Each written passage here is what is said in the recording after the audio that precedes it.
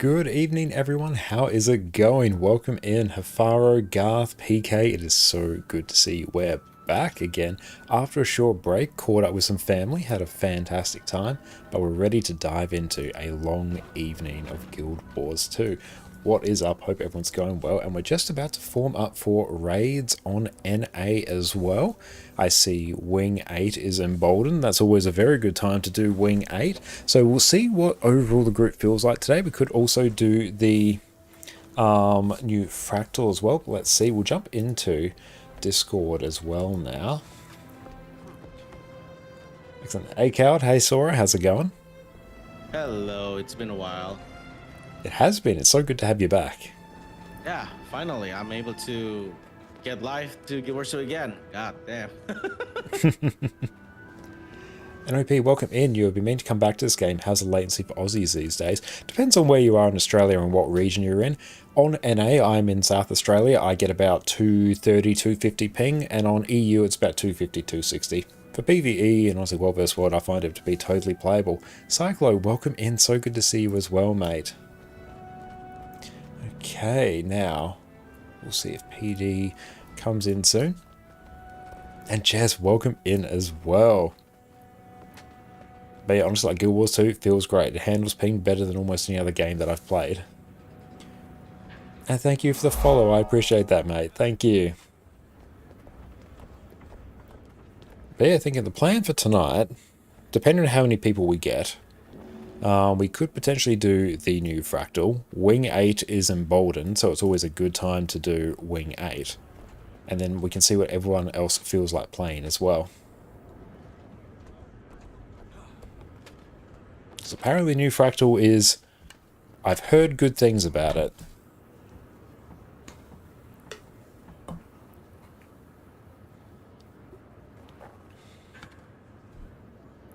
You'd vote for anything but Wing 8, that's totally fine. We can do something else. Get 5 less people can try a new Fractal. Yeah, new Fractal, even then going into... Maybe some strikes sound pretty good. How do you feel about a new update? You finished new content yesterday and got both quality of life items. It's definitely a bit on the smaller side. I've only done like a few hours of it so far. You've yet to hear anything good about the new patch. The quality of life changes, I think, are really, really good. I have yet to try the new CM convergences to see how they go. I enjoyed the story. Like, I just enjoy the characters and I enjoy the Massart lore. The quality of life upgrades are super good. Like, the provisioner token change, if you've already got full legendary, it's not particularly relevant. And I think I saw someone say they like new backpack on chart. I need to look at the new backpack. The skins from the new map look really, really good. I like those. I will definitely be going for some of them. Okay, let's check. Yeah, inventory changes are good. You thought, yeah, I think so as well. Okay, it looks like it might be us 4 tonight. So even if we do the... maybe if we start off with the new Fractal, that would be a good one to do. Has a few interesting implications. It does, yeah, and I like how they did it.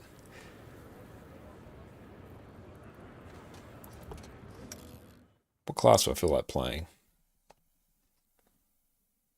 Orky on way. Excellent. That would make 5, which is pretty good. That's all good. No need to apologize, mate. That's right. I was a bit late today because, yeah, traffic was a bit bad on the roads today on the way back, but we got home safely. Driving back this time is always terrifying.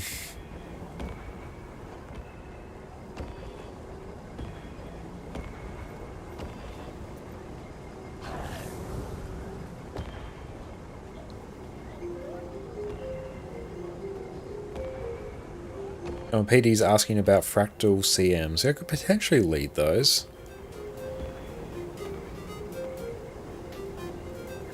/D. I think we can start.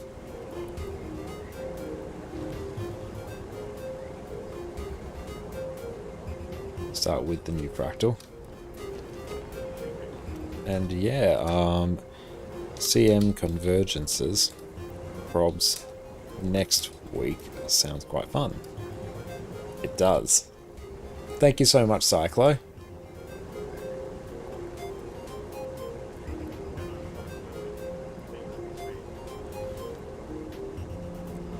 leave.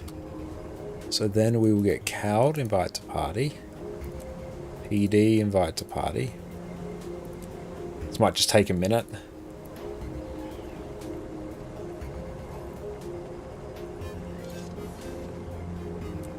I'll do Orca.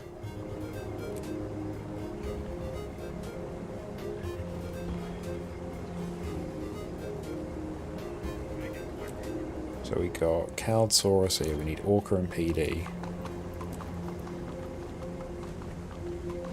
It's been a hot minute since I've done fractals. What is the new fractal level?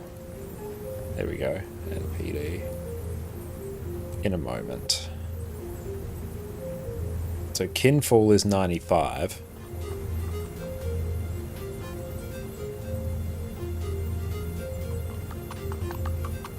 I might even do... There we go. I might even do Chrono. I think that one's got infusions.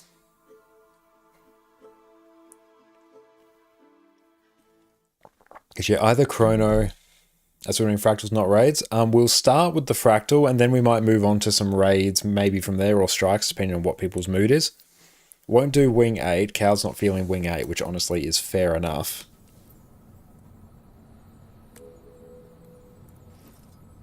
Okay, hang on. What have I got here? That's a Chrono. Yep.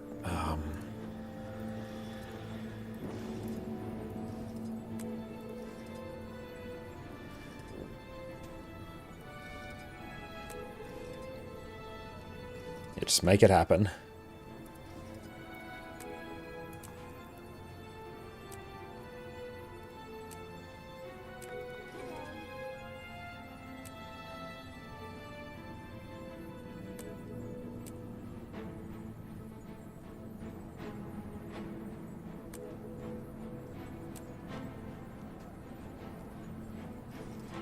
Arcane Flow.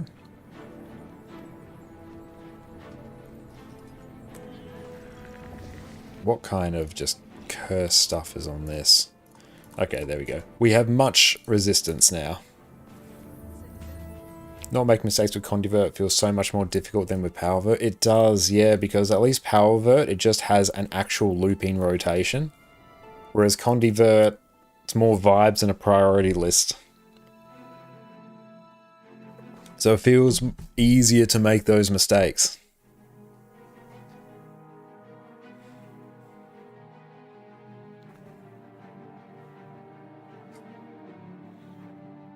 So maybe let's do Fractal 95 and then whatever the T4s are.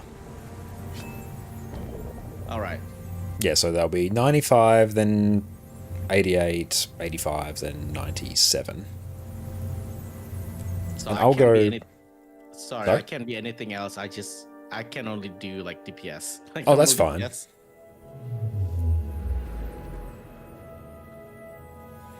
I will go Boon DPS, kind of whatever we need.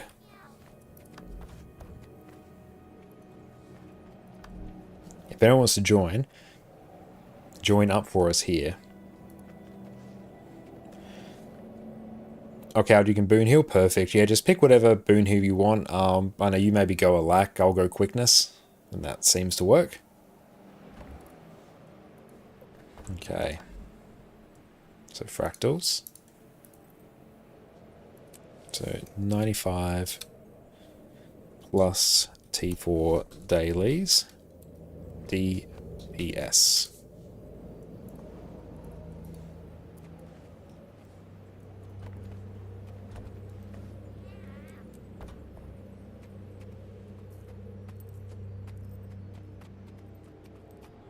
Beautiful, we'll get one more person in. Let's also get our free item from the gem store. Complete purchase, job done.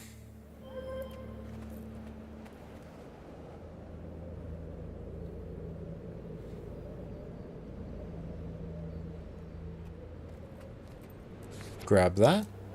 Nebbiorn, how's it going? Welcome in.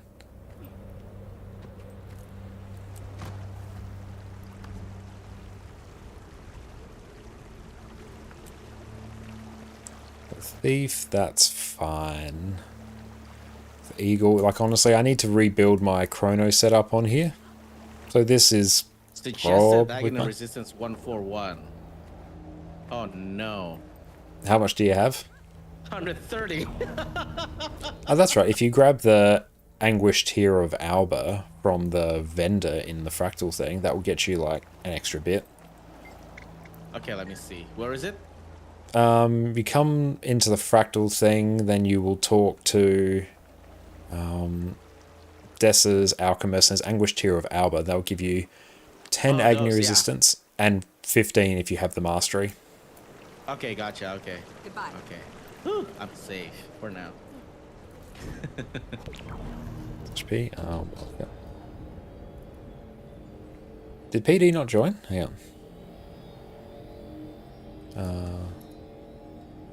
Were you joining for brackies or skipping?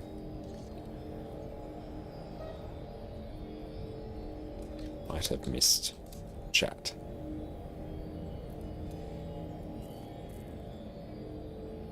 Ask PD if they were joining for fractals, because I thought they were already in the group and don't want to obviously make them not have a good time.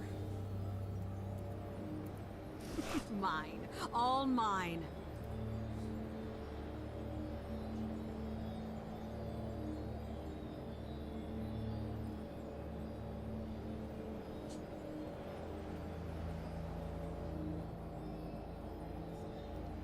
Always be you when we form up for 10-person content. My bad for missing message. Beautiful. I think we are good. We will dive on in. And mate, welcome in. What class is good for a new casual player who just wants to play for fun? Like, honestly, every single class will kind of fill that role for you. It really depends on what play style you enjoy. So honestly, like making one of each class, even testing it just for a few minutes in PvP to get an idea if you actually like it, that's a good shout. But my personal favorite ones will probably be something like Necromancer, Guardian, and Ranger. Are you doing story today? We may do some story on NA. We've already done the story on EU. Fractal interface panel, what's that? Oh wow, what's this? Find an escape route. Yeah, it's completely new. Whoa. So we've got a door over here. There's an achievement in here, by the way. Oh, nice. Memory fragment on me here. It's up here. Yeah, I think I already grabbed that one. But yeah, if anyone doesn't have it. Wait! Don't leave her behind. She cried out for you, but her voice was so faint. Even I could barely hear her now. Wow, it went down very quickly there. Let's actually check. I have much agony resistance.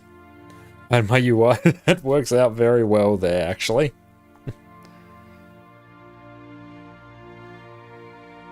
Need full immersion for this new tool. Well, you consider yourself very immersed right now. Are you like support classes? I'll see, like, Mesmer's a fantastic one as well. Because Mesmer is just so insanely flexible, and in PvE it's overall the best healer in the game, I think, at the moment.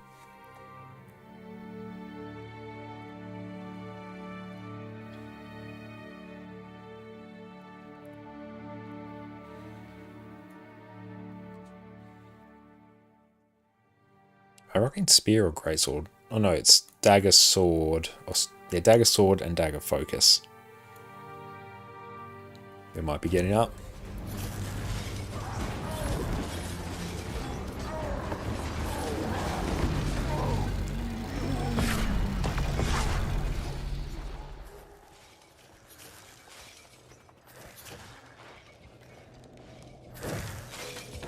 Got an achievement for that. Nice.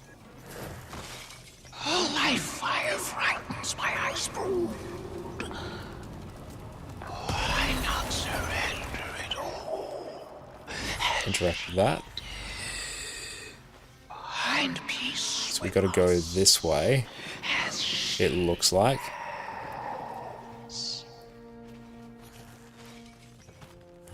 Haven't played these patches since X-Pac drop. How would you rate DeSoto? I would rate this higher than Soto overall now. I think Janthir has been a much stronger expansion than Secrets of the Obscure. So yeah, if you enjoyed the start of Janthir, it's just more Janthir content, which I think is fantastic. 2 minutes now. The season's ended. Okay, there we go. Let's interact with that.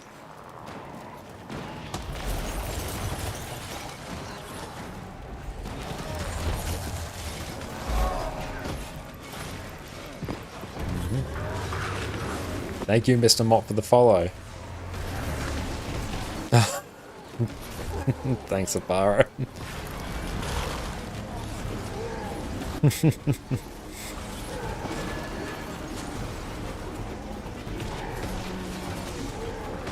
I have no idea. I think I have some good skills tied to these buttons. There's a fragment inside as well, by the way. Oh, nice. Inside here.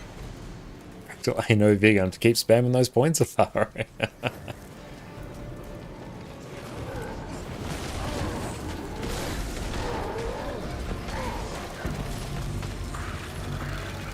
I have no idea where my fractal thing went.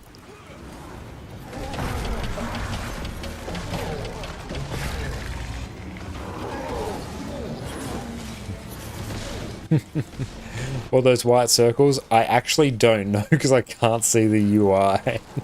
So I'm not sure what they're for. I assume they're doing something wise and profound.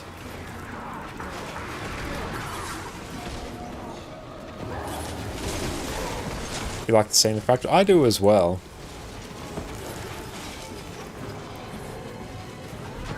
And Ali, you've been trying to find a fun new class in Elite Spec. You've been a lifelong Thief main. What's your recommendation and personal favourite? My personal favourite is Revenant. And I was a long time Thief main as well. And if you enjoy Thief, I think you'd actually really enjoy Revenant. Revenant actually plays, especially a bit like a sort of bulkier Thief. So I think you'd really like Revenant. And Herald, Renegade, Vindicator, its elite specializations are all fantastic.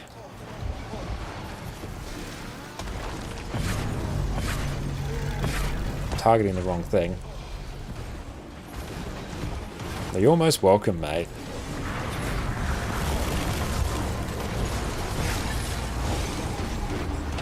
Rev is just heavy thief. It kind of plays like that, and yeah, Rev is my all-round favourite.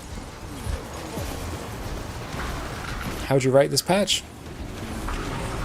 It's a good, consistent patch, I think. There's nothing particularly groundbreaking. There's a lot of like good quality of life upgrades, which I very much appreciate. Like being able to buy provisions tokens once per week instead of once per day, which means you can just do it in one big hit all at once. That's so good. Having the Wizard's Portal Tome as well, super nice. So basically getting all the Portal Tomes just combined into one is great. Gobbler's nice as well. Yep, it's good. Having the Rift tokens. Rift essences. There we go. Oh, someone died. Thank you, Twisted Darkness, for the follow.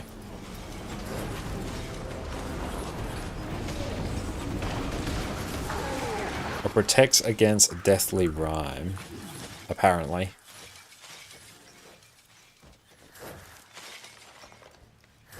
Memory fragment upstairs. Nice. Where do you get the thingy that combines all the portals together in the Gobblers? Gobblers you just buy from a vendor in Lion's Arch. There may also be in the new map as well.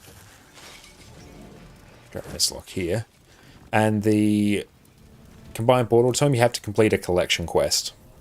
And you get it by talking to an NPC in Lion's Arch. I did that earlier, during my stream earlier today.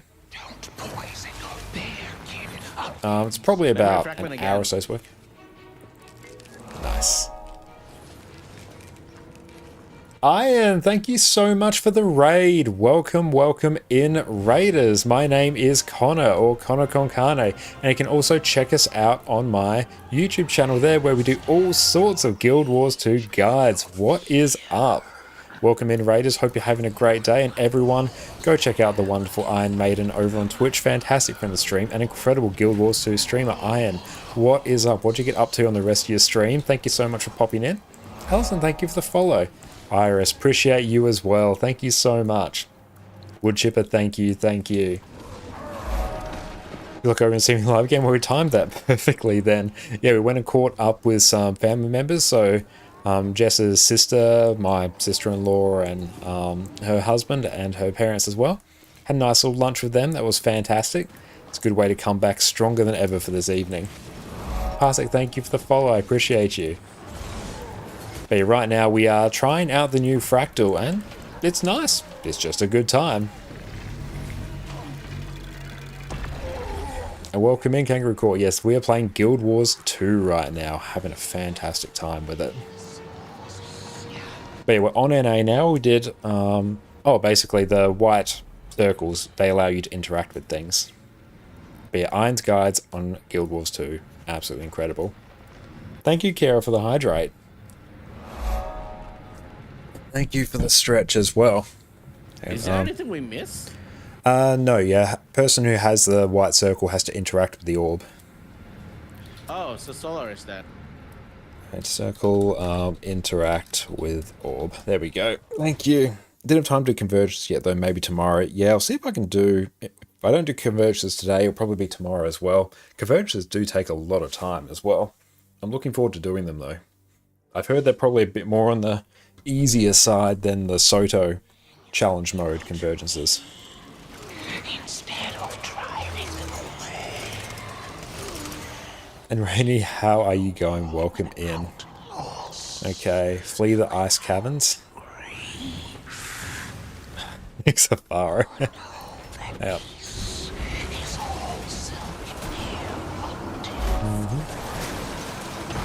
Just do much quickness. Thank you for the follow. Many immersions. And thank you so much for the sub. I really appreciate that. Thank you, thank you. And everyone, for the month of June, we are raising money for Rainbow Railroad as part of Tyria Pride. So if you are happy to support such a wonderful cause of that, I'd be truly grateful. Thank you all so much. Master Lou, how's it going? Welcome in. Hope you're having a great day. And this is very fun boss, I am assuming. If I could actually see what's going on. Oh, thank you so much, Iris. You have great taste in following Fireball Annie over on Twitch. But thank you so much for the raid, Iron. I truly appreciate you. I hope you had a wonderful day. It sounds like you had a brilliant stream. Keep her name off your lying tongue! Iron, thank you for the follow as well, my friend. And we have a whole bunch of fun sub-redeems over the next week as well. Is your HUD off because you're learning rotation or just for the cool visuals? Our HUD is off because our friend Afaro has redeemed some of their channel points. So for 2 minutes, we have no HUD. Gonna lurk and get food. Thank you so much for the raid, Iron. Enjoy your food. What I can only assume are going to be the finest nuggies.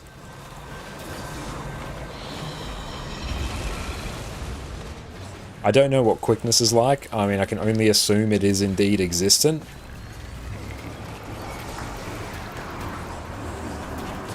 Personal challenge mode with no HUD. It's great as well because I have no idea like what skills I'm using. Need to give Addy a scratch redemption. You up, yeah. You're lame and lame. It's a bit better. What game is this? This is Guild Wars 2 Arcade.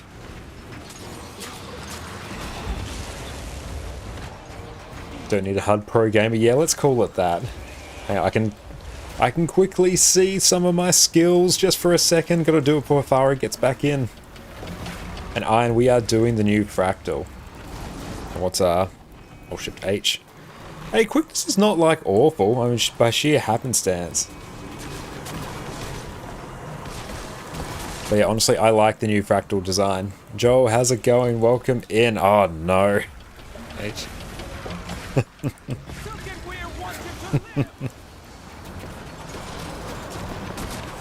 Finally, things go well. Thank you for the follow. Once it raised with personal challenge mode, had some option able to reduce AoE clutter, but also did show the flame on Soulless Horror. Oh no. He looks decent. She lays like that sometimes. Can you muscle memory your skills with the UI hidden? Like, to an extent. It depends on the class. It'll be easier on something like Revenant, where I do have a lot more of that muscle memory baked in. I mean, here I've got a rough idea where my skills are. And I have enough, honestly, boon duration where it doesn't matter. I don't know what my health is like.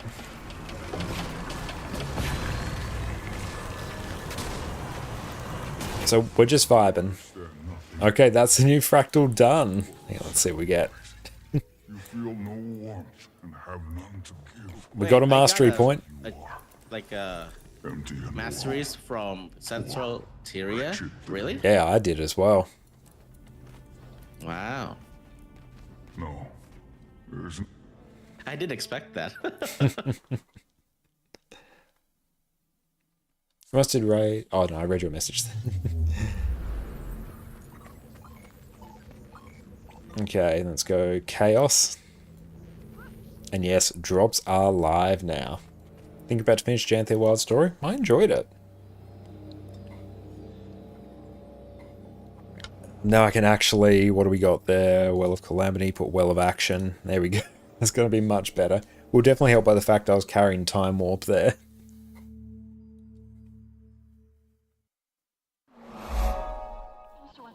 And thank you all for the follow.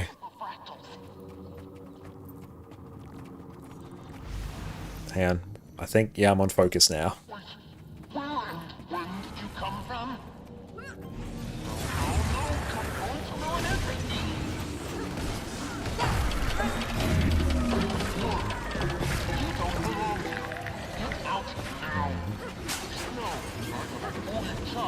No gains on scale of 1 to 10. How disappointing over this patch? Like, overall, I'm pretty happy with it. There's a lot of nice quality of life here. The story's good. New map is cool. Getting hit by that, getting hit by that is not ideal. That's not very professional of us. That's right, we just run past. And even though the story for this patch is short, I think now that basically Janthir Wilds is done, you can consider, like, it's 18 story chapters as part of the expansion now, which I think is a pretty good amount.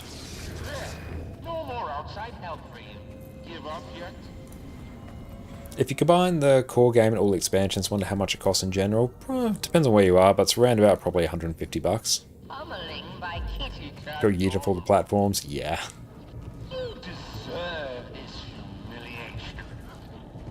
But Guardian is fantastic as well. Let's just wait. Oh, can't run in just yet. Oh, 19 chapters, nice. A fellow Condi Vert enjoyer. Yeah, right now it's technically Condi Chrono. Not Condi Chrono, no, it's just Power Boon Chrono. I am a Condi Vert enjoyer though, it's what I'll be doing in Sarah CM later this week.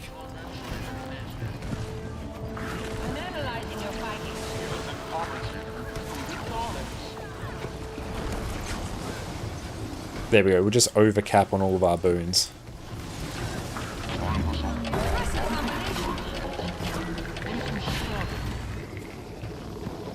And yeah, it depends if you catch it on sale as well. On sale it's going to be much better.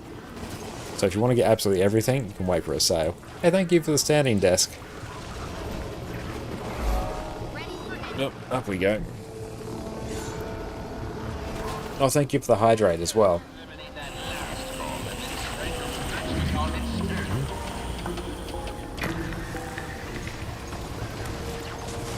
Oh, we got no healer, that's why. Let's bring the camera up for a bit. Get that off the group.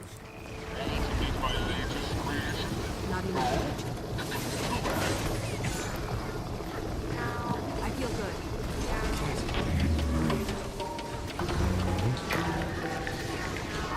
Oh boy. Oh boy.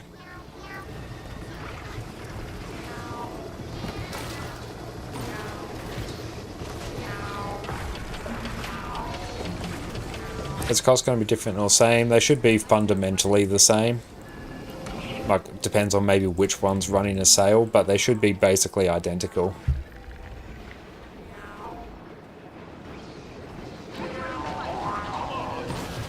Now let's try and stack some of these up. There we go.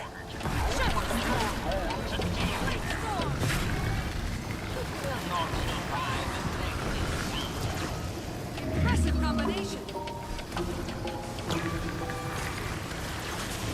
I could outrun it. Oh yeah, it's on the Epic Game Store as well. I forgot about that. Doing this one without a healer is going to be a bit on the spicy side. Wait until mob appears again. Back in business. Let's try and avoid all the AoEs. All the AoEs are bad. We're going to try and group some of these there up. are wings on the robots, on the mechs. Oh yeah, that's cool. Yeah. I'm hurt.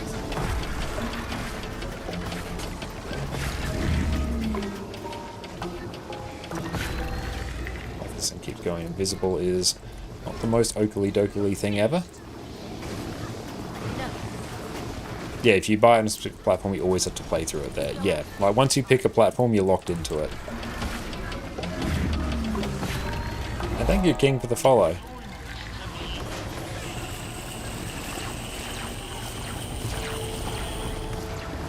What's oh, shift H. Yeah, it's okay.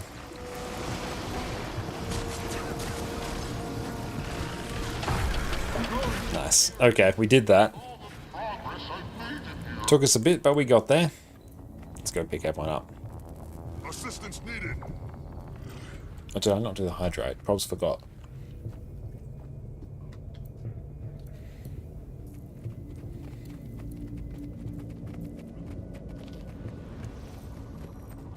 Beautiful. Let's grab that. Down, down, down, down. Now we just straight up run through everything here. Dodge. Cool. Someone's lit that one. Dodge through there. Cool, we've got that one lit. Should have actually taken blink there. Dodge through that. That's lit. Dodge. Walk through. Distort this one.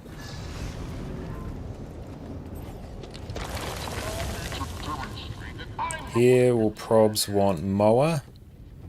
And Calamity, I will instead take Well of Precog for Giga Stability access.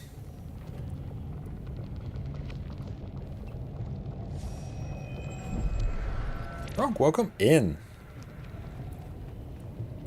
We'll just wait on everyone to catch up here. This one we just want like as much stability as we can possibly throw.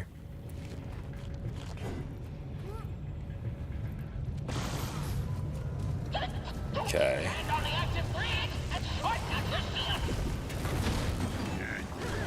They'll have to hit much harder.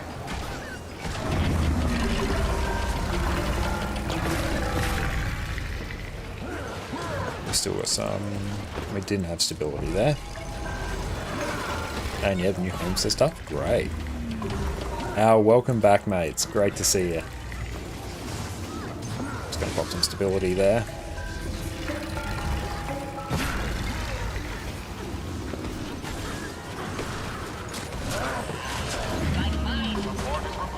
On a scale of 1 to 10, how much you like the new fractal? Have to do it a few more times, but at the start, like, obviously it's a bit hard to tell. I was doing it without UI, don't know why. I like it. It's a better design fractal, I think, than Lonely Tower and honestly Silent Surf. It's a return to more of the original fractal formula, which I really like. I don't know how to do the new Legendary Backpack quest no more. I haven't done it yet myself.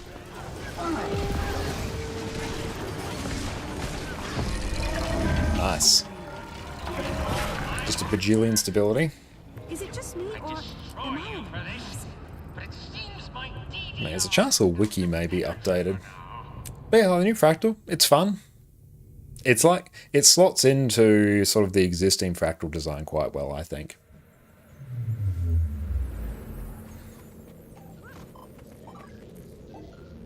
Open battleground. Yep, this is fine.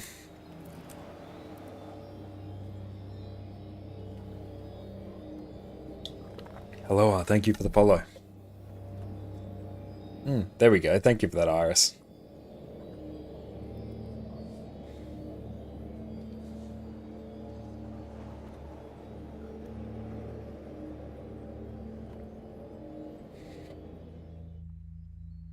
Doing that, Addy. I can still see it. That's good.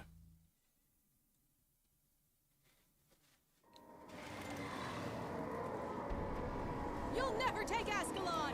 We'll die first. Okay, here we will just run up to the boss and blast it. And we should just accidentally kill the oils at top. Just ignore all the mobs and just heal through any damage.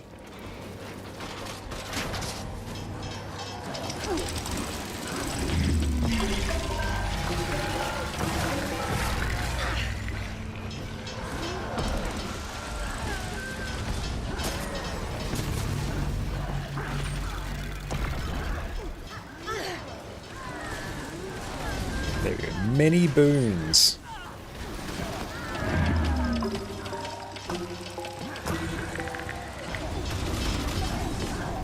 And thank you, Roncap, for the follow.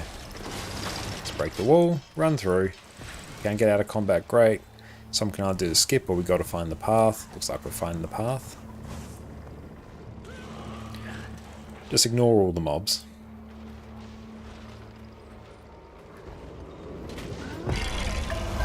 Yeah, this looks like the way.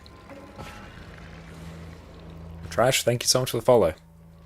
Skyhammer calibrated. Vagabond, welcome in as well. It's great to see you. Welcome back. This game was great. Guild Wars 2 is great. Just going to get a preemptive block off on some of these. There we go. And we'll just get through the door, and then we can probs GG or get out of combat.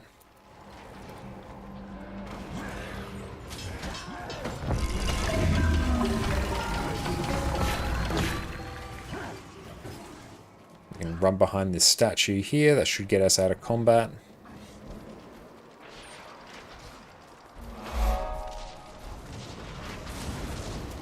I might just kill these mobs here.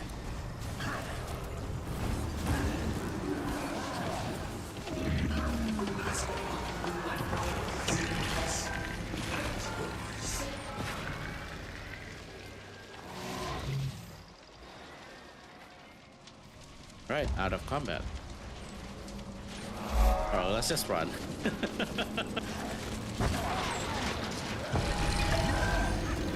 And get ourselves some distortion.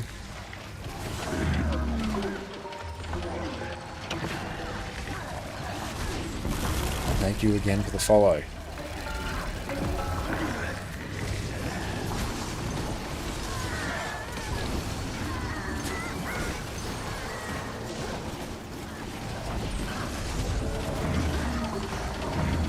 If we can out of combat, that's good. Okay, Mossman behind. Shit. No, that's alright. Honestly, we'll just continue. As soon as we kill these mobs, we'll all out of combat. Yeah. Focus on the siege first.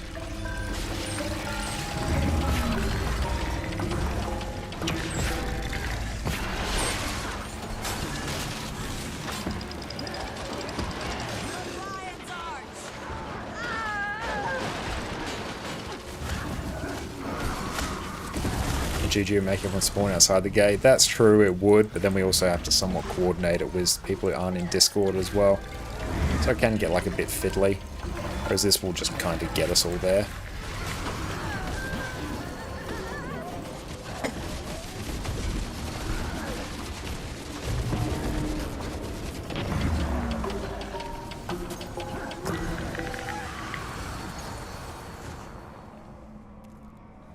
There we go, should be able to just get out of combat now and people should just revive.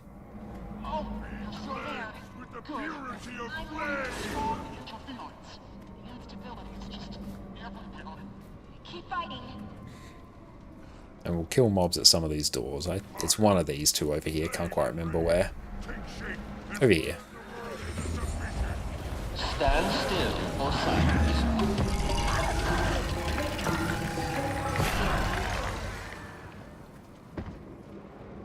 and just cycle through the doors.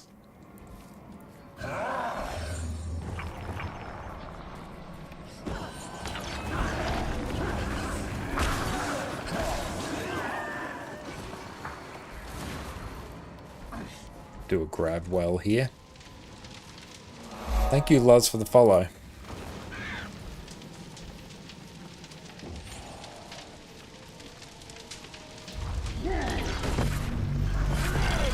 Kind of miss doing fractals. They are super fun. We might end up doing them more on EU now that we've blasted through a lot of the content we've been looking to do. We'll kill this set, then we can just sort of run to where the boss spawns.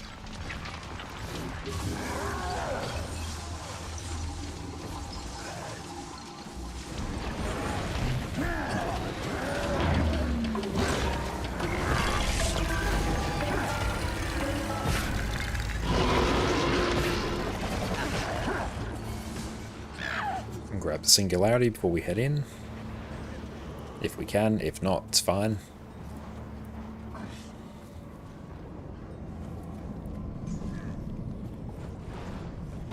And you can ignore those mobs, they'll just die as soon as the bar fills.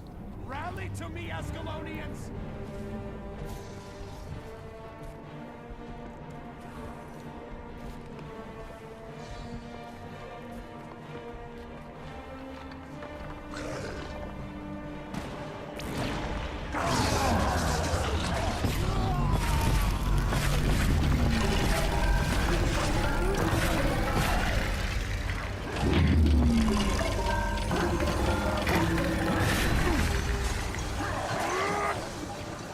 Wait until the bar fills again.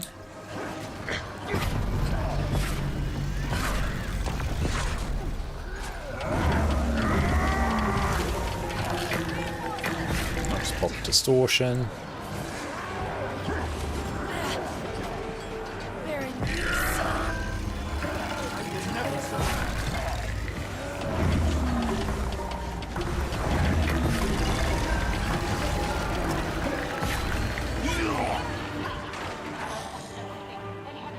Sweet Homestead, nice. Initiating emergency extraction. Should definitely do some frackies on EU as well. EU actually does need a lot of fractal relics.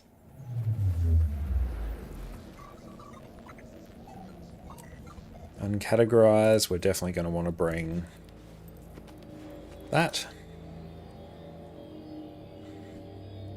And also this. Try and stealth people at the start. It's landed. I need to go.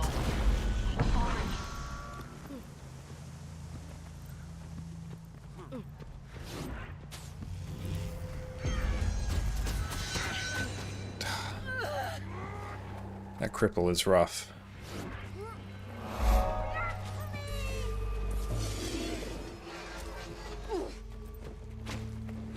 Gonna get a distortion off. Run through. Hope for the best. Oh. There we go out that way. Dang.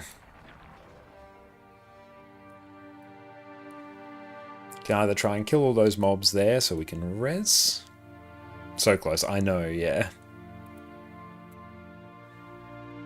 Yeah, don't try and revive while the mob's still alive. It's just going to be too much damage incoming.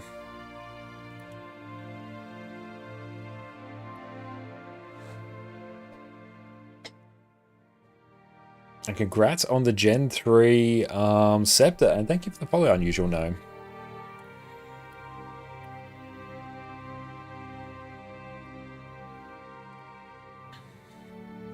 So close. And we can actually run proper skills here.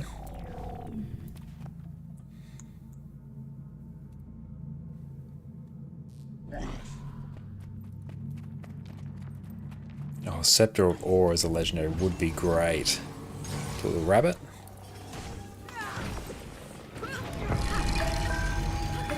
Time to do some healing. We'll have to get much harder. Light storm! And just kind of cleave everything. Lethal combination. I like it. Thank you, Kicker, for the follow.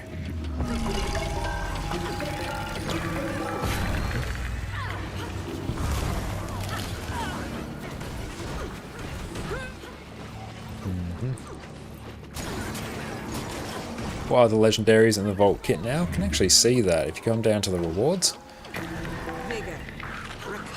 So yeah, it's Frenzy, Minstrel, Sunrise, and Rodgort. So you've got the, I assume it's the Harpoon Gun, the Focus, Legendary Greatsword, and the Torch.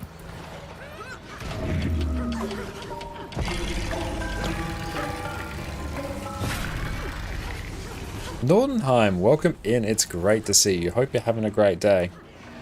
Everyone, go check out Nordenheim over on Twitch. How are you going, my friend? And now we're blasting through some Fractals and Guild Wars 2. We've explored a lot of the new patch. That's been a really good time. Let's do this. Wrong skill.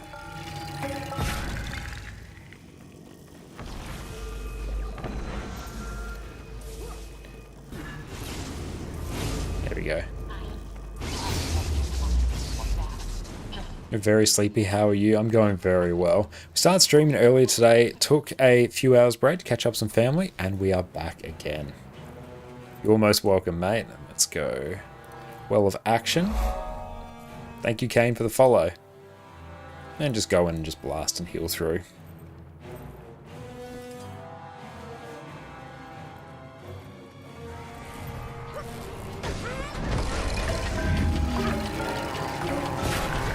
Not a fan of how your gaming setup is now. Sorry to hear that.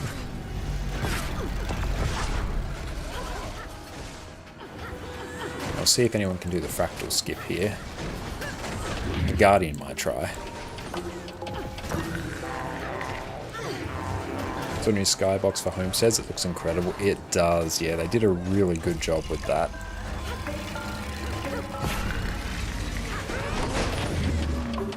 You play any PvP? Like, occasionally, but it's quite infrequent. I'll just come over here and see if the Guardian can do the skip. If they can, we can just GG. Gator, thank you for the follow.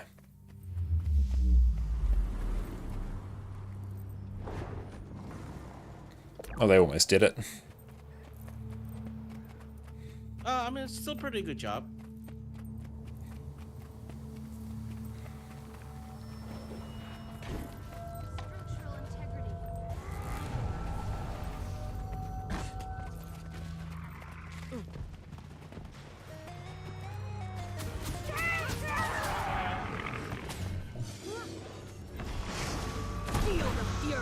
Jump.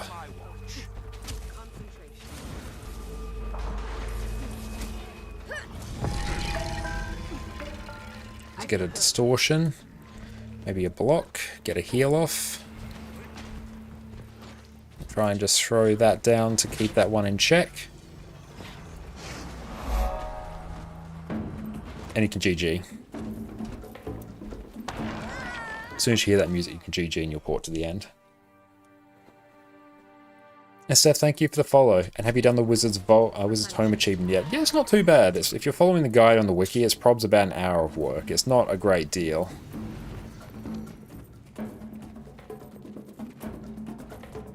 All of us abandoned.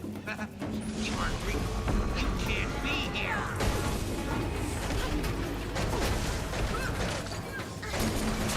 Top down this one.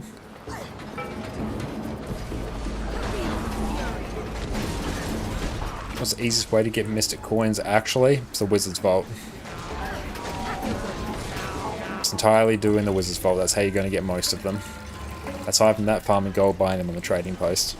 Like, you can do Leyline normally for 1 Mystic Coin a day, but there's a few conversions you can do if you do a ton of strikes.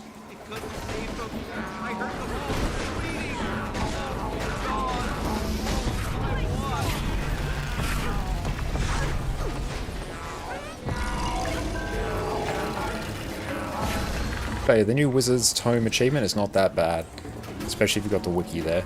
I did it mostly without the wiki. There was like 2 that I searched on the wiki, and it was pretty fun to do. I'm not sure.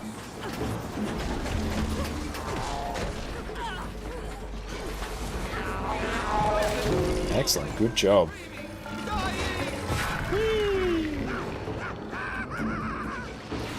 Sweet, sweet loot.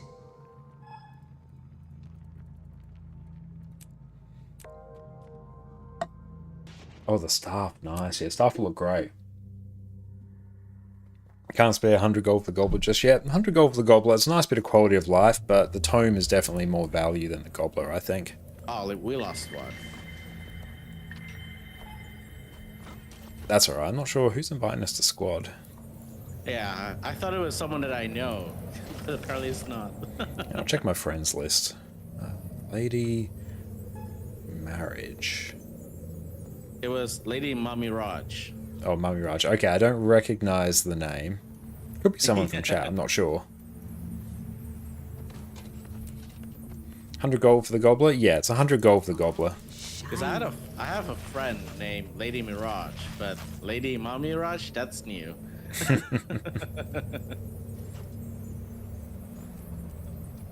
Yeah, sold in Hooligans Route in LA, yes. Okay, let's exit.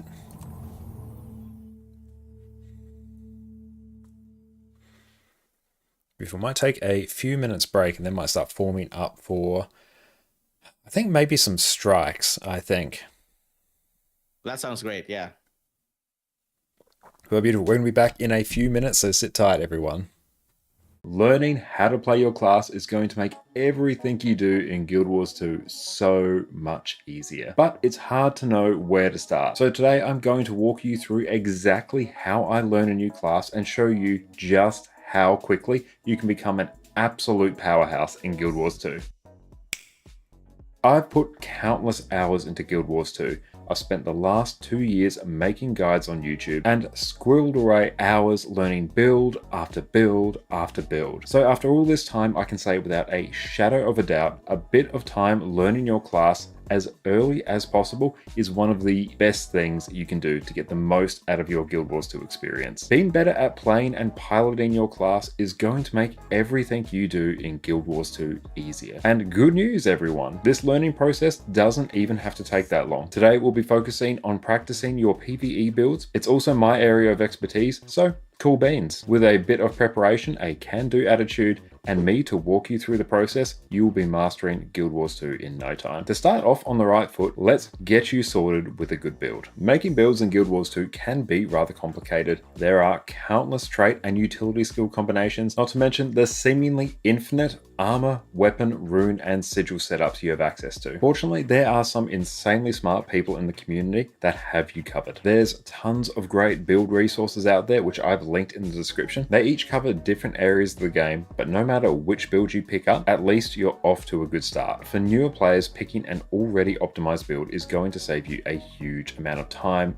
effort, and heartache. Not to mention these builds have been thoroughly tested and have things like DPS benchmarks and DPS logs, which you can use to check your progress. No matter what build you pick, take the time, it doesn't necessarily have to be all at once, to read your skill and trait tooltips. Know what your skills and traits do, how they work together, and any other bonuses you need to be mindful of, and this will already put you miles ahead of where you would be otherwise. Now, Guild Wars 2 doesn't do the best job of telling you exactly how you're performing. If you're in a group of 10 people and the boss dies 20 seconds faster than it did the last time, do you know how much better you did? There's no way for you to know just how much you've improved. That's where Arc DPS comes in. With Arc DPS, you can see your total damage per second along with a whole host of other useful information over the course of an entire fight. This add-on has been an absolute staple of the Guild Wars 2 endgame community for years, and I personally can't imagine my life without it. I won't go into detail here about how to get it set up, but you can check out my previous video where I walk you through step by step how to easily install and customize Arc DPS. This is completely optional, but I do highly recommend it. Now that you're all set up, let's introduce you to the best place in Guild Wars 2 to focus in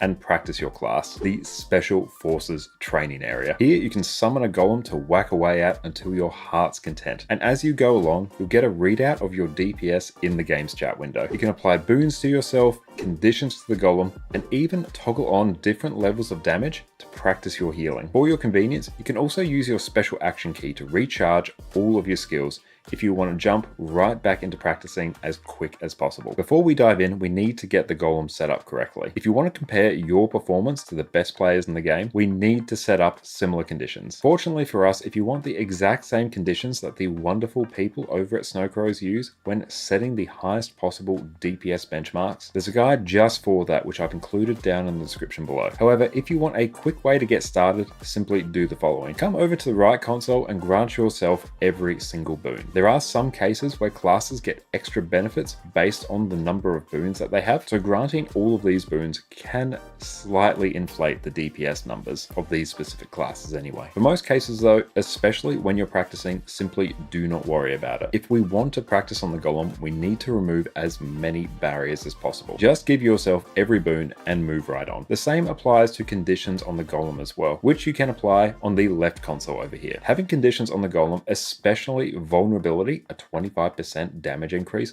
really amps up your damage. So again, grant boons to yourself, apply conditions to the golem, summon a small hitbox 4 million HP golem.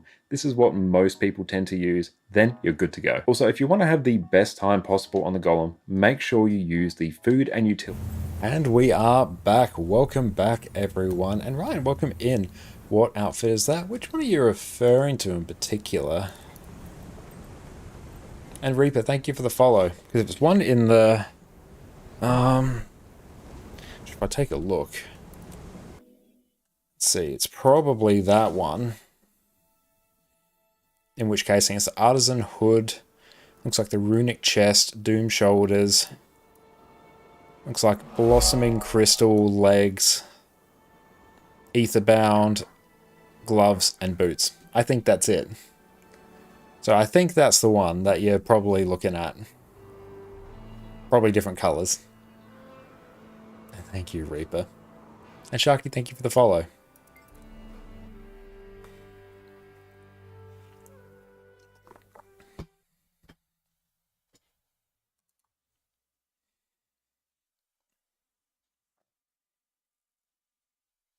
It does look very nice. And thank you to Heisen for the inspiration behind it. Let's also tweak that camera angle.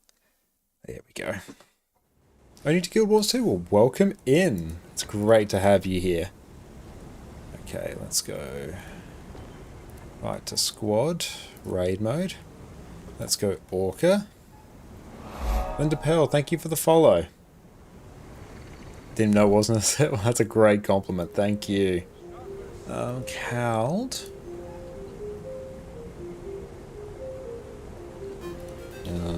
Forming up for strikes now if you're keen. Okay, let's check this now. I will actually figure out my Chronomancer set. I will do that later, because that's actually going to be a little bit of optimization and calculation. Just pop that there. Yep, skidoos. Kinda looks right. Looks like a real thing.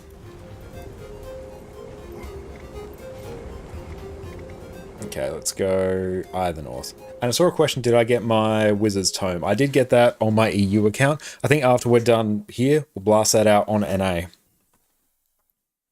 That will be a good time.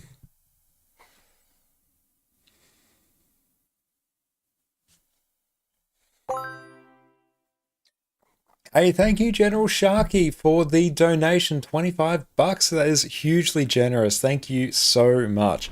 Thank you for supporting such a wonderful cause, mate. You're an absolute legend. Hell yeah.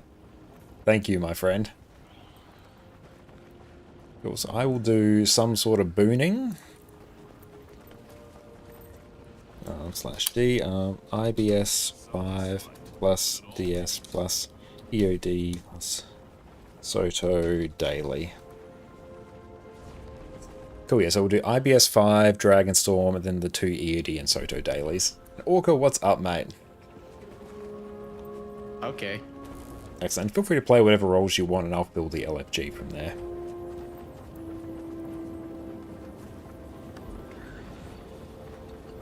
It's going to be big Omega 1. If anyone wants to join us on NA for strikes, come on in. Strike training. So it's IBS 5 plus DS plus EOD and slash Soto dailies.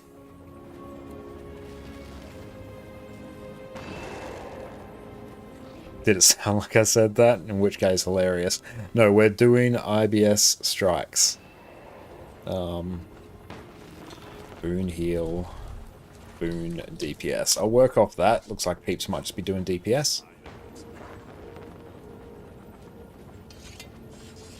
Are we not doing some... Oh, never mind. I just saw this Soto. Never mind. All good. Rayquaza, how's it going?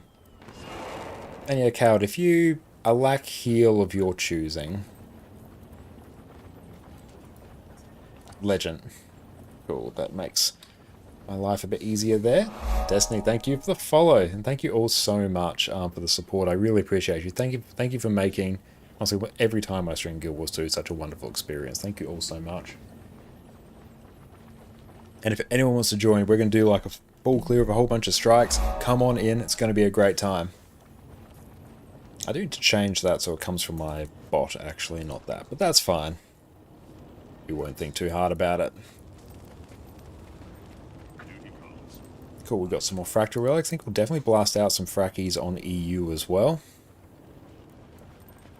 Look at all these. Many things.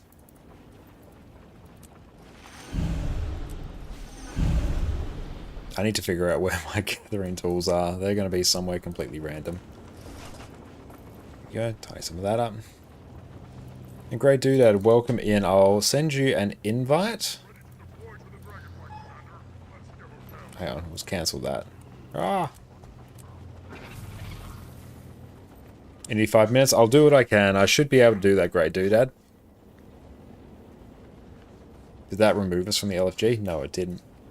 Could you have some water, Addy? Oh, wow. I know one of the person that you kicked. Oh, that's okay. It's just because I was sending Great Doodad an invite and they're in a party, so I just had to like kick everyone individually. That was just an accidental invite on my part. Oh, gotcha. Try to decide what to focus on for now, in between Mesmer and Elementalist. Both of them are great. Which one do you enjoy the playstyle of more? I mean, like, Mesmer is just the more flexible specialization. It's just insanely good in all areas of PvE, in particular. It's just a great, well-designed class. So that's like a very safe bet. Ellie's good as well. I'd personally go Mesmer, but Ellie's great. I've mained Ellie at points in the past.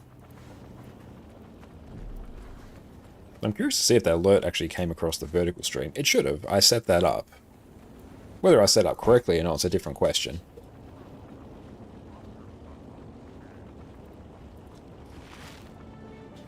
Oh, we got someone. Cool, I need to start managing this.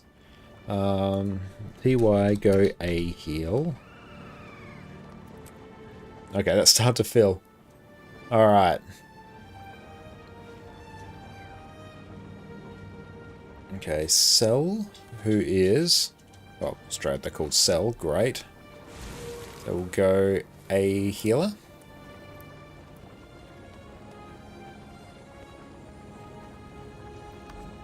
Yeah, and as soon as you're ready, Great Doodad, come on in. So I've got 8 peeps in here now. So this will start to fill quite quick.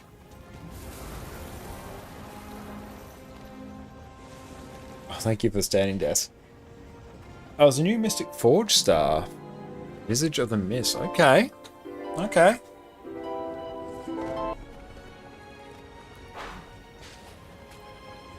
See tab for Dog Cam. Wish to see Doggo. See if we can find her.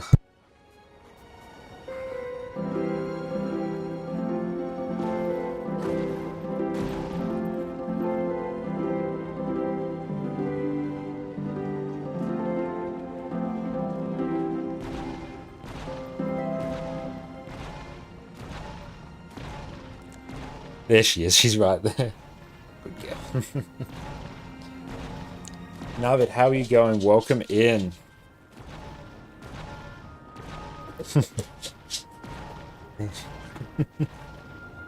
Oh, you have cheese out there. Yeah, that's why she's out there.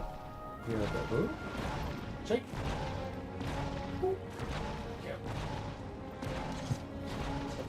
She'll probably dash out in a little You bit want once. me to hop in first and do the jump?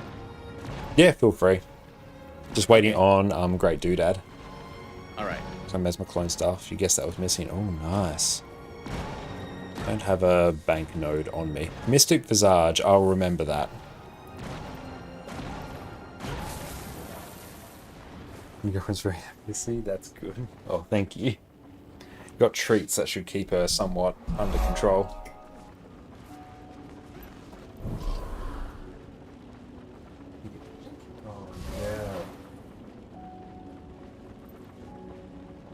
And what is Tyria Pride? Tyria Pride is a month-long celebration of Pride Month within Guild Wars 2. So yeah, we are fundraising for Rainbow Railroad, which is a great organisation that helps LGBT youth in various countries escape state persecution. So it's a great cause.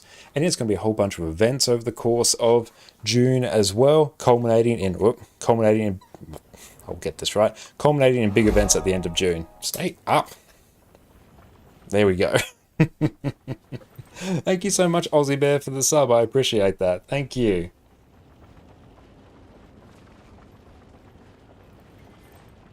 Now we'll just wait on Great Doodad. 8 minutes left.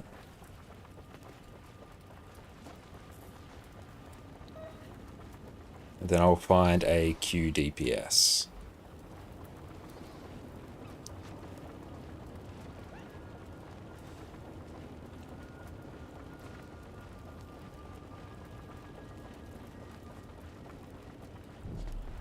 What do I need to do to get a bank in here? Right.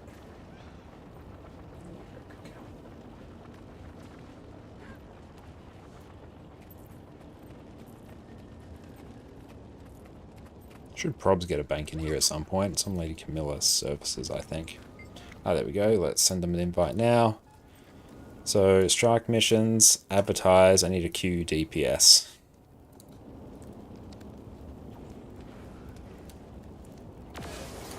Done. My bank's like 50 gold. Meh.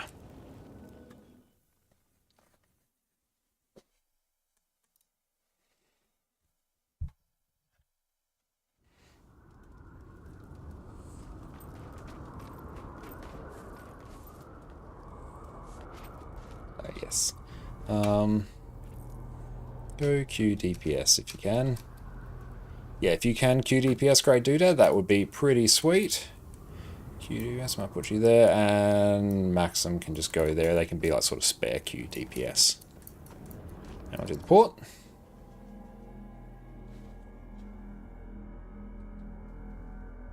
There she is. Yeah.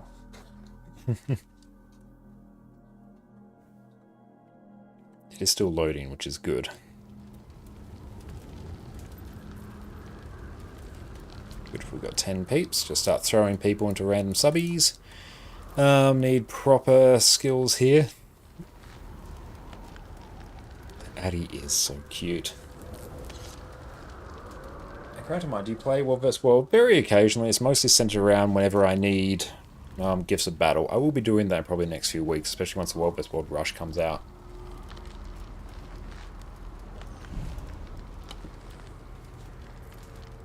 Hey, we've got like Conflux on 2 accounts, tons of legendary, so occasionally we'll do World vs. World. PvE is my main game mode though, but I do dabble in the others.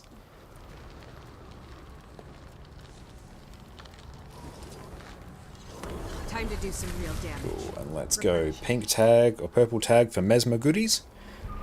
Oh, I should record as well. I actually do need more B-roll. I did lose a hard drive.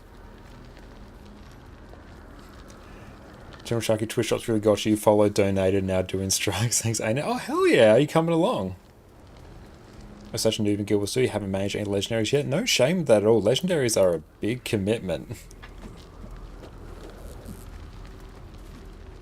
That's okay. It's good that Guild Wars 2 has a ton of different game modes that you can enjoy.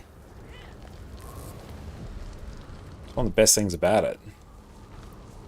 But yeah, if you ever get bored of one game mode, you can bounce to another. The time and material commitment. It is, yeah. Alright, let's go and start blasting. Replenishing. I feel great at this now. You'll have to hit much harder. I could outrun a centaur. Slice to the bone.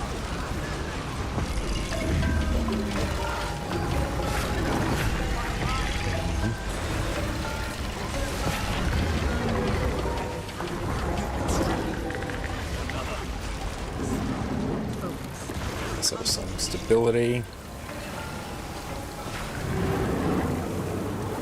Are we on quickness? Like, yeah, it's perfect. History is long.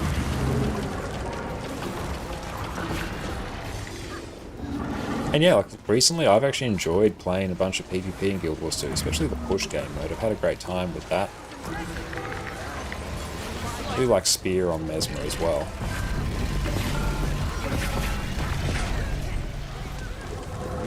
That clone and phantasm generation you get from it is pretty hype. Oh good, I'm actually still recording B-roll. Hooray! There we go, can save that.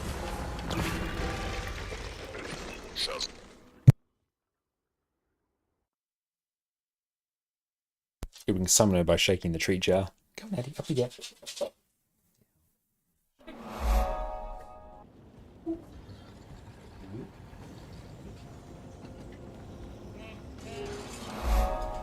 Before we blasted that. Honestly, oh no, not that. We just did that. Let's strike. Yeah, we'll get Bone Skinner done. Oh, she's gonna go punch. Yes, it's because there's cheese out there. Cheese is higher value than treats. You're young to be so confident. Feel the fury.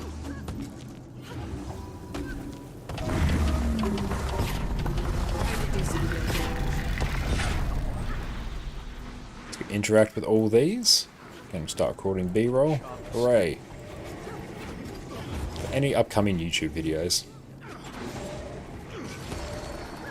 So when our hard drive failed, I actually lost about 4 terabytes of Guild Wars 2 footage, so we have to rebuild that backlog stronger than ever.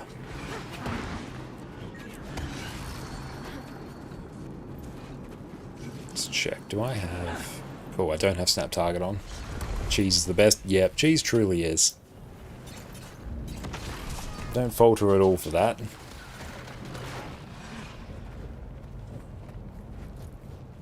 Let's head on in. I'm recording. Love it.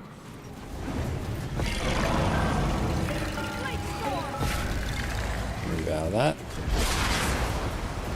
Oh, that was a bit of a bad one. Sidestep that.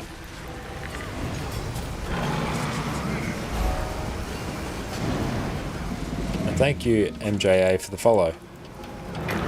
Pick the bar. Drop those there. Also, thank you for the follow as well.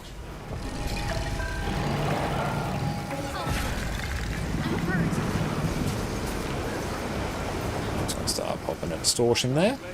Shadow Spice, thank you for the follow, mate. Oh, there we go.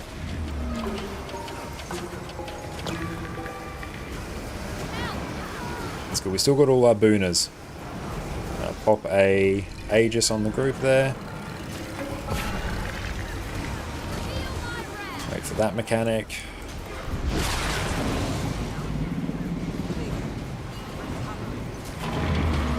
See if we can get the CC. Doubt we can. That's alright, just sidestep that. Sidestep. The Boon Chronomancer is just fantastic. And for this one, I'm gonna pop a just a big block on the group.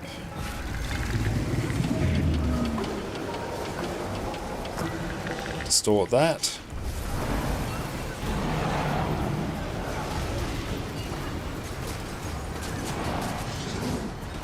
Oh boy, and we got a mobed.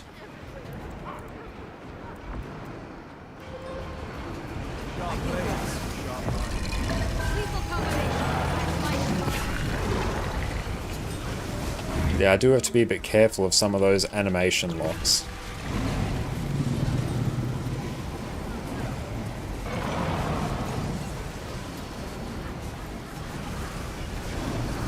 stability that. Impressive combination. Maybe try and protect some peeps there. Get a block off. I feel Not doing much damage. Dodge that.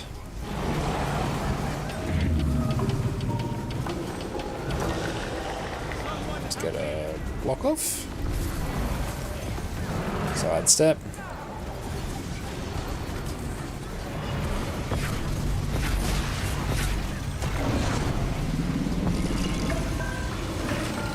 Many phantasms.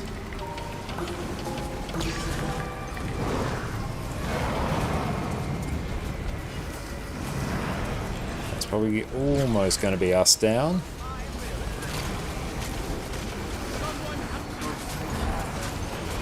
Spread out a bit too much there.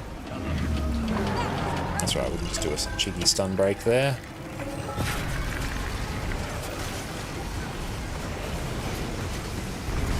Not even using continuum split. Yeah, bit rough. all mine. Yeah, when you lose 5 people quite early on, it does make it a bit hard to get gold. But that's okay. Still rewarding.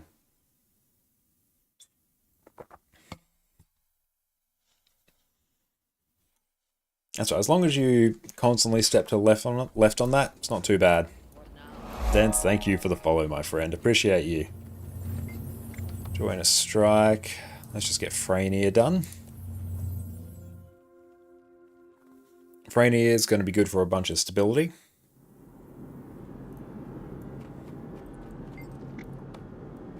Horsix, thank you. What's your favourite strike encounter? A great question. For me, it's probably Zunalai Junkyard. That one's my personal favourite. Oh, statuette, nice.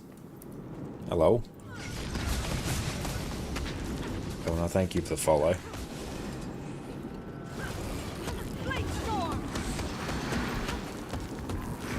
Yeah, this setup's fine. I've got like a bit of stability. It doesn't do stability because I'm not a heal chrono. That means we'll have good might uptime. Ooh, stop recording. Ready, check. Start recording again, or else I'm just filling up the drive unnecessarily.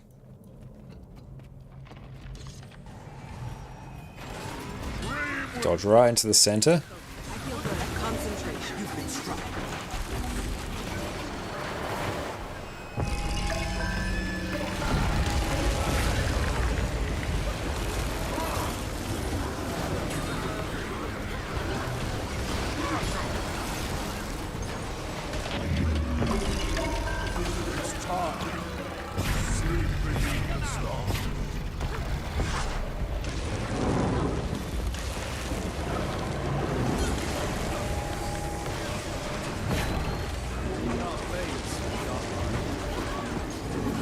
Should have actually done a bit of stability there, because that was a big old knockdown. I'll lob some stability on the group.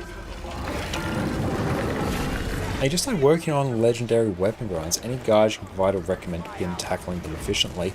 Any guides by Muckluck about particular legendaries are gonna be fantastic. If you're going for more of a unique legendary, like say a trinket or a specific, you know, back piece or armor set, they're probably gonna have real dedicated guides for you to take a look at there. So that's a really good bet. But also what's really, really nice, and a guide I'm working on, is a Guild Wars 2 efficiency guide. Personally, like one of the best websites you could possibly connect your account to, for Guild Wars 2. I'll show it off in a little bit. And Muckluck covers everything amazingly. They truly do. The guides are fantastic. For your Guild Wars 2 efficiency, you can actually... Let's shout it there.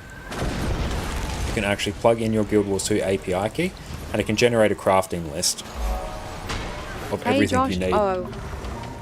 Sufferance, thank you so much for the sub. I appreciate you pushing us further to Cowboy Connor. Thank you. Really appreciate that. But yeah, I'll show you Guild Wars 2 efficiency. Let's drag this here. That's Guild Wars 2 efficiency right there.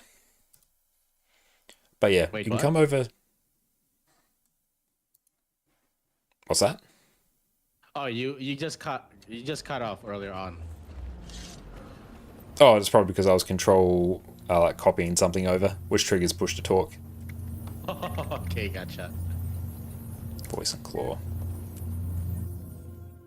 So Guild Wars 2 efficiency. I've got my API key up there. Come over to the crafting tab, and I can put in like sunrise. There we go. I can tell it to even use my own materials once that updates. And it will give me the breakdown of everything I need to craft it. So there we go. It's going to cost me 404 gold to craft it. Using my own materials. Tells me what to buy. And yeah. It's absolutely amazing. And Kings, thank you for the follow. But yeah, Guild Wars 2 efficiency is incredible.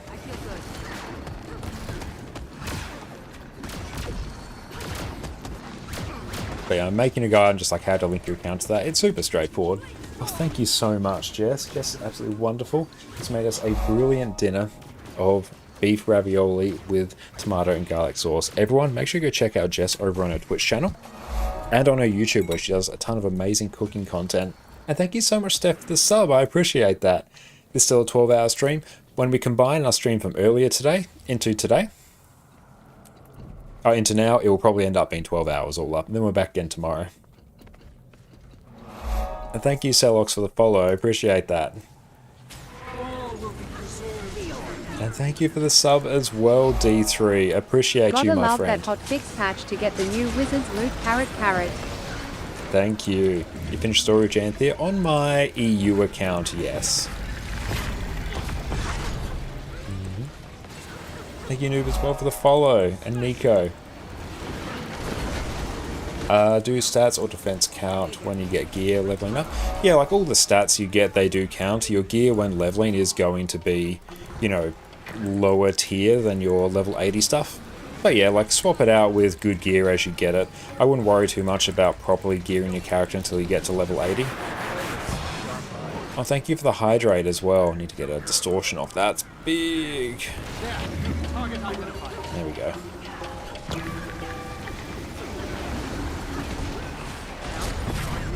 Let's just throw down that. Boon up time, I think, is pretty sweet. There we go. Interact with all these.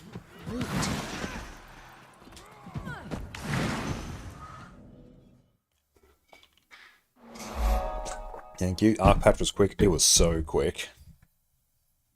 It was so unbelievably quick.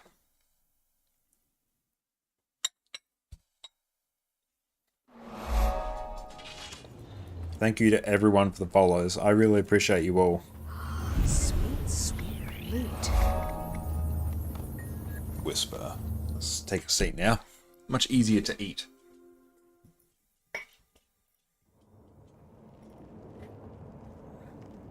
I think we adjust that down slightly. Yeah, that's good framing. Interact with everything there. I think we got everything.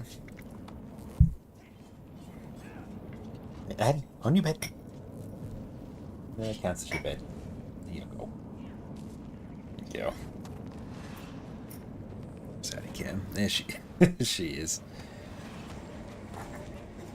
She's right there. She's right up in it.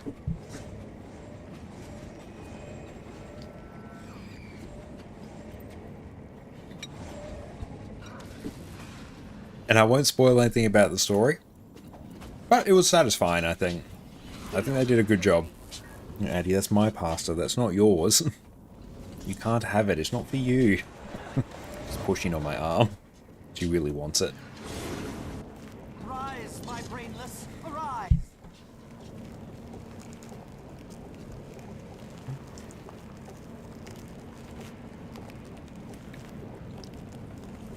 But welcome, Inamir, it's great to see you.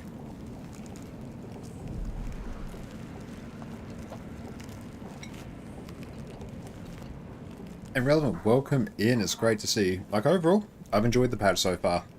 Love the new quality of life. Story I found was satisfying, I enjoyed it. New map's fun. Haven't tried Convergent CMs yet, they're on my list. I like the new Fractal.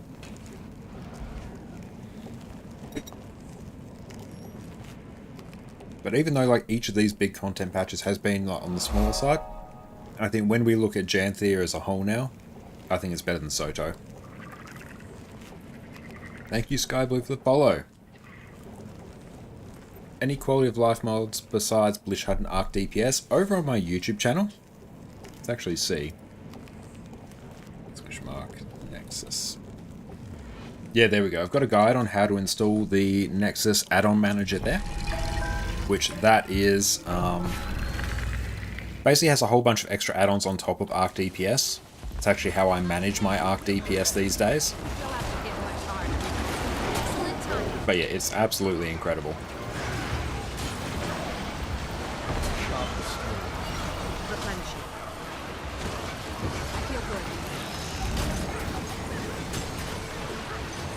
Spread out a bit there. Try and get the res.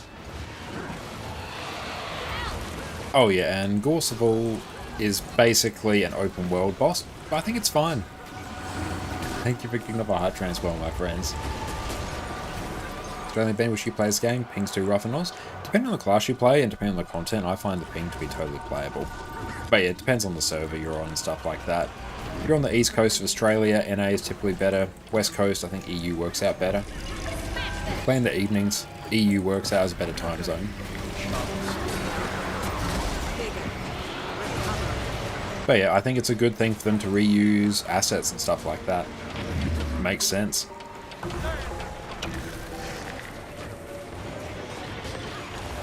Especially since not a lot of casual players have done the raid. Yeah, and honestly, it's a good callback for, you know, veteran raid players as well. Seeing Gorseval out there in the open world, you're, oh damn, I know this. But yeah, I think it's a good thing for them to do. Being able to efficiently reuse assets means, you know, they can pump out content faster, which is a good thing.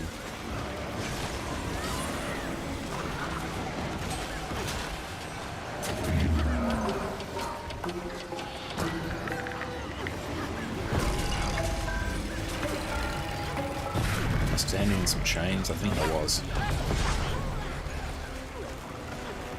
But yeah, I've played Guild Wars 2 for 11,000 hours. I play on both NA and EU, and for me, the ping's totally playable. You do just get used to it after a while. But Guild Wars 2, through its skill queuing system, actually deals with ping pretty well. Any suggestions for you to make it more playable from Australia? You could potentially use something like exit lag, maybe. I personally don't use exit lag. I haven't found much of a need for it. Most classes I find are totally playable with high ping. Anything that has a lot of instant casts or very short cooldowns, they tend to struggle a bit more with it, and that you may have to work a bit harder to reach, you know, really, really top tier DPS. Things like, you know, Axe Berserker on Warrior, that's always been one that's a bit more on the, oh, this is a bit harder to actually get, you know, peak value out of. But yeah, obviously have like an Ethernet connection, have a wired connection, you're going to have much better experience than Wi-Fi. And I find you do just sort of get used to the timing. I've only tried PvP and it's rough. It will impact you more in PvP. Just, it's a competitive game mode, it will naturally impact you a bit more there. On the PvE side, honestly, World vs. World side, I find it's fine. And I find it playable in PvP as well, but you do just sort of get used to it.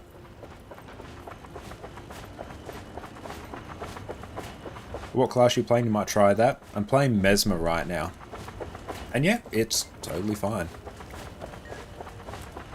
I find your Mesmer deals with it quite well. Elementalist is a bit tricky with high ping. Elementalist and Warrior are the ones I find are a bit more work. Destroyers are crawling all over, and there's no dragon. Who do converge to Janthir? We'll have a think about that. We'll see how we're feeling later on. And Sora is that Brandon Sanderson you see on the shelf behind us? Yes. Favorite author. Sub 2 to fire, 3 to ice.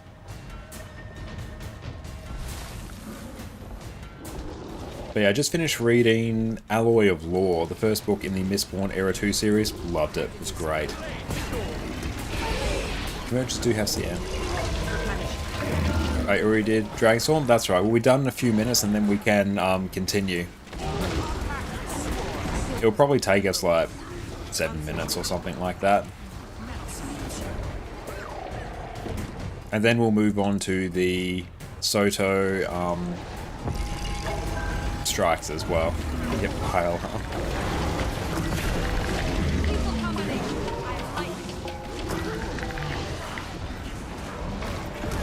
I've just finished the latest Stormlight book. It's hard to move on to a new series. Oh, I know. Yeah, I was left with a big sense of emptiness after finishing Wind and Truth. I'm like, well, now I have to figure out what to do with my life from here.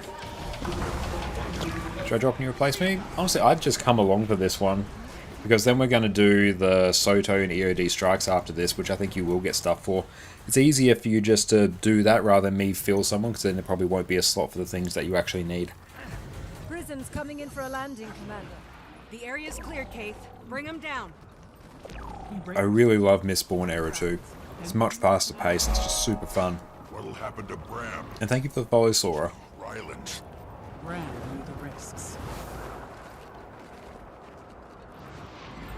But yeah, I found like even just the prologue for Alloy of Law just grabbed me instantly. I was hooked. Out the trash, Commander.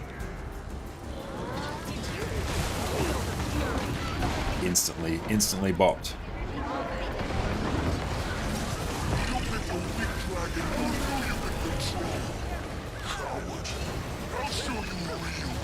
Distortion. Jormag has not yet joined him, champ. You must draw them out.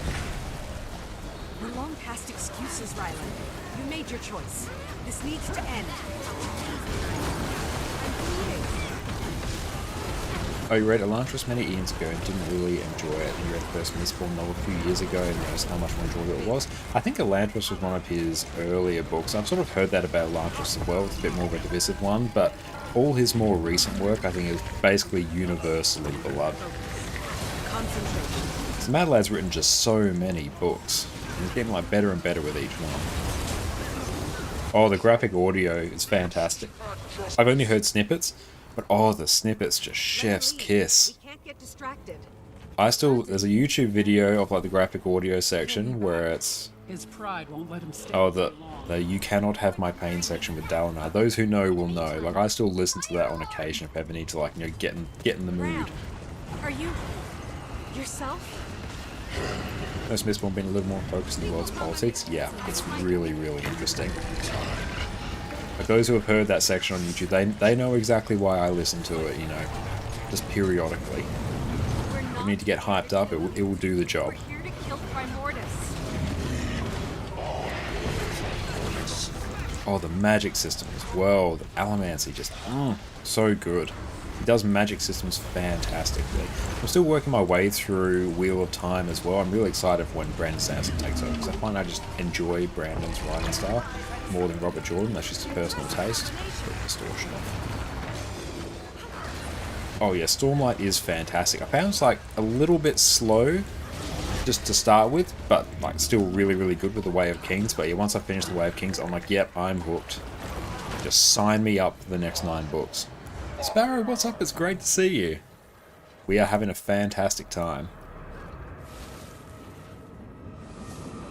Enjoying a brilliant dinner, blasting out some strikes.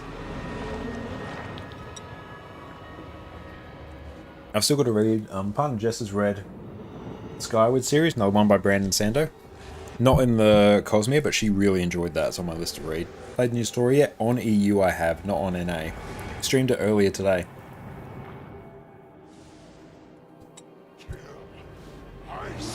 Yonkin, thank you for the follow. Oh, the follow for the sub, I appreciate you. Thank you. How'd you find it? I enjoyed it overall.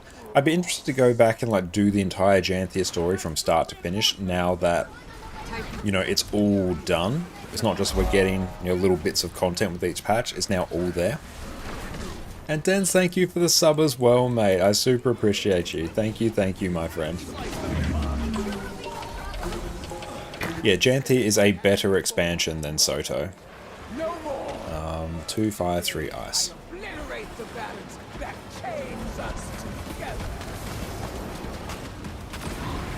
like see me playing WoW. Like I have, you know, been interested in playing WoW, As long as but that's I think a lot of content to catch up on, and also like like Guild Wars 2's combat system, monetization, Don't let up.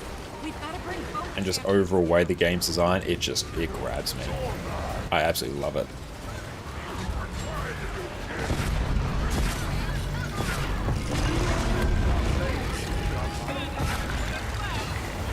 Same time.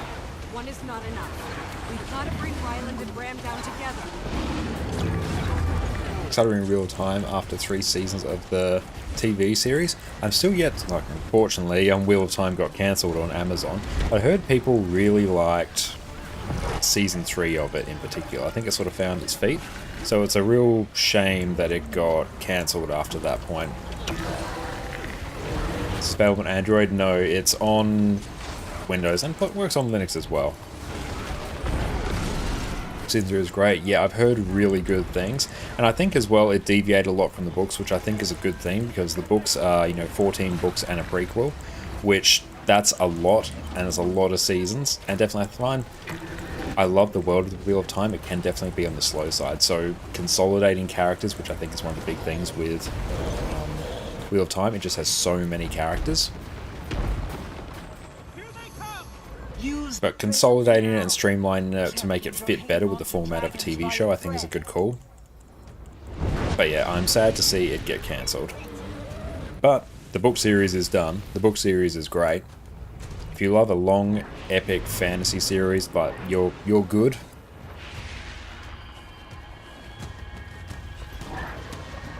A very serious unrelated question: is any content which you prefer to play Heal Firebrand over Quick Heal Chrono? Elder dragons.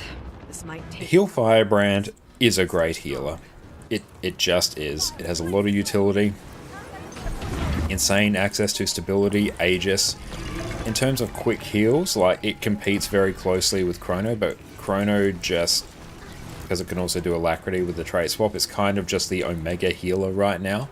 It's not that Heal Firebrand is bad, it's just that Heal Chrono is just insanely good. How do we get the new portal thing? I'll showcase that after Strikes, but basically talk to an NPC, do a collection, you're off to the races. And thank you, Deb, for the follow. Yeah, Swiss Army Knife of Healers, so much utility. Yeah, it's great. But it's also kind of like Chrono does it all. That's the big thing about it. That's why it sort of just stands out amongst all the healers right now. It just does everything. But Heal Firebrand is great. Really, really good in fractals in particular. And also, for the reasons it's good in fractals, Chrono's also really good in fractals.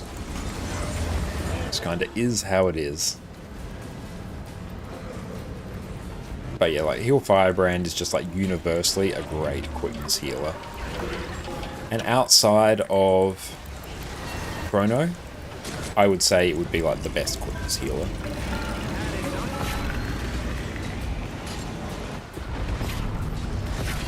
It has, like, the most just baked in utility, I think.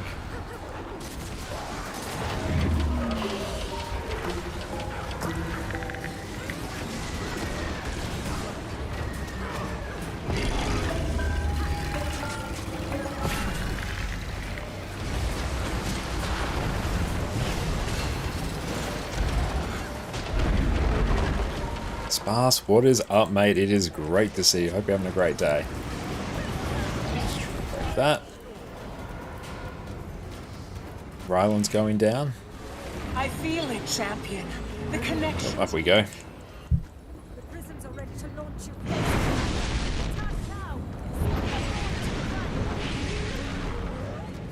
I agree there, Twin. Game of Thrones, phenomenal TV show, even though it's a bit more divisive towards like seasons 6, 7, but yeah, they...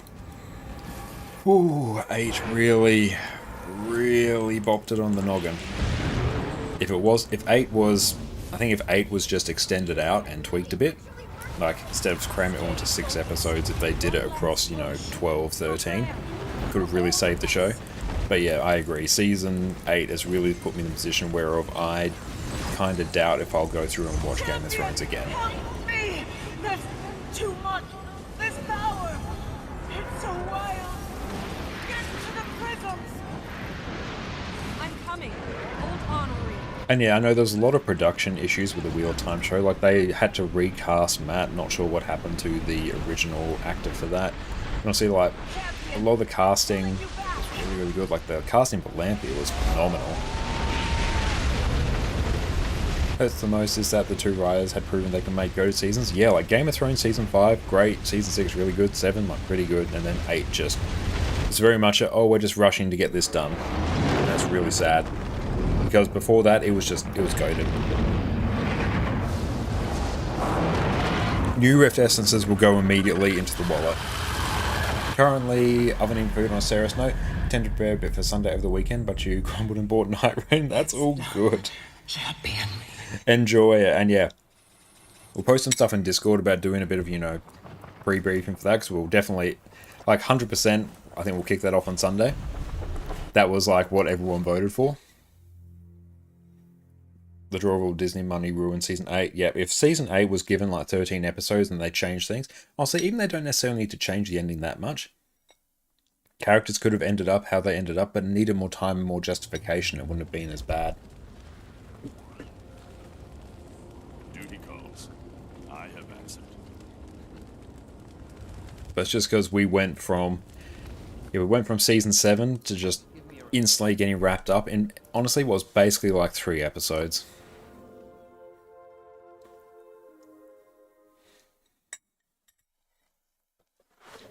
Thank you for the stretch. Another show I'm super excited for the next season of, 3 Body Problem.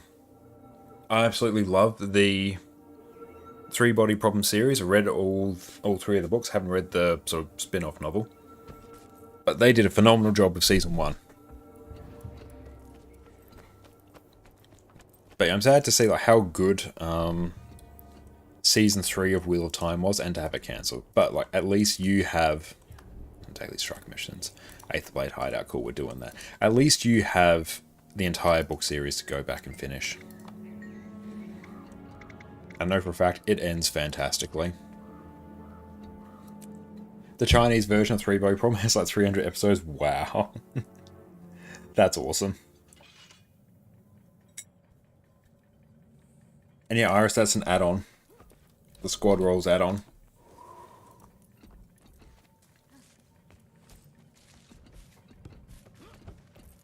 You need big bags, how do you get it? Yeah, 20 slots, you can just buy them. Above 20 slots, you got to craft them. And then just get the bag slot expansions as well. You can convert gold for them if you go reg.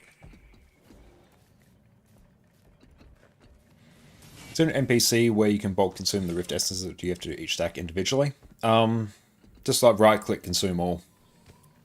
Above 20 slots, yes, very expensive. Something like 400 gold for a 32 slot bag. It might even be more than that now. Depends on what Superior Runes of Holding are at.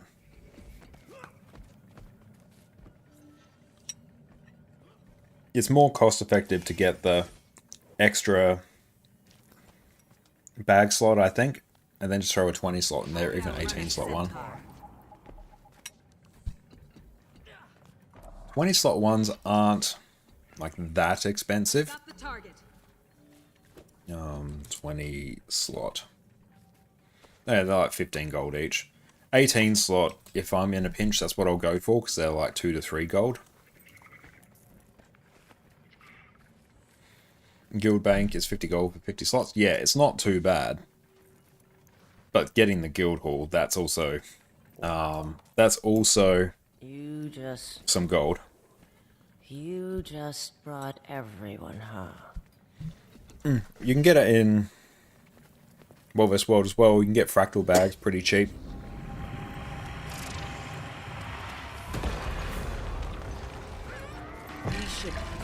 It's kind of sad we don't have good fantasy shows that are not romantic. Nothing wrong with it. Yeah, absolutely nothing wrong with romantasy. It's honestly gotten a whole bunch more people into reading fantasy as well. It's hard as well, just because we're in a weird era with streaming. It feels like if a show is not the next Stranger Things, it just gets canned, which is really sad, because not every show can be the next Stranger Things. It's just the reality of the world we live in.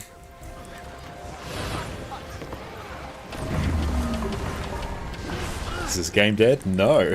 This game is very much not dead.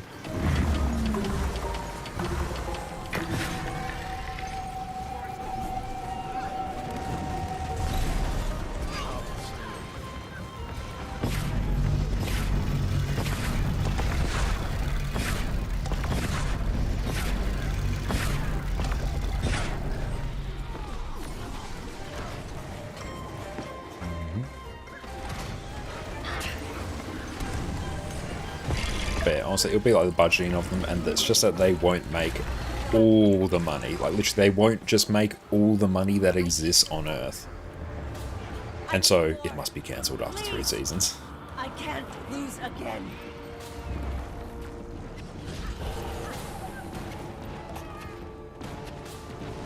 But yeah, the 3 Body Problem series, I think also as well, because that series is only, I think that series is only 3 books, really, so that's one where you can feasibly adapt it really well into, you know, a 3-4 season TV show. I think it'll probably end up being 3 seasons, and I think it'll be quite well paced. They did a really good job with season 1. I was very, very happy with that. Oh, even the new meta on EU struggled with that. You need a lot of CC. Yes, Gil was too dead. Yeah, we got a link that will tell you exactly right there. Yeah, I'm curious how they'll adapt the more insane stuff in the books. Oh yeah, it gets wild. It gets absolutely insane. But I'm here for it. They did a... Some of the wacky stuff in Season 1, they did a really good job of adapting it, so I am hopeful that the visual effects team can just... They can pull out all the stops and make something go absolutely bonkers.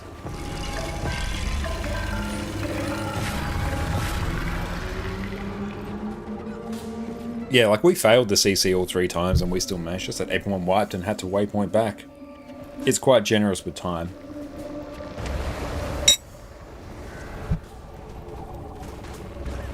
3 Body Problem. Without spoiling anything, it's basically humanity has made contact with an alien civilization, and they are not friendly, but they're about 400 years away, and humanity knows that. So it's basically how humanity deals with the knowledge of an alien civilization coming to you to wipe you out and conquer you, but they're 400 years away. And how does humanity prepare? That's kind of the gist of the series. How did you...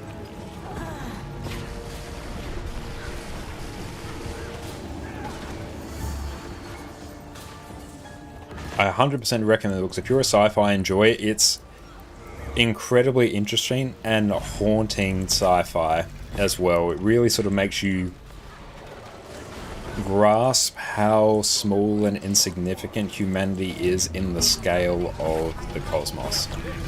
It does a really good job of that. Concentration. Yeah, it's not a horror series per se. It's very much a like, oh, we done fucked up. What's your favorite in-game map meta? Easy. Auric Basin. Auric Basin is so damn good. The loot's fun. The meta event is fun. Soundtrack you get at the end's absolutely goated. What's the name of the show? I missed it. 3 Body Problem. Yeah, 3 Body Problem on Netflix. Really, really good.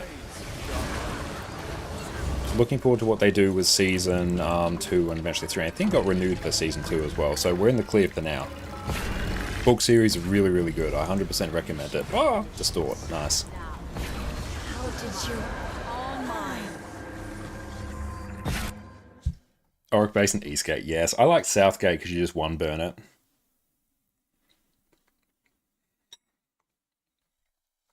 I still need to read Dresden Files. I've heard great things.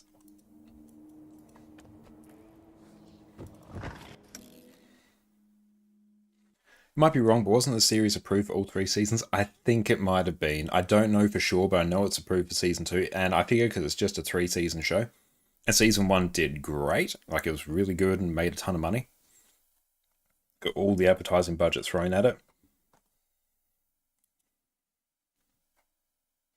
Good money for time too. Yeah, it is. Auric Basin especially.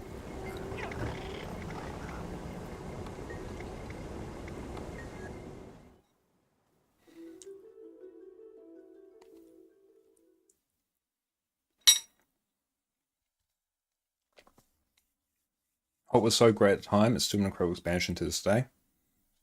Heart of Thorns, in my opinion, the best of all the Guild Wars 2 expansions. Slightly beats out Path of Fire. Path of Fire is carried by the mounts, but Heart of Thorns gave us elite specializations, gave us some of the best map metas, best map designs, great story as well, introduced raids to the game.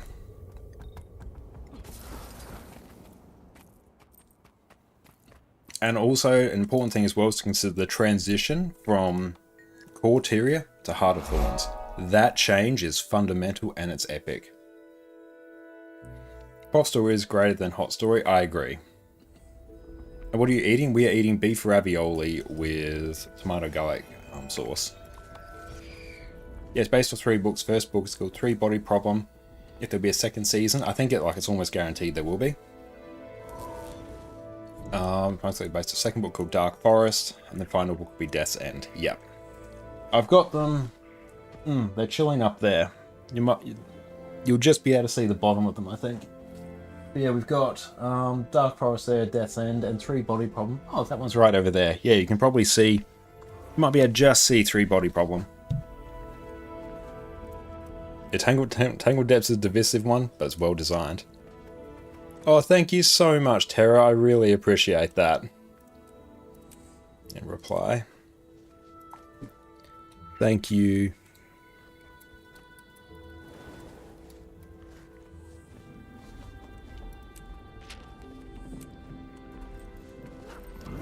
How come so cultured? I'm a big sci-fi and fantasy enjoyer. Is Guild Wars 2 worth trying for the first time now, Adam? Yes, 100% it is. The game is in a fantastic spot. We're getting somewhat annual expansions now.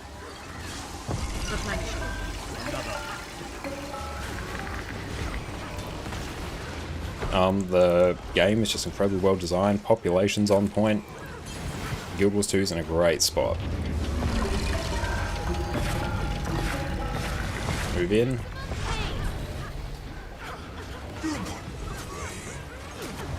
Lethal combination. I like it.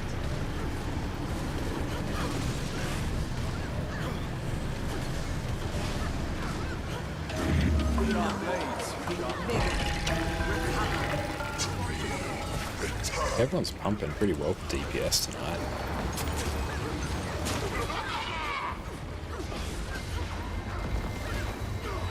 Big CC. Go kill Envy first. Always just kill the one that's positioned more on the right. Oh yeah, that was really funny, some of Isgaren's lines there. I haven't played that section in Guild Wars 1 yet, but I knew what it was referencing. I'm like, yep, that's some good throwback writing, and I'm here for it.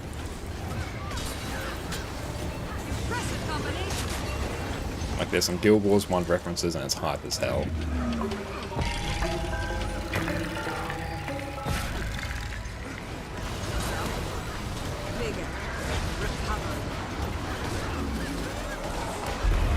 And I like where they seem to be going with like the casting of the characters in 3 Body Problem. Because one of the problems I think with the 3 Body Problem book series is that you don't have the same, you have some of the same consistent characters, but your POV changes in each book like quite drastically. It makes it a bit hard to get invested in the characters. You're more, I think, invested in the plot than you are the characters, aside from maybe some recurring characters. Whereas it seems the show is, you know, consolidating a lot of character roles into like its core group of 4, which if you've watched the show you'll understand the core group of 4. But I think that makes it easier to get invested in the characters. If the character writing in the books is pretty bad, yeah, the character writing in the books is not great, but the plot and the story of it, that's what carries it. And I think that's what the show does better. The show does a better job of making you interested in the characters.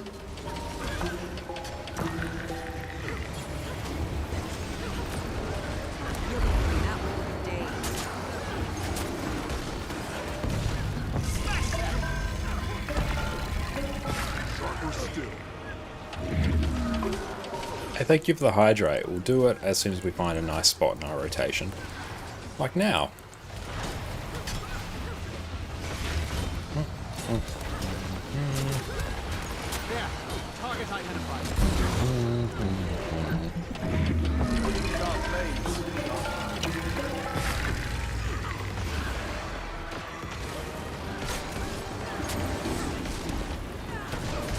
Thank you for look, I appreciate that.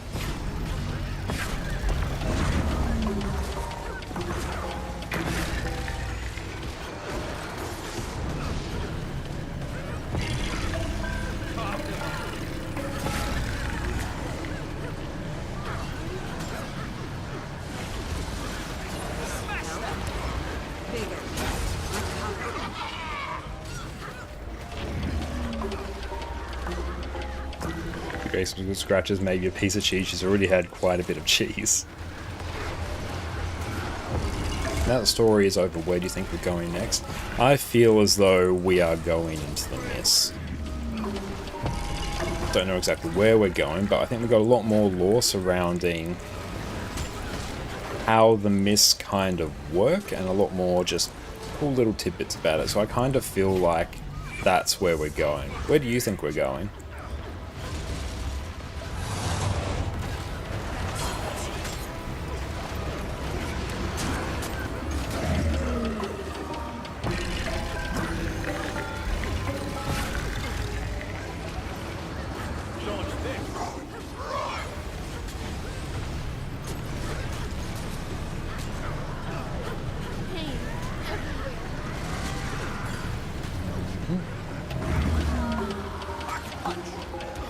I love Spear on Mesmer. And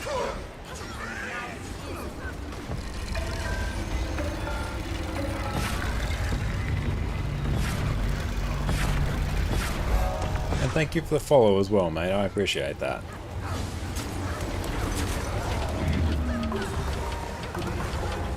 So Mist don't know where, they kind of jump some stuff and they're quite big implications. Yeah, there's definitely some big implications there.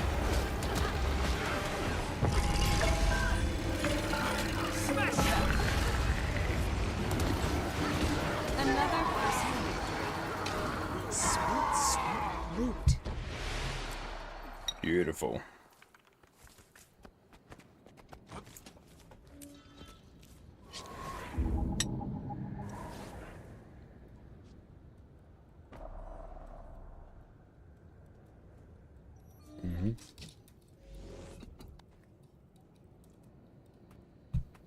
But yeah, excellent. Thank you all for coming tonight. That was some good fractaling and some good striking. Yeah, thank you for having me. It's been a while, and it's really good to be back. Excellent. Great to have you back. And yeah, thank you all for coming. Mine. All Let's mine. tidy some of that up. Also see where my gathering tools are. That might be tricky, but we'll see. All right, same time next week? Same time next week. Looking forward to it. All right, I'll see you next week then. Thanks again. Excellent. Gotcha. I can enjoy some of this dinner. This is fantastic. Before it gets cold.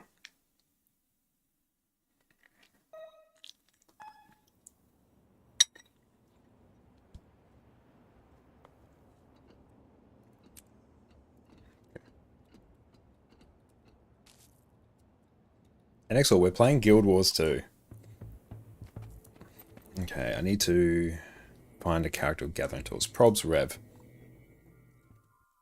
I'm keen to see what they do with Livia as well, given that she's somewhat on her own now.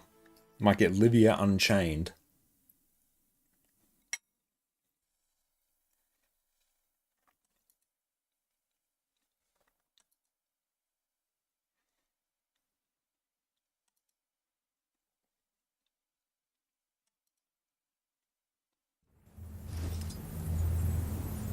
I think this character has gathering tools. Ah, it does. Nice. Cool. There we go. Yeah, everyone, make sure you go and check out Perfect D over on their Twitch channel as well. They joined us for raid tonight. They're a fantastic friend of ours and friend of the stream.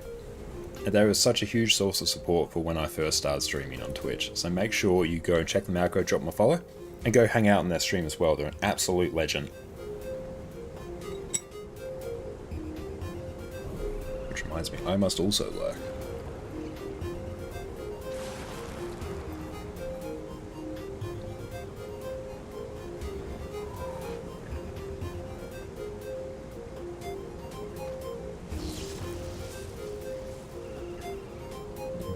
Sharp blade, sharp mind.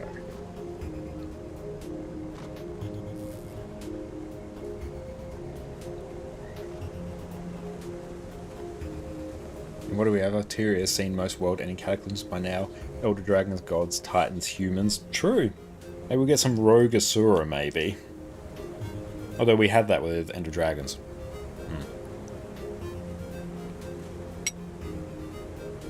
Trying to copy a template build. How do you do it to Guild Wars 2? I will show you.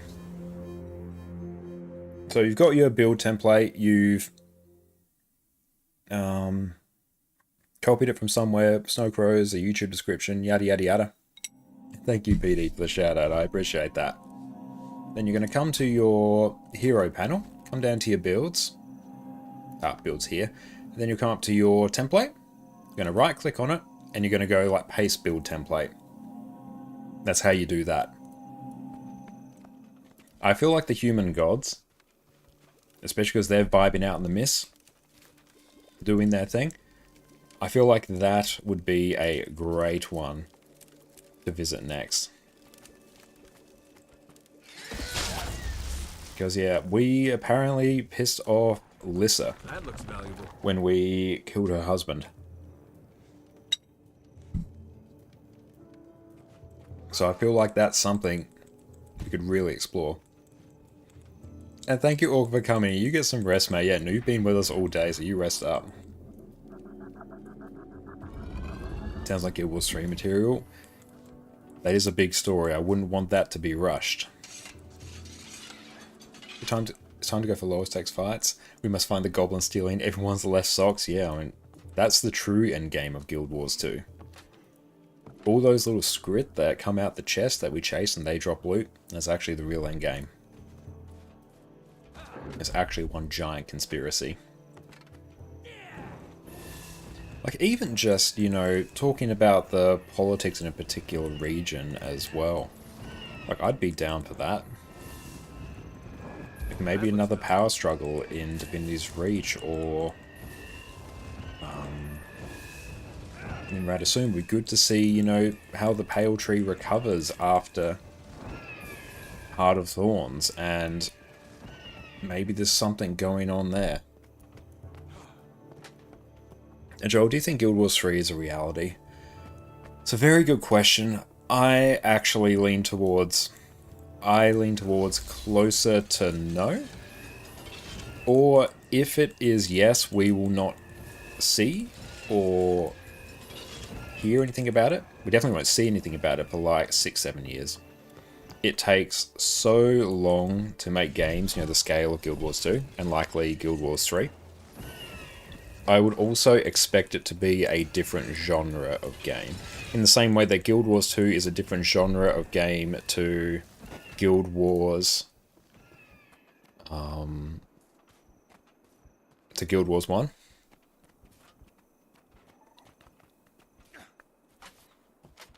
But yeah, I wouldn't necessarily expect it to be an MMO.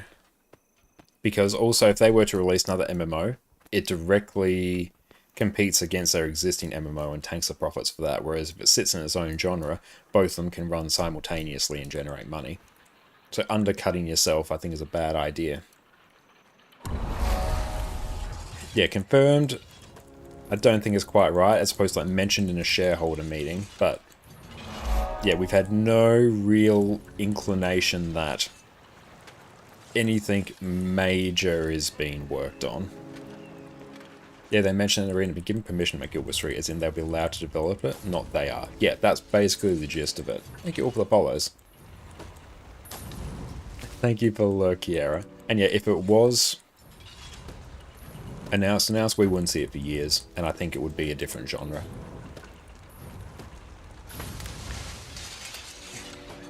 Because it is really hard to release a new MMO. Because what MMOs strive off is the sheer volume of content. And, you know, you saw this with Guild Wars 2 on launch. Guild Wars 2 launch didn't have a huge amount of content. And even then, it still had like 3 gamers. It had PvE, PvP, World vs. World, so it had that going for it. But when you compare it to something like WoW that just has so much content, And WoW still very much actively played. Then you have your ESOs, your FF14, and Guild Wars 2 in its current state. Trying to release a new MMO with a new game's worth of content, which is not going to compare to an existing MMO, it's really hard to compete with that. And because they still have the Guild Wars 1 servers up, we've been playing a fair bit of Guild Wars 1 on stream as well. They'll keep Guild Wars 2 running for as long as is humanly possible. As long as ArenaNet exists as a company, they'll probably keep Guild Wars 2 running. That looks valuable. But I would expect to see Guild Wars 3 as a different genre, so as not to compete directly with Guild Wars 2, which is one of their big money makers. Even more so with the size of a dev team at ArenaNet, yeah. ArenaNet is not a big studio. They're not a Square Enix. They're not a Blizzard.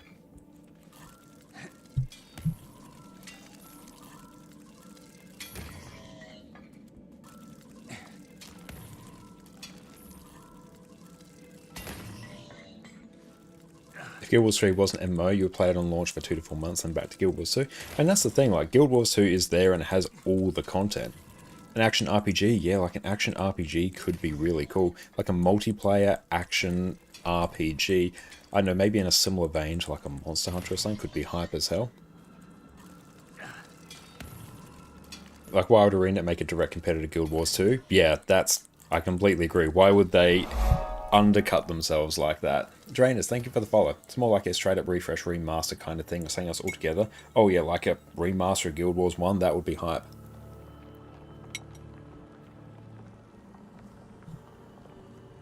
And JV, welcome in. Can you suggest a nice healer? You're struggling to find a main? Not a fan of Chrono. Next best, I would go Druid or Heal Scourge. Druid, I think, is the second best healer in the game.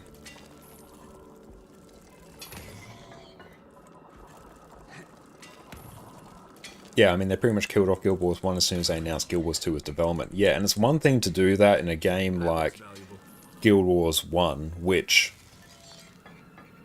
actually plays quite well as a single player game. You can play that by yourself with AI heroes, mercenaries, and have a fantastic time. Guild Wars 2 doesn't function like that. Guild Wars 2 is a great game for you as a solo player, but like all your open world events, it is contingent on you having people there. Yeah, Guild Wars 1 is not a traditional MMO. If they were to say, like, Guild Wars 3, oh, it's announced its new MMO, your monetization of Guild Wars 2 takes a hit. Firebrand's also great. I'd probably say I'd put Firebrand as 4th best healer, and then I'd probably go... I'll have to see. Heal Spectre's getting up there. Then you're starting to talk about, like, Heal Herald and Heal... I enjoy Heal Ren. It is not as good as Heal Herald, Heal Firebrand, Heal Spectre. The problem is that A heal is much preferred. Yeah, Alacrity healer is much preferred because quick DPS builds are preferred over A DPS builds. And Guild Wars 1 is still absolutely fantastic. Yeah. Did I hear Heal Spectre? Like, Heal Spectre kind of slaps right now. And it's going to be even better in the next balance patch as well.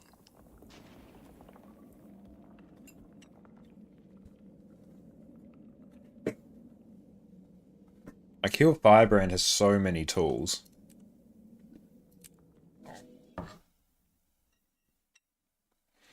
What do you think it takes for ArenaNet to become a big company like Blizzard, Square Enix? Not saying it's going to happen, just speculating.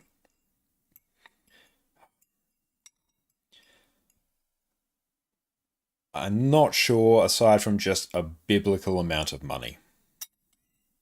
Because for ArenaNet to do that, first they need to, like, honestly, you just need the sheer manpower to develop something of that size and churn out content of a certain scale with such a frequency. You just need people.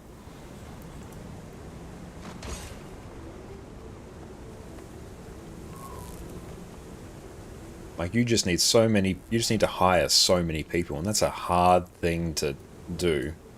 Because you're always looking like, okay, you know, what's the demand for the game? Should we bring more people to coax up? And it's a very, like, gradual thing. One thing's linked to another. Whereas I feel like to become a big sort of Square Enix, Activision. I am no games developer, nor am I a businessman, but the sheer amount of people you would have to bring on, like, you just need money. So essentially a subscription-based game model. I feel like that would be really hard. Personally, I do not like a subscription-based game model at all. What will happen to Scourge? Transfusion is being changed, so you'll no longer get the Giga Revive. It will now mean your staff marks basically have a whole bunch more effects. I think it's going to make Scourge actually a better healer. It's going to lose some of its identity, but it's going to be a better healer overall. Because now it's actually getting more stability. It's getting an actual support-based weapon. So I think a subscription-based game, that really... For that you need consistent content. And I think also how Guild Wars 2 is fantastic. It's why I love it. It doesn't have a sub-V. And so much of the game is designed around you not missing out. So you can take a break from the game and come back. And your gear's not going to be outdated, your build's going to be fine, maybe some like tweaks here and there because of balance changes, but you were in a good spot.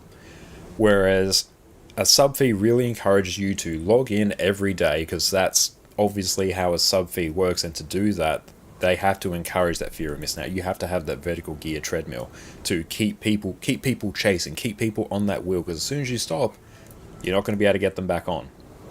Whereas Guild Wars 2, one of the best things about it is the fact that you can take a break from the game and come back, because it doesn't have a sub-fee. So, you've bought it, you can play it forever. Great, just come back to it whenever you want. That's one of the great things about it. That's what sets it apart in this industry. So turning that into a sub-fee, and the fact they've never done it.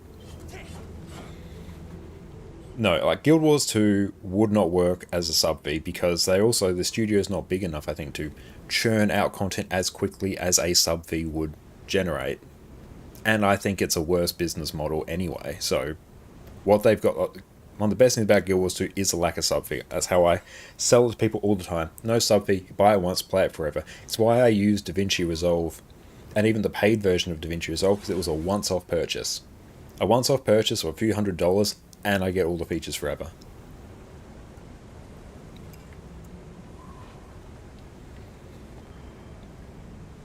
And being able to take a break for however long, not needing to level up and re-gear is one of your favourite things. Me too. And yeah, a Guild Wars 2 would need a fundamental rework to really gel with a subscription model, and everyone would hate it.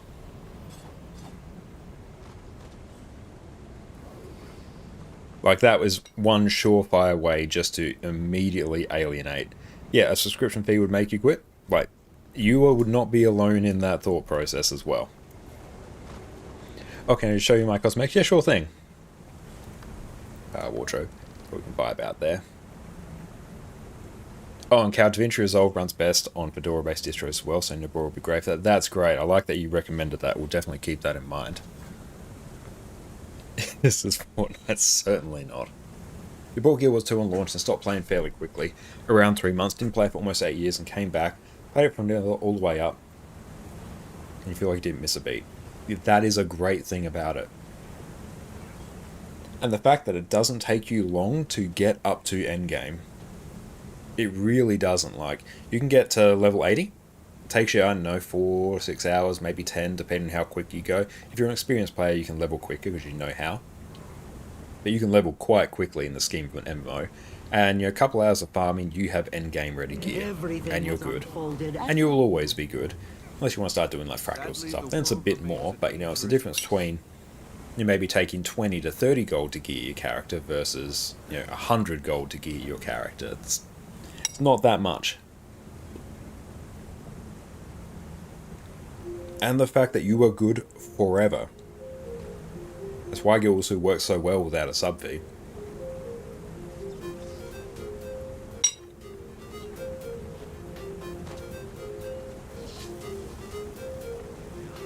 Okay, I think what we will do now is go take a break, stretch our legs. We've been playing for a bit. So everyone enjoy a video in the meantime. Oh, when I stop recording video, damn, it's going to fill up our server. Even if you don't use boost, it doesn't take much to level up to 80. You remember grinding events and quests and you took like 1 to 2 months of playing? Yeah, it does not take that long. And even probably over the next few days, I've got level 20 character on my EU account, I've got level 4 character, I can probably get them to 80 in like a single sitting. Because there's so many sources of experience now. Yeah, leveling to 80 with the adventure guide takes little hours. Yeah, it does. The adventure guide.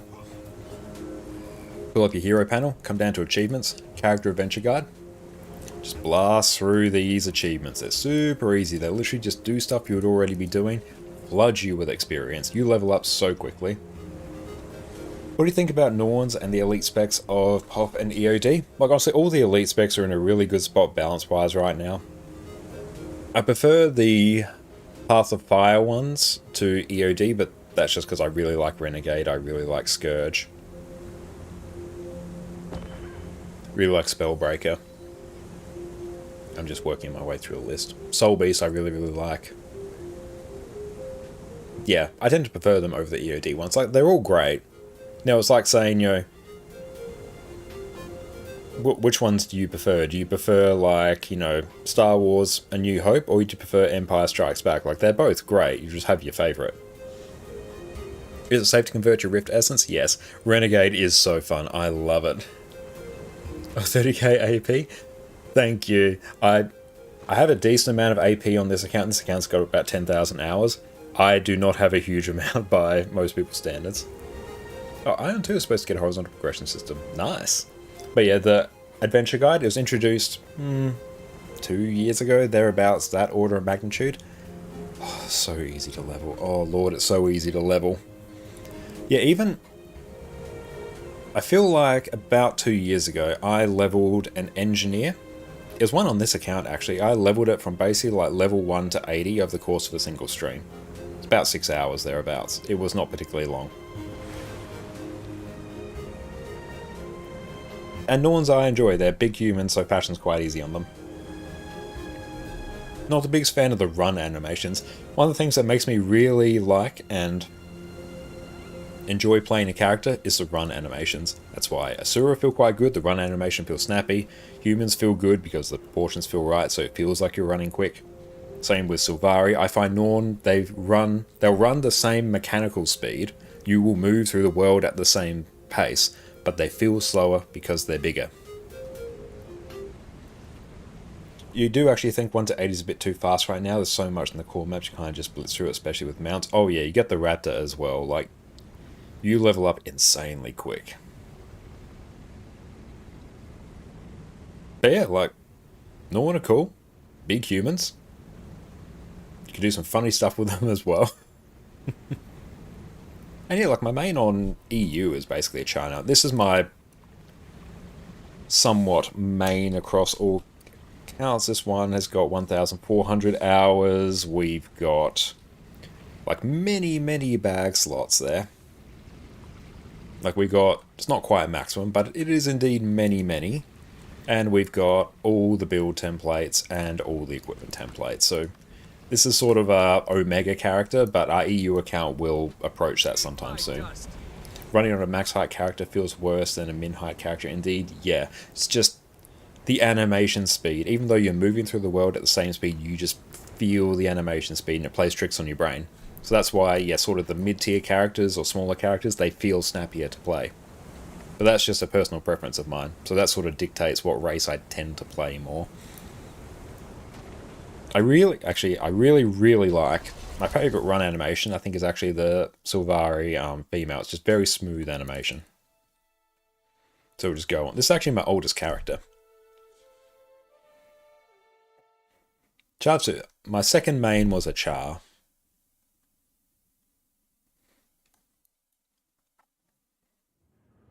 It's a hard thing to describe, but just the run animation. It just feels good. And did you see the new Condi DPS video from Mr. Mystic? Berserker? I haven't seen that, no, but I love Mr. Mystic and their build guides. So I'm sure it's going to be a good one. Simpletech, thank you for the follow. I appreciate that. Here we go. See, it just feels smooth. Oh yeah, and the voice actor's Jennifer Hale as well. Hell yeah. And then, hang on, do I have some swiftness floating around? There I do. But yeah, It's just smooth, feels snappy, it feels right. And then if we compare that to, do I have like an Omega Big Norn on this account? This one's pretty big. Oh, Condi Druid. Oh, what's Condi Druid doing now?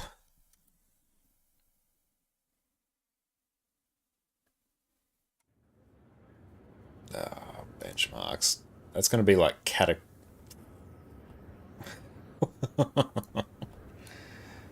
What are you doing, Condi Druid? Casual just 47k bench. Someone actually did it. Someone actually did the Condi Druid bench. As cursed as it is, someone did it. Oh, that's a lot. Speak quickly. 47k is nuts. I'm actually scared to see where Condi Daredevil ends up being. There were talks of that ending up at 48k, and it has one of the simplest rotations out there. Ooh. Well, hello. 8th birthday gift. Hooray! Thank you for the hydrate. It's awful content, but fun on the golem. Can only get to 42k on the golem. That's still super solid for a DPS. But here we go. See, this is Norn. It feels slow. Whereas, yeah, you're right. Sylvari feels smooth, light on their feet. This feels like it's stomping. Whereas Sylvari is like... This is like... It's that rhythm and it just doesn't quite work. That's just me. They move the same speed. I know I do play some Norn characters sometimes, but that's the thing. Whereas, yeah, like Asura as well. Feel great when they move around. Their dodge animations are super cool. Norns do look good. They do, yeah. Like, they look great. Because, yeah, you can make, like, big human. You can make small Norn, which is basically like big human. It's great. It's just the run animation. It's a very specific nitpick for me. Oh, hello. I thought they were Choco Sharp, but no, they're elsewhere. But yeah, just Asura is speedy. Like, this feels fast. It feels like you got the zoomies all the time. And yeah, the dodge animations are great. Just look, you're flipping and doing a twist in the air. It's fantastic. There we go, just get to zoom around. So that always feels really nice. Tricky part about Asura is the fashion can be a bit hard because they be small. And when they're small, it's hard to see all the effects.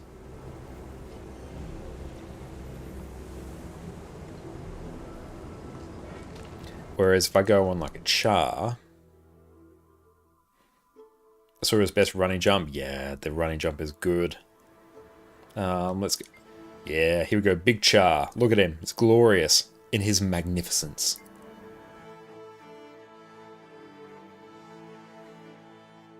I use the Endless Miniature Potion Asura. I don't know if I have that. It's hard for me to keep track. But this feels slow, but it's got the gallopy animation which offsets it. So it's not like you're comparing against the run animation. So this feels better to me than the Norn. Here's his chonky cat bone. Look at him. Glorious. Truly the best the most aesthetically pleasing Guild Wars 2 character ever. Yeah, the 4 feet run is nice. Yeah, like that. That just feels good.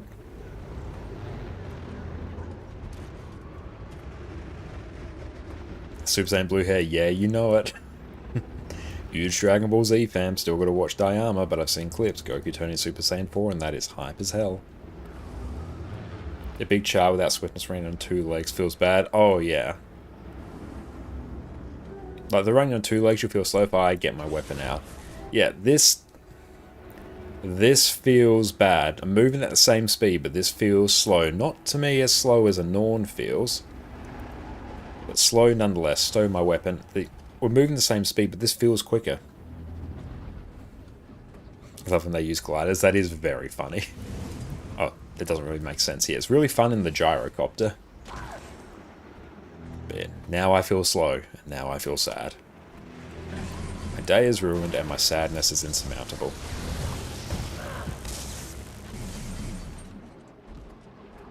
There we go. Now I actually do need to take a break to stretch my legs. We'll be back in a bit, team. Learning how to play your class is going to make everything you do in Guild Wars 2 so much easier. But it's hard to know where to start. So today I'm going to walk you through exactly how I learn a new class and show you just how quickly you can become an absolute powerhouse in Guild Wars 2. I've put countless hours into Guild Wars 2.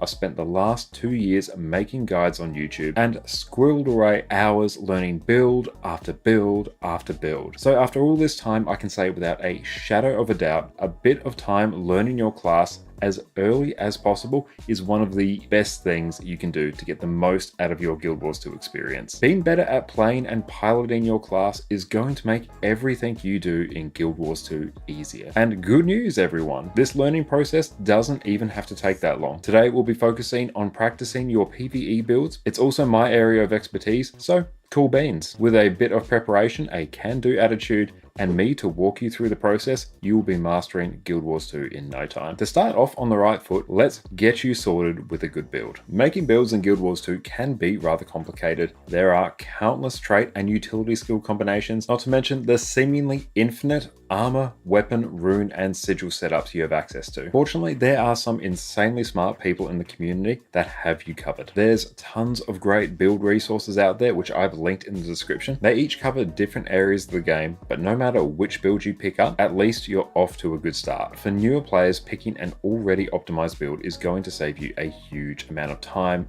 effort, and heartache. Not to mention these builds have been thoroughly tested and have things like DPS benchmarks and DPS logs, which you can use to check your progress. No matter what build you pick, take the time, it doesn't necessarily have to be all at once, to read your skill and trait tooltips. Know what your skills and traits do, how they work together, and any other bonuses you need to be mindful of, and this will already put you miles ahead of where you would be otherwise. Now, Guild Wars 2 doesn't do the best job of telling you exactly how you're performing. If you're in a group of 10 people and the boss dies 20 seconds faster than it did the last time, do you know how much better you did? There's no way for you to know just how much you've improved. That's where Arc DPS comes in. With Arc DPS, you can see your total damage per second along with a whole host of other useful information over the course of an entire fight. This add-on has been an absolute staple of the Guild Wars 2 endgame community for years, and I personally can't imagine my life without it. I won't go into detail here about how to get it set up, but you can check out my previous video where I walk you through step by step how to easily install and customize Arc DPS. This is completely optional, but I do highly recommend it. Now that you're all set up, let's introduce you to the best place in Guild Wars 2 to focus in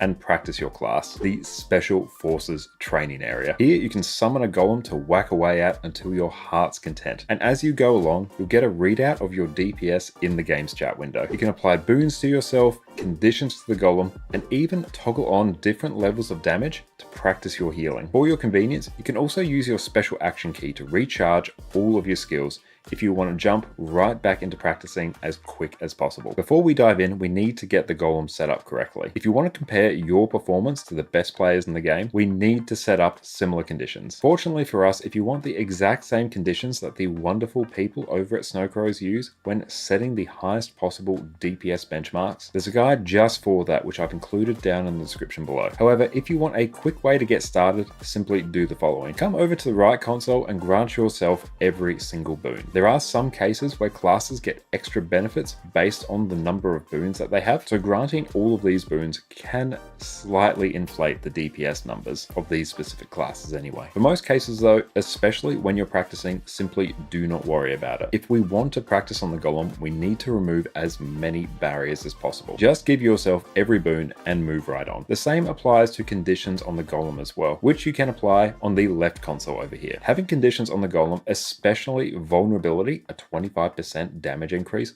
really amps up your damage. So again, grant boons to yourself, apply conditions to the golem, summon a small hitbox 4 million HP golem. This is what most people tend to use, then you're good to go. Also, if you want to have the best time possible on the golem, make sure you use the food and utility that your build requires. Food and utility accounts for a huge portion of your stats, and you're leaving a couple of thousand DPS on the table if you leave home without it. One of the most common questions people have when they start practicing on the golem is, why is my damage so low? Quite often it turns out they didn't apply boons to themselves, conditions to the golem, and weren't using any food or utility. utility. Then instead of doing over 30k DPS, which they are more than capable of, they may be struggling to break 15k. Boons, conditions, food, and utility are important. Don't leave home without them. Now, how are you going to practice? First up, find a rotation guide. You can find these on websites like Snowcrow's, my YouTube channel. There are so many sources out there that will tell you what skills you should be using at any point. Have this rotation section open in another tab and keep on referring back to it. Focus on a small section of your rotation and practice it over and over again until you start to feel it becoming muscle memory. It will feel awkward at the start, but after a few minutes, it will become easier and easier. Use the special action key when in the training room to refresh your skills. Do this. And we are back. Welcome back, everyone. I've been watching us for years without knowing. Thank you so much. I appreciate that. I'm glad you indeed recognized that voice. But okay, let's do the Wizard's Portal Tome now.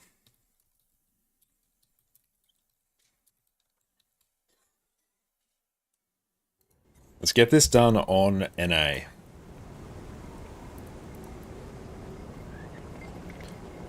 And we're on this character, which has access to full... Well, I have so many characters on this account that have full Tyria map completion, so that's a non-issue. But let's get this started.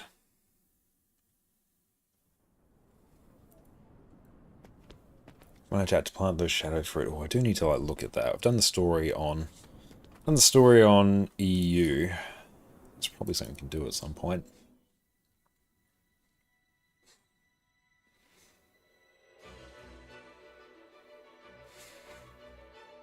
So we've done this once player guide on EU, so we'll just blast through this one here.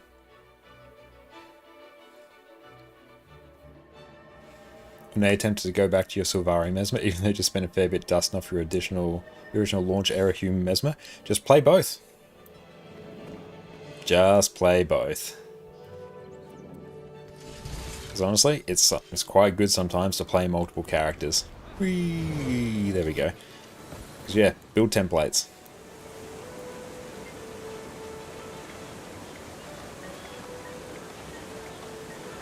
Cool. So let's do this.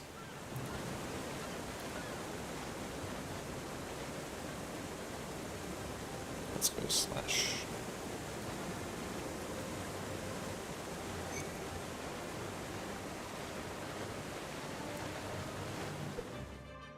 Yeah, there are enough Mesmer builds to not fit on a single character. There is, yeah, there's so many. Like have one be Chrono, or one be Power, one be Condi, or one be Heal, one be... yeah, just different builds.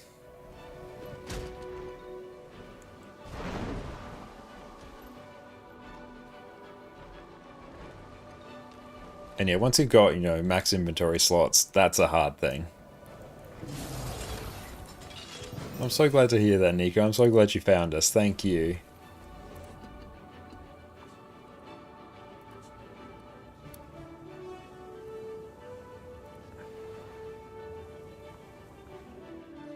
If you had to get one ascended set for Mesmer, what would be best? You want to get into fractals for it too. I will... actually... I can even just show you. And build guides. There we go. Got a guide on Boon Chronomancer there. Boon Chronomancer is the one I would get, which is going to be a mix of Berserkers and Assassin's gear. So I've got like the exact split of gear there, and it's going to be a good time. But the reason I say that is because on one set of gear you can run 3 builds. You can run a DPS build, you can run a quick DPS build, and an Alacrity DPS build. Don't have to change anything around. So yeah, I would recommend that. As like, you want one, that gives you, I think, the most flexibility. Has Bushhub been updated with the Wizard's Home? Collection marks. A remarkable question. I will look. I did not even think of that. Boon Chrono will change a bit with the upcoming shift around a crit chance. That's actually true, yeah. So we'll have to think about that.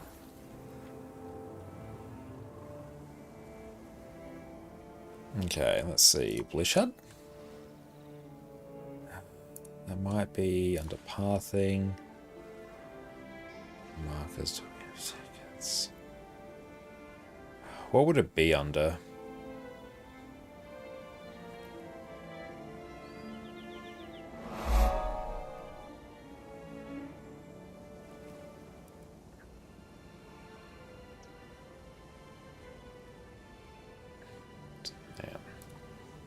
So would it be under any of our other ones here? We've got manage modules, pathing, download marker packs. Let's see. What do you think it would be?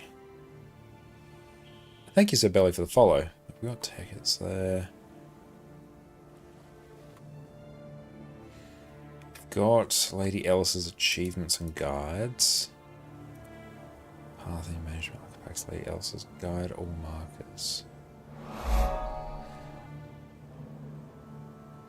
And Raiders, thank you for the follow. I appreciate that. Since gathering heroes mark.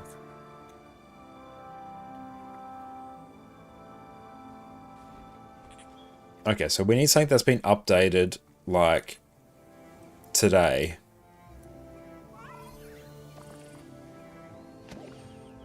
What are the new precursors in the Wizard's Bolt? It is Harpoon Gun, Sunrise, Minstrel the Focus, and Rodgort the Torch.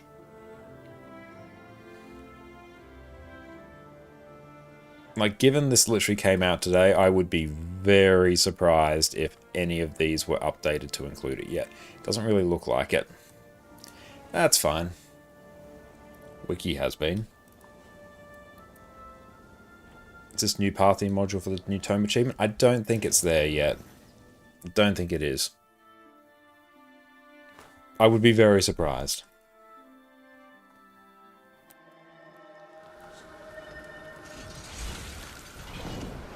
And Rock, thank you for the follow. So fortunately we've done this once on EU.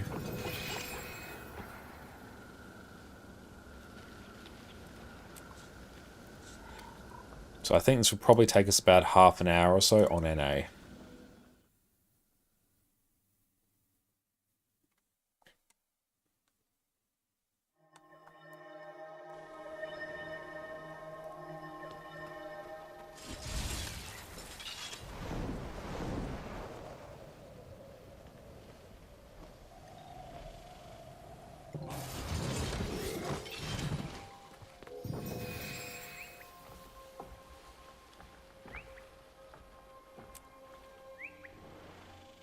It's going to be kind of in that way.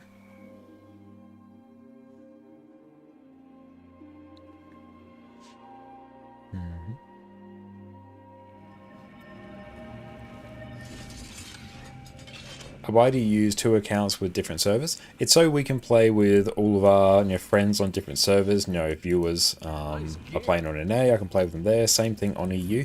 And it also means I get to go through the full account progression experience again. Because on this account I've got 10,000 hours, and yeah, everything is not done. I still have things to do. I still have goals I could pursue. But compared to all the fun experiences I could have on a new account, which is what I've done, and take all that knowledge that I've built up over the years and apply it to a fresh account, that's just inherently really interesting. So going through and playing on a fresh account as an experienced player is very, very fun. Dragon, thank you so much for the sub. I appreciate that. Thank you. But yeah, the original reason was so that I could play with people from multiple servers, just play with, anyone from stream, which is great. Hi, Addy. But also, it's actually very profitable with the Wizard's Vault. If you do the dailies on both accounts, it's actually an obscene amount of gold. But relatively little effort as well.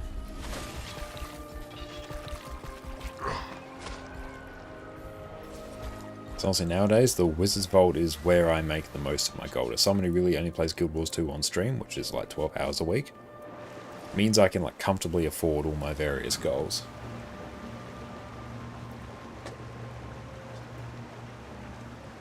Nolan Waypoint.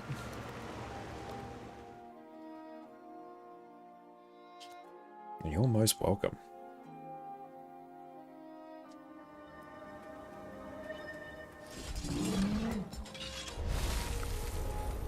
Oh, thank you for the stretch as well. I appreciate that.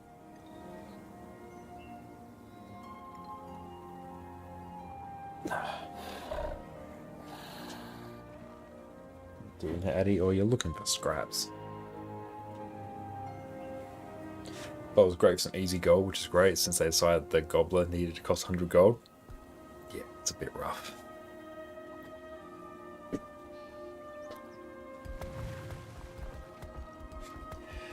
And Iris, you barely have enough time for one character on one account. Managing 2 accounts must be nuts. It does get a bit nuts. You definitely do find that one account just takes precedence at any point. And a friend says he has 47, his 47 accounts. Oh, I believe that. 100% I believe that. And I know for a fact there are people who have more. But yeah, when it comes to, 47 accounts, they really are just there for sort of, login rewards and stuff like that. And what you can actually do, especially if you have the PvP Wizard's Vault achievements set up, on multiple accounts you can very, very quickly get the weekly done. And getting the first weekly done on an account is worth about 150 gold just in terms of rewards from the Wizard's Vault. So it's actually, insanely profitable in that regard. So if they were to do, the first weekly of the season, that's 150 gold per 47 accounts. Depends on how, dedicated you are. But yeah, there are ways to make a ton of gold with alt accounts. It's less easy than it is now. It used to be incredibly easy with the old login reward system. Yeah, there are people over 200. Yep, I know there are people over 200.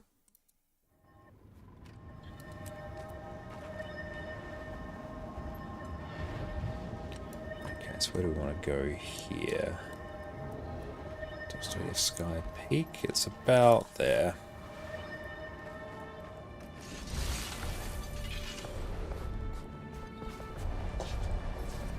But if you have multiple accounts, there'll always be one that just takes precedence. Yeah, mastery progression is account-wide, yes. You can actually forget the password on a single account. Yep, that's where you definitely need a password manager. Paper, thank you for the follow. Alright, inching towards 9k followers as well. Thank you all so much.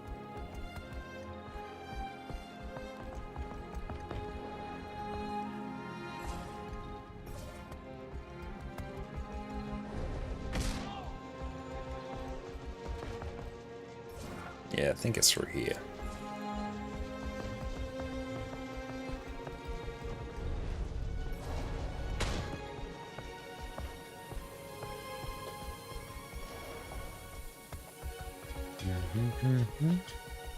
Well, thank you for the hydrate.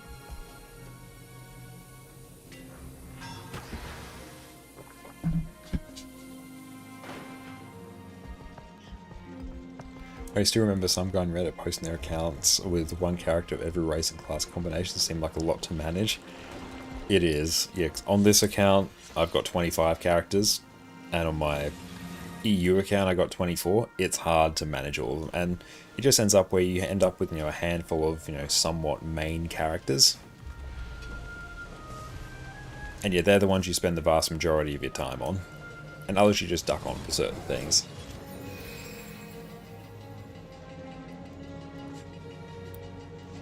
Because I'd probably say on my NA account, there might be 3, maybe 4 characters that I cycle between. Be like Mesmer, Thief, Revenant. It's kind of the ones that cover off on the roles that I need. And on my EU account, it will be Mesmer, Revenant, Thief, Ranger, Necro. Yeah, Necro on NA as well, actually.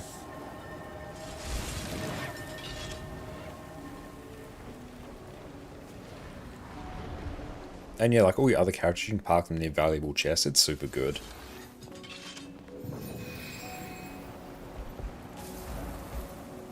Yeah, like parking your characters at alternate chests is just, it's a great way to make some gold.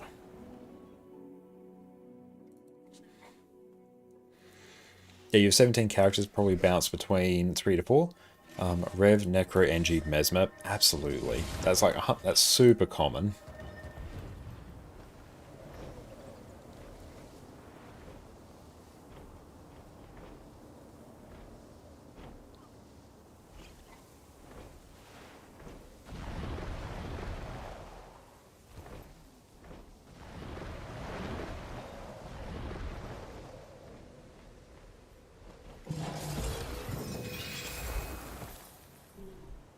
Essence, Fire, Heart, Rise.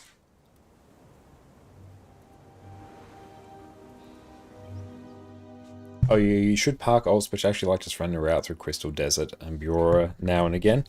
That's totally valid as well. I'm in the same sort of boat. I have, obviously I've got like close to 50 characters. I should be doing more things with them. Some of them are parked, but I've honestly forgotten to log into them so much. Also because I really only play Guild Wars 2 on stream. It actually takes that many characters. It probably takes me, half an hour or so to actually cycle through all of them. That's a lot of time on stream when I normally stream for about 4 hours in a single hit, just me cycling through characters. And yeah, Eternal Ice is a fantastic thing to farm. And Jen, thank you for the follow. So I usually do a mix of like the content that's the most fun and the most engaging.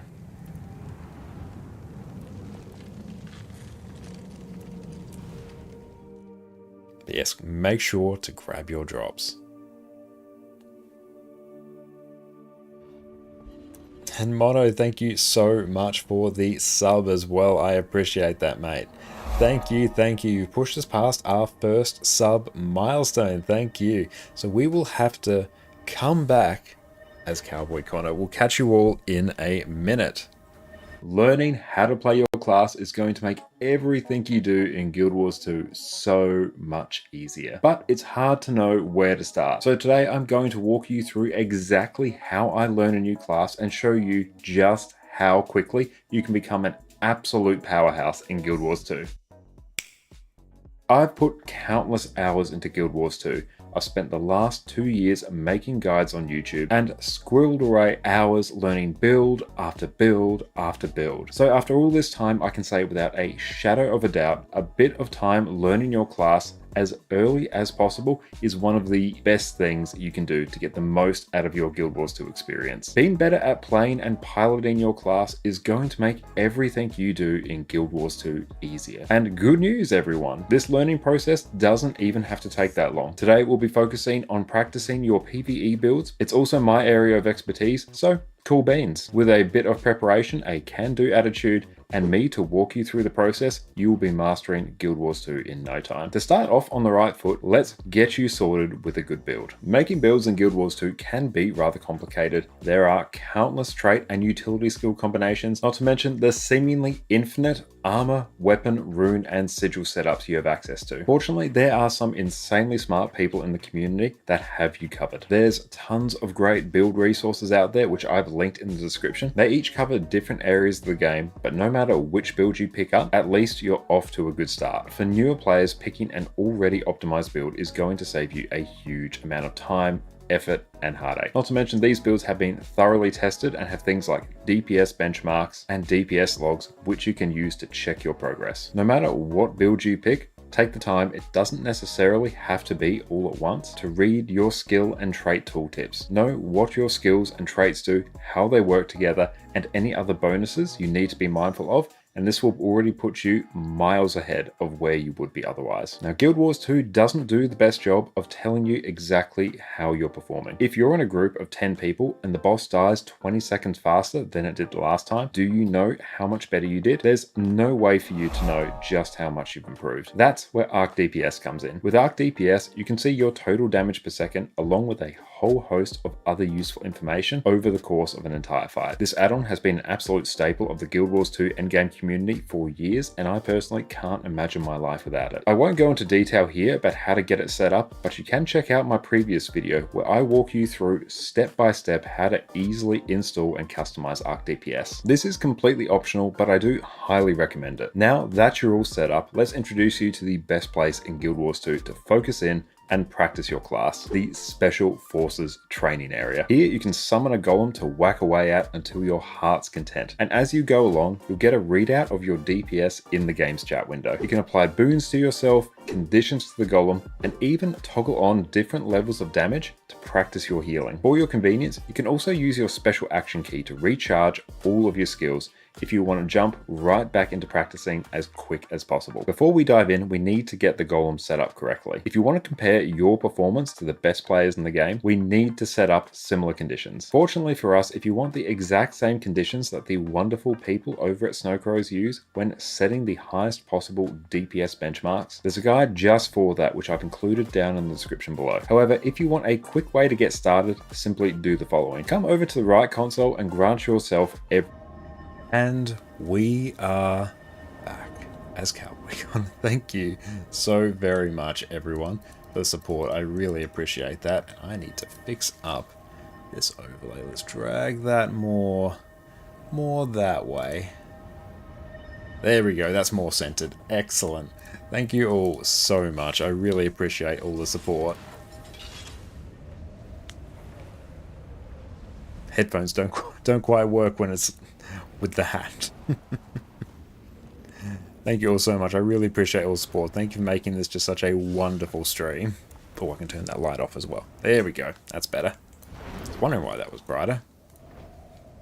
And thank you, Ada, for the follow as well. I appreciate you. So we've done that one.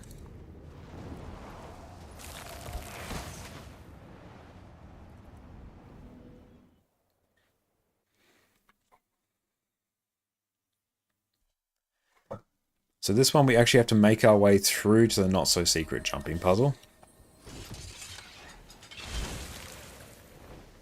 That's out this way.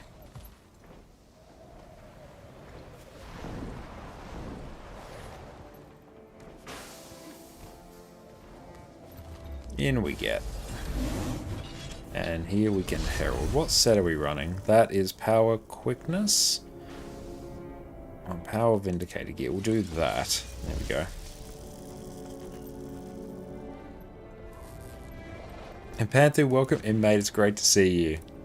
Mr. Cresme, what are you doing right now? Right now, we are working on getting the Wizard's Portal Tome on our NA account. We've already done this once on EU, so we are repeating it again on this account. It's down here, isn't it? At least you don't have to do the full puzzle.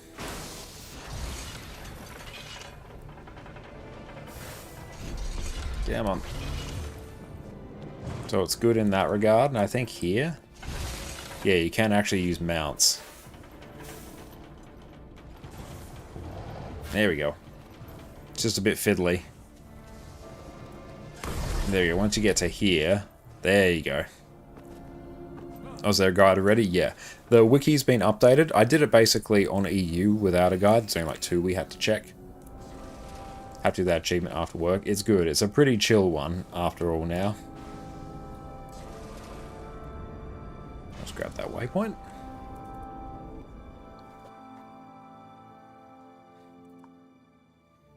I'm trying to find the one in Plains for Ashford now. I'll see if I can catch you on it.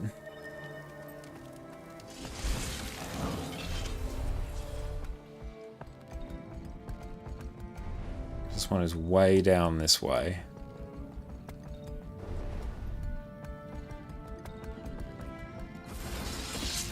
I want to deal with the bandit leader.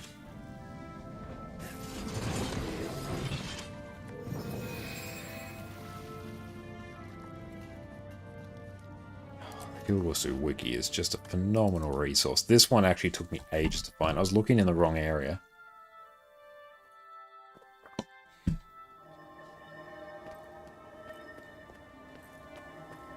Okay, this one is out this way. Yeah, it's like up here. Oh, there he is. Bucky, how hard is it to get the new backpack? Probably need a minimum of 250 gold for specific items again. I'm not sure. I haven't looked at it too much. Anyone who has really looked at it, like I've heard it's a bit of an expensive one. But yeah, I'm not sure of the specifics about it.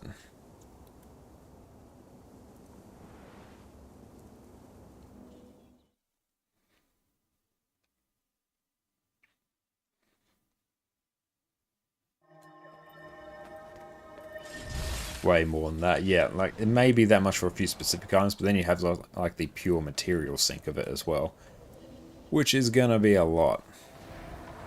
Oh, 250 mystic rune stones. Damn. Yep, that's expensive. Okay, this one.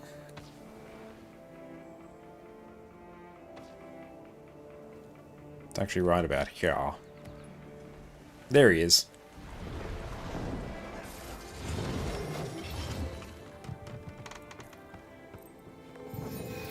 Once we've done that one. One last pass.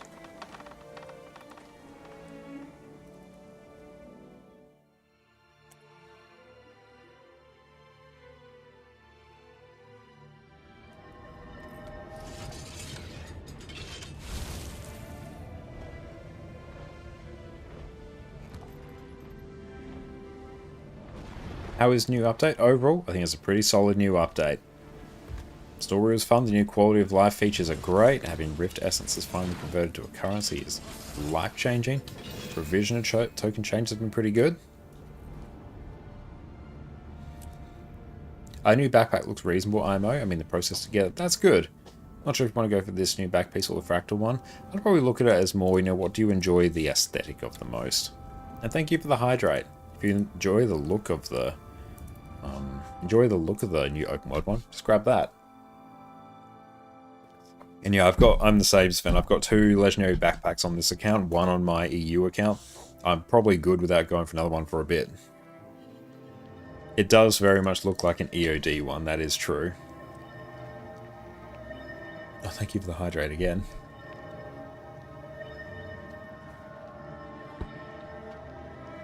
This one's like right here.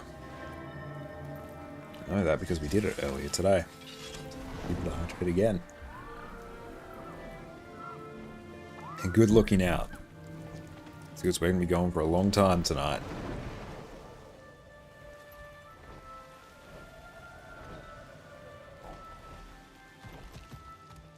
You work towards it slowly, also not needing it. That's a good way to do it. I might gradually work on, the account bound section of things. Oh, the new noodle friend, it's very cool in that regard. There we go.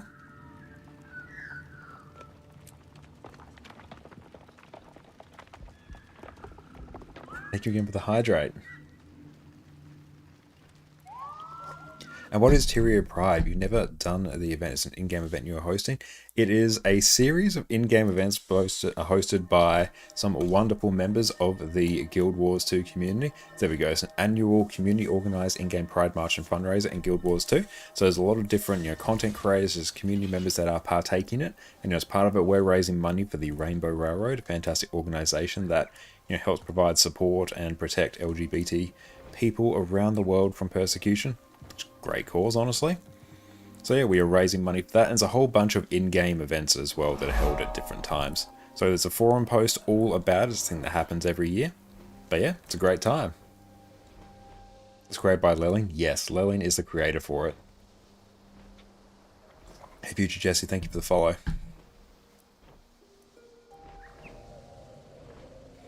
Now, where is this one? Oh, here he is.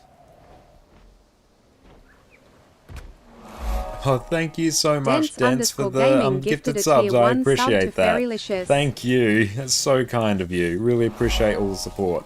Dents_gaming gifted a tier 1 sub to angry_bubs.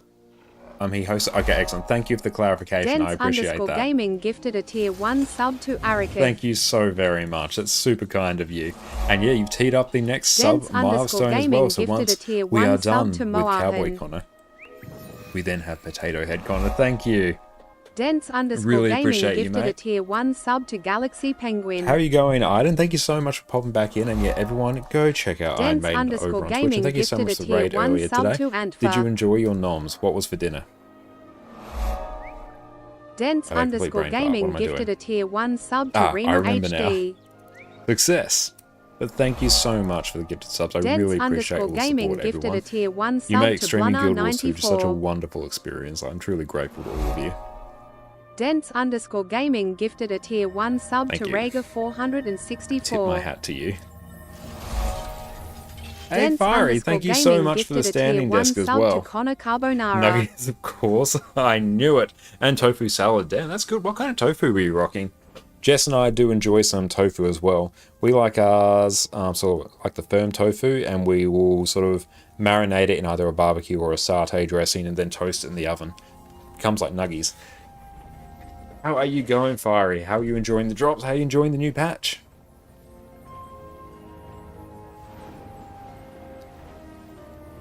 I am indeed doing a stretch. I'm doing a quad stretch right now. You look awesome, man. Why, thank you.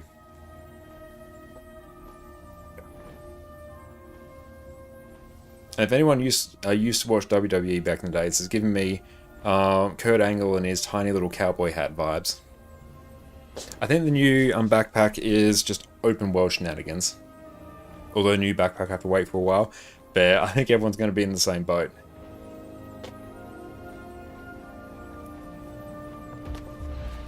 But yeah, I've enjoyed the patch so far. Played through the story on EU. Really quite enjoyed it. We've got the Wizard's Tome on EU, Gobbler on EU. We're doing the Wizard's Tome on NA. So we'll have that probably in about, I don't know, 20 minutes or so. There we go. This took way longer on EU without a guide. The hints are actually pretty handy. I'll show you, if you do want to do it without a guide, I can show you the way to do it. It's actually rather clever. Oh, Faris is a great one as well. But yeah, if you pull up the achievement, say here, Memory Essence, Plains of Ashford, so we know the map we're looking for. It was quite something to think there were adventurers that never experienced the searing. And then the hint. Okay, so why did they have so much garlic bread in the catacombs? Do you think we'll find more in the ruins of their city? Now, look for the word in the hint that is capitalized. So in this case, it's ruins. What that indicates is you're in Plains of Ashford and you are looking for an area name that has, in this case, because ruins was capitalized, we want one that has ruins in it. So Ascalon City Ruins, that's it. Now I just happen to know that this one kind of lives down there. And what should you do with rare plus gear? You're level 68. Oh, thank you for the stretch as well. Honestly, just salvage it. Salvage it, maybe sell it on the trading post if it's, I don't know, 20 silver or something or above. But really just salvage it. When you're level 68, don't worry about gearing. What's fun is there are more than one spots with the same name. Oh, in... was Iron Marches or Blade Ridge Steps? I spent a solid 20 minutes looking in one area. And yeah, then I'm like, oh wait, it's in the other area. And then yeah, we looked there and we found it quite quickly. You're doing a add-on guide, you're a madman. Right now I've got the wiki up and I'm doing it that way. Earlier on my EU account, I did that one basically without a guide. There's two of them that I had to look up because I gave up. But it's pretty intuitive to do it without a guide. It's actually not too bad because yeah, like I was saying, you pull up the collection, look down the hints so we can see here, Plains of Ashford, that's the map we're looking for. Ruins is the capitalized word in the hint, so we want a area in the open world that has ruins in there. Your little script person's going to be in that area. You're following the guy from Project Dyad? Nice. Yeah, keep working on getting to 80 is your best bet. Follow the character adventure guide and you'll be 80 level quickly. Yeah, once you get level 80, I definitely recommend checking out my gearing guide in Guild Wars 2. It's going to show you sort of most efficient ways to get yourself geared up in a proper build. Because only really once you get to level 80 should you worry about gearing. And depending on how much gold you have, especially if you've gotten some value from the Wizard's Vault, you'll be able to basically fully gear your character off the trading post for, I don't know, 50, 60 gold. And Griffin, yeah, Griffin is worth the gold. 100% it is. Astro, great to see you, mate. Hope you're having a good day.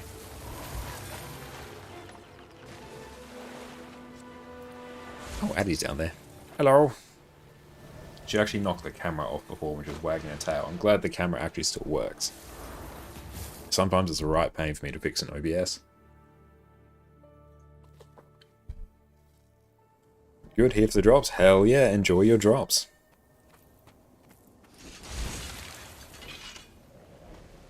But Griffin is definitely worth it. It's one of the most fun mounts.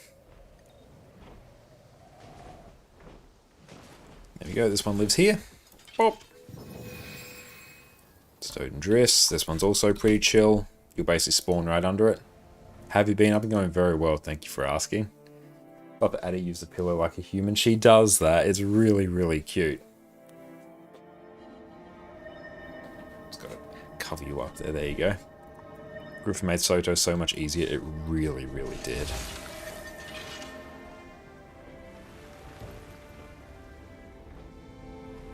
But yeah, she even like sleeps on our pillows on the bed just like a human does as well. It's cute as hell.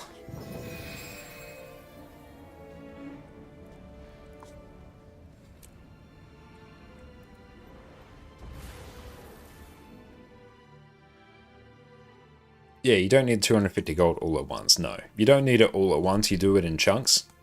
But obviously if you have 250 gold, like that's the amount you're going to have to spend.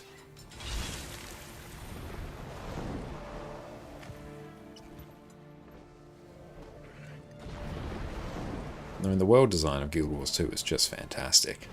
The art style of the game carries so hard.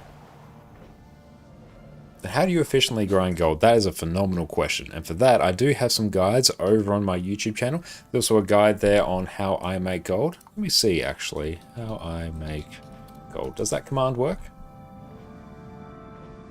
No, that one doesn't work. There is a video over on my channel about how I specifically make gold. But a great way is if you are a new player, the Wizard's Vault is actually going to be your best source of making gold. Let's see.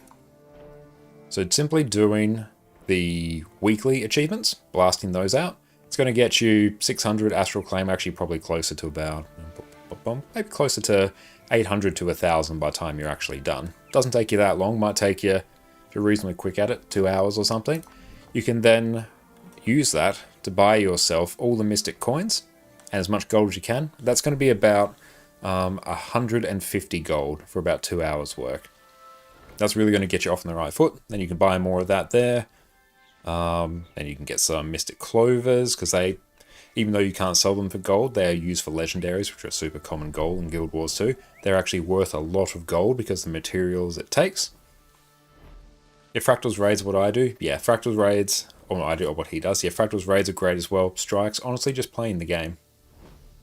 It's been a pain to grind gold for Jackal. I definitely recommend checking out my guide on the secret to making golds in Guild Wars 2. Laurels as well, super good value.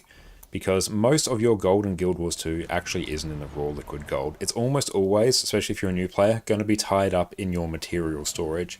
So go take a look at your material storage. There'll be a lot there that you can sell. Noodle, thank you for the follow. And yeah, generally just play the game. The game's going to give you a lot of currencies and materials, and the way to make gold is to take those and either sell them or convert them to gold.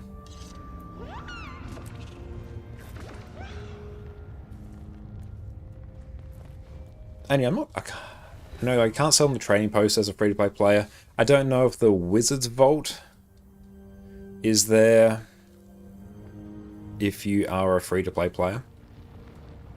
The most value you can get as a player is just getting, well, obviously, getting everything's a good idea. If you enjoy the base game, free-to-play, especially if you catch a sale, buying all the expansions is like the single best purchase you'll ever make in Guild Wars 2. No, it's not. Okay, so don't do that. Generally, just play the game and... yeah, you can't sell in the trading post. Okay, it's a bit hard as a free-to-play player. You can probably gear your character using Karma.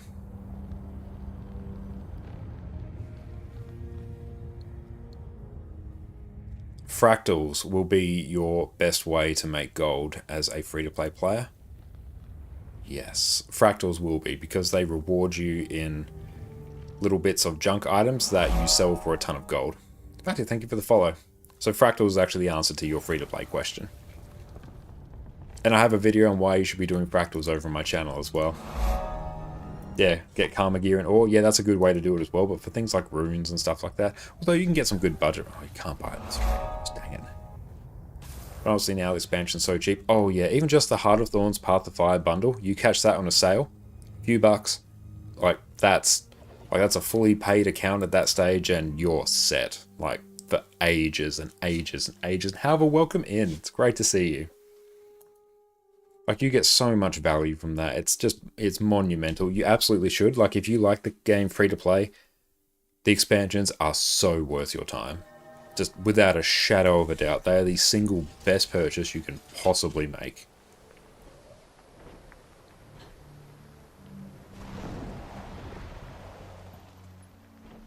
You still play full price for expansions? Yeah, I would as well. But even all the expansions, all the Living World right now, full price, for me it's about $150 in Australia. I have played Guild Wars 2 for 11,000 hours across my multiple accounts. I am not bored. I have so much that I still want to do.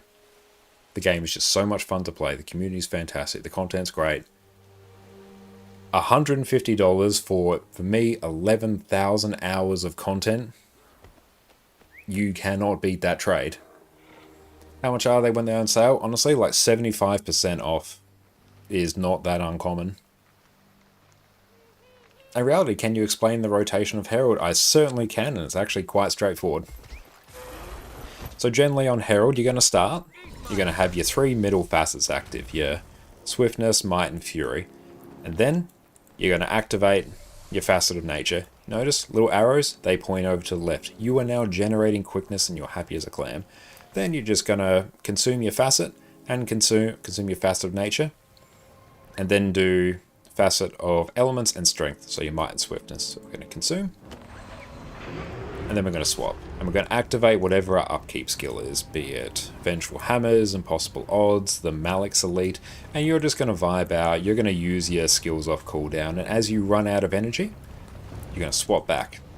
Then you're going to turn on your facets again, activate Swiftness and Might, turn on your Elite. See, arrow points again to the left.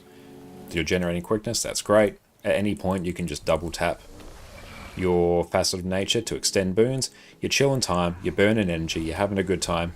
Energy gets low, you quickly activate your 2 facets here, consume them, and then you swap back.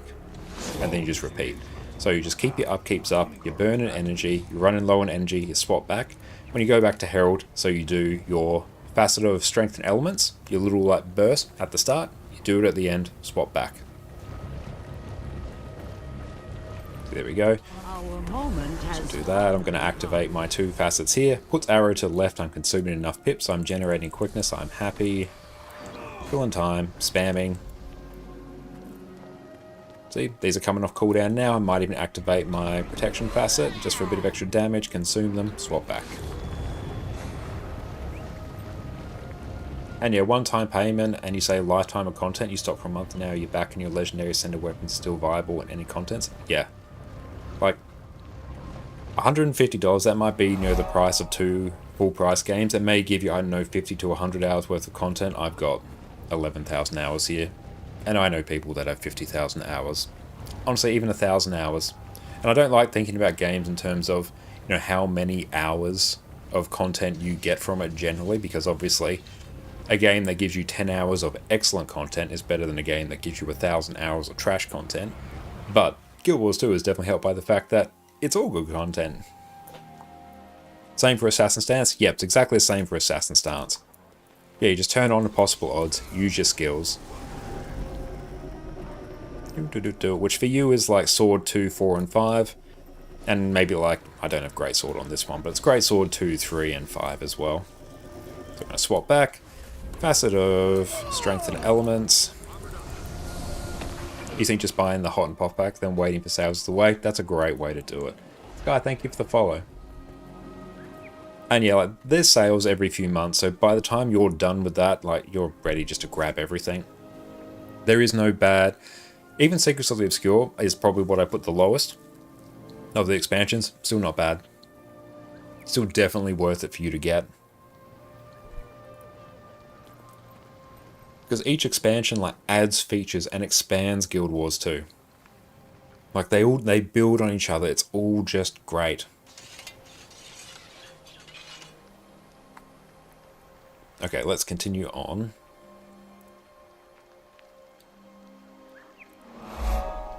And oh, thank you for the follow.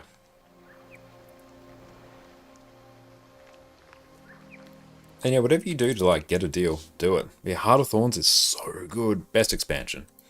Best of all the expansions. This narrowly beats out Path of Fire. This one, the Catacombs. This one took me a while to find. No, I've instantly gone the wrong way.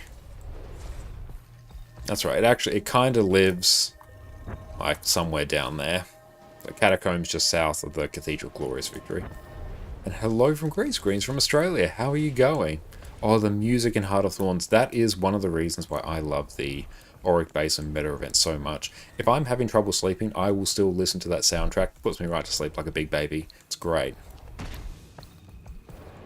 So meta events are fun, the maps are well designed, the elite specializations are incredible. The transition from core Tyria as it released to the expansion era, that shift, that monumental shift that Heart of Thorns brought to the game, cannot be understated. That fundamentally changed how Guild Wars 2 is as a game. It brought raids to the game.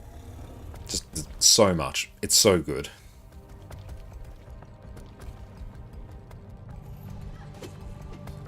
Oh, here he is. Whee! Yeah, Verdant Brink, fantastic. The Auric Basin's obviously god tier. It's my favourite map of Guild Wars 2 for a reason. Hawthorns are Realm Reborn. Yeah.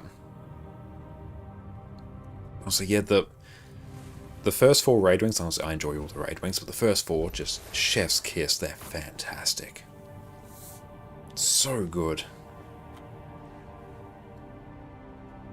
You don't think Path of Fire gets close to hot? You don't feel any interest in revisiting the maps? Metas don't click for you, no map-wide co-op like Dragon Stand? Yeah, the metas in Heart of Thorns, they are still run daily to this day, basically around the clock. They are great. They're so good, like... And how long? Like, we're what, 10 years out? No, we're like 11 years out from Heart of Thorns. And those metas are still played just as much as they were at launch. Yeah, the Path of Fire story was great. Mounts are great. The maps don't touch Heart of Thorns. Not a shadow of a doubt. And EOD I thought was really nice as well. I had the most fun, I think, playing through the EOD story I've had of all the expansions. And yeah, like, the comparison gets even a bit trickier, because if you consider like Heart of Thorns as Heart of Thorns and Living World Season 3, smack them together, because they sort of, they tie in, and then for Path of Fire you get Path of Fire and Living World Season 4. So good. Is there a good way to grind efficiently with Heart of Thorns, Path of Fire? I don't turn that alarm off actually. Heart of Thorns, Path of Fire. Yeah, doing the Auric Basin meta like every day. Honestly, like doing Chak Garen every day. Doing Verdant Brink Matriarch every day.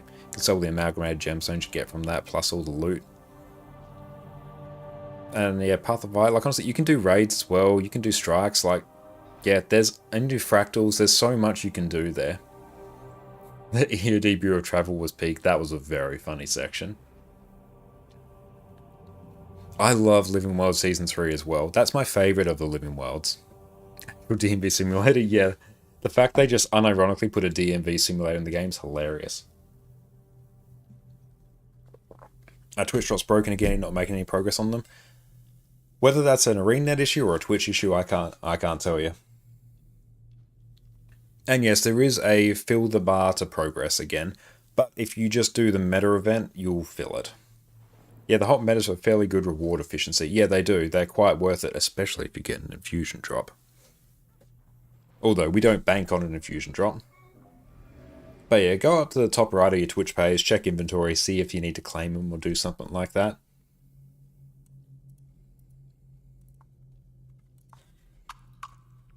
But yeah, it's not uncommon for there to be some issues with drops.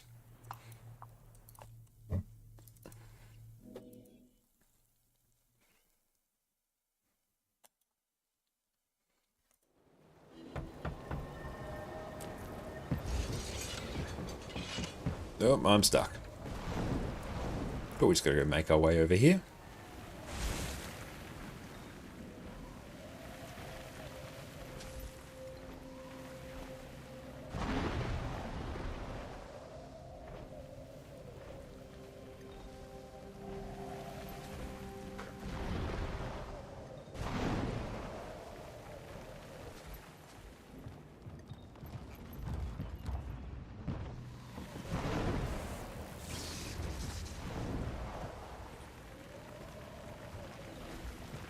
I really enjoyed the EOD meta versus Suwon. That's a great meta.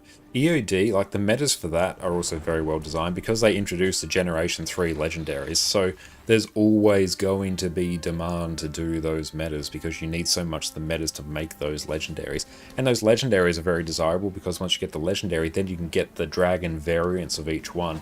So there's like always perpetual goals. There's only like a handful of people in the game that have all of the Aurene legendaries and all of the skins and, you know, the title that comes with that. It's an absolutely unhinged thing to do, and I might do that at some point on my EU account just for the meme. But like, they're constantly there, they constantly run, they're always rewarding. Strikes on there are great.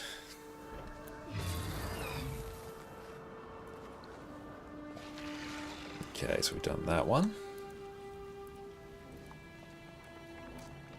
Dragon's end meta was Michelin cooking form from Arena. Yep, it's a fantastic meta. Seems like an unfathomable project for you. Yeah, like it's going to be a lot.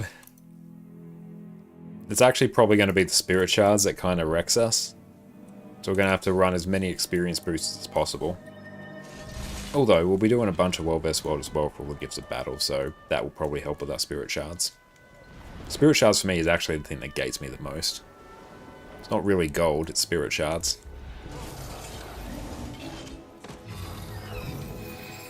So we've done that one.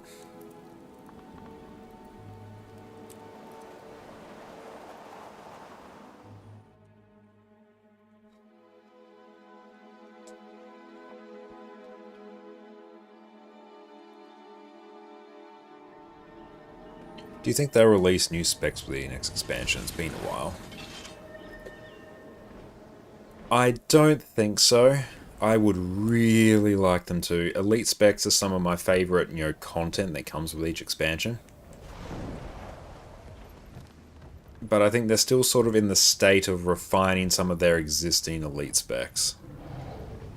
I would love to see it, but I feel like with the annual model for expansions that they've got now, I feel like elite specs might be a bit much.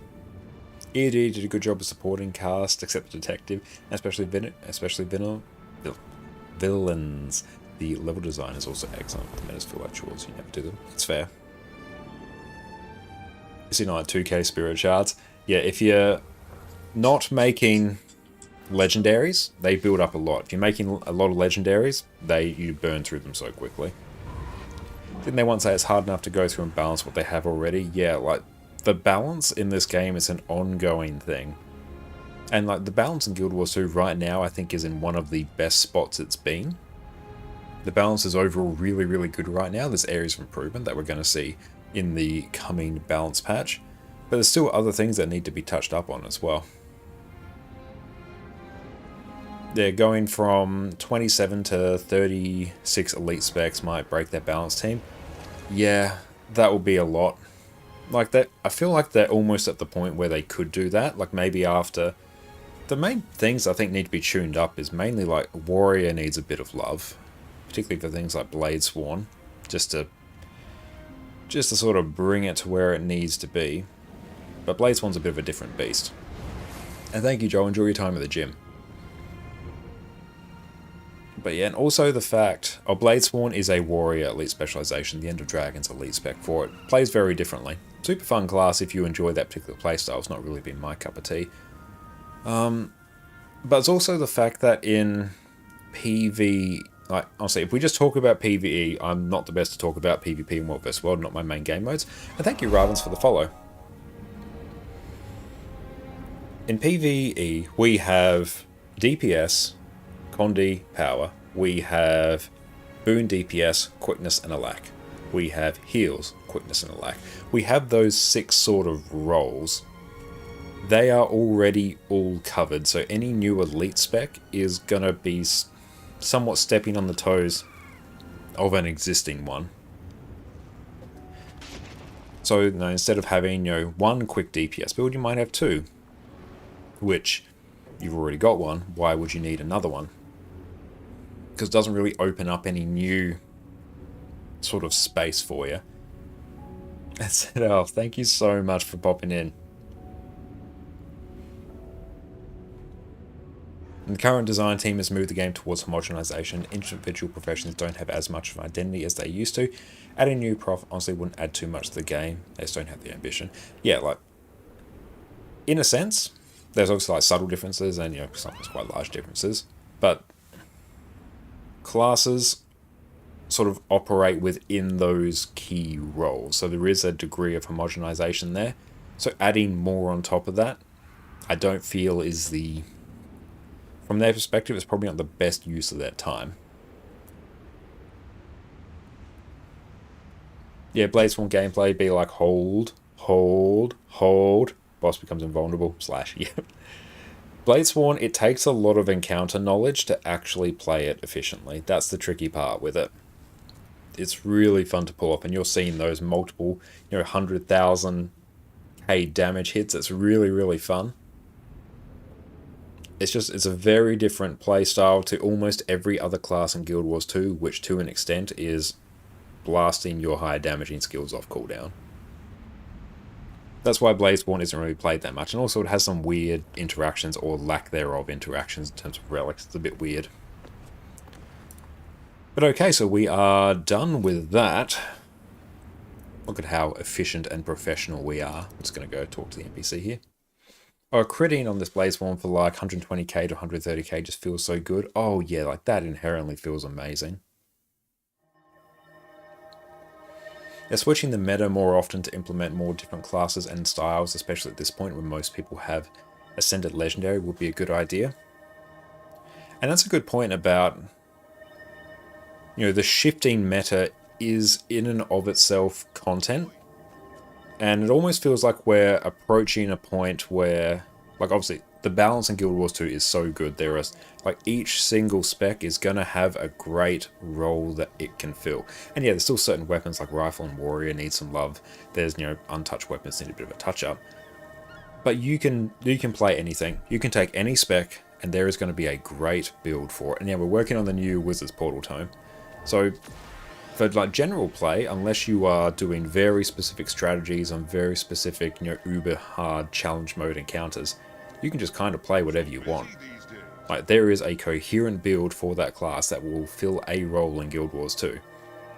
So there's so much. If you go to the Snowcrows page and look at the benchmarks, there is so many classes there. And if a build's on Snowcrows, it's generally considered this is a viable build that is worth your time knowing.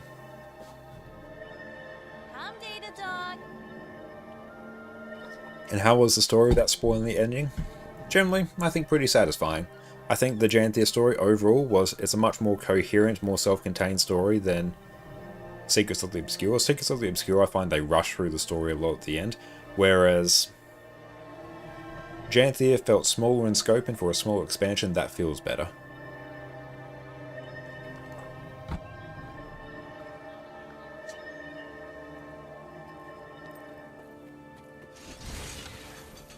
Just move on up. Oh, oh no. Not very professional of us. Because of super generalized boon system, individual professions don't add anything unique to team composition. Adding a 10th class wouldn't expand the game experience by 11%. It would add subtle game feel alternatives. Yeah, it's not a viable choice considering the amount of work they require. Yeah, I completely agree with that perspective.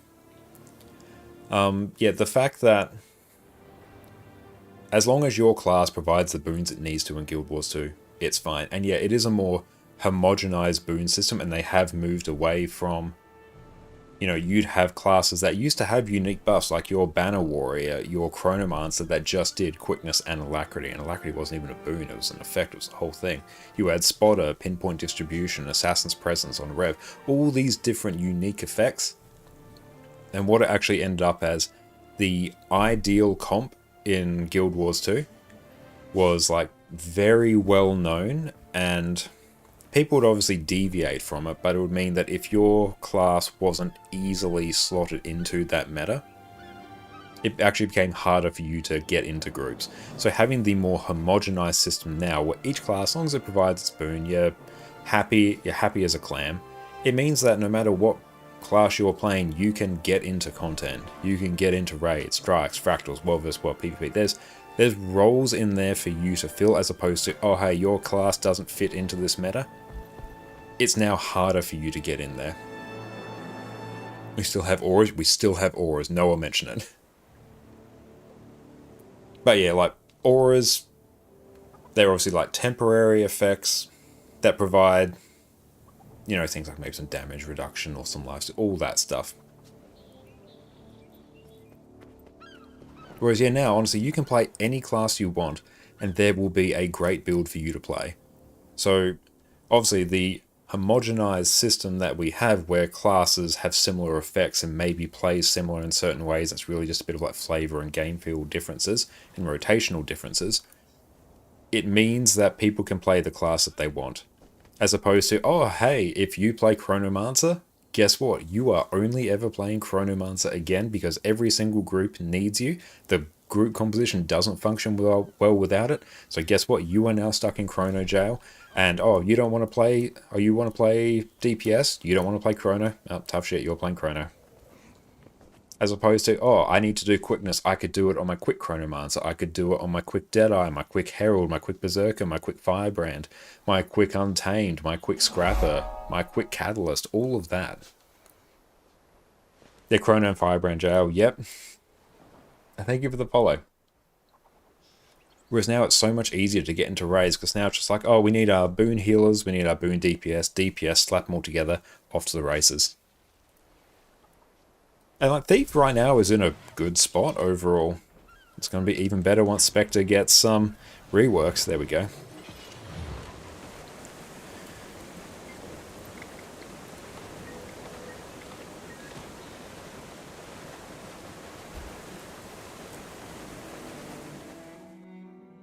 They're coming back shortly after Hoz. Hope you like Minstrels. Yep. And in sort of higher end groups, because Chronomancer is just like the most flexible healer of all of them, and it has the most access, well, not the most, Firebrand might have more access to stability, but yeah, it has insane access to stability, good access to Aegis, good Condi cleanse, all the things you kind of want in a healer. That's why it's sort of just picked. And also, like so many of the other encounters right now, especially, they need, you know, things like projectile reflex, they need range damage, might want some range revives in there as well, particularly the reflex component. That's something that Chrono and Firebrand do that other classes just don't. And reflex are actually one of the problems. Particularly, say if you're doing Raid Wing 2 and you're doing Matthias, if you do not have consistent reflex, great, you literally can't complete the encounter. You're just stuck there. So you need, for most groups, obviously there are ways where you can cheese it, you can do maybe some weird reflex on NG or a bunch of these. There are things you can do, but pub groups are not going to do it. You are needing a Guardian, you are needing a Mesmer, maybe two. If you don't have those, then you're screwed. So I think reflex, at least in how they are required in some encounters, are something that actually needs a bit more of a tweak. They've actually changed this a bit in Raid Wing 8. It used to be that the whole bunch of the orbs that Greer does, it's a projectile spam fight. So projectile reflect and destruction is great.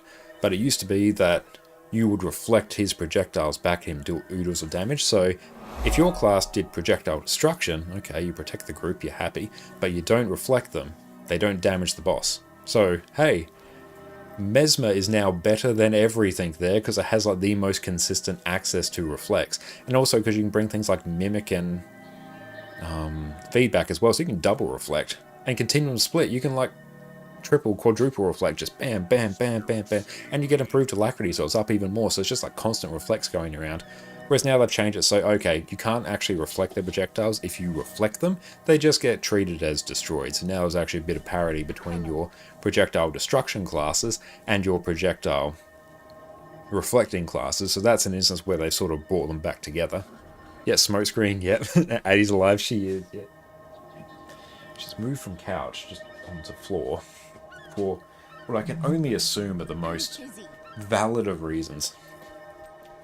You're right, the homogenization has allowed anyone to do anything can still be a valid part of the group, but I don't believe that the way Boons currently works is the way to achieve that, and I think it's a little boring. I agree in a sense that it is not the most interesting from a design perspective, but I also think it's an easy perspective, easy design for them to implement. I think you're right, there are probably more interesting ways that they could do that. But with the team size and the resources that ArenaNet has, I think they're doing a good job with what they've got. But yeah, like I agree, there will be better ways for how Herald and Deadeye apply quickness, as opposed to they feel quite similar.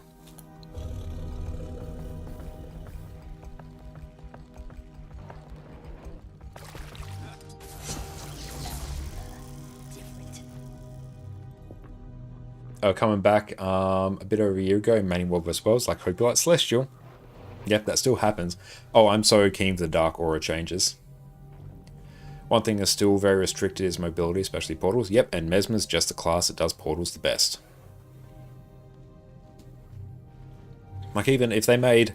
There's a few classes that do it. Obviously, Scourge has Sand Swirl and Thief has Shadow Portal. If you, like, buff those up to a similar level of portal, then that helps it a bit. It's a bit hard on every other class because they just don't have portals. Okay, thank you for the follow. There's still definitely areas where, you know, things can be improved, but also when it comes to things like mobility. Mobility in core Guild Wars 2, this was, yeah, so short range, yeah, up its range and just make it bigger. All that good stuff to make it more similar to Chrono. What I do like about Scourge Portal is that it actually, like, it ports you at the same time, so it's very good for dealing with certain mechanics, so I like that. But yeah, like, there's ways where you can make it better in that regard. I was going to say something. Oh yeah, core Tyria, movement, because we didn't have mounts, was insanely important, especially because core dungeons were sort of the end game in Guild Wars 2, which they're not really anymore, so a lot of dungeons is actually moving throughout the world as quickly as you can. And thank you for the hydrate. And Shadows, thank you last played 2019. Oh, nice, it was good. You've got so much fun content to catch up on. But yeah, mobility was such a hugely important thing. So if you were something like Necro, which did not have great mobility, you were in for a rough time. If you were something like... what's some other super not mobile ones? Yeah, running around with signets that gave speed. Yep. Necro's the one that kind of stands out. Every other class kind of had its mobility back then. Guardian didn't have great mobility either back then. But yeah, if you were playing those, you were having a bad time. Whereas now with mounts, like, mobility between classes kind of doesn't matter. So that's one way they've addressed that difference. The adding of mounts has removed that huge constraint in Guild Wars 2, because so much of Guild Wars 2 is moving around the world and actually being mobile. And if you're not mobile, that just feels bad. But yeah, let's go talk to our friend here. Oh, you ran Ranger with movement speed signet almost constantly? Yeah. And you'd start doing the old, like, sword roll back, turn around, sword leap forward, maybe swap to greatsword, do your dash and all that to get the extra mobility. And, like, you'd have mobility weapons that you'd swap between and mobility sets and... oh, it was a thing. Okay, tell me... let's see, tell me about the shiniest shiny. Oh no, that's another thing. It's this one. Found this artifact. I think it is meant for you. That drawing. Why is it so familiar? It was made for me to see. It's triggered by... are those memories? Those people look familiar. Oh, streamlined kits with 5-second quickness on a 5-second cooldown. Yep, I remember that. I remember having to toggle kits and then just like dropping swiftness for that split second. Ooh. You just awoke like a deep dark memory in me. No, thanks.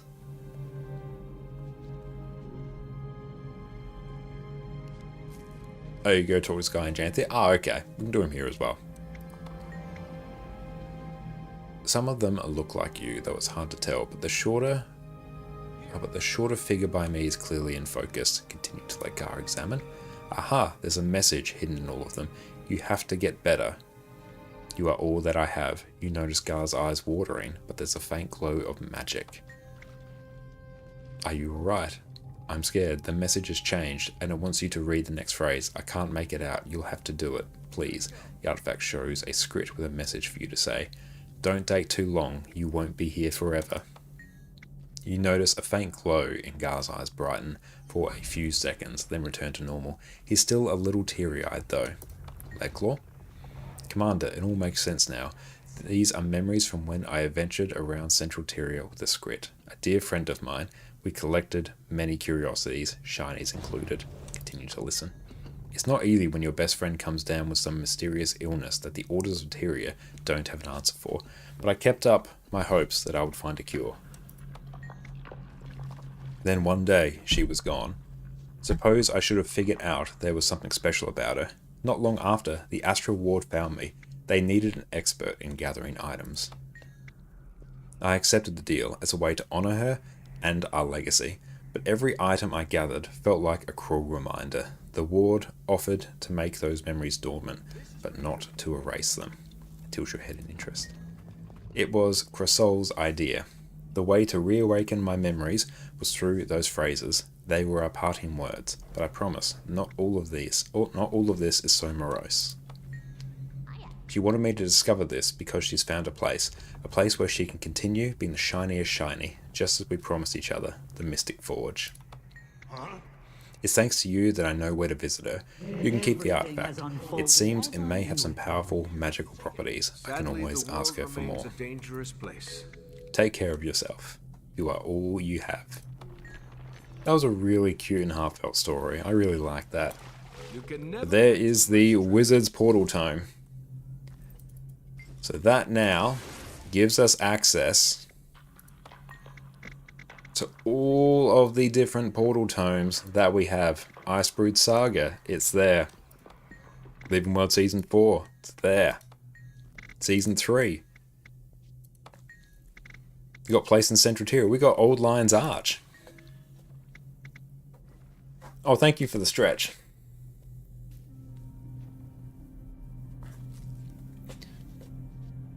Too bad we couldn't get a better UI for it. The UI is not fantastic, I will give you that. It's a bit tricky though when you have like so many options. Like, we will get used to it in time, but yeah, it's a bit much. XB, thank you for the follow. But now we can actually take Lion's Pride out. We can take the Icebrood Saga Tome out. Season 4 Portal Tome. Season 3 Portal Tome. So now you can delete your old tomes and items? Yeah, you can. Or keep them on a mule character, whatever works best for you. So we can now drag this. I can just live there. Shadows, welcome in. So yeah, we now have some free inventory slots. Whatever shall we put in there? And we can also get the Gobbler to replace all these as well. That would be quite nice. Look at all the extra space we have for activities. Oh, I can put my Ascended Salvage Kit there. Yeah, that's good. Yeah, I'm happy with that. Okay, let's go dump these in our bank. More clicks for less slots. Given the value of shared inventory slots, I will take that trade for now.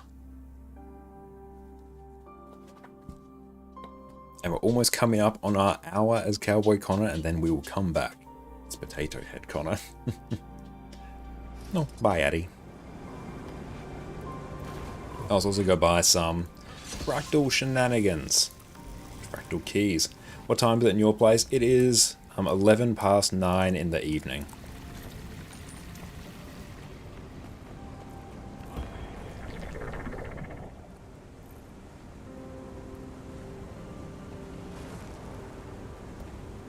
Should convert these to gold.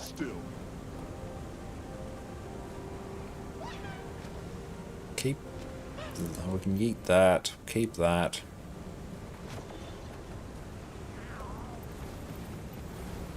All our random legendaries just vibing out there, having a good time, living their best life.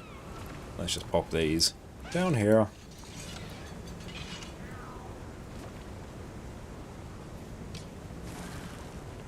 Weapon. Wide mantle stuff can go. That's fine.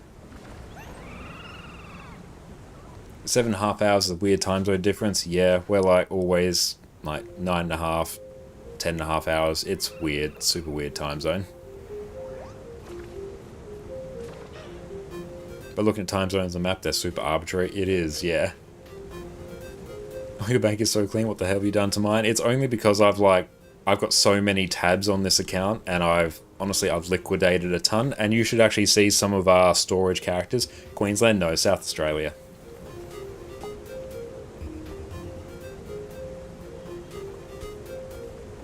Okay. Oh, look, we've got more Ascended Salvage Kits. Yas. Oh, actually, like, popping these in our shared inventory slot super hype. At 5 PM your place? Nice. Yeah, let's do that. Okay. Let's go do some pro gamer moves.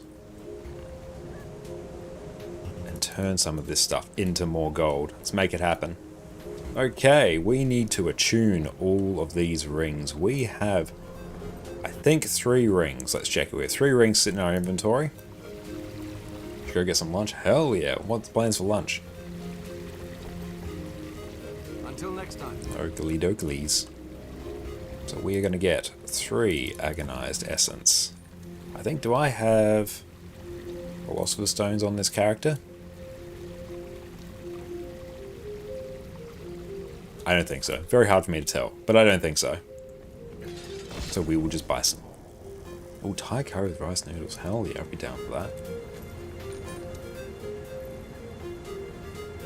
And I do delete a fair amount of stuff as well, but yeah, I'll show you some of my storage characters. Now, they will make you think less of me, but it's okay, because I trust you already think so much of me. That little bit of a downstep shouldn't affect you so much.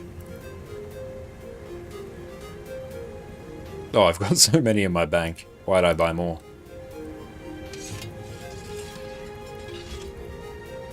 Yeah, well. Oh, we got another one there as well.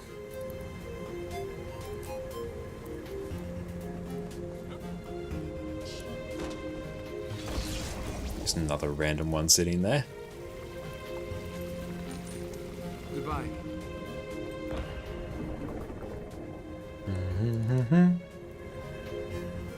Another one chilling there. Board. I think these all live in our bank. They do. Happy days. Let's gobble some of these up. Use it. You can never have too That's some much. pretty bad rolls for stabilizing matrices. Feel like that one might have been a better one. There's another one sitting there. Yes. We've got some more there. Let's just open. Yeah, just any. I don't care. Just it's all random. Let's salvage these for magnetite shards. Oh, let's also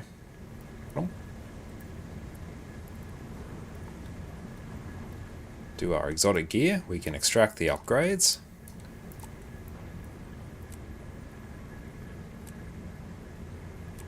That looks valuable. Then we can salvage all the other exotics. We have completed the task at hand.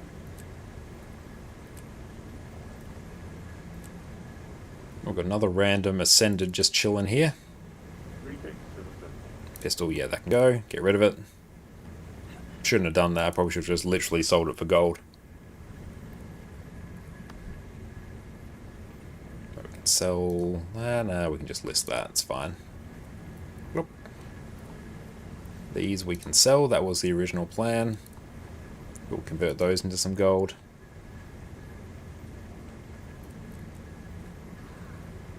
With Mercy, let's just go and try and sell some of these. Did I hear a Jack Exact giveaway? We do actually. Now's actually a really good point to host a giveaway. Thank you to whoever sent through the vintage Blackline weapon box. Let's take that and let's tee that up.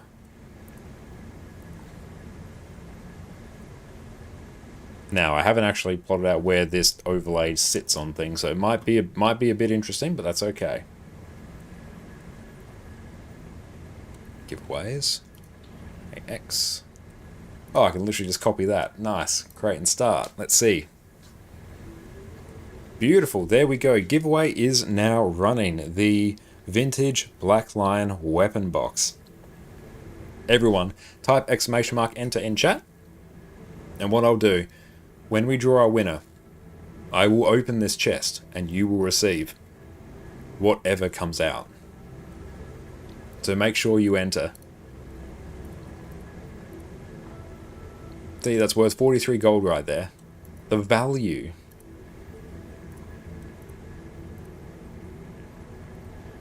But yes, make sure you all enter. I'm just selling this instantly because I can't be bothered waiting.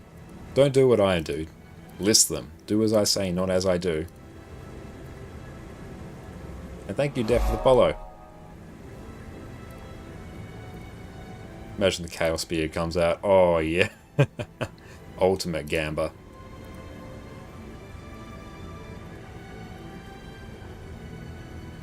How long do you usually wait until you pick a winner? Usually 20 minutes to half an hour, although there's a real chance that I forget, and then I have to be reminded. But usually 20 minutes, half an hour. Give people all the time to enter.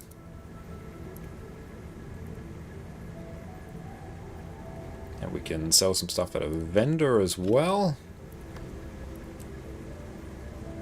Zinc ore, send them.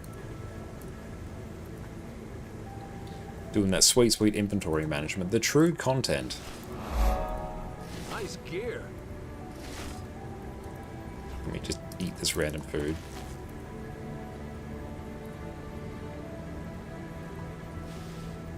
Upgrade extractors. I know I can use them on something. Actually, no, I have the endless upgrade extractor. These are useless. Oh no. I'm a victim of my own success. Who would have thought that buying the endless upgrade extractor now means that I get no value from upgrade extractors? Oof.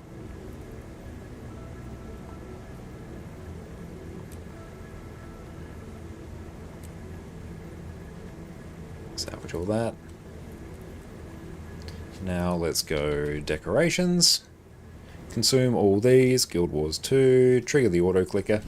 Hell, thank you for the follow. To send them off to whatever guild we are repping now. Too rich for his own good. Don't say that. I actually do need more gold. But I need to also, like, just not spend all my gold. Okay. I can just eat that kill proof. I can also...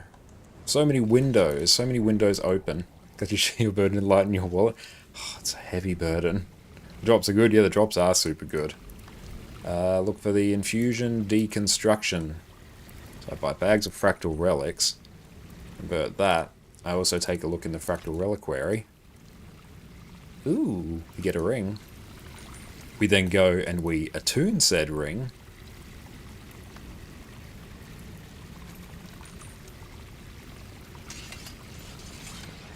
Oh, and like just to demonstrate, like we're right next to the bank, I'm going to open a bank access and then I'm going to use that to get these agony infusions. Hooray.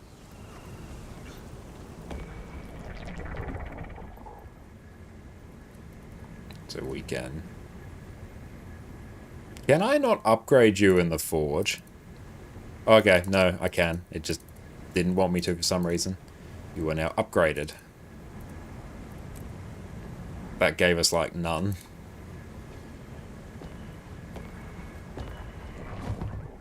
Sell off all those. Yoink those. Sturgis, thank you for the follow. Let's go to the aerodrome. But beautiful. We're going to take a break and come right back as Potato Head Connor. So we'll see everyone in a bit and we'll continue this inventory cleaning.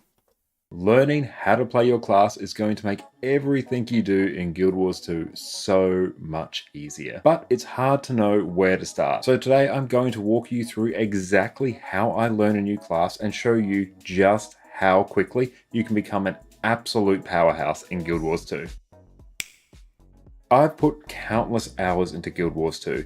I've spent the last 2 years making guides on YouTube and squirreled away hours learning build after build after build. So after all this time, I can say without a shadow of a doubt, a bit of time learning your class as early as possible is one of the best things you can do to get the most out of your Guild Wars 2 experience. Being better at playing and piloting your class is going to make everything you do in Guild Wars 2 easier. And good news, everyone, this learning process doesn't even have to take that long. Today we'll be focusing on practicing your PvE builds. It's also my area of expertise, so cool beans. With a bit of preparation, a can-do attitude, and me to walk you through the process, you will be mastering Guild Wars 2 in no time. To start off on the right foot, let's get you sorted with a good build. Making builds in Guild Wars 2 can be rather complicated. There are countless trait and utility skill combinations, not to mention the seemingly infinite armor, weapon, rune, and sigil setups you have access to. Fortunately, there are some insanely smart people in the community that have you covered. There's tons of great build resources out there, which I've linked in the description. They each cover different areas of the game, but no matter which build you pick up, at least you're off to a good start. For newer players, picking an already optimized build is going to save you a huge amount of time,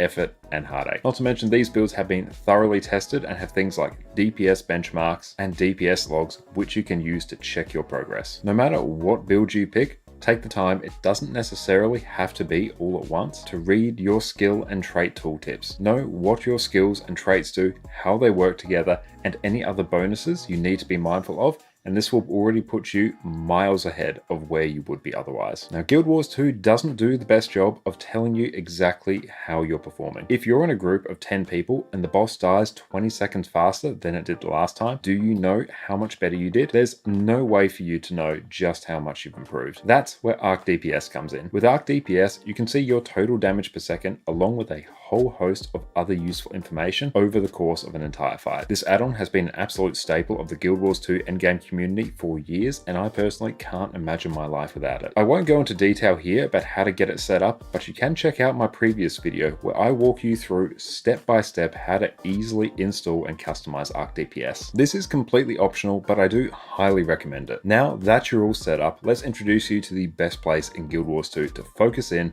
and practice your class, the Special Forces training area. Here you can summon a golem to whack away at until your heart's content. And as you go along, you'll get a readout of your DPS in the game's chat window. You can apply boons to yourself, conditions to the golem, and even toggle on different levels of damage to practice your healing. For your convenience, you can also use your special action key to recharge all of your skills if you want to jump right back into practicing as quick as possible. Before we dive in, we need to get the golem set up correctly. If you want to compare your performance to the best players in the game, we need to set up similar conditions. Fortunately for us, if you want the exact same conditions that the wonderful people over at Snowcrows use when setting the highest possible. And we are back. Welcome back, everyone. We are now Potato and Connor. Thank you all so much for the subs. I really appreciate all the support, my friends. You're all so kind. Thank you. Okay, let's go and convert some of these minis into more magnetite. It's really weird having this on both ears. I'm so not used to it. There we go. That's better. Instantly less overstimulated. We are now sitting on 427. I'll just consume that. And also, I've got this sitting here. Let's go to the guild hall. Let's go dunk this stuff. Luca, thank you for the follow. And New Mystery, welcome in. Which one's easier, Vision or Aurora? Strictly speaking, I would say Aurora now. Because you have the Season of the Dragons achievements, so Return to achievements, which will give you a full stack of the map currency for each Living World episode as you go through it, and Aurora requires less of it than you need for Vision. So I think Aurora is definitely the easiest one. Catch you later, Nico. Thank you so much for hanging out. I really appreciate you. You take care.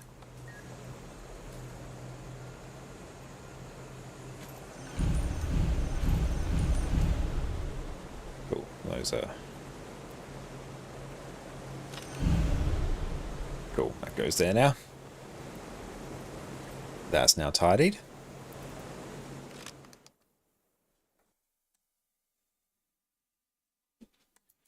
I'll go take a look at what some of my more cursed storage characters look like.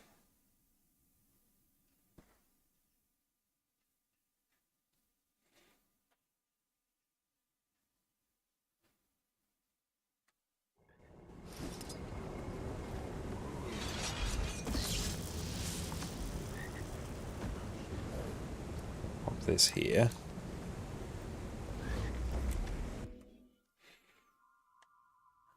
So let's see. Cursed storage character. This one will be pretty cursed, I think. There's, I think, 2 here that are my particularly cursed ones. Oh, it's his character's birthday, I think. Oh, it's his 8th birthday. Nice. All mine. Okay, no, that one's not like too bad.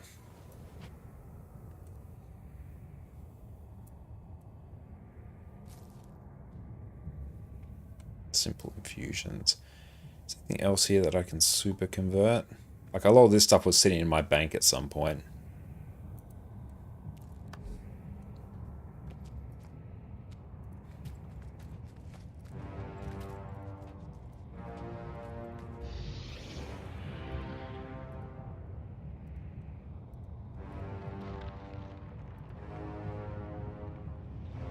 Oh, so you need how to convert things. I have a guide on inventory management, which will probably answer a lot of your questions there. So if you check out my YouTube channel, there'll be a video about that. Inventory Management 101. Let's try that. And thank you, Iliadora, for the follow.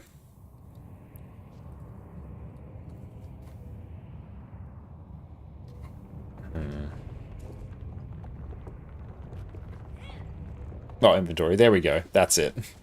Got to remember the commands for everything.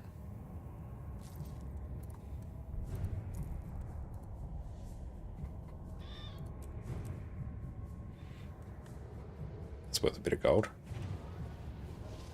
And gotta just salvage all that.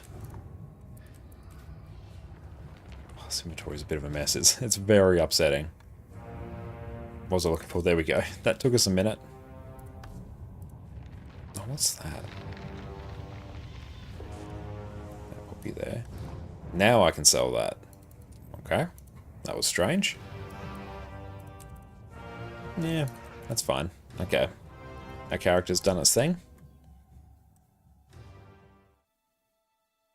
Now to find the other storage one. I think it's you.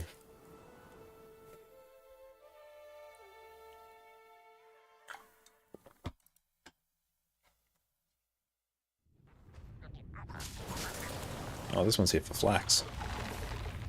Yeah, here we go. This, oh, there we go. 121 birthday boosters. We now have 131. Very nice. And yeah, a whole bunch of random infusions. There's one of those. Let's get rid of that. And thank you, NDI, for the follow. I appreciate that. We've got build template expansions. Oh, there's things. There's many, many things.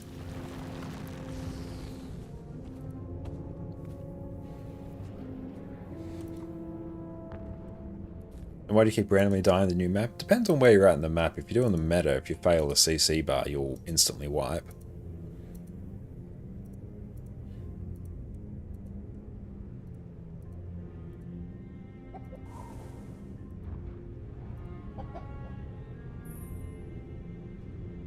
All of these Black Lion kits.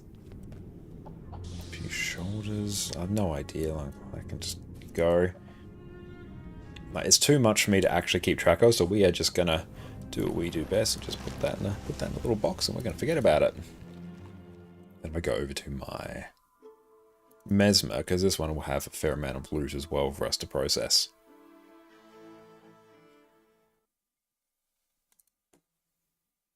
But yeah, like any raid minis, I've basically account bound them all now, so any extra that I get, I just convert them at the vendor for magnetite. And because I'm mostly full legendary on this account, any raid weapon will basically get salvaged for magnetite shards. Okay, so here we go. This one's a bit more of a mess, which is cool. It's good for us to work with. So first up, I'm going to type in CONS, figure out what I can consume. And just anything that I can consume, I will do. Oh, shiny. Fractal potions I'll convert separately.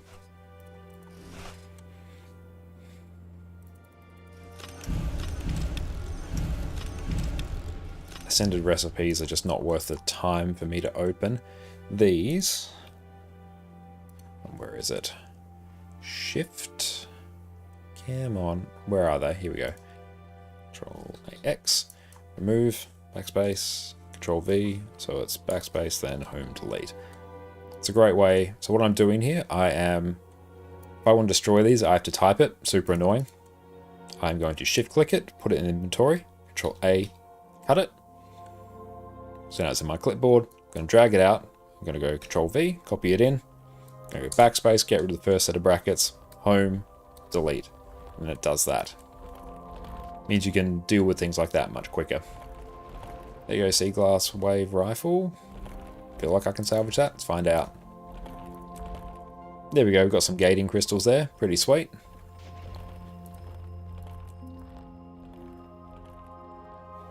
Okay, so let's also extract all of our things. So let's go exotic.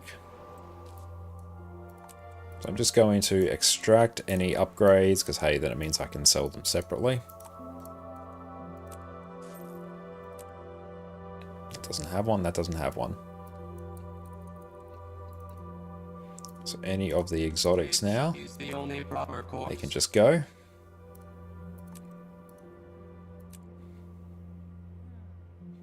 And I feel like, oh no, it's not everything. There we go. Affirmative. Sweet, sweet. That's everything. We're just going to do all the rares. So we're sitting on some ectos now, which is good. We're going to do with the blues. Open everything there. Salvage it with the copper fed.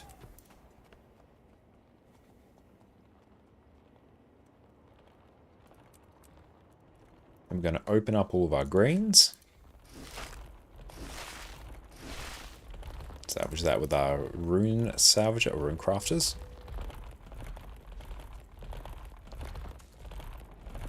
I'm going to salvage all the rares again because some extras opened up. Deposit everything. See what else we can sell. So that can just go. I don't expect that to sell anytime soon, so I'll just sell it instantly.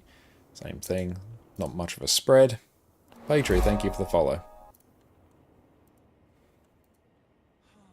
And these are usually such small amounts, I'm quite happy just to get the gold on hand instantly rather than wait. It's better generally, well, basically always, to list things rather than sell instantly.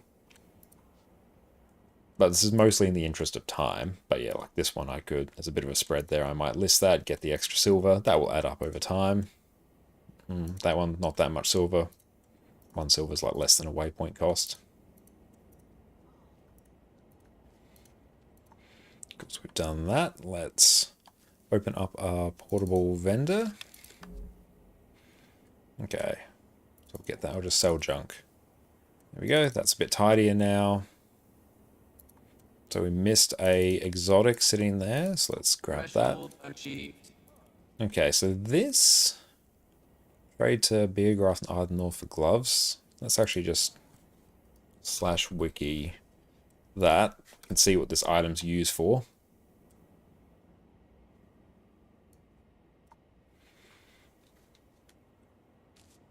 Okay, so we can... So it's currency for runic gloves. I already have all the runic gloves. Can't really use it for anything else. I can buy it for that much, but I can't sell for that much. It's so welcome in, mate. It's great to see you.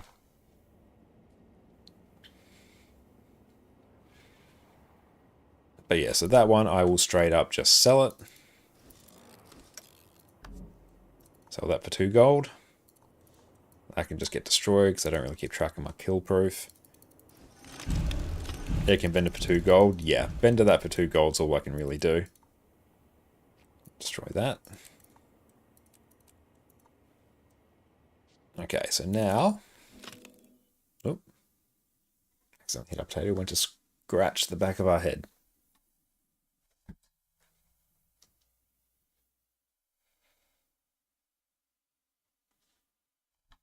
And yes, this is Potato Head, Connor. How are you going, so? Okay, so we can do the same sort of conversion we did before. No, wrong one. I've got to talk to this one. Always a pleasure. Second bottom tab. Grab that. I'm glad. It's indeed very fashionable. I guess this one I've actually got to go get some agony infusions. I'm glad you're doing well. That's great to hear. Sell that. That's a bit of extra gold. Can sell that. Also gold. But I'm going very well. It's fantastic time streaming Guild Wars 2. Been and really enjoying the patch so far. Blast through all different kinds of content on multiple accounts. It's been really fun. Cool. So we've done that.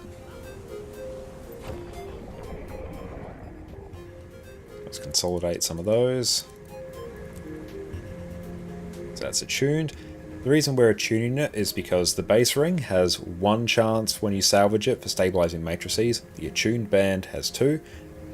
If you infuse it, that has another one as well. If you attune and infuse, then you get 3 chances for stabilizing matrices. So higher chance for stabilizing matrices means more profit. On average, it works out to be profitable. That's a bad roll. Hey, it means we get a gold. Enjoying the update so far? I am enjoying it. I'm having a really good time with it so far. Quality of life is good. I found the story enjoyable. Still haven't done the convergence CMs yet, so we might do that at some point. There we go. So can we consume all those? No, they have to be here. Oh, shiny. Use all those.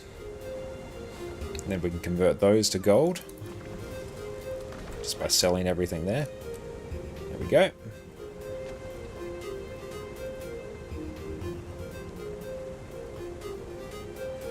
Like that. Like that. I might hold off on fixing my Chronomancer gear. Those fractal potions that we got. We can just do potion refunds, buy the ones we have. That buys fractal relics. Fractal relics we convert to gold through various means. Cool, that is now all done. Let's go pick up some stuff from the TP. Get a bit of gold that way.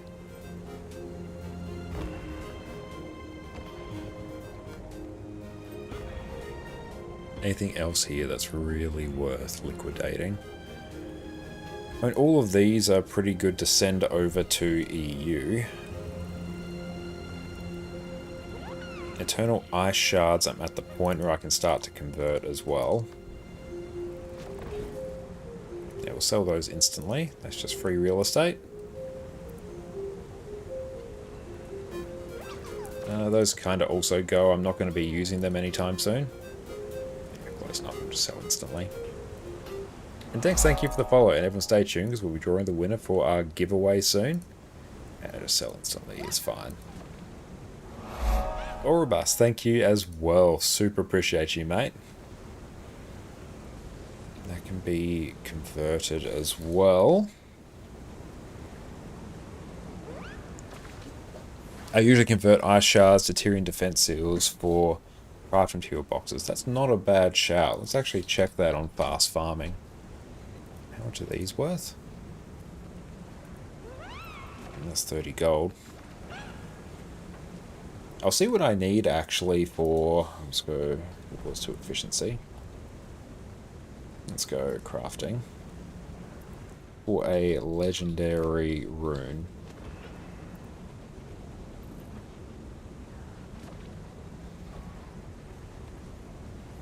To drag that over here.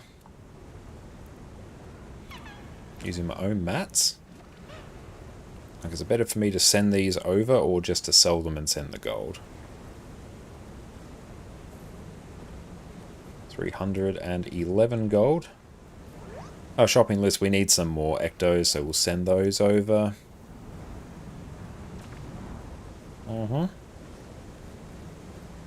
Just many materials. I actually do need some... I'll do my best. Yeah, I do actually need some tier 6 materials. So where are we at on that front? I've actually got some volatile magic. It's not a giga amount.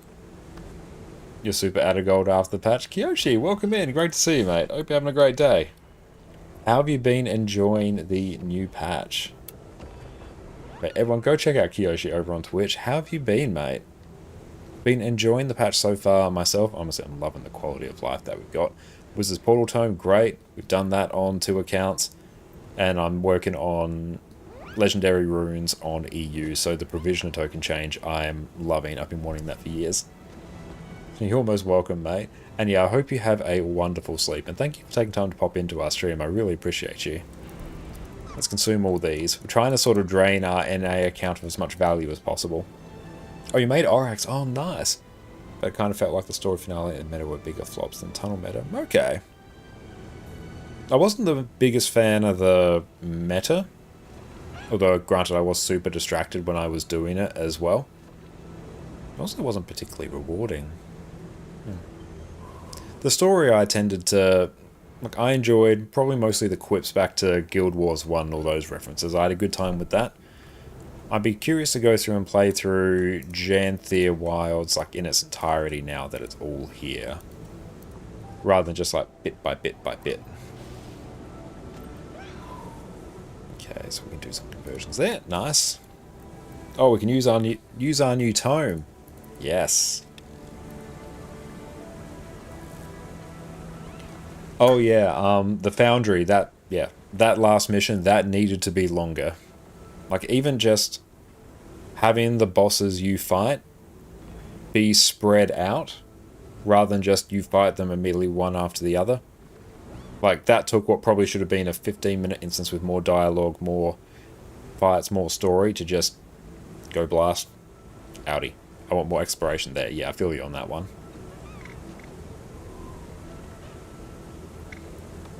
For locations? I have to learn to navigate this.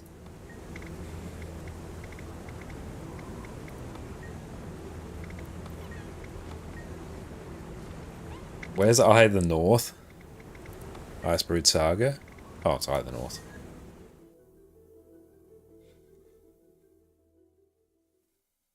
That would have been a nice touch. Are there new mist? You're keeping the mist door open. That would have been cool. I'd be very excited to see the mist in the next expansion. And yes, new Mystic Coins. So yeah, if you need more Mystic Coins, now is the time.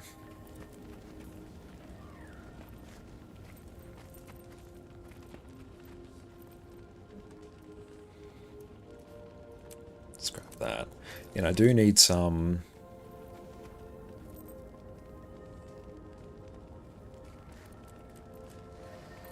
What was I doing? No, I just got very confused. Okay, no, I'm back. The brain's caught up. We can continue braining.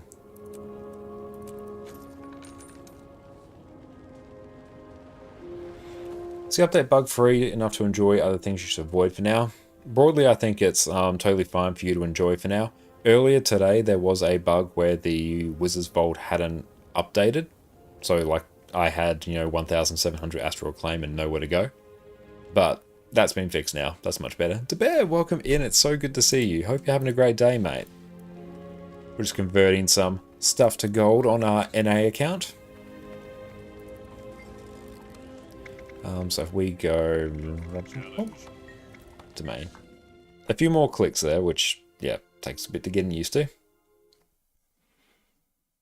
The Dude, welcome in. I'm going very, very well. How about yourself? Trophy shipments.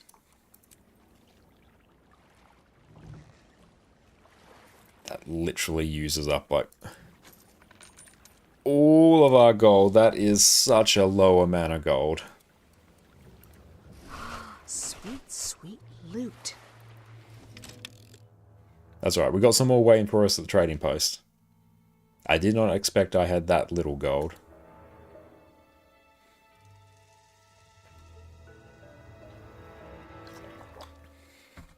$100 gold for the Gobbler? Yeah. Unless you've got a lot of gold to spare, I probably wouldn't prioritize the Gobbler.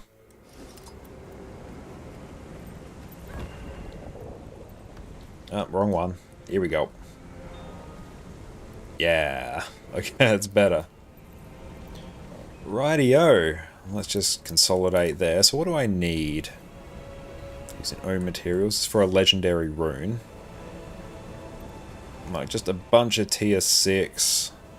Like oddly enough, really all the mats. Plasma, welcome in.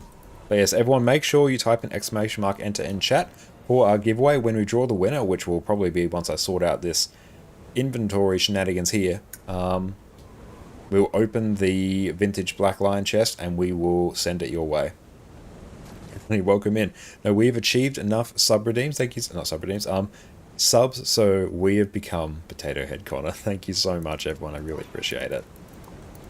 Yeah, I might just send all these over to EU.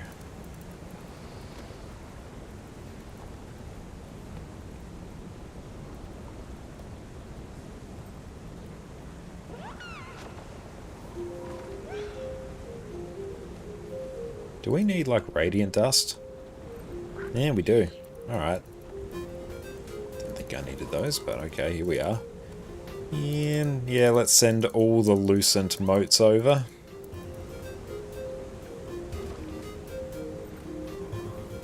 I know flax we can probs just sell. So we'll just need more gold to kind of function in a bit. Oh. Hapless, thank you for the follow as well. I appreciate that. Let's consume all these.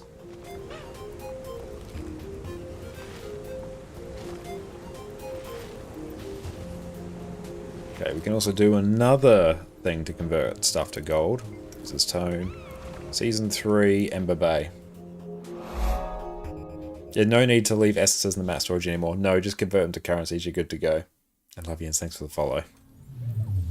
Unbound Magic Converter. Magic War Bundle, expensive one. We will consume. Nice, and we can sell off everything else. Sell that instantly.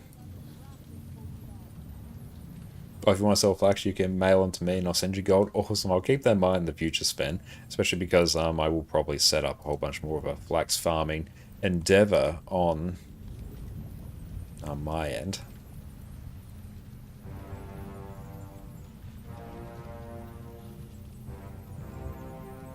Cool, that is now dealt with.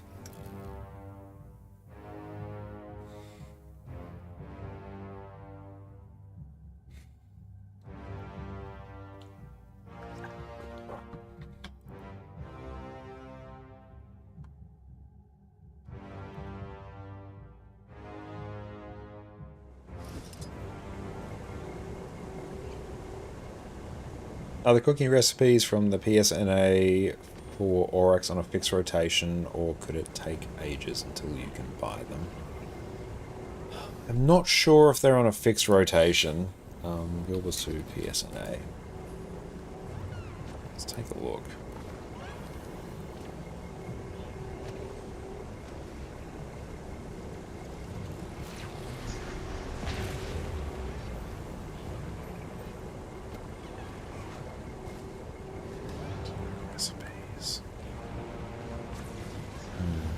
You think they are? They might be on a fixed one? I'm not sure of what it is. But yeah, if you're checking them every day to get your Pack Scouts map materials, which is a great use of karma actually. No, that's all good. We are here to answer questions.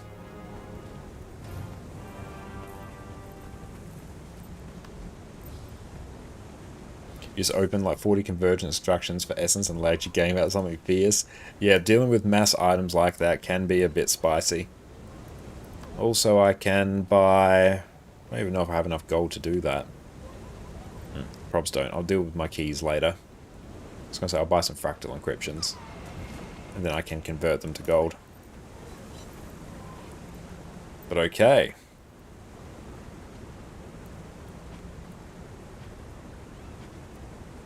Wish I could double click this.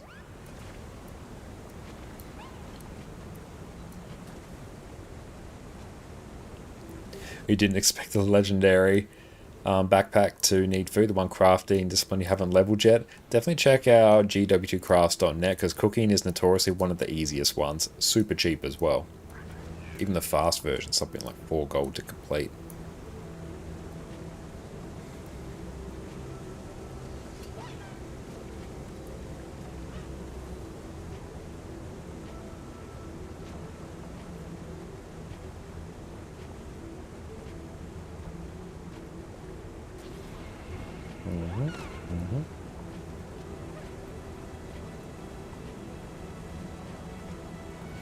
Oh, dang. That's alright. The rest... mail.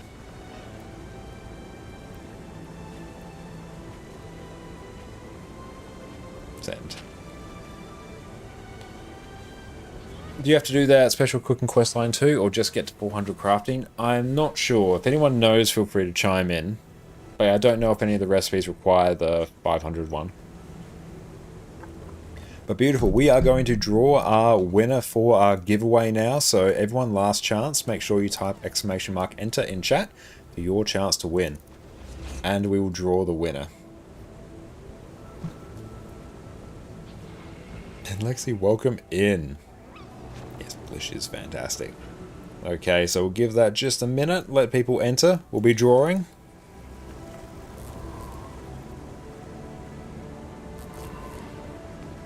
Okay, so we are going to close this giveaway now. In 3, 2, 1. Bit of a delay to account for stream. That should do it. Yeah.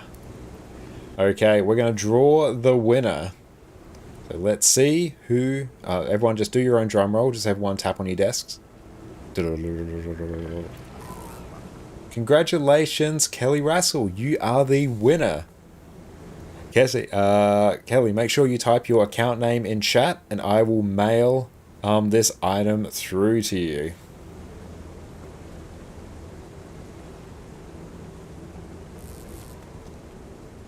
Yes, congratulations. Thank you for entering and thank you for supporting. I really appreciate you.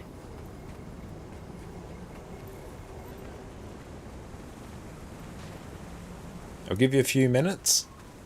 Just let us know if you are in chat. Then I'll send this on through. So is that a potato in your head? Why, yes. We are Potato Head, Connor. Makes complete sense that there is a potato on our head. Let's go liquidate some of this other stuff as well whilst we wait.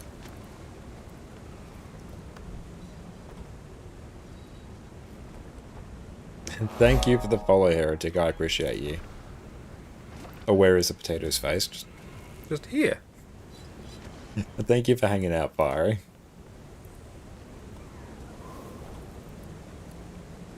But congratulations, Kelly. Type your account name. Mail this right on through. Should probs mail those over. Ah, gotcha. Nice. Yeah, thanks for popping in there. It's always good just like let me know that you're there, then I can just like hold out. Symbols, charms are what we need. Some have never seen your stream before. Well, thank you so much for popping in now. It's great to have you here. We need many charms, so let's send these over. That account.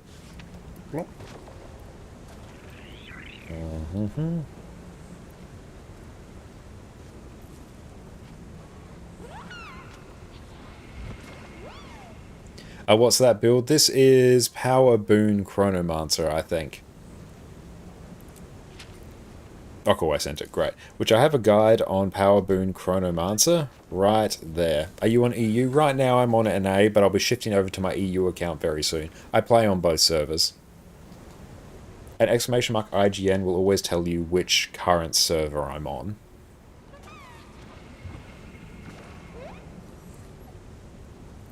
So that's dealt with.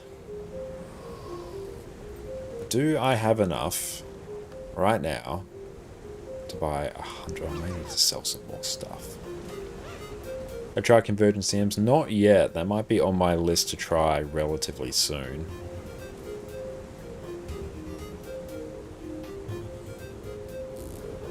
Is there a delay on Twitch rewards being sent to your mail? It's a bit hard to tell. There can sometimes be delays. Could be on Arena side, could be on Twitch side. It's a bit hard to tell sometimes. Those. Okay, so I think I need... Yeah, I'll get 100 fractal encryptions.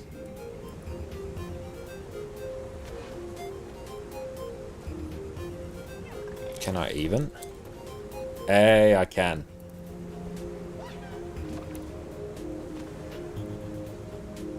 Oh, and I haven't received like my tradesman stuff on this account yet either. I have on my EU account, don't know why.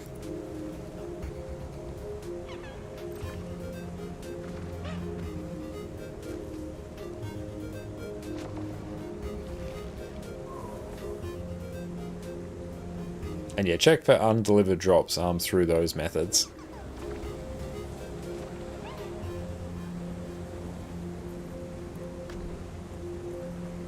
we doing on other currencies that can be converted?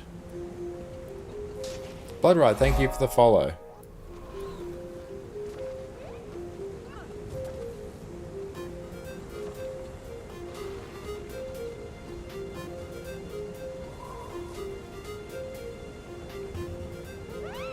Yeah, it's just single use, merchant bank, and TP spawner. Yeah, so there's nothing exceptional on that one. Another.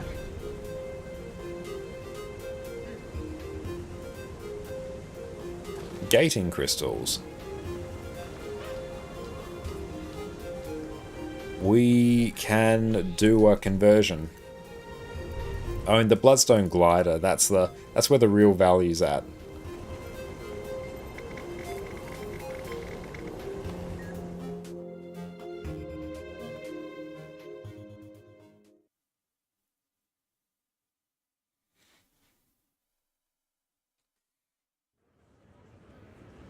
Okay, hang on, I'll try that actually.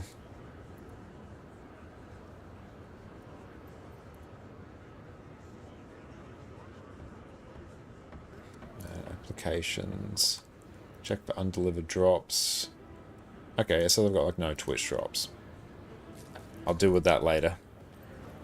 Problem for another time.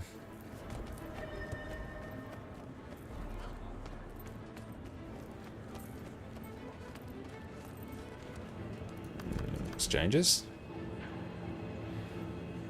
Oh, thank you for the standing desk.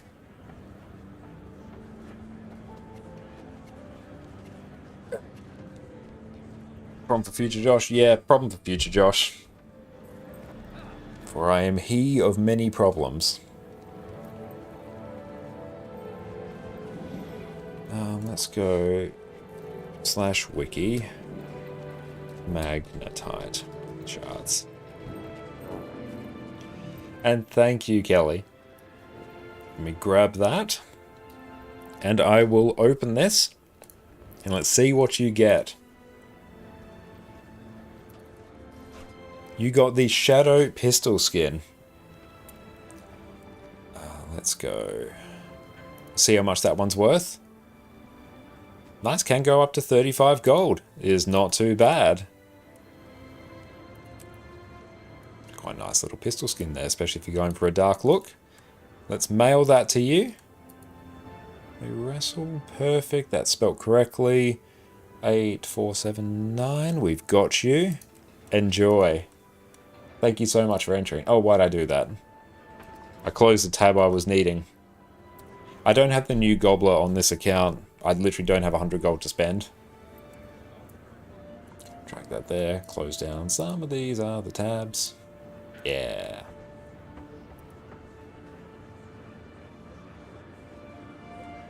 Okay. Magnetite.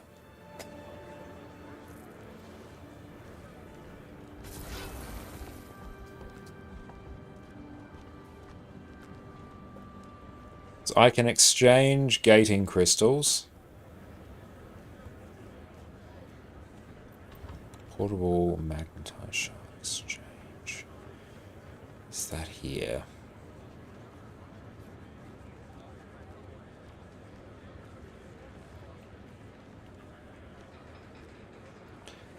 It was two. Let's go. Gating crystals to magnetite. I've done this before.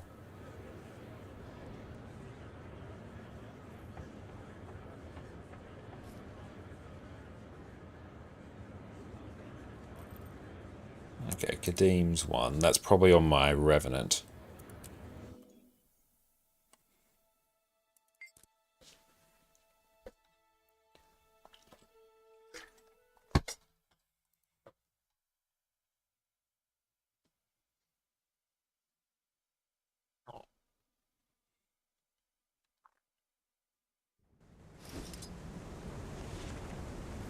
Kadim's.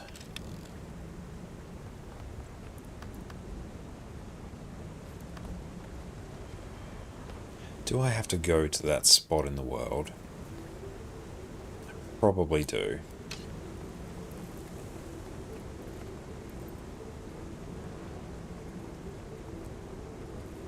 So that is Janthir Sentry. Place waypoint there. It should be here. I swear I've done this before. Because now we can actually buy another ghostly infusion, which we can then sell for even more profit. I don't want Raptor.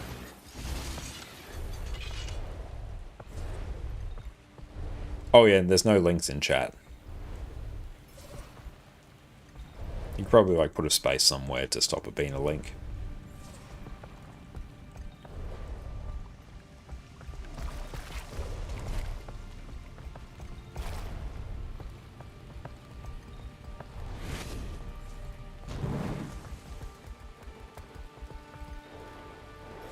Oh, that's right. I should have let you know far sooner. That's my bad.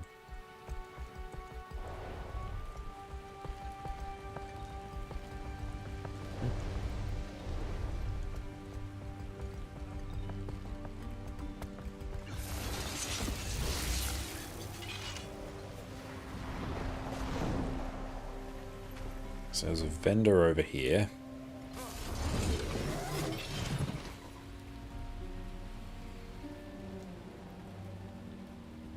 Bloodstone Fusion, can't preview that though.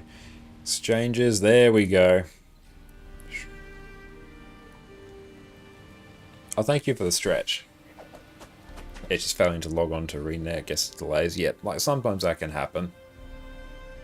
That happened the other day when I was trying to apply for a Renet partner. I couldn't log in for a better part of a day. I was able to in the end. Thank you, Juniper, for the follow. Just doing the groin stretch now. The storm will reach us soon, and battle we must. Okay.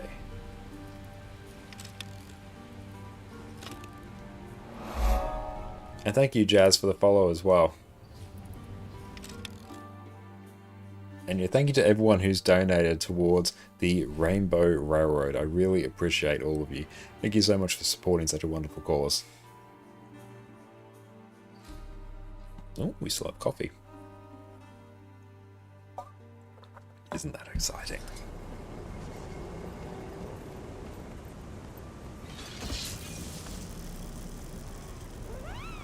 We don't have them all yet. My transaction's buying. That's 66. Oh, cool. All of ours still coming in. Already got your Bloodstone Infusion for 1,000 gating and 20 gold. I take it no. Can you even sell that?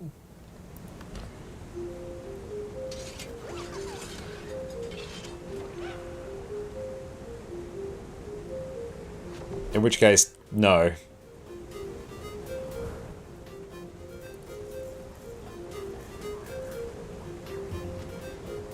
Wait for those. If I could just get enough gold. Oh, you can't sell it. The fashion game needs to be played. Okay, that's all good then. It's worried from him. Like, oh, have I done a terrible thing? Nice gear.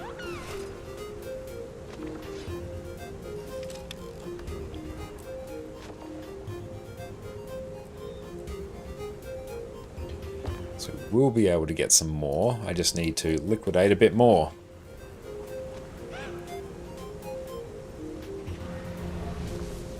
Sell off those as well. These can just be sold at a vendor.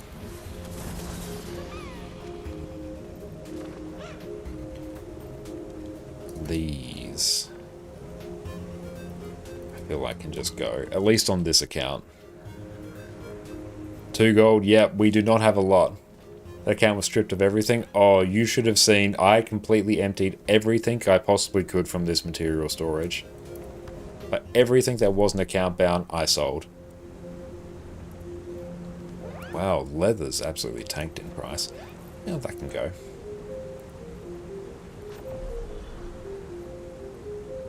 At that difference, I will list it.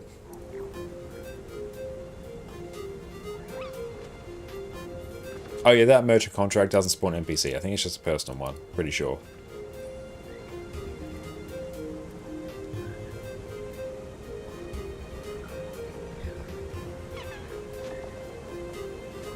Cool, that's starting to filter in now. These can just go.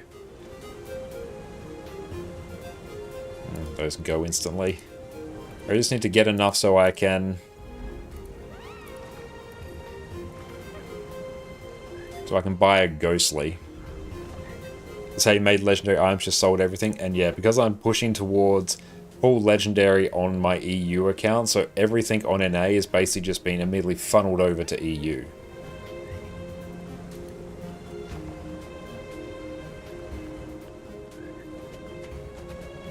Why you want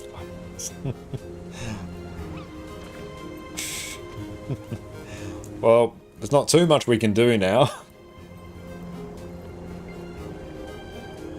Hang on. Can I even go anywhere? Nope.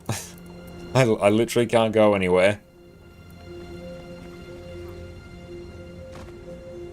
Blue potato fall to ground. I'm not sure. We'll just have to stay tuned and watch.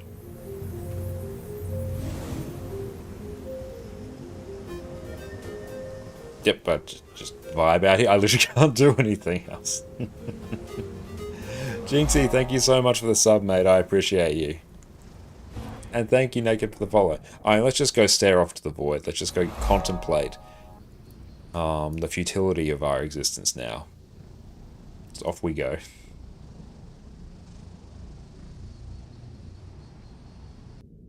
Ah, back we go. We went too far. The game decided, no, that's enough existential dread for you. So peaceful.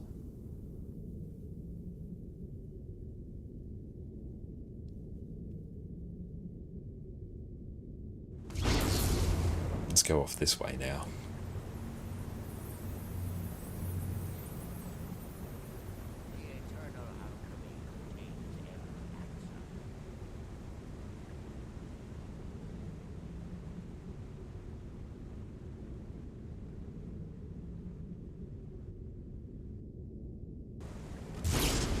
There's 1 minute down. Let's go this way now. Oh, we can actually go admire people's fashion as well. Let's see, what are we rocking? Very ominous. Oh. Since when did that have a purple orb in there? That's cool. Peak fashion.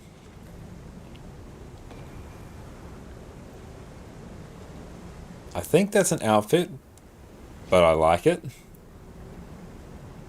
Good old dark with the black wings. Legendary medium raid armor.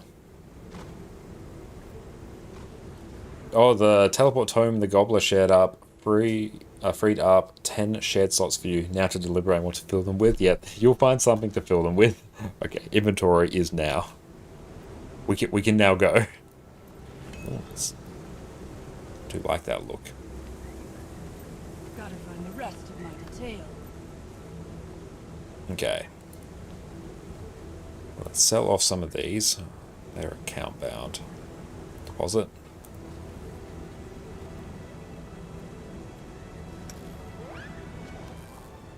You can never have too much. So yeah, let's pull out the vendor. Is it worth buying the lounge pass in your opinion?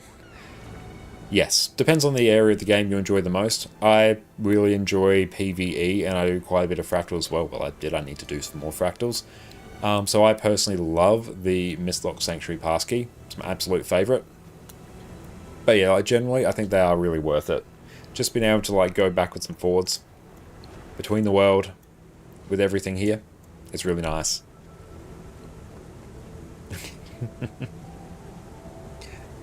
Let's go. To personal merchant. Yeah, it doesn't actually summon an NPC. But cool. Sell those, generates another gold. Good. All lounges let you instantly go back to where you were, right? I'm like 90% sure. So there we go, we just double tapped it, sent us back to Janthir Sentry. I've got a few lounge passes on this account.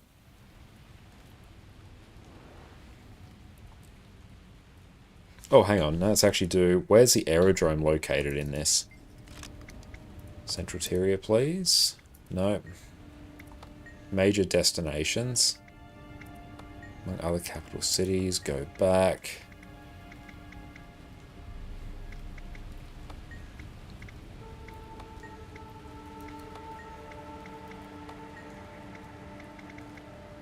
Stone, no.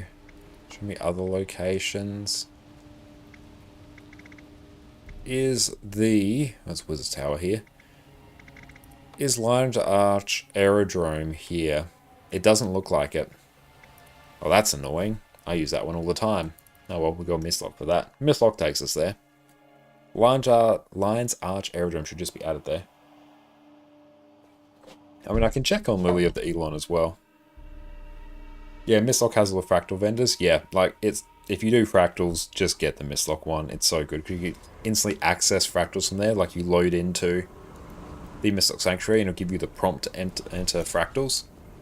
So it's insanely helpful. What was I doing?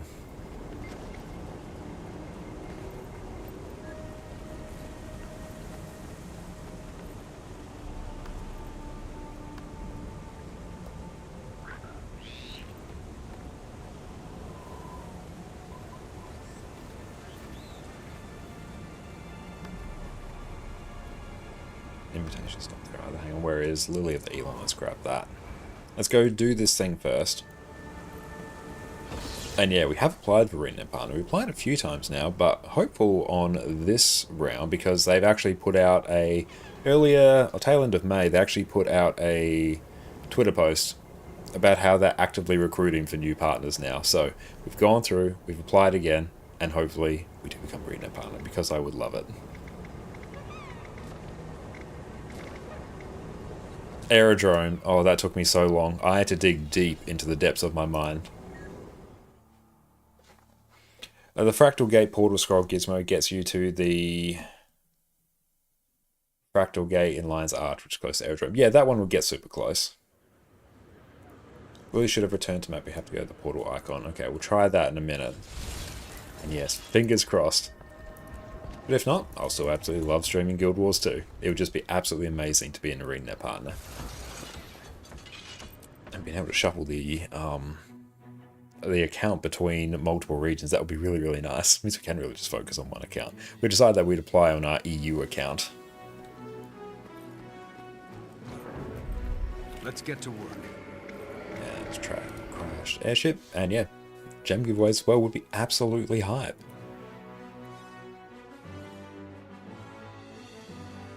So let's buy the power infusion. Load! 95%, there it goes, it's finished it. So what we've got. Boss rewards. Fine, just the power ghostly.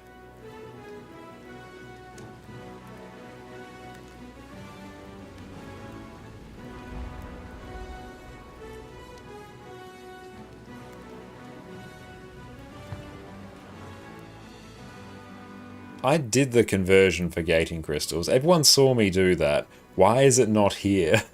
Oh, I have to go back. We've got to go back and somehow do it again. Oh no.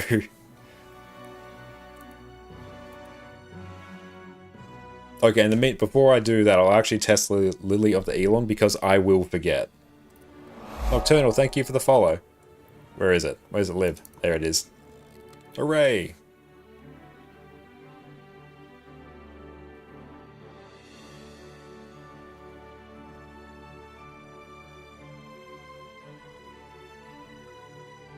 And thank you, Glory. Yes, we are Potato Head Connor. Okay.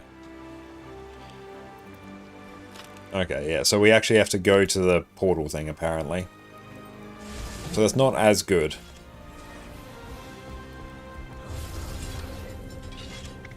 And then you go return to previous map. Yeah, not as good. Not as good as the Fractal one. I mean, Lily of the Elon does have the super helpful things that actually gets you into Path of Fire instantly. So if you need to access Crystal Oasis a lot, or if you have a lot of alt characters that don't have access to Path of Fire, that's actually quite handy. And I think it comes with the Path of Fire Deluxe bundle as well, which is quite a worthwhile one to get, especially if you're looking for a new character slot. So there's nice upgrades you get from that. As part of that, you get the extra character slot, which is very nice.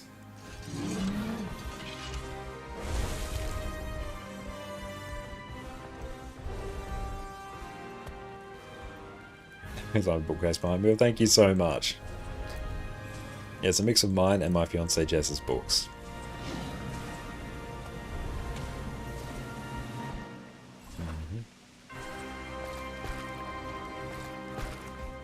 Okay, let's actually do this conversion now. I don't know why it didn't do it before.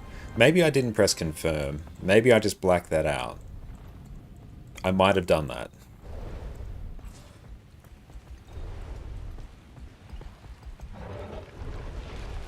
Onwards and upwards. Just dodge through. Things up here. Sorry, friend. We're on a mission. Lucky, thank you for the follow. I appreciate that.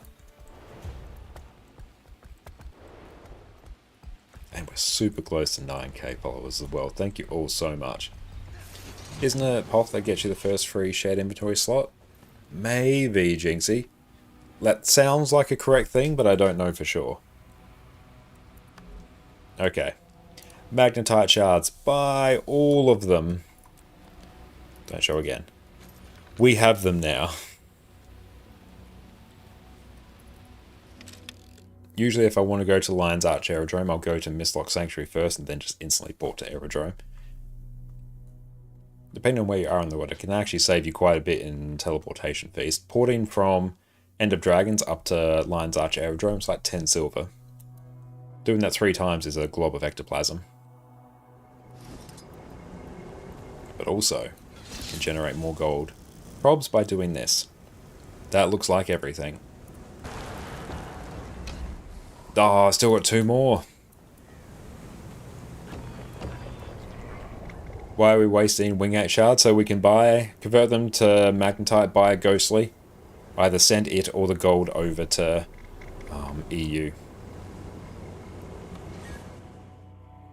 And thank you, Ogloy. You have a great rest of your day, mate. Best, we're playing Guild Wars 2 right now. MMO, same vein of World of Warcraft and Final Fantasy 14.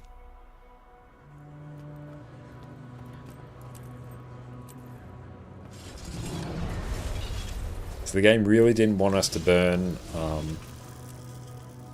all the gating crystals, so it stopped us the first time. If funneling resource to EU, yes. That's why we're doing this.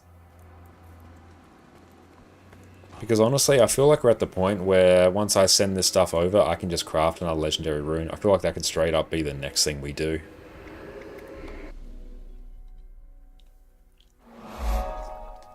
Planetus, thank you for the follow.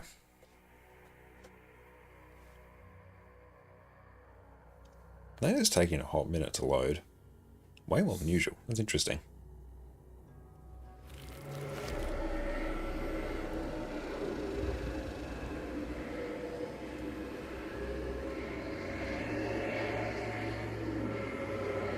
Okay.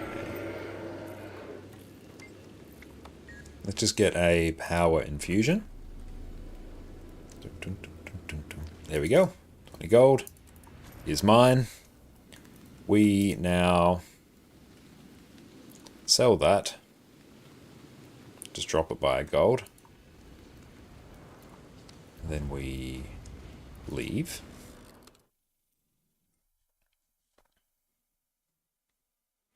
Are you going to do Aurochs today? No, not Aurochs today. Maybe like at some point in the future, but that's quite a ways down the road, I think. So I've already got legendary, I got 2 legendary backpacks on NA and a legendary backpack already on EU, whereas we don't have all our legendary runes yet. 2 more. Going all those.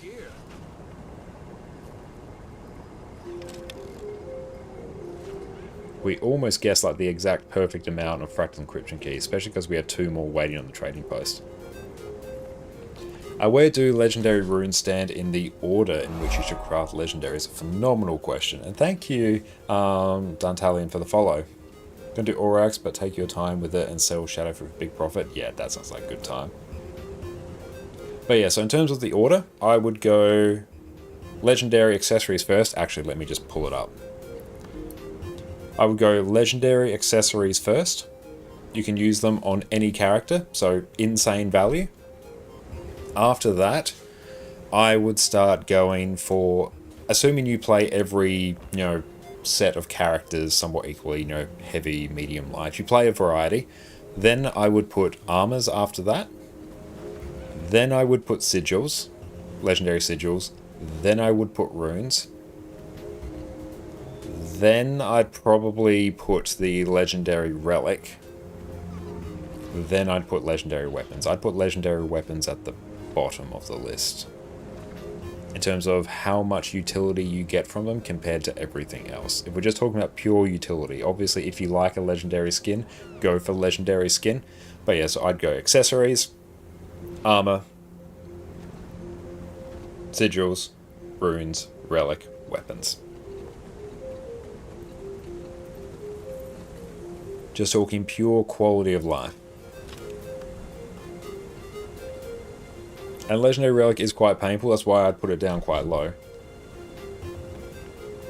I feel like rings should be separately lower, especially if you do fractals. Depends a bit. They could do fractals, that makes it much easier, obviously, because yeah, you can get cheap berserkers rings and you can start selectable rings relatively cheap. But just the sheer convenience of having all your accessories done is so good. Like yeah, I'd probably do, to break it down, I'd probably do backpack, because infusing a backpack super expensive. And that kind of sucks. Then I'd probably do accessories, they're also a bit annoying to get. Then amulet, then rings, if you wanted to prioritize it down in that way. But also what's really good, working on, I have Transcendence here, but I also have the PvE amulet. I'll pull that up. Return. Let's go return to Dragonfall. Click on that, back. Oh, where is it? Side stories. Current events, Season of Dragons. Here you go. Season of the Dragons achievements. You work your way down, do all the Living World episodes there, do all the achievements tied to them. It's actually quite easy to do. And you get the free legendary amulet. Now as part of that, for each of these episodes you're also going to get a full stack of the map currency. Now that map currency gets you a huge chunk of the way towards Aurora and Vision.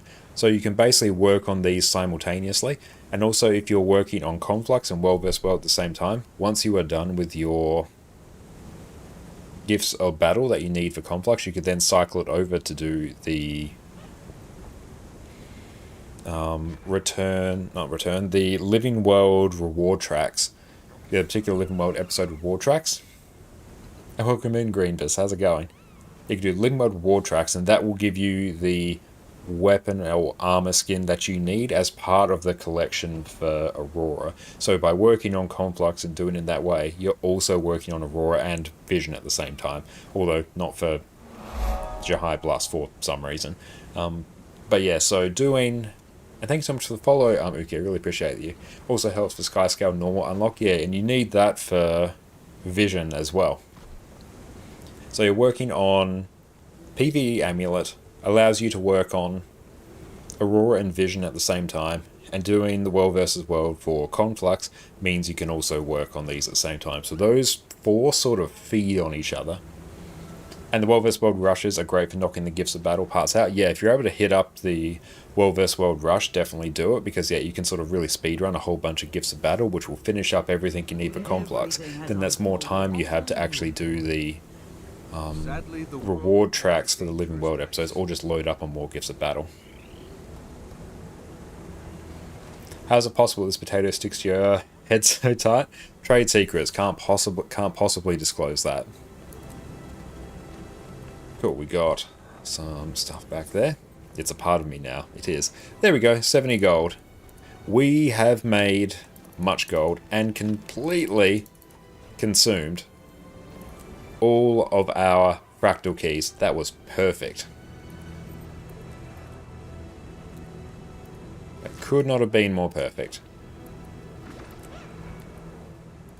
And just eat them, it's fine. Okay. Yeah, that's exactly it, Dents. You're spot on. Gee, let's go deposit everything now. Where's the guild bank? Come here. Okay. Deposit. 88 gold. 95. 13. Deposit. Cool, we've got that. Excellent. Now what we're going to do is we're going to take a few minutes break, go stretch our legs, go stock up on some water. Then we're going to come back on EU, and I think it, knock on wood, unless my math is horribly wrong, which hopefully it shouldn't be, engineering degree and math degree and all that, we should be able to craft a legendary rune on EU, which is going to be very exciting. So we're going to take a few minutes, come back stronger than ever. Everyone sit tight and enjoy a video. Learning how to play your class is going to make everything you do in Guild Wars 2 so much easier. But it's hard to know where to start. So today I'm going to walk you through exactly how I learn a new class and show you just how quickly you can become an absolute powerhouse in Guild Wars 2. I've put countless hours into Guild Wars 2. I've spent the last 2 years making guides on YouTube and squirreled away hours learning build after build after build. So after all this time, I can say without a shadow of a doubt, a bit of time learning your class as early as possible is one of the best things you can do to get the most out of your Guild Wars 2 experience. Being better at playing and piloting your class is going to make everything you do in Guild Wars 2 easier. And good news, everyone, this learning process doesn't even have to take that long. Today we'll be focusing on practicing your PvE builds. It's also my area of expertise, so cool beans. With a bit of preparation, a can-do attitude, and me to walk you through the process, you will be mastering Guild Wars 2 in no time. To start off on the right foot, let's get you sorted with a good build. Making builds in Guild Wars 2 can be rather complicated. There are countless trait and utility skill combinations, not to mention the seemingly infinite armor, weapon, rune, and sigil setups you have access to. Fortunately, there are some insanely smart people in the community that have you covered. There's tons of great build resources out there, which I've linked in the description. They each cover different areas of the game, but no matter which build you pick up, at least you're off to a good start. For newer players, picking an already optimized build is going to save you a huge amount of time, effort, and heartache. Not to mention these builds have been thoroughly tested and have things like DPS benchmarks and DPS logs, which you can use to check your progress. No matter what build you pick, take the time, it doesn't necessarily have to be all at once, to read your skill and trait tooltips. Know what your skills and traits do, how they work together, and any other bonuses you need to be mindful of, and this will already put you miles ahead of where you would be otherwise. Now, Guild Wars 2 doesn't do the best job of telling you exactly how you're performing. If you're in a group of 10 people and the boss dies 20 seconds faster than it did the last time, do you know how much better you did? There's no way for you to know just how much you've improved. That's where Arc DPS comes in. With Arc DPS, you can see your total damage per second along with a whole host of other useful information over the course of an entire fight. This add-on has been an absolute staple of the Guild Wars 2 endgame community for years, and I personally can't imagine my life without it. I won't go into detail here about how to get it set up, but you can check out my previous video where I walk you through step by step how to easily install and customize Arc DPS. This is completely optional, but I do highly recommend it. Now that you're all set up, let's introduce you to the best place in Guild Wars 2 to focus in and practice your class, the Special Forces training area. Here you can summon a golem to whack away at until your heart's content. And as you go along, you'll get a readout of your DPS in the game's chat window. You can apply boons to yourself, conditions to the golem, and even toggle on different levels of damage to practice your healing. For your convenience, you can also use your special action key to recharge all of your skills if you want to jump right back into practicing as quick as possible. Before we dive in, we need to get the golem set up correctly. If you want to compare your performance to the best players in the game, we need to set up similar conditions. Fortunately for us, if you want the exact same conditions that the wonderful people over at Snowcrows use when setting the highest possible DPS benchmarks, there's a guide just for that which I've included down in the description below. However, if you want a quick way to get started, simply do the following. Come over to the right console and grant yourself every single boon. There are some cases where classes get extra benefits based on the number of boons that they have, so granting all of these boons can slightly inflate the DPS numbers of these specific classes anyway. For most cases though, especially when you're practicing, simply do not worry about it. If we want to practice on the golem, we need to remove as many barriers as possible. Just give yourself every boon and move right on. The same applies to conditions on the golem as well, which you can apply on the left console over here. Having conditions on the golem, especially vulnerability, a 25% damage increase, really amps up your damage. So again, grant boons to yourself, apply conditions to the golem, summon a small hitbox 4 million HP golem. this is what most people tend to use, then you're good to go. Also, if you want to have the best time possible on the golem, make sure you use the food and utility that your build requires. Food and utility accounts for a huge portion of your stats, and you're leaving a couple of thousand DPS on the table if you leave home without it. One of the most common questions people have when they start practicing on the golem is, why is my damage so low? Quite often it turns out they didn't apply boons to themselves, conditions to the golem, and weren't using any food or utility. Then instead of doing over 30k DPS, which they are more than capable of, they may be struggling to break 15k. Boons, conditions, food, and utility are important. Don't leave home without them. Now, how are you going to practice? First up, find a rotation guide. You can find these on websites like Snowcrow's, my YouTube channel. There are so many sources out there that will tell you what skills you should be using at any point. Have this rotation section open in another tab and keep on referring back to it. Focus on a small section of your rotation and practice it over and over again until you start to feel it becoming muscle memory. It will feel awkward at the start, but after a few minutes, it will become easier and easier. Use the special action key when in the training room to refresh your skills. Do this so you can practice the section you're focusing on with no downtime at all. Once you're comfortable, pick a new part of the rotation to focus on, or simply continue your rotation from where you got to before. Before you know it, you're going to be working your way through your full rotation. Focus on pressing the right buttons in the right order. As you get more comfortable, try and press your skills faster and faster. The point here is to try and get the correct rotation at least partially committed to muscle memory. So when you take your class to open world, raids, fractals, or strike missions, you'll at least have a good idea of what you're meant to be doing. You'll also be able to pick up very quickly if you do something wrong. This little bit of practice you've done now will make any mistakes stand out like a sore thumb. You don't need all that long smacking the golem at this stage. Personally, I may only spend about 30 minutes getting a good idea of the rotation and getting that muscle memory down pat. Now, give yourself a pat on the back. Simply doing this step is probably going to place you near the top of your random pub groups when it comes to DPS. Make a mental note of what your DPS was in the golem, then take your build, run some raids, strikes, fractals, or world bosses with it, and leave this poor soul behind you. Now, every enemy you encounter is a chance to practice your rotation. After a while, you're going to start feeling really comfortable with your class.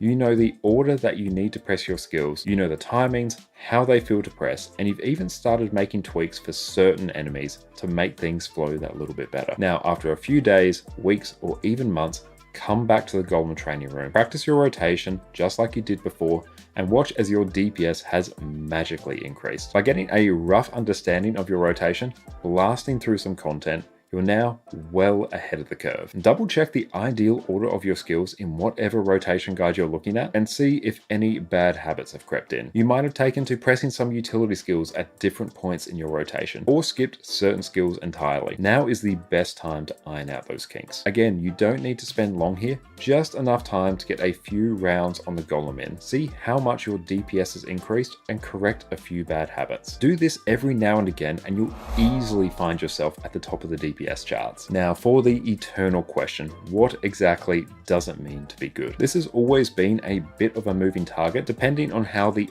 overall balance in Guild Wars 2 is getting on, but let's pull some numbers to get started. Most of the top DPS builds in Guild Wars 2 have a benchmark number sitting somewhere in the realm of 40 to 45k DPS. If you're hitting numbers in this range, then congratulations. You are at the top of the pile in Guild Wars 2, and it's time to crack open your favorite beverage, put your feet up, and bask in your magnificence. From here on out, we're getting a nice big dose of my personal opinion, so buckle up. If you've got a DPS build and you're consistently pulling over 30k DPS on the golem, then for the vast majority of endgame content in Guild Wars 2, you're totally fine. You'll easily be clearing content, and people won't be side-eyeing you in raids or strikes. On the whole, if you join as a DPS player in a raid, and that's your level of performance, people will be happy. If you're below that though, then spending a bit of time smacking the golem is going to do you wonders. If you're on an offensive support build though, basically a DPS build that provides boons, think a Quickness Herald or an Alacrity Scourge, then I think if you can hit somewhere over 20k DPS while keeping up your key boons, then people will be happy with you. You're not going to be overly judged in terms of your DPS on these types of builds,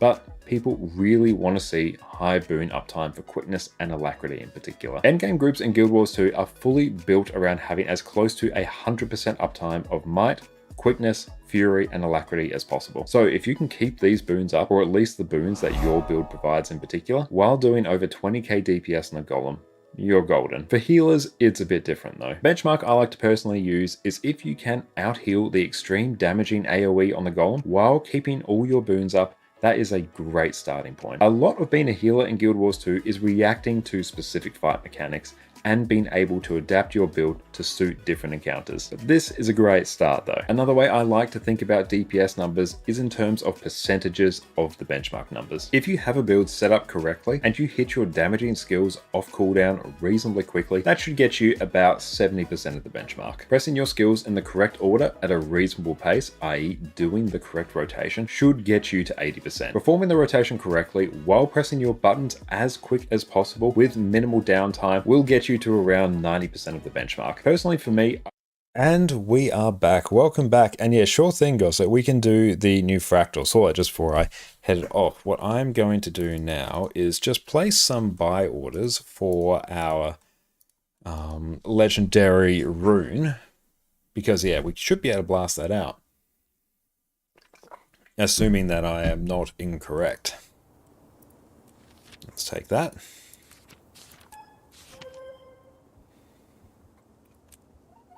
And let's grab all those as well. Take that, delete.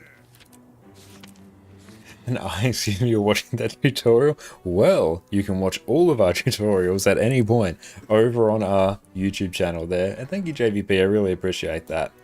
And that's right, we won't be... Just give me a few minutes and we'll blast out the fractal. I just need to see where we are at. Oh, we got our glider, sweet. A perfect chance to plug our channel. You set us up.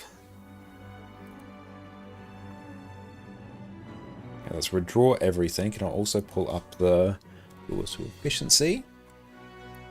Back there. Crafting. Legendary rune. Did you eat the potato? Some potatoes would actually be absolutely delicious. What's your main healer? Usually heal Scourge nowadays, but I have cycled through a lot. Like I've done a lot of heal Druid, I've done heal Firebrand a lot, heal Chrono, it's kind of the next one I'd probably use the most. Heal Herald, heal Renegade, I've done a lot of. Heal Catalyst I really like, also done a bit of heal Spectre, but I'd probably say heal Scourge at the moment. I think, what do you think we need? It's pretty standard, just fractal comp for this, it's honestly pretty chill. So yeah, just bring like all your boons, your DPS, it's fine. It's very chill.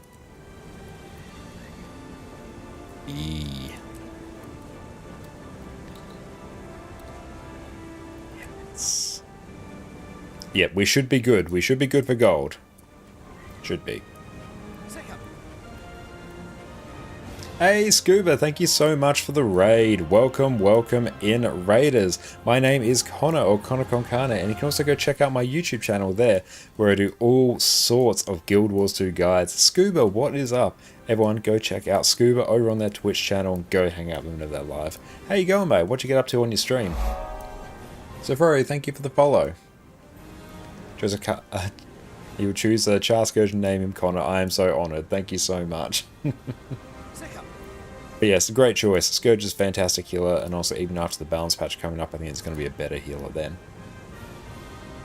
But yeah, thank you so much for trusting us with your community, Scuba, and I hope you had a fantastic stream. What have your thoughts been on the latest patch? You don't know, last 10 hours were a blur just doing random stuff on Guild Wars? You didn't even start the last story act? Wow. That's a solid effort. 10 hours is a huge stream. Well done. But yeah, I hope you had a fantastic stream. It does sound like a fun time. 10 hours of Guild Wars 2. It's just inherently a fun time. Let's grab all that. Yes, there we go. Okay, use our own things. We'll tell that to update. Okay. Let's do its own thing. That will update at some point.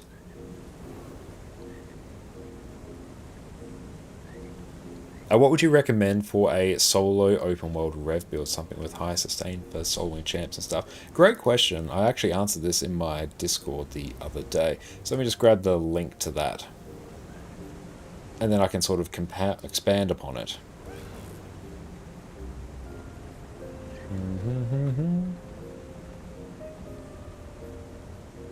Hey, there we go. Let's grab that. I'll paste that in chat. But generally, any sort of Celestial Herald for open world. Zatuso, thank you so much for the follow. I appreciate that. Any Celestial build for Herald, Revenant in open world, is going to be great. So what am I rocking here? That's my Berserker set. Here we go. My Celestial set. He's glorious. Look at him. But yeah, so we got Celestial gear, Trapper runes. I like to run Spear, just because Spear is great, and Spear makes me happy on Revenant. And then, yeah, just like full Celestial. And I'm running Relic of the Fractal here, but you can run a whole wide variety of things. I actually have a few different versions here. That link there's a good sort of base. So if I go Open World Herald.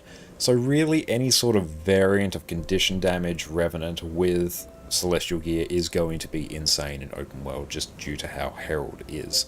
So yeah, we've got our Corruption trait lines there. Torment deals more damage.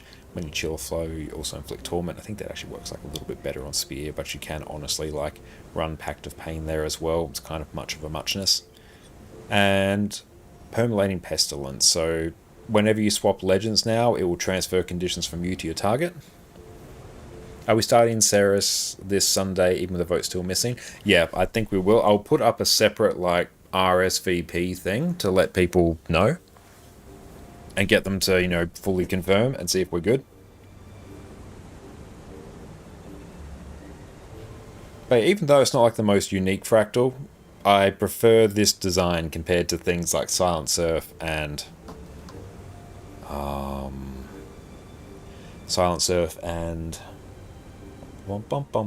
Lonely Tower. There we go.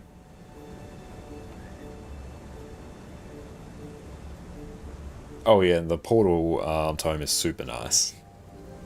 But yeah, Salvation, dodge roll removes Condis, just Condi removal is good. And this combo here, Resilient Spirit, barrier for each boon, and Unyielding Devotion, you get some damage reduction and some extra barrier, super nice. And then for Herald, so yeah, this is basically, these traits here are just what you take on Quickness Herald, and Elder's Respite just gives you some more juiced regen. You're on the same build and it's nearly invincible. Yeah, it is. And yeah, you can do it on Renegade as well. You basically just swap some traits around. So you'll take Invocation because you really want Charge Miss on Renegade. And then, yeah, you take some good sort of Renegade traits there. This is your standard sort of Condi Ren trait line here. This one here will just give you some more lifesteal. You want to try a Spear Condi Herald now? It's so good. It's really, really good. I've got Vindicator as well, kind of works the same, so it's the same sort of trait lines here. Like you can swap between these trait lines with these traits here with depending on what you want. This one will give you more resistance whenever you swap legends, and resistance will heal you. This one will give you more condition transfer. So if there's a lot of conditions, you run this one. If there's not a lot of conditions, you can just run that. Or Diabolic Inferno if you just want more damage. Same sort of salvation stuff, and this is going to make it so whenever you use alliance skills, you get boons. This is going to give you, make it so Energy Meld here is going to give you more energy when used in combat, and Imperial Impact is going to give you a whole bunch of boons as well. Does Condi Vindi work? It is incredibly survivable, but it is the lowest damage of the three. Condi Vindi as a concept doesn't work, because Vindicator just doesn't have condition trait lines. It doesn't have the boon support that Herald does to make up for it, because Herald also doesn't really have that many Condi traits as opposed to Renegade. But Vindicator, Celestial Vindicator, works really well because Vindicator is able to self-boon quite well, and it's insanely survivable because the amount of like baked-in healing, sustain, boon generation it has. So it works, but it's much lower damage. It's like the most survivable of the options compared to Herald and Renegade. So that's why Celestial Condi Vindi exists. Like a pure DPS, condition damage Vindicator, doesn't work. Like, just literally run Renegade. It's better in every single way. But yeah, if you want to run like a power version as well, Let me just swap over to my power comp. A few things you can do to make it a bit easier. You can run Relic of Zakharos, so whenever you have Fury, which if you're a Revenant you're going to have Fury, your outgoing damage is going to be converted to healing, like 4% of it, so that makes your life much easier. Let me find even if I just go Power Quick Herald, like, yeah, you can, say if you're running Quickness Herald, you can do that. You can also run Rapid Flow there, so that's going to give you some extra healing when you use a skill that has energy. You can also swap out some skills here, or even, just do this. So when you apply Vulnerability to foes, which you do a fair bit on Sword in particular, you get Battle Scars, which means you steal health, so some extra healing in there. You can also gain stacks of Battle Stars while in combat, but it will drop your damage a bit because you'll lose notoriety. And Roiling Miss as well, but that will also convert some of your outgoing damage into healing. That's a new change. Only critical strike damage, which is why Zakharos sucks on Condi builds. Yeah. Then you can do that, and you can sort of do the same on Power Vindicator as well. Hang on, let me change that back, or else I will forget. That's fine. Yeah, you can do the exact same thing, because Vindicator runs Roiling Miss as well, so you can do that, sort of make that change. It's already more survivable, throw Zakharos on it, and you're going to have a good time. So that's how you'll make a power build more survivable. And also, instead of running Shiro, running something like Jalis, because Jalis inherently has more defensive options. Got like a better heal skill. Vengeful Hammers will make it so you take 20% less damage, and yeah, Force Engagement also means you take less damage from your target as well. So that's how you'll sort of work around that. Like, I think with some survivability tweaks, a Power Herald or Power Revenant is sufficient, at least up until Champions. But yeah, if you're running Power Vindy, I'd recommend running something like that, and then running Relic of Zakharos really pulls the whole thing together. Colibri, thank you for the follow. Okay, let's check. Got just efficiency here. Oh, cool. Literally 210 gold now. Hooray! Oh, that's still a shopping list. And what happens if I just insta-buy? 210 gold. 230. I'll just literally insta-buy that. I can't be bothered doing that now. Okay, do you want to do the new Fractal Gossek? I will equip... I will just do Berserker, and yeah, I'll just do, I don't know, Power Vindy or Power Herald, and I'll just do that. It's going to be great.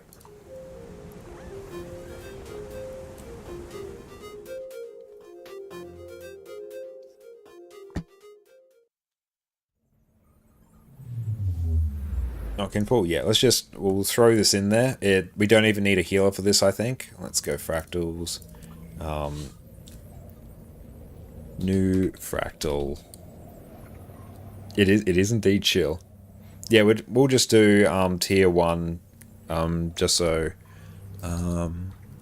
new peeps can get it done. Still an NA, we're on EU now. New Fractal 17. Let's go all welcome. There we go. Let's just go in and blast. Actually, yeah, let's run the condition damage version. Condi Quick Herald, there we go.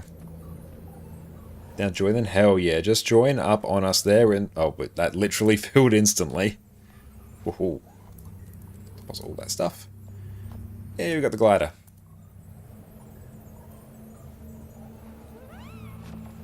Yep, just, I don't know, Condi food.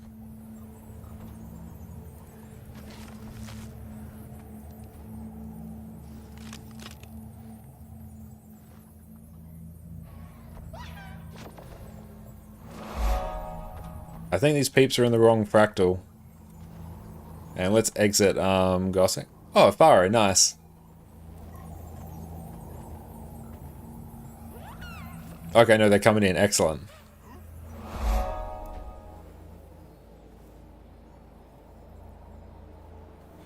Oh, you should have been there on Patch Drop and Abuse the Dragon Bash vendor. You never need any more most in your life. Oh, what was the bug for that? And thank you everyone for the follows.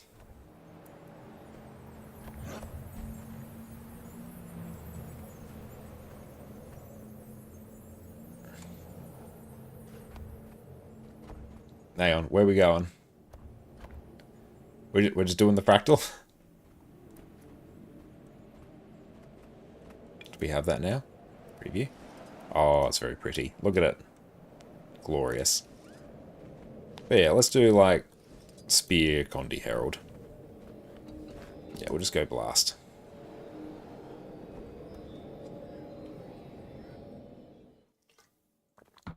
Oh damn, that's insane.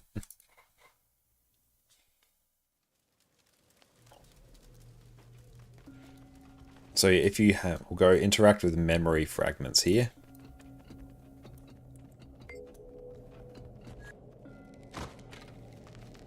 So yeah, just interact with the door. We're all going to have to do this at some point, so...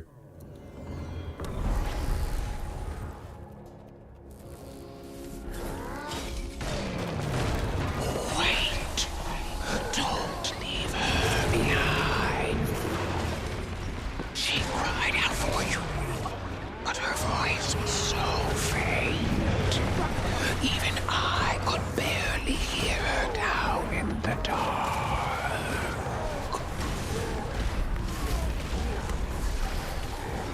Exercising your right to bear arms? Yeah, true. Let's go to the memory fragment up here.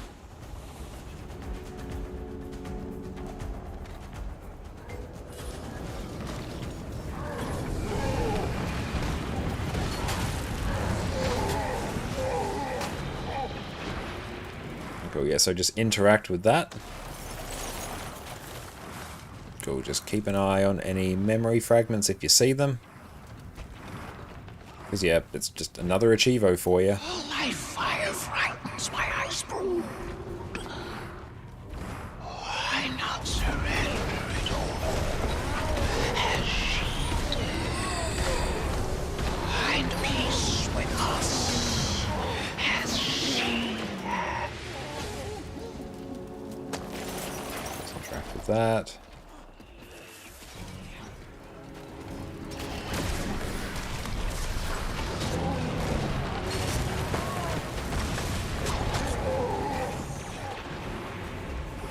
There's a memory fragment here. Go get.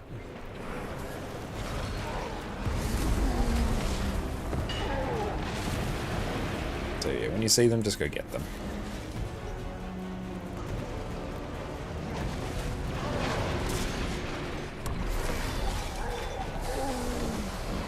But yeah, I really love Spear on Revenant, especially obviously only on combi builds. And let's just go get some more of that. Bump.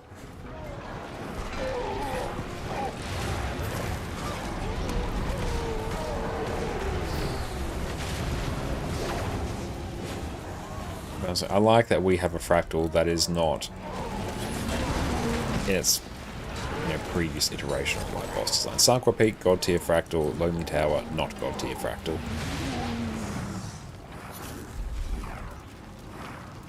Only live fire can dispel it. Yeah, so we can't. So if you have the circle, you got to interact with the thing. Go, make for the pass. If only one reaches the others. Some memory fragment chilling here. Don't poison your bearkin against me. I understand your rage, your fear. I've mourned my own family, my brother. All lost. Another memory fragment. Cool, just free AP.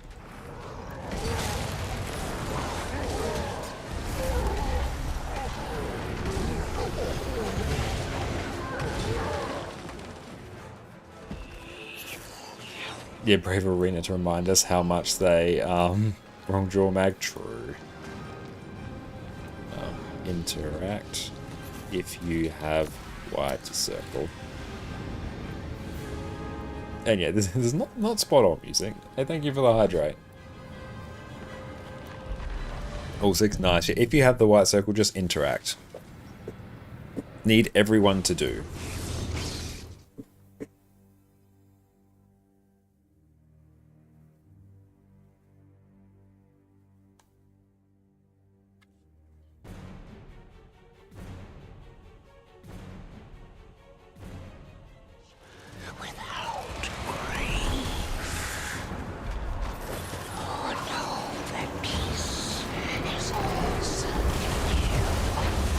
just go in and blast.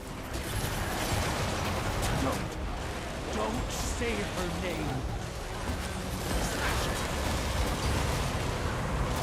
So just avoid like every AoE.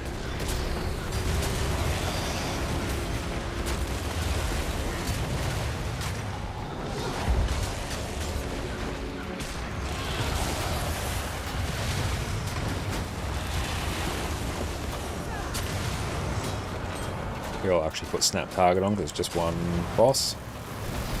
And thank you for the follow.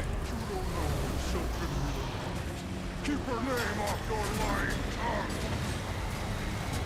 Break the bar.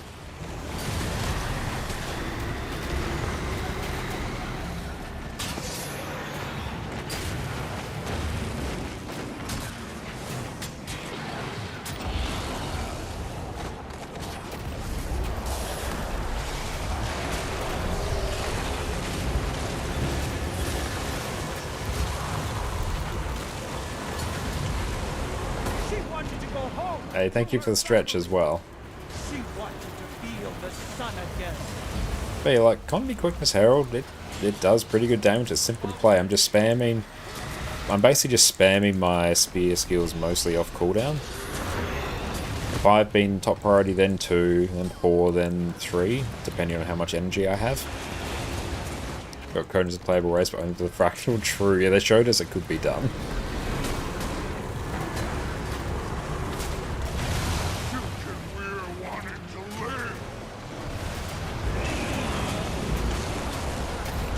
Only they didn't have to like model all the armor on them.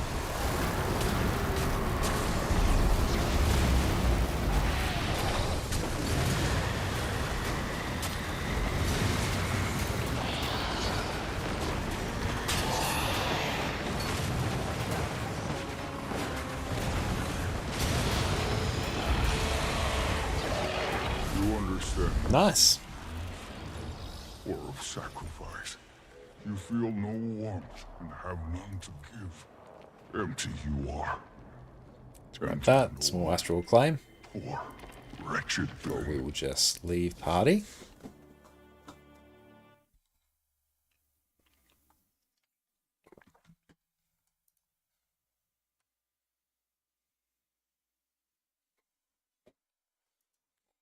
And thank you, Dens, for the lurk. I appreciate that. Alka, how are you going? Welcome in, mate. It is so good to see you. Let's go deposit everything. What level is this new fractal in tier 4? It's 95 in tier 4. Alright, so now we need to get the stuff we need for our legendary rune.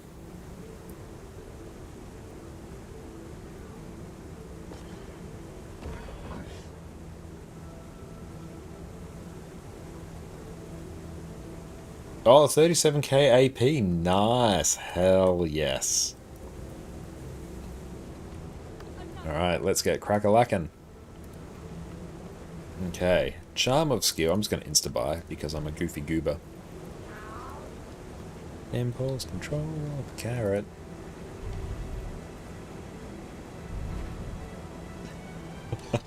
Alka, what kind of sandals do frogs wear? Open-toed sandals. Love it. 1, 2, 3, 4, 5, 6, 7, 8, 9, 10, 11, 12, 13, 14, 15. Very successful.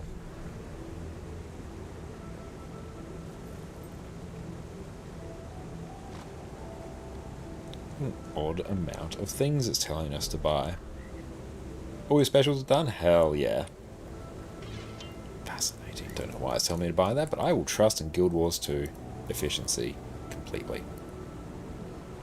There is no need for me to utilize any additional brain cells, because the one brain cell is occupied.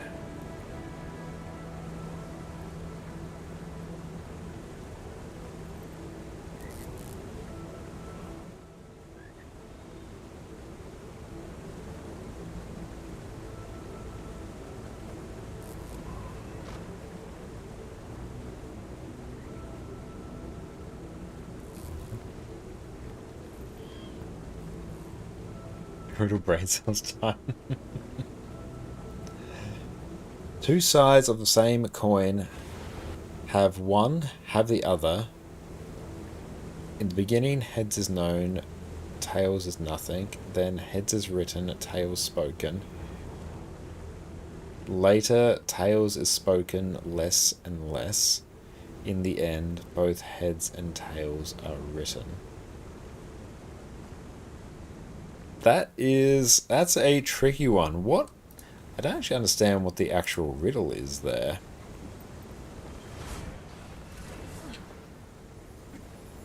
Two sides of the same coin, have one, have the other. In the beginning, heads is known, tails is nothing. Then heads is written, tails spoken. Later, so like, what is the thing?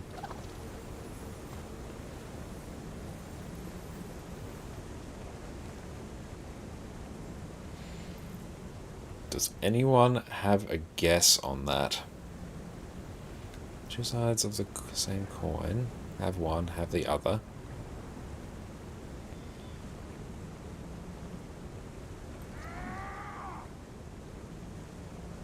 Is it like life and death?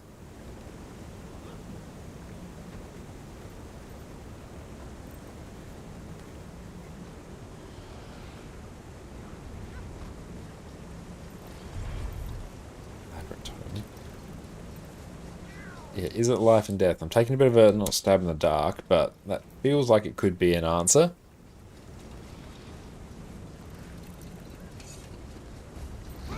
Charm of Potence, 49. Yeah, this next trick, I'm gonna make this gold disappear.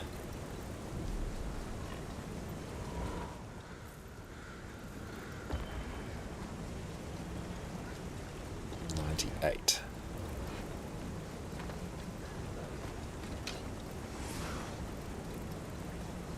$87. I'm having far less gold than I feel like I should. Have I doubled up? Oh, well, then it just means I buy it for my next one.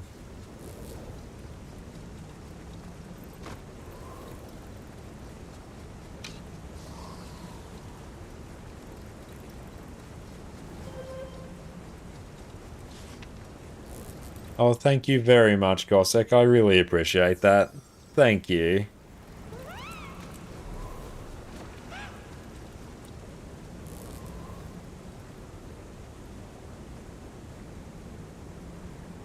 I really appreciate that, mate. Thank you so much. That will definitely help. And yeah, because we need like 6. Yeah, we need actually. Everything has unfolded. How many do I have? You keep me alive, and I'll keep making a difference. I've only got 1. Yeah, need more. Buvaran, thank you for the follow.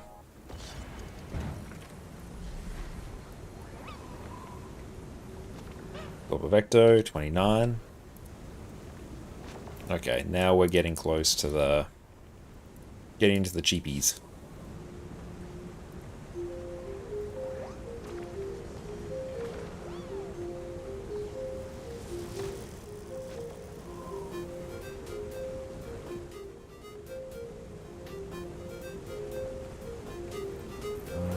That's 50.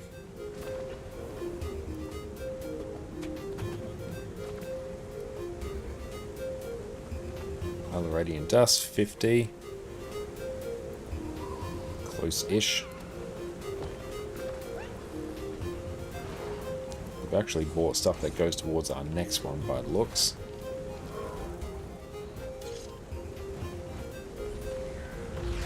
And that's fine. Because yeah, my next goal will be finishing off my set of legendary runes. So we'll try and get all of them. Including the underwater.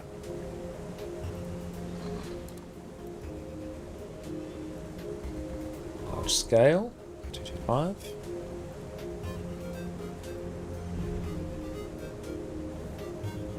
Large fang, 233. Pile of powerful blood,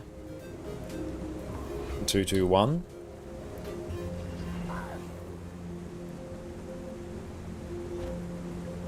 underwater. What's easy? Purely for the quality of life, so I can just tick the box and know that everything has a rune, even if it's my super sketch like level 10 aqua breather.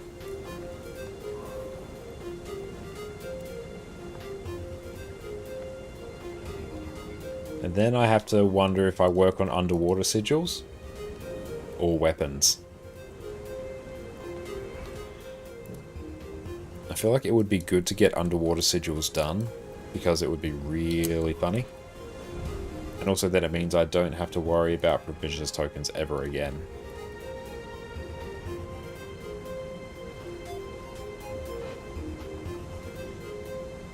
Then I could be utterly unhinged and do legendary underwater weapons before on land. I think that would be real funny.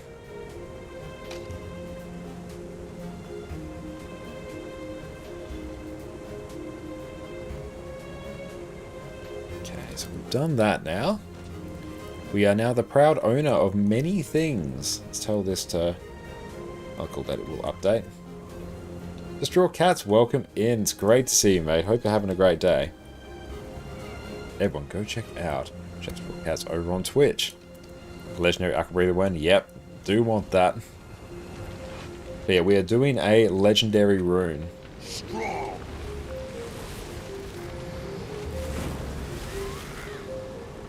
Since cooking is involved in the new legendary, tons of ship materials went. That's nice. And back to your riddle, Alka. If anyone knows, riddle, brain cells time. Two sides of the same coin, have one, have the other. So, it's the thing. Two sides of the same coin, have one, have the other. In the beginning, heads is known, tails is nothing. Then, heads is written, tails spoken. Later, tails is spoken less and less.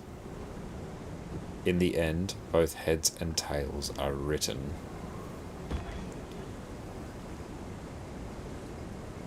So is it life and death, light and dark? Sigil, underwater weapon, sigil, underwater weapon.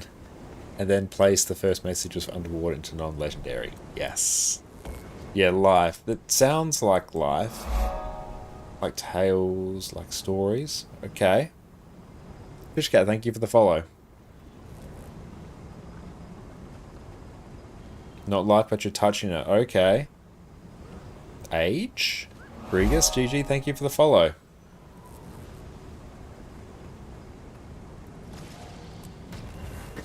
I think I bought a little bit too many, but it's okay.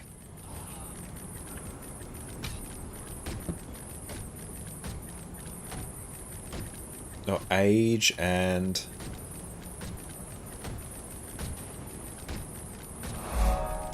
Age and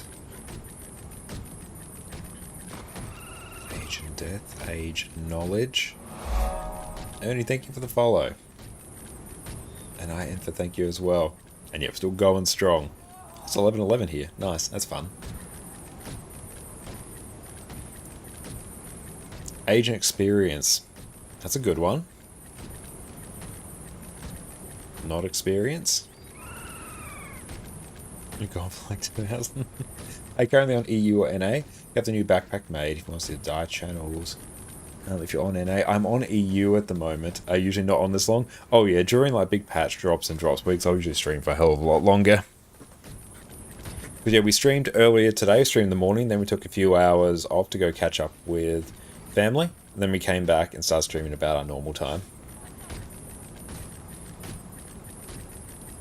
Your birthday and age. Age is nothing at birth. You only write your age on things, you write your birthday, both appear in your obituary. Age may appear on tombstones, sometimes it's death date or year. Is that the answer, birthday and age? You have a special to location if you want. Oh, what do you mean by that?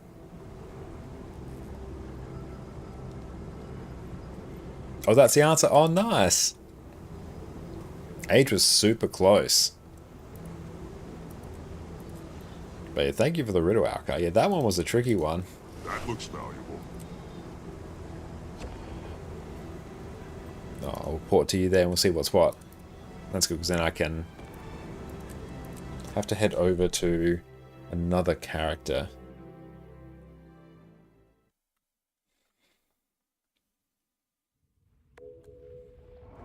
Ooh, what's this? Oh, Unknown Nightmares. Cool. That's a hard one. That was a really hard one. Magnificent chest. Thank you. Anything else here good? How many locations does yours have? Let's see. So we got those. You tell me why some names are in yellow on the LFG. Maybe that's if they're in your guild, maybe? I can see in the achievement. Oh, okay, hang on. What's it called?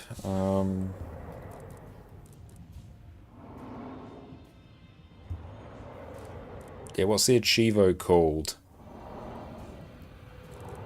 Teleportation Gizmos Collector.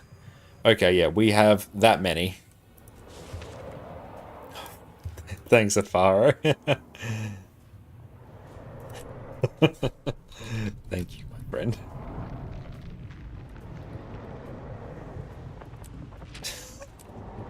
Thank you.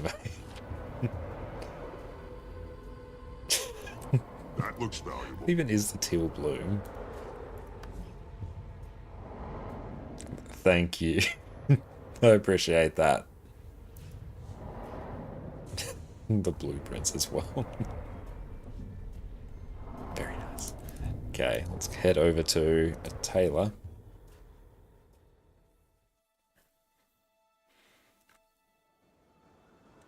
Artificer, that is weaponsmith. That's a leather worker, tailor. And yeah, everyone join up in Gossek on EU if you want the port to the jumping puzzle.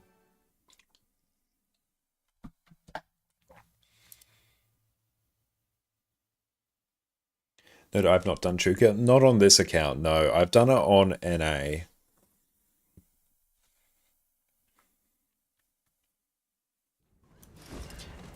Inventory measurement complete. Thank you. Oh, second birthday. Nice. I have done Chuka, just not on this account. Oh, yeah, spirit shards. Woohoo! Let's go do Mystic Aspects. What an interesting choice. Can I store these? Oh, no, I'll just do 50. You had a whole bunch of birthdays, actually. Had the 8-year on my NA account on a few characters, actually. So that was fun. It's very exciting. Big day for me.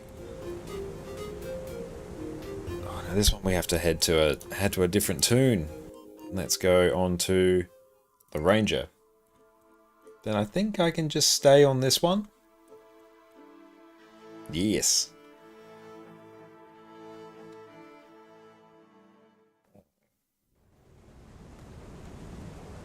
Weaponsmithing. Okay.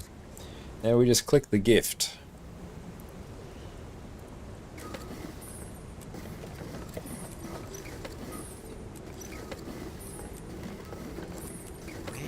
Valuable. Hey, thank you so much for the donation. I really appreciate that. Thank you. That's so kind of you. I'm just refreshed to see who did that. Thank you so very much. Sounds not straight. Thank you. Really appreciate the support.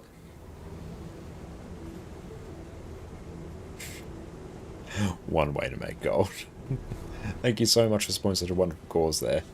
And yeah, this month we are raising money for the Rainbow Railroad as part of Tyria Pride and Pride Month. So any support towards that would be fantastic. It's a great organisation that helps support LGBT people around the world escape state persecution. So make sure, like, if you're keen to support that, that would be hugely appreciated. It's a great cause and I'm happy to be supporting them. Oh, we've got the Wizard's Gobbler here as well. Hey, thank you so much, Ram, for the sub, mate. I appreciate that. Thank you. So we've done those. So I need Globs of Ecto, Clovers, Obi Shards.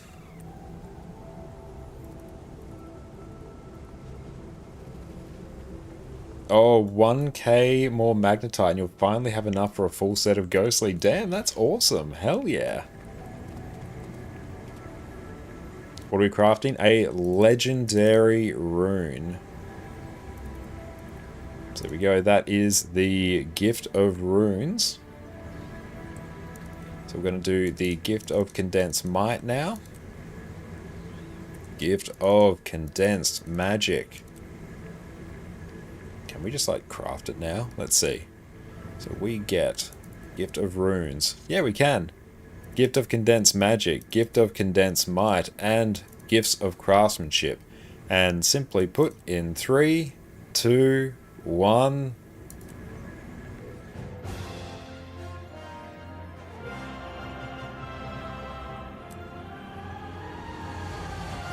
One down. 5 more to go. I think it's 5 more to go. Legendary rune. Lady Nari once wrote that runes are imbued with the memories of ancient warriors, and that the effects they grant are remnants of their power. Always love the flavor text on them. And now the fun part. Now we can go and reclaim some of our runes. Yeah. Scholar. Ah. Can't write scholar. It's beyond me. Is anything in this set? Oh, empty set. Nice. Cool. So we can sell that. Yes, this is how we make our fortune back. We recoup our investment. If you count Underwater Head +1, I was counting Underwater Head, so I now have two legendary runes, so I need 5 more, because I'm getting the underwater one.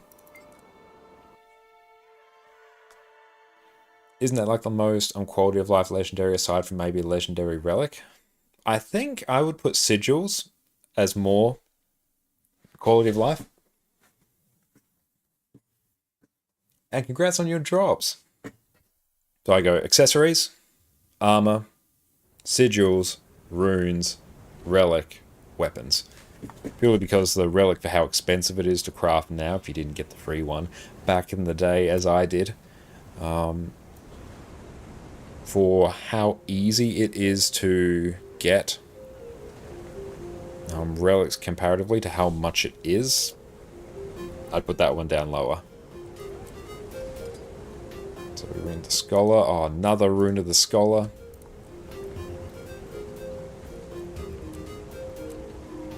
And here, rune of the Trapper. Why is there one there? Oh well.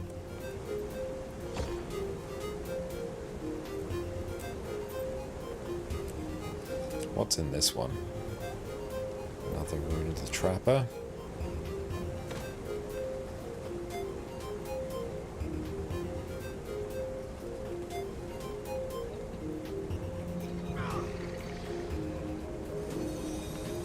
Trapper. Okay, so we can now sell off another one. Are weapons really that bad? In terms of raw quality of life, yes. They don't actually offer you a lot, and ascended weapons aren't that hard to get nowadays.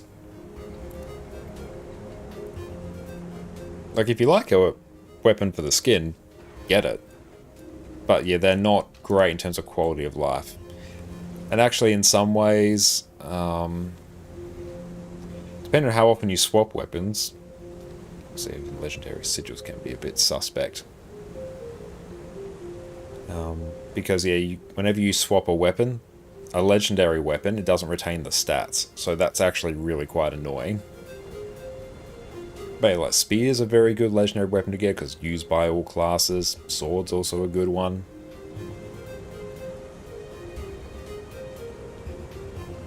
Where did that go? But I assume it went home. Oh no, it just randomly went there for some reason. Just combine them, please. But yeah, like, I recommend working towards full legendary. Full legendary is hype.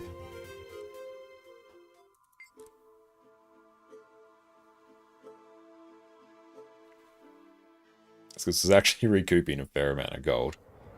Oh, Wayfinder. You missed out on all the fun. Except for Trapper. Oh no, what have I done? In the central organ cavity. For now. Trapper. I didn't just put a random sigil on there, did I? And you can always come along on our raids as well. All new players are welcome. I think this is Scholar, or is it Dragon Hunter? Ah! Scholar.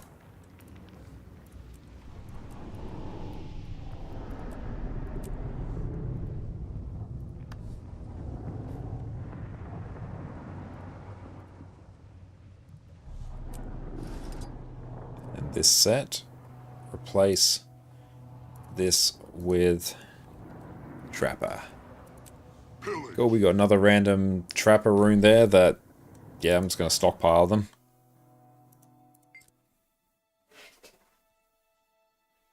You struggle to get the crystalline heart to work. The crystalline heart can be a little bit fiddly at times.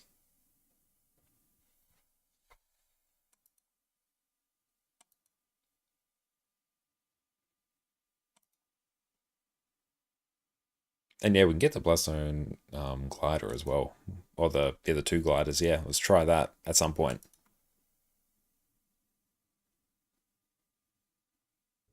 Time to do this thing called adulting. Oh, it's overrated. Happy farming take care. Thank you, mate. You have a great rest of your day. Oh, I can also sell one of the runes of the Firebrand.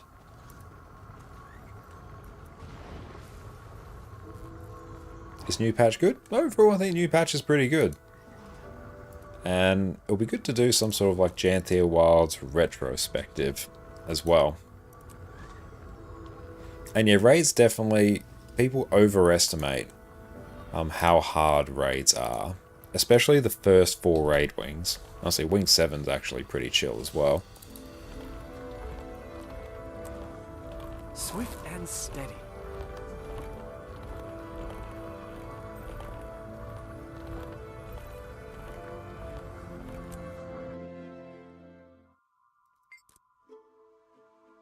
Wing 8 CM, Chill AF, best beginner raid. Oh, Wing 8 is not a good beginner wing. And how are you going, Juan? Welcome in.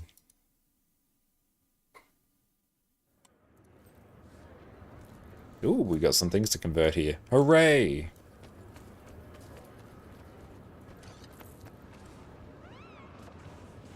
Exchanges. Got a mini. Very happy about it. Okay. Now this one. Infiltration. Infiltration is not that expensive.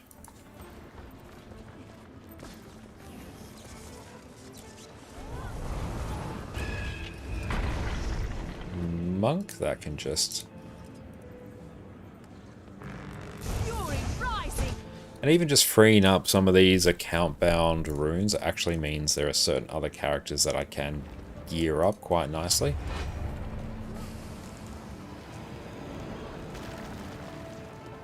I mean... Why? Why do I have Rune of the Lich? Okay. Oh, I'll buy it.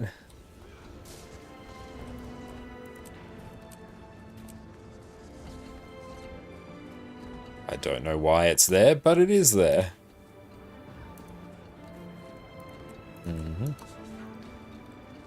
Ah, there we go. I can sell my Runes of the Lich now.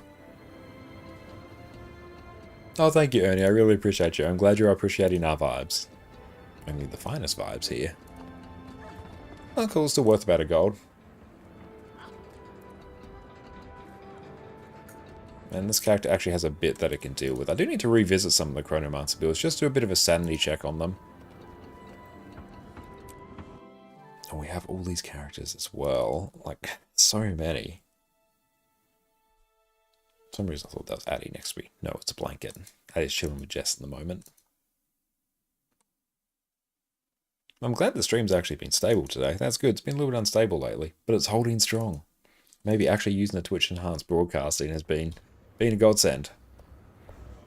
Oh, I do need to unlock Mirage on this character as well. Oh, Rune of the Crate. How much is that worth? Let's find out. Go on the journey of discovery. Is Mount Barra CM already out? Yes, all the Convergent CMs are indeed out. It's best not to question past Josh. He has done many things unsafe for mortal eyes and ears. Yep. It's one of those situations where you just like, you know, you blacked out, you don't know what's happened, and then you look back, and you're like, oh no. Oh no, that's bad. That's valuable.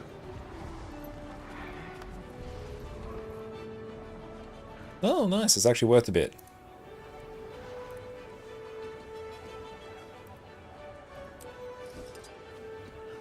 Yeah, also, Master will do as I say, not as I do. Yeah, the number of things I do purely because it's slightly convenient at the time, but it's going to completely screw me over in the long term. Oh. Like, whenever you watch me instant buying anything on the trading post, just don't do that. Just place a buy order and wait. I do it because I am impatient, and like the next time I'll play Guild Wars 2 will be when I stream. So I'm like, well, we can do this now. We're going to do this right now. In my case, the time is worth more than the extra gold. What even am I putting here? Deadeye. For some reason. No, that one actually makes sense. There's a reason I did that. I mean, I can wait for the gold to come in. No, we got that. I can sell that. No, we need those. I can't sell those. That's for Sarah CM. I mustn't sell the food for Sarah CM. It's a bit like saying I'll sell, you know, like my furniture to pay my mortgage. It's a bit like that. I kind of do that occasionally. Like on my NA account where I actually extracted the volatile magic gathering glyphs and I sold them. So now I have permanent gathering tools with no bonus effects. It's great. It's truly one of the moves of all time. And now that's going to be about 1,200 gold for me to fix. That actually might be one of my most unhinged things I've ever done. Just no one do that. That was a profoundly silly thing for me to do. It finished like 11 legendaries. That got me to the point where I could just craft 11 legendaries in one stream. And for why not sell junk? So I guess it's something to do next time I log in, of course. Yeah, short-term fun is over long-term gain is the name of the game. Yep, that's kind of what we're doing. Do I have gathering tools? No, I've also lost my gathering tools. They're somewhere. I don't know where. It's glorious.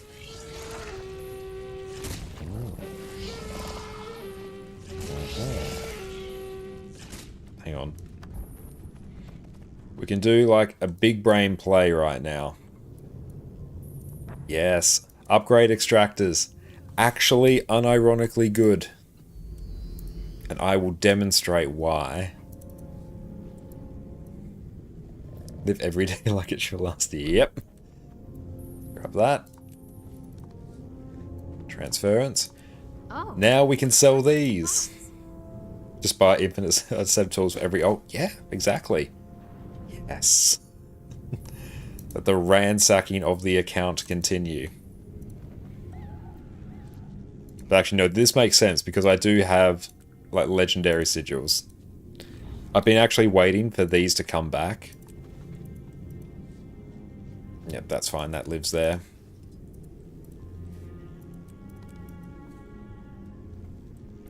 So then I can extract the sigils, the expensive ones, from my my center weapons. Oh! There's the power. They need to extract all in that still? Yeah, they do. Oh wait, no, I'll buy the infinite upgrade extractor and then do it to recoup like 50 gold. And that's using like 2% of our brain cell. Oh, Condi Druid. Yes. Oh, I didn't even do the thing. Oh, delay in the vault reset actually made you able to get all the laurels this time. Hell yeah, that's good. You got the infinite, but you barely use it. I'm in the same boat there, Mythos. I saved up for ages. I got the infinite upgrade extractor on my NA account. It's like 1,800 gold. I got it. I had grand visions of me using it to be processing all that unidentified gear, making gold hand over fist, and then I'm like, this is too many clicks. And I do not want to macro this, because that'll be very sketchy. Then it kind of just sits there and I occasionally just extract upgrades from like exotic drops. I'm like, well, I've got to justify its existence somehow. I mean, that's a straight legendary right there. I'd have got more value from legendary, so it's taking space. It's a very expensive paperweight, really.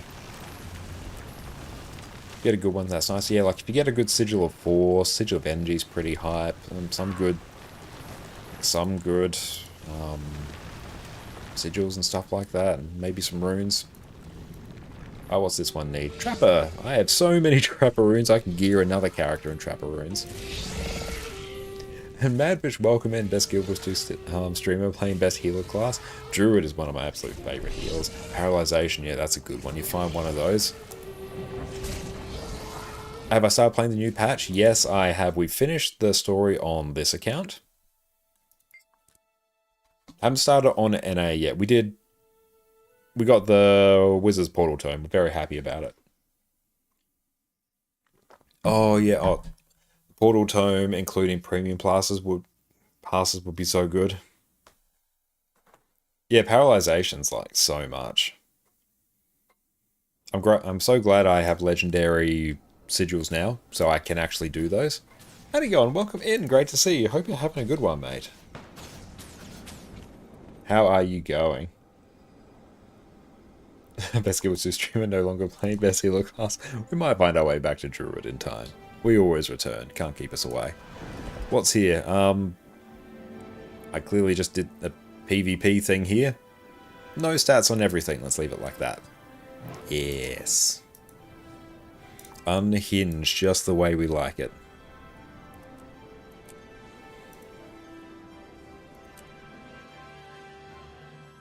This also means we can cap off on any birthdays as well. That's pretty good.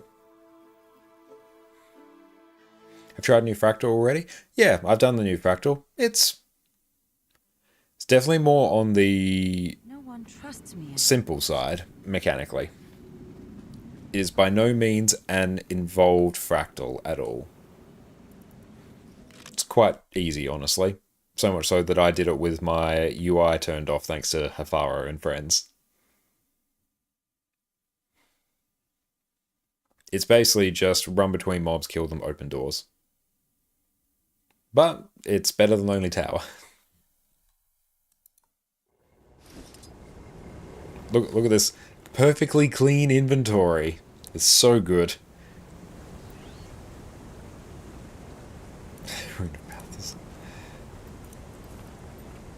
Ah! Rare treasure. Oh yeah, 5 silver. Mm-hmm.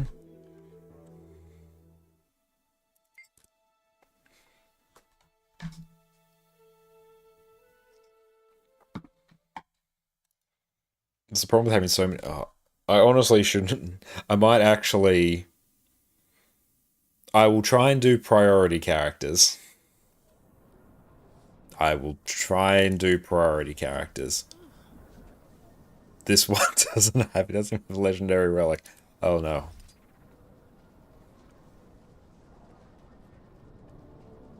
And you feel like they made things safe to tune it later. It definitely feels that. Like, yeah, we absolutely blasted through the new meta. Like, even just wiped constantly to the... My first birthday. We wiped constantly to the CC because no one was CCing. They've also... They have set achievements that basically mean it is very good for you just to sit on Skyscale. Which sucks, because then people are effectively just AFK. Well, speaking of characters, when do we get the creator character redemption back? It will probably be when I have like more access to gold to pay for character slots, because at the moment I can't really spare the 300 gold. And also, we have like so many characters and still need to level like all these other ones. I feel like Wing 8's still new. He is sitting at 100 KP. Nice. That one I don't think has anything good, nor do you. This one might. Just got the Wizard's Portal Tower? Congratulations. What about other scrolls you have? You can put them on a mule character, or destroy them if you're so inclined. Could delete them.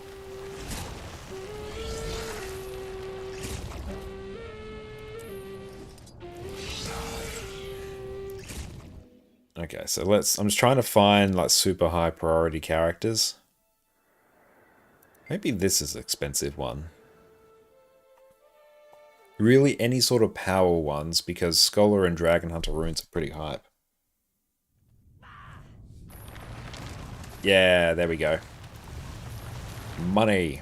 I could use Guild Wars 2 efficiency to tell me this, or I can eyeball it.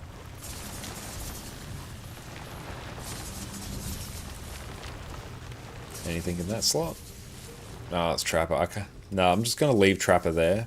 I have like so many Trapper runes.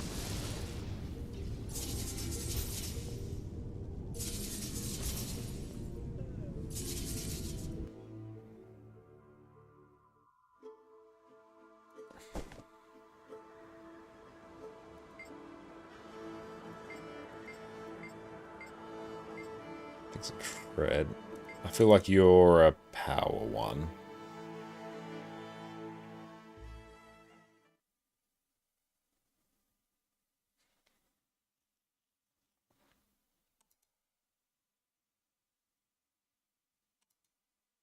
And Sufferance, welcome in. It's great to see you. And yes, it is great to be live right now. Thank you all so much for hanging out with us. I truly appreciate it. Trapper, Trapper, Trapper, Trapper. Dragon Hunter. Yes, money. Dragon Hunter. Nice. Sell. List it there. Drop it down. Another one gone. This one might have Dragon Hunter. Might. Small chance. I don't know. Okay, we'll do monthly drops, to be honest. That would be fantastic. Scholar. Also worth. And yeah, it is fantastic Guild Wars category into which it really is. He thought it was pre-recorded. Yeah, we just pre-recorded. And especially, you have no idea how hard it was to tee up the chat interaction as well.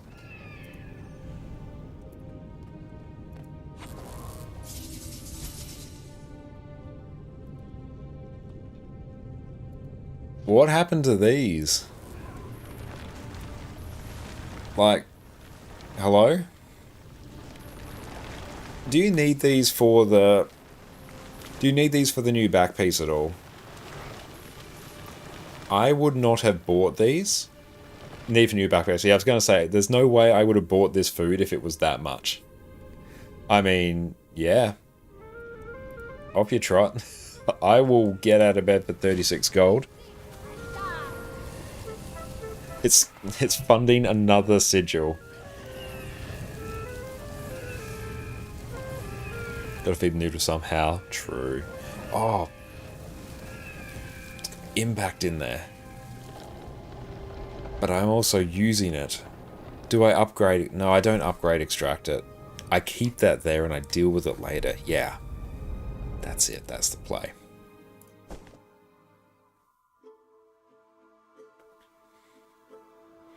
That's a Condi and a heal one. This one might have something. I thank you for the hydrate.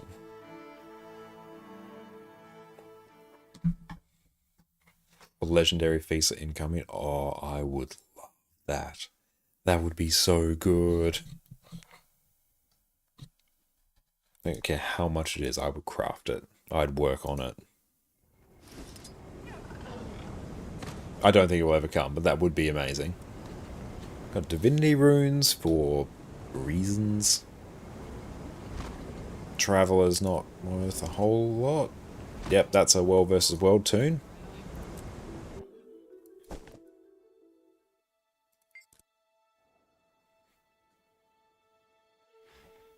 Oh, like Legendary Siege is obscenely expensive for what it is.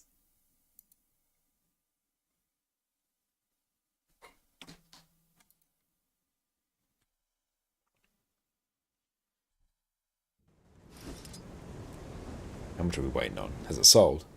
Not yet, but it will. Oh, Scholar, sweet. I somehow had more Scholar runes. Pillage.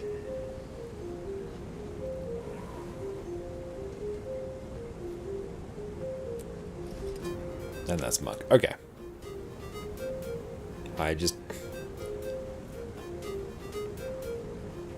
Now this is the actual big question.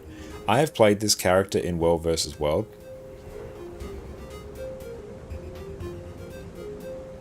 That doesn't have a rune in it. I have no concept of how long that has not been there.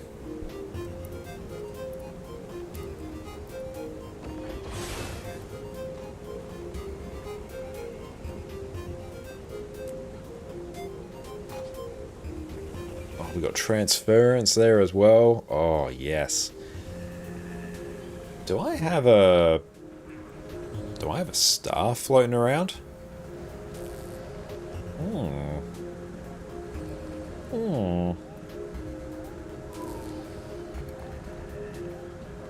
Yes. We do. That's transference and energy.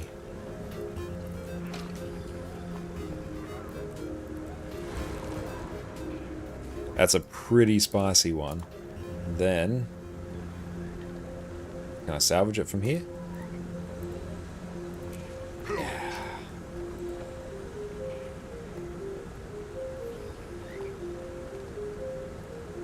Easy gold.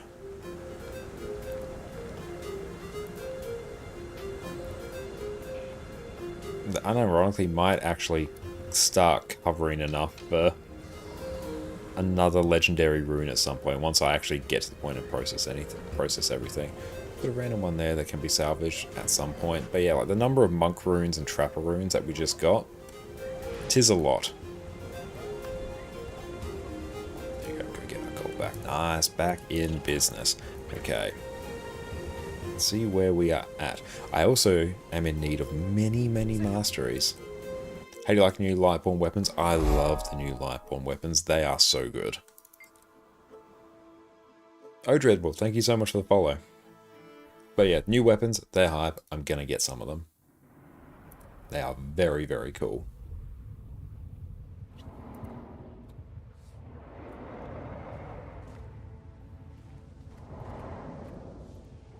Okay.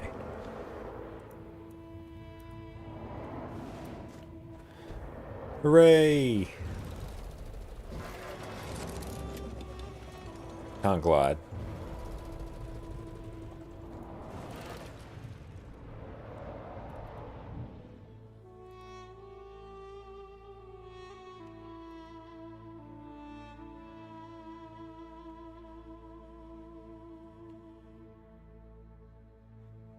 Do need to level some of these random characters as well. They've just been sitting there. And that's not okay. Okay, so where is this one? Is up. Wanna know where it is? It's up. Oh, honestly, I think they look better than the Chaos weapons, because they actually have some depth and texture to them. The Chaos ones are cool, but they're just the basic skins, just like with the exposure turned up.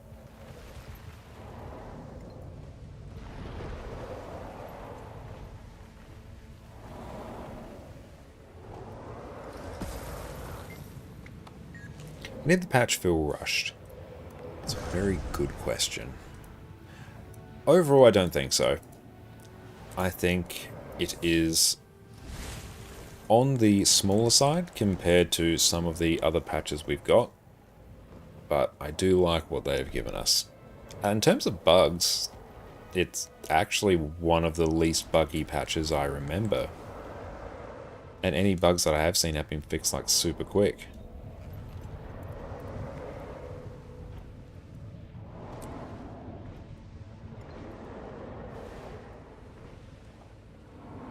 Oh, did we get a new relic? Oh, Relic of the Living City. Oh, that's a cool one. Felt short, but still about as much content as you personally expected? Yeah. Oh, I'll show that one. So this is an interesting one. So basically, when you use a heal skill, use an elite skill, finish a combo field, disable an enemy, and evade an attack, you get a stack of Titanic potential. When you get 5 stacks, you get 15% increased stats and all boons for 5 seconds. It feels like a quite fun and interesting relic for competitive game modes, because if you tee up everything there and get that big Omega burst, that feels cool. I don't think it's going to be good for PvE. I don't think it's going to be up enough for it to be truly relevant. It's cool though, 15% extra stats is pretty good. Oh, sadly you experience audio bugs with Livia and Anise not having audio. Yeah, that's not a bug, that's there's like voice actor strikes and negotiations going on. So literally they're just not voice acted because the voice actors are striking or all of that. So that's just, there's not voice acting for it. That's unfortunate. I know that is somewhat outside of ArenaNet's control.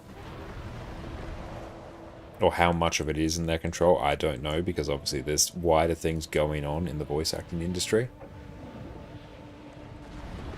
Which I'm not 100% across.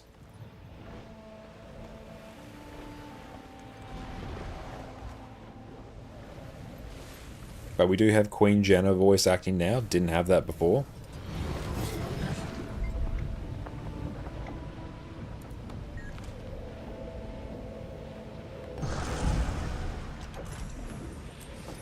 So how many of these do we have now? We have 10. And we need 13. Ah, happy days.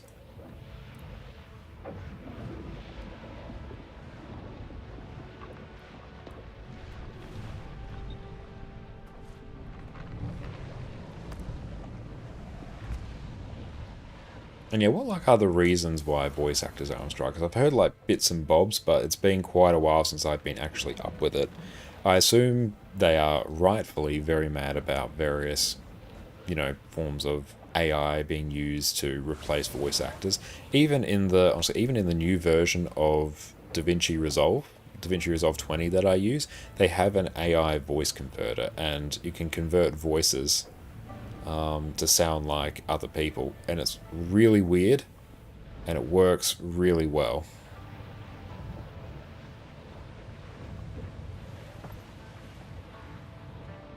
Hang on. Oh, they're against their voice being used to train AI and replace them? Yeah, like, that's... You can do that in, like, commercial... not commercial, just publicly available, like, video editing software now. It's just a thing you can do. And it's weird how well it works.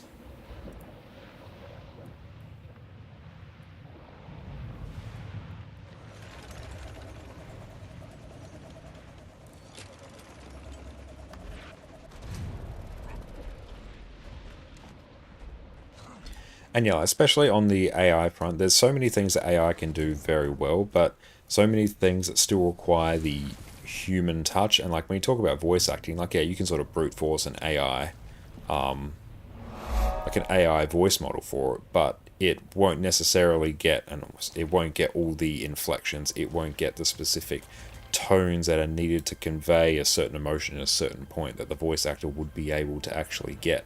You'd get like a very good sort of like rough pass, but you wouldn't get exactly what you want. It's that finesse, that talent, that nuance that human-like actors, voice actors all bring. And can't thank you for the follow. And that's all the same thing. AA will give you like a rough pass of everything, but it almost always requires that human finessing to get that, just to get that level of quality that you expect.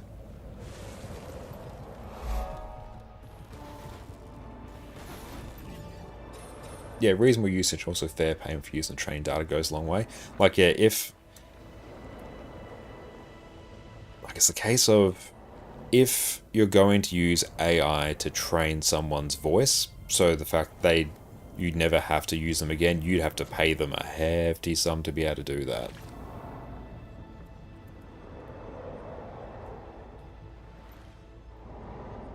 What was I doing? Ah, Janthir points. I need 3 more. Mastery point filter, Janthir. Story journal. So God Spawn, we still need to do that. Janthir Wilds. Other Nisos.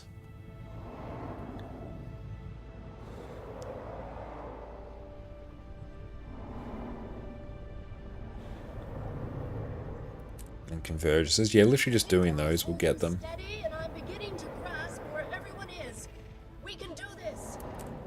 Build a quad, we still got that to do. Spend Barons now mastery, it's another one.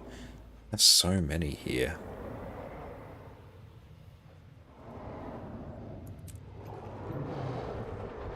Defend completion, Janthir Century, defend code and base misburn creatures, that's another one.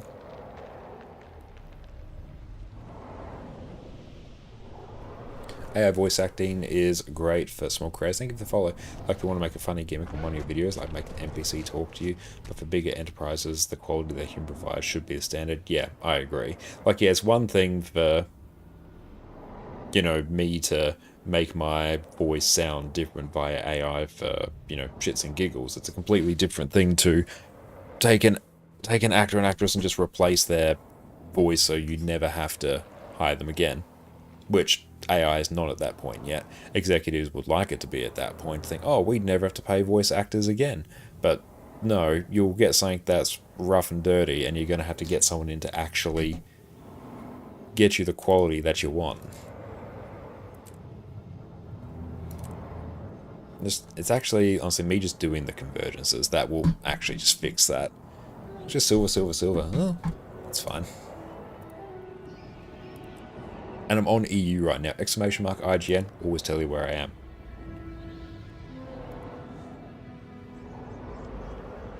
But what I will do now is actually go grab a drink, stretch my legs. We're back in a few minutes, and then we'll see where we at actually for events. That just opened Windows Explorer. That was weird. We have convergences starting in a while. Let's just see if there's also Janthir convergences. Tier 1 XP farm for masteries, that's fine. What am I also working on here? Beehive mastery. Additional faction power beehives. Blasting power beehives. Let's burn beehives in Janthir. Your Warclaw gets a speed boost when interacting. If you have blazing mushrooms, the effect and duration are improved. Your mounts gain a brief bond of vigor effect. If you have Rising Spirits mastery, duration is increased. Gain boons when interacting with beehives. If you have the energy efficiency mastery trained, the boon durations are increased. So yeah, more beehive stuff. But okay, we're going to stretch our legs. We're back in a bit. Sit tight.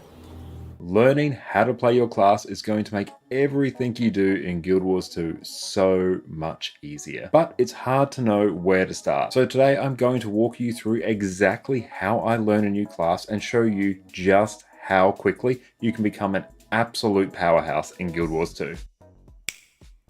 I've put countless hours into Guild Wars 2.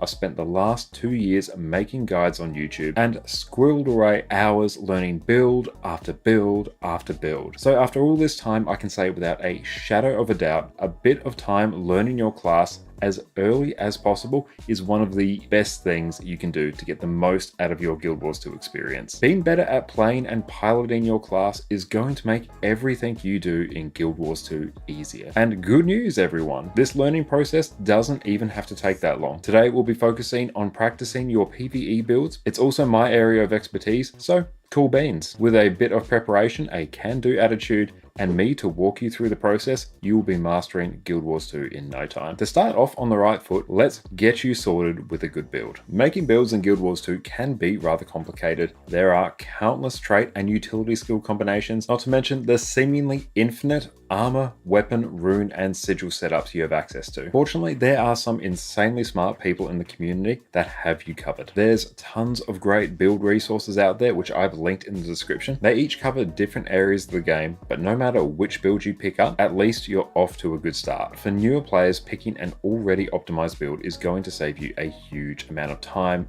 effort, and heartache. Not to mention these builds have been thoroughly tested and have things like DPS benchmarks and DPS logs, which you can use to check your progress. No matter what build you pick, take the time, it doesn't necessarily have to be all at once, to read your skill and trait tooltips. Know what your skills and traits do, how they work together, and any other bonuses you need to be mindful of, and this will already put you miles ahead of where you would be otherwise. Now, Guild Wars 2 doesn't do the best job of telling you exactly how you're performing. If you're in a group of 10 people and the boss dies 20 seconds faster than it did the last time, do you know how much better you did? There's no way for you to know just how much you've improved. That's where Arc DPS comes in. With Arc DPS, you can see your total damage per second along with a whole host of other useful information over the course of an entire fight. This add-on has been an absolute staple of the Guild Wars 2 endgame community for years, and I personally can't imagine my life without it. I won't go into detail here about how to get it set up, but you can check out my previous video where I walk you through step by step how to easily install and customize Arc DPS. This is completely optional, but I do highly recommend it. Now that you're all set up, let's introduce you to the best place in Guild Wars 2 to focus in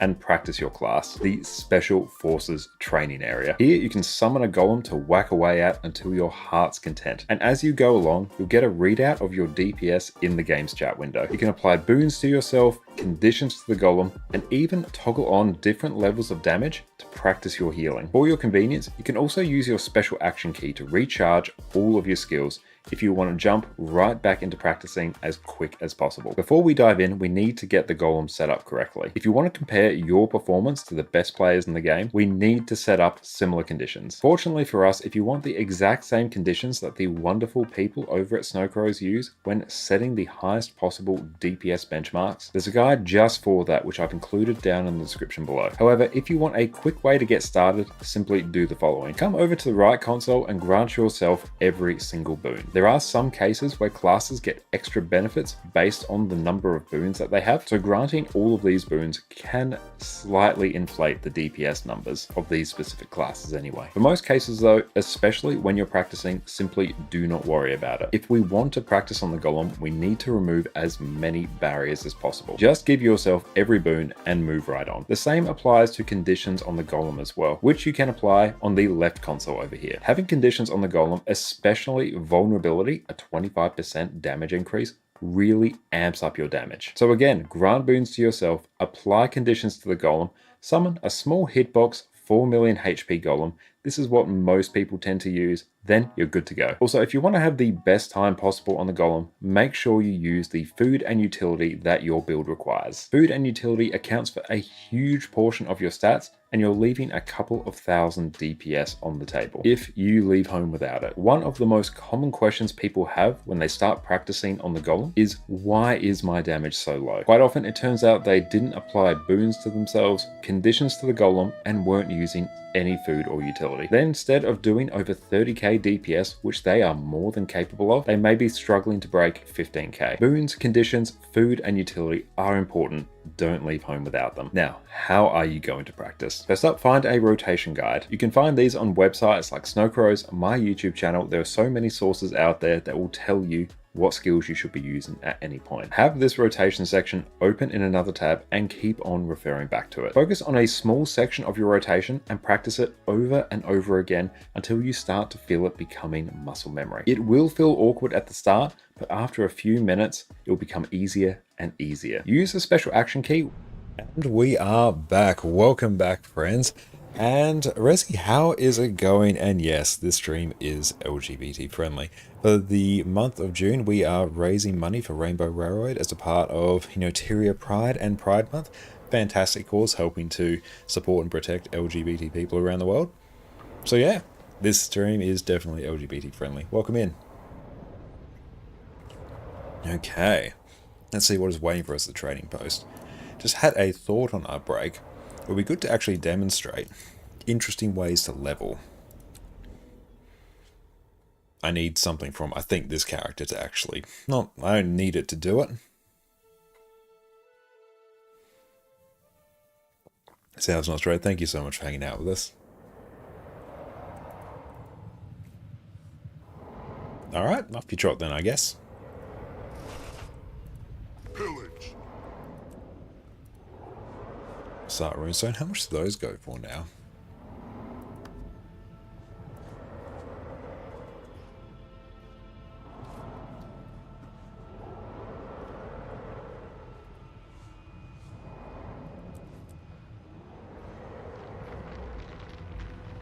Then we'll just send you off into the Shadow Realm there over on YouTube. Doodaloo. What's your favorite build to play these days? Generally, anything Revenant related. Revenant is my favorite class. I think probably the one I lean towards the most is Condition Quickness Herald, just because I really like the way that Herald plays. I like the boon access to. Being able to play solo with quickness is fantastic. I absolutely love that. Spear as well is actually just a super fun fluid weapon on Revenant. It's super simple to play. It's ranged. It's great. Also really like Condi Renegade as well. Renegade has a super fun, smooth, looping rotation. I really, really like that. I do have a bit of a soft spot as well for Celestial Spectre on Thief in open world. I'll showcase some of that, because that I've actually really enjoyed lately. Utilizes new Spear. Spear is actually a very fun weapon on Thief, I find. I'm not the biggest fan of it in like long endgame boss fights, because Spear's quite specific with how you use it. Blue class greater than all. Guardian is fantastic. Yeah, Spear is quite specific. Like, you have to press skills in a certain order for it to function properly. I'm having a lot of fun with Quick Herald in your Fractal group. It's such a good build. It's just good. I feel furious. See new Lightborn weapons? I'll show them. Yeah, they look absolutely phenomenal. They're going to be like one of the things I work towards. Because if we go Lightborn, yeah, these are hype. Like, that's good skin. It's like the Chaos weapon, but it's actually got some detail to it. Even the spear on here, wherever that lives, like, that's just cool. That's just very, very cool. Torch is pretty hype. Like, these are all just nice. I like them. Your staff looks good. IMO, yeah, honestly, they did a really good job with these ones. That's a cool staff skin. So yeah, I'll definitely be working towards those. Where do you get them? You get them from the new map. Let's actually check that. /wiki. Let's read that.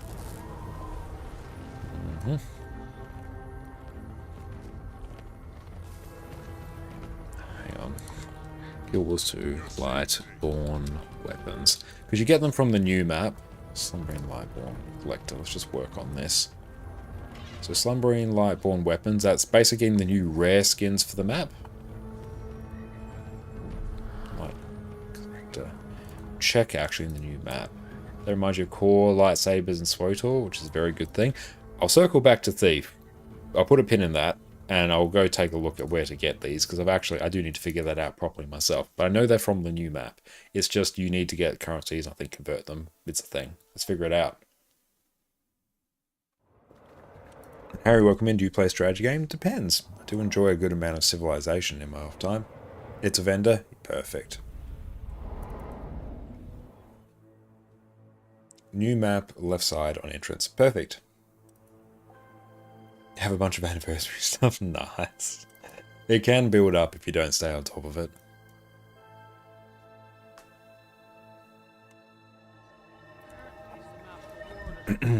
Okay. Entrance up there. Yes, ma'am.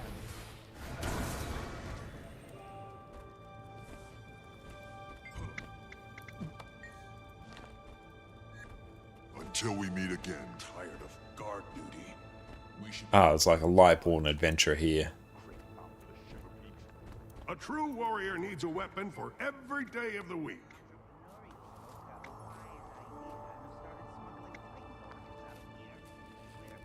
So Sampa Garita sells skins and recipes.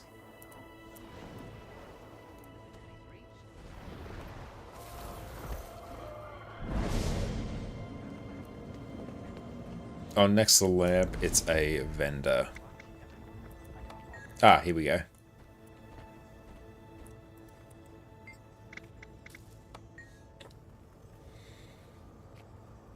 So exchanges Lightborn. So you can get Slumbering Lightborn ones there. And then, yeah, you can get a Lightborn recipe here. So if I was to go So I've got a Slumbering Lightborn Scepter here. So if I was to, I don't know, salvage that. Target destroyed. Now we could buy the Lightborn Scepter ones. So we've got the recipe for that now. So then if we go to an Artificer. Oh, next to the lantern on the chest is a guy who can buy the finished ones. Oh, let's do that. Isn't last tabs a weapon? Skip the craft. Let's find out. Oh, provisions tokens selling for tokens. Oh, okay. Oh, we have so many on NA. Yes.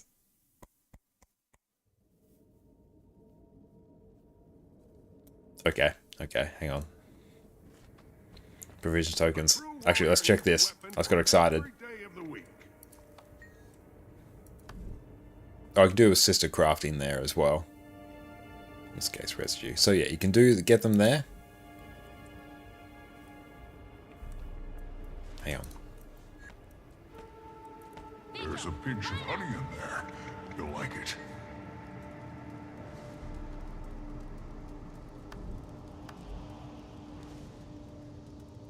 Oh no, you buy provisioners tokens for the Lightborns. I thought I could buy Lightborns for the provisioners. That's less exciting. Although, like, that's a pretty good amount of provisioners tokens. Oh, can we go this one?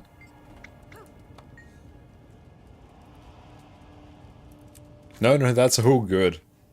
That's right. It means I don't ransack the provisioners tokens on my NA account. So that's good. That is a good thing. So let's go. Bum, bum, bum, bum, bum.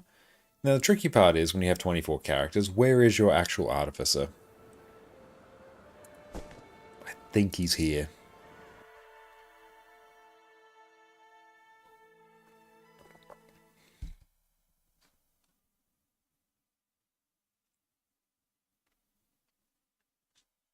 Oh. 620 provision tokens and nothing to do. Oh, that'll just be so good. Give us a proper sync for provisions tokens.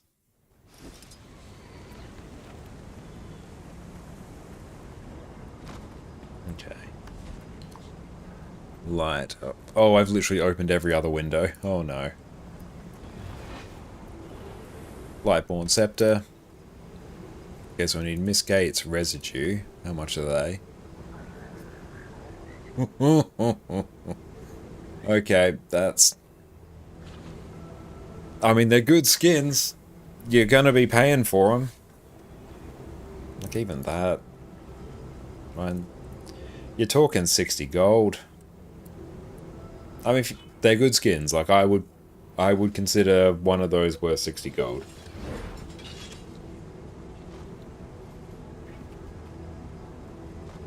Let's go see how to buy those.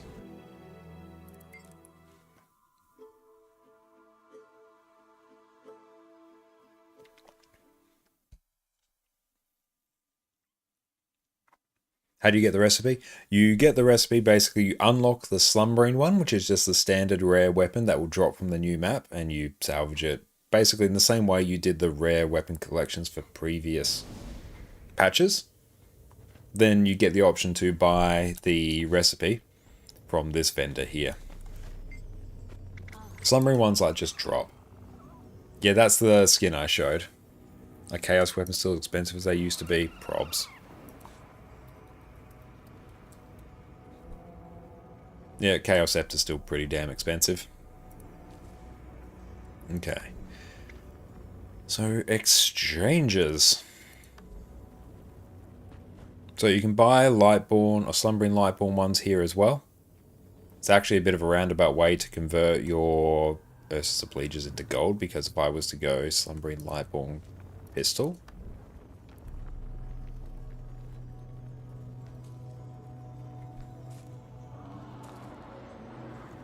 Like the pistol here, 1.8 gold. So yeah, you could convert. You could convert 50. Yeah, 50 silver and 125 obleegers into that much gold. Yeah, they're kind of like Chaos Light. Okay, so here we need the Titan alloy, sweet treated plank, vial of Titan, melted liquid obsidian, and that. Okay.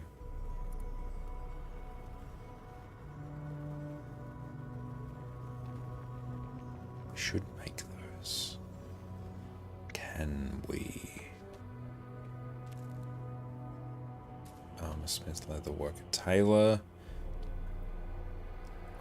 Leatherworker Taylor. Taylor. Can we? Which type of character is stronger? That's a very tricky question, and it depends on the circumstance. Like what character? What character is stronger where?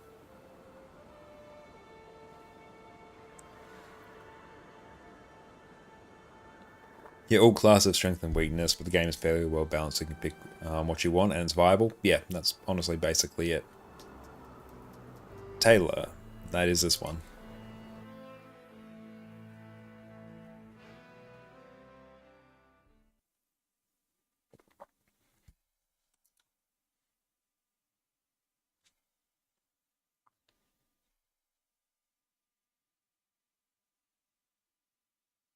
Give that a minute to load. This ginger beer is fantastic.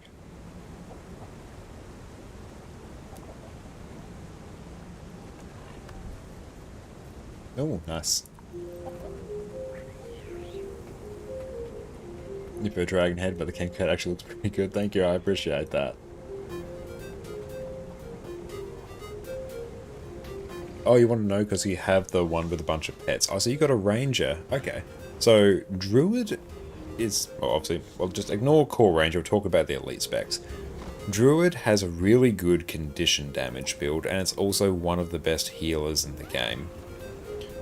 Soul Beast is basically just a DPS spec for the most part. There's a few niche roles in raids where it actually functions a bit more like a solo self-sustained healer. Ignore that. But yeah, it's a power DPS and a condition damage DPS build. A bunch of pets is Necromancer. It could be Necromancer. Is it Ranger or Necromancer?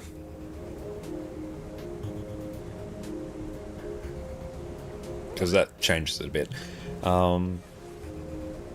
Untamed is an incredible open world build. It's a great DPS build. And a quickness DPS build as well. No range builds have a bunch of pets, do they? It depends. If they mean have them all at once, in which case no, or just you can access a bunch of pets. It depends. If it's a ranger or necromancer, that changes it. I'm just assuming ranger. I could well be wrong. Okay, so I have like no honey flowers. I can buy them at the trading posts.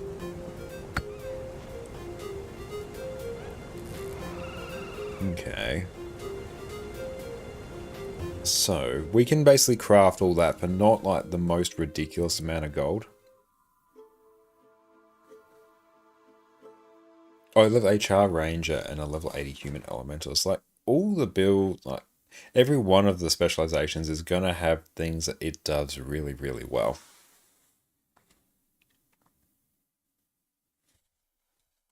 Like, even if I go Snow Crows, and let's pull this up here. This is like endgame PvE, you know, sort of raid strike builds. So yeah, if I just go raids, or even, there's like open world builds here as well, but just focus on raids because that's where most of these builds sit. Like, if I go down to Ranger here, like these are all different builds here that are considered, you know, like viable and worth your time to know. I just grab that and just paste it there for reference. You got Heal Druid, Condition Druid, Power Soul Beast, Condition Soul Beast, Handcut Soul Beast, Hybrid Soul Beast, Power Soul Beast, Condition Soul Beast, different variant, Condition Quickness Untamed, Power Untamed, Heal Quickness Untamed. I didn't even know it had a heal build. Power Untamed, Power Quickness Untamed, a new variant of Power Quickness Untamed, and a different variant of Power Quickness Untamed. There's so many different builds there, and then you even touch on like beginner builds as well. The beginner builds, particularly if you as a new player, beginner builds are going to be where it's at. Like even, oh, hang on, I can even demonstrate that. Well, segue, we're going a roundabout, but we can even like demonstrate a beginner power soul beast here. It will be hype as hell. And yeah, it's even like literally walks you through, but this will be great. And also, I've got a guide on Power Soul Beast as well. Where does it live? It lives over there. Yeah, have a look at Beginner Power Soul Beast and Beginner Power Tempest. Yeah, like you'll have a really good time with those. Let's go Soul Beast.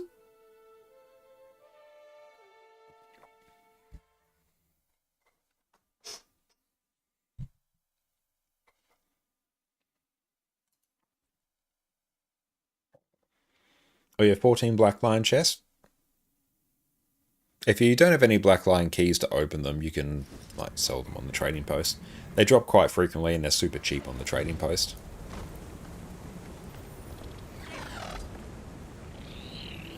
Grab that. We now have much more gold. That's nice. Let's go to the aerodrome. But just to demonstrate, like, Power Soul Beast is fantastic. It's one of my favorite DPS builds. I ran this all the time.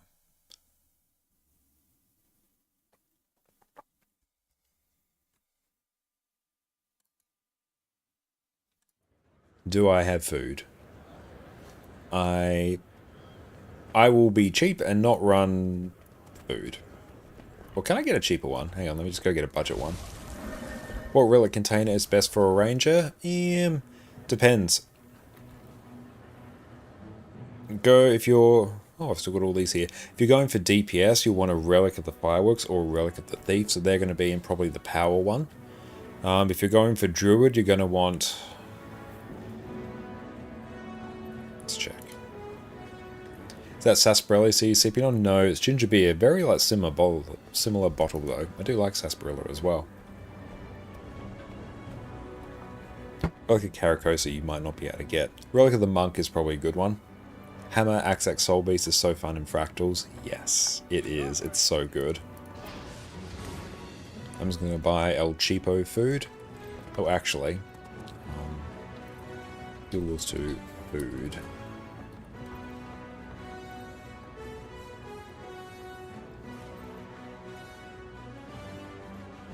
That here. I want... Just give me like cheap stuff. Level 80. Show all. Doesn't really matter. I actually want power. I will want ferocity. Can I sort this by price? How much is that? Pretty cheap. Not cheap. Oh, well, that's a Ascended Feast. Yeah, it's avocado smoothie. Yeah, Relic of the Thief is just a really good bet. Yeah, let's just buy 20 of those. Yes, here we go. And thank you, Nerd App, for the follow. Where did that come from? It's exciting.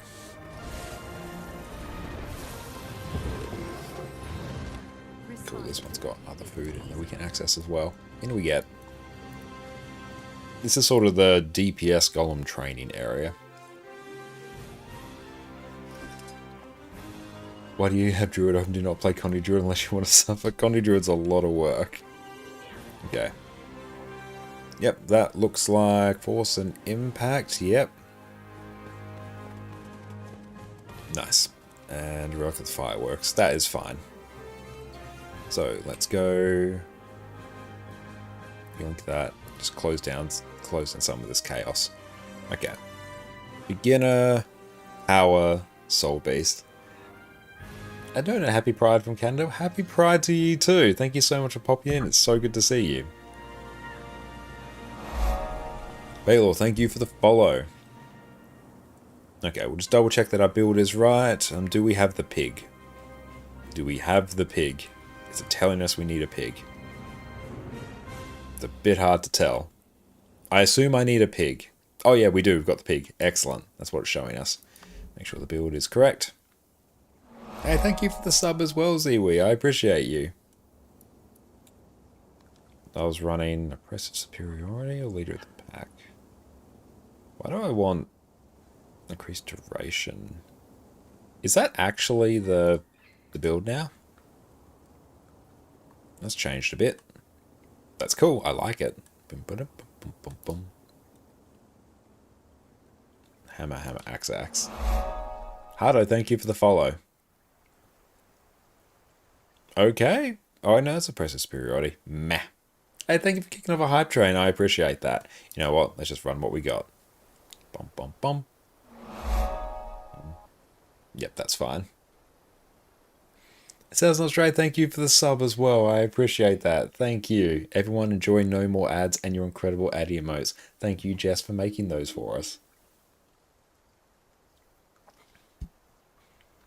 Nice. Okay, the build's fine. I'm overthinking it. And if there's anything to be learned from my streams, that overthinking is the enemy of success. So I will counter that and put no thought in whatsoever. Just gonna give myself all boons, adjust self, add boons, all boons. If you have any questions, Boons in Guild Wars 2, so important. It's literally what the entire endgame in Guild Wars 2 is about. It will more than double your DPS just having boons. So important. Always, like, if you don't have boons, like, it's a bit different if you're by yourself, but if you're in a group and you don't have boons, the group composition is wrong. Let's go spawn a golem, big boy. And spawn. Now, for reference, really, really good DPS in Guild Wars 2 is above 40k. Like, that's what the best of the best players will be pulling. High 30k DPS on the golem is also, like, really, really good. If you're hitting, like, above 35k on the golem, that's, like, really good. You are fine for DPS. You know what's going on. Above 30, pretty good. It says on if you're on like a DPS build. And Stonehawk, thank you for a follow. I really appreciate that. Sort of 25 to 30. Okay, room to improve. 20k, you're probably just not pressing your buttons quick enough. Below 15k. And this is if you have all boons conditions on the golem. That's important. That's a really important distinction. Like, if all conditions on you, all conditions on the golem, all boons on you, if you're hitting 15k, there's probably something wrong with your build. Okay, so, beginner soul beast. Class is in session. So, when we become a soul beast, we merge with our pet and we get more stats. So, here we go, just read it out. So, beast mode is the unique mechanic of soul beast where a player merges with their pet to gain significant stat boost. Additionally, any effect that targets your pet will target the soul beast instead, so you. What about Jadebot offensive buff? That doesn't matter because the Jadebot offensive buff just gives you boons. And thank you, Grizzly, for the follow. I appreciate that. And plus, like, it won't be applied to you in like raids or strikes, so it's not relevant. Good to have an open world though. Let you take any just regular DPS build that doesn't give itself boons and makes it way better in open world. So yeah, it basically means our Sikkim is going to give us 25% extra damage, and when we're in... So make sure to use beast mode to merge with your pet before an encounter. If you're downed in a fight, you'll need to use the skill again to re-merge. You'd love how Snow Crows has basic rotations that can be escalated with personal growth. Yeah, like their beginner guides are absolute top tier.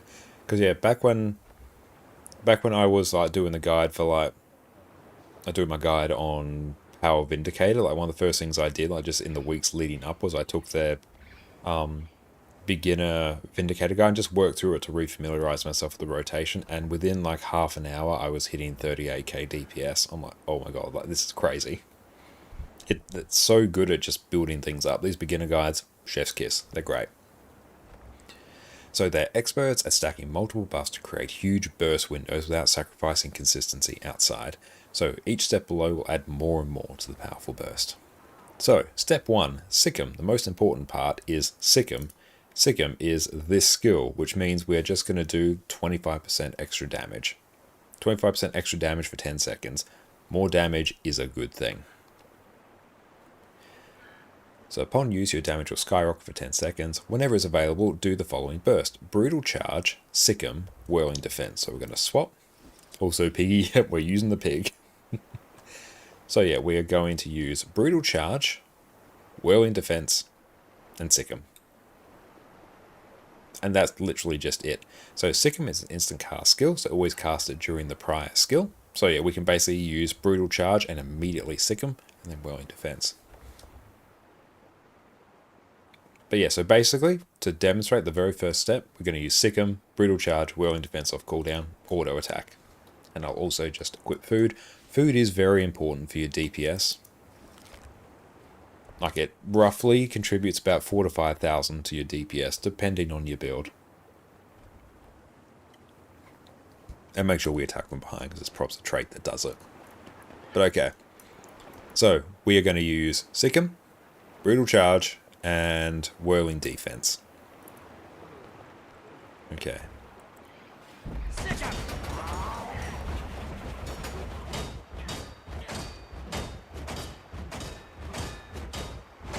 So this is just our initial burst. You could see our DPS actually skyrocketed, and now it's coming down a bit.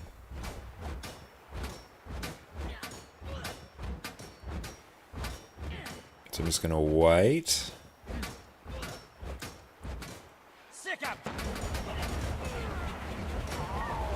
There you go, you can see our burst window there. Like, burst skyrocketed up, and damage went down a bit as we're just chilling here auto attacking. It went up again as we did our burst, and now it's coming back down. See, and that right there is me doing like 21k DPS. I'm going to wait until Sick 'em, Brutal Charge, and that are off cooldown. So, Brutal Charge, Sick 'em, Whirling Defense. There you go. DPS like skyrocketed there. There we actually did quite well.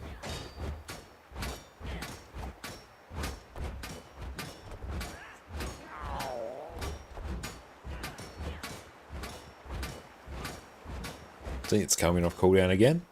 We're going to go again. More burst.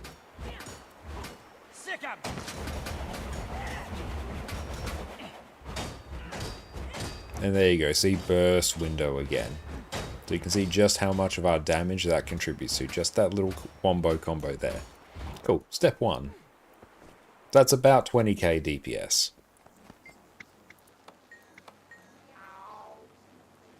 So step 2. Twice as vicious.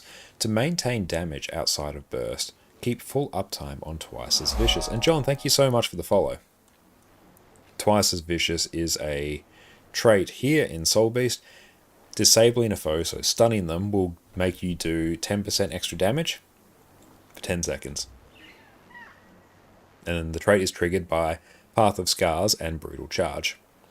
So we were using Brutal Charge before. Because of the knockdown, it triggers twice as vicious. And also Path of Scars will do it as well. Because that's a pull, counts as a disable.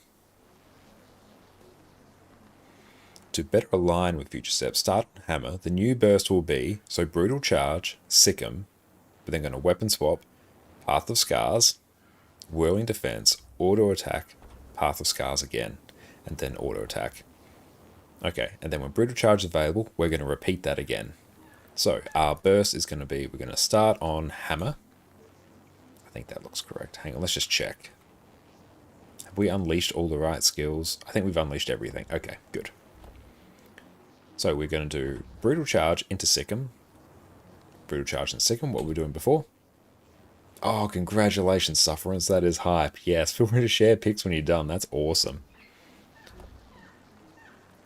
We're going to Weapon Swap, Path of Scars, into Whirling Defense, Auto Attack, Path of Scars again, and then we're going to Weapon Swap. If mechanics will prevent you getting the most value from Sick 'em, it is okay to delay your burst for a few seconds. Yeah. So, Golem's back up. Okay, so.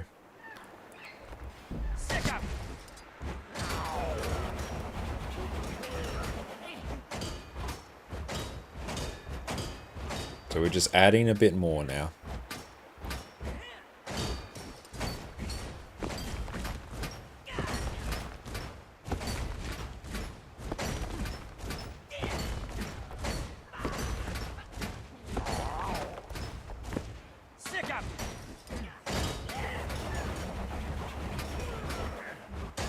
See, and right now we've pushed that from 20k up to 25k. Just by adding in what is really one extra skill. And I'm like weapon swapping. So we've already made big improvement and we're very happy about it.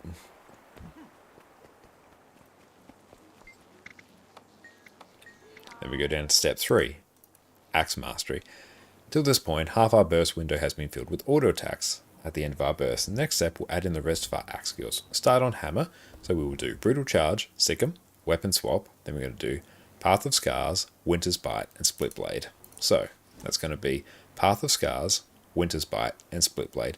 So we're going to work our way back up our skills from 4, 3, and then 2. So we're going back up the chains, how I like to think about it.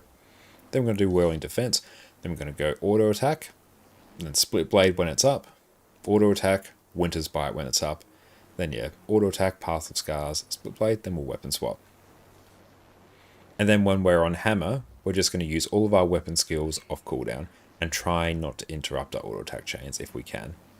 Make sure Hammer 2 to 5 all set to their unleashed versions. They are. Cool, so yeah. Brutal Charge, Sick 'em, Weapon Swap, just use all skills basically. Rex, welcome in. How are you going? Welcome in, Raiders. My name is Connor, ConnorConCarne. And you can also check us out on our YouTube channel there, where we do all sorts of Guild Wars 2 guides and now Guild Wars 2 news. What is up? Everyone go check out Rex over on Twitch. How are you going, my friend? Hope you're having a tremendous day.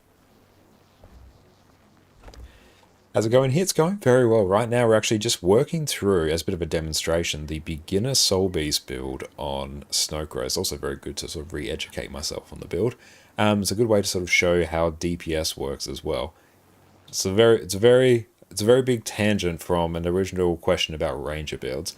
So far so good. Had lots of fun in World vs. World. That is great. Have you had a chance to experience much of the new patch yet? But okay, so now we've got our improvements, just to reiterate. So I'm going to go Brutal Charge, Sick 'em, Weapon Swap, use all our axe skills until we're ready to swap off axe, and then go swap spam hammer skills. Be happy about it. So let's get cracking. So 25 was our number. Let's see how much this jumps. Work our way back up.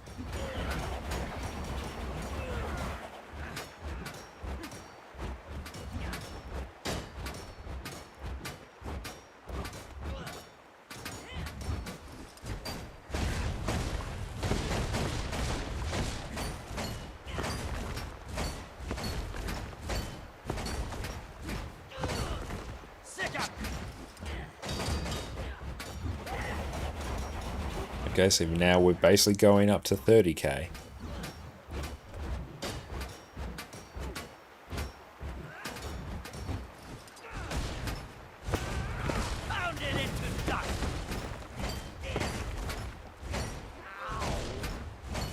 So we're just using good skills off cooldown. Yep, we're just under 30k here now. And really, I am just spamming good skills off cooldown. So just spam literally every hammer skill off cooldown. It lights up, we press it.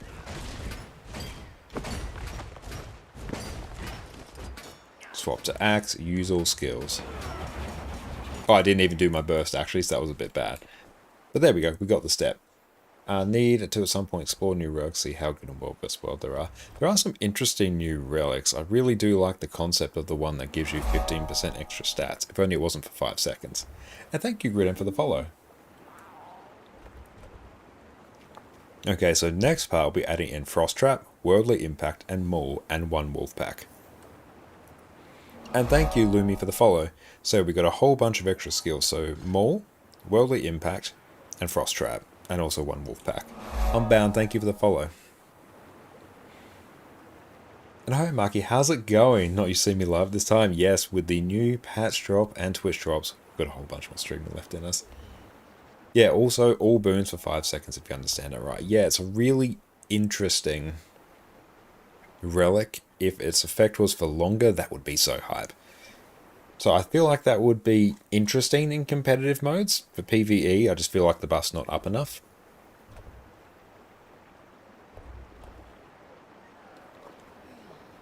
Oh, you almost got everything to make your first set of legendary raid armor. Congratulations, that's awesome. What armor are you going for? So Brutal Charge into Frost Trap, 1 Wolf Pack, Sick 'em, then Weapon Swap, Maul, Path of Scars, Yeah, spam all stuff, and just before we exit, Worldly Impact and Weapon Swap. Light Armor, nice. Manicus Chrono, that's a great choice.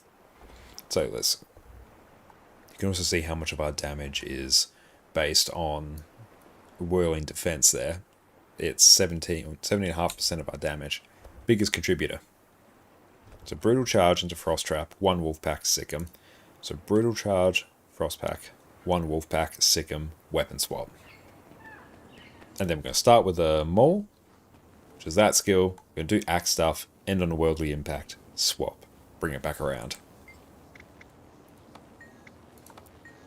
So that was about 30k. Now let's see what number does.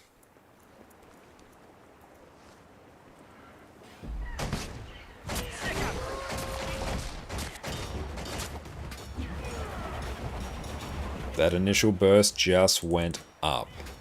That just went through the absolute roof. Spamming all skills. Serene, thank you for the follow.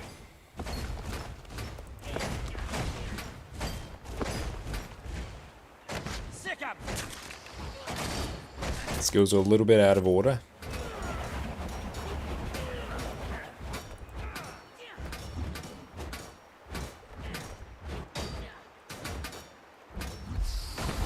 Spam everything.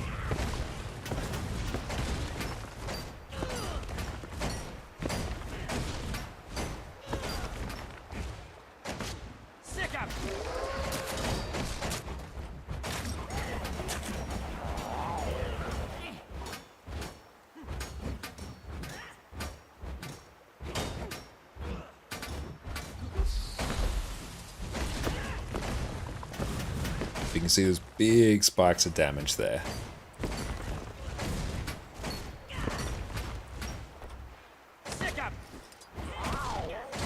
We actually cancelled our Frost Trap there, which is not oakley dokily of us. There we go, like we're sitting at about 33, 34k. Number has gone up.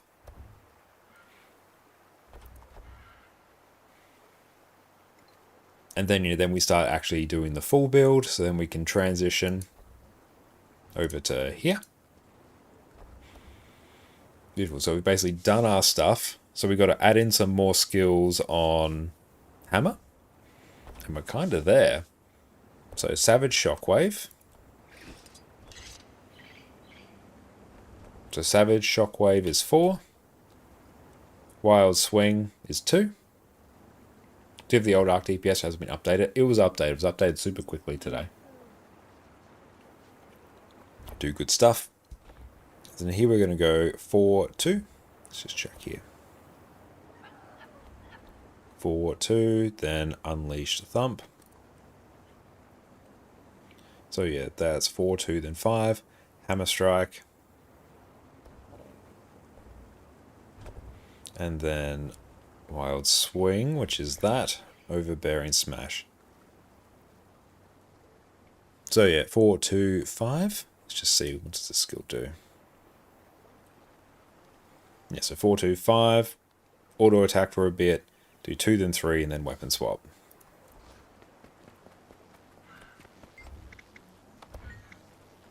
So let's see what number does now.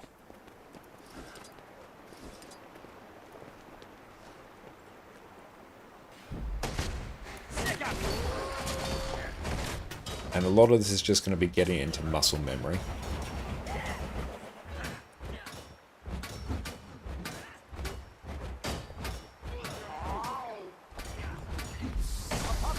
Four, 2, 5.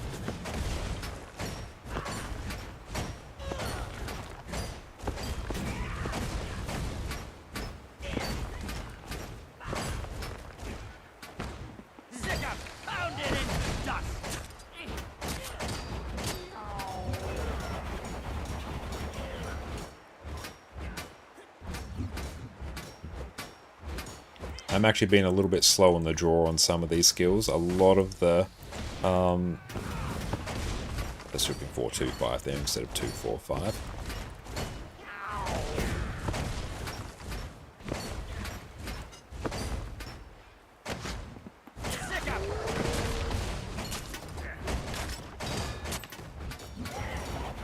But yeah, you can just see the sheer amount of burst damage you get here.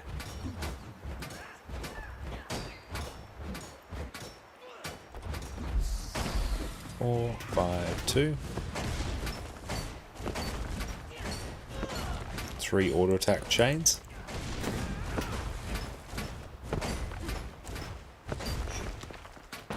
Then end on 4 and 2. Skill order is slightly out.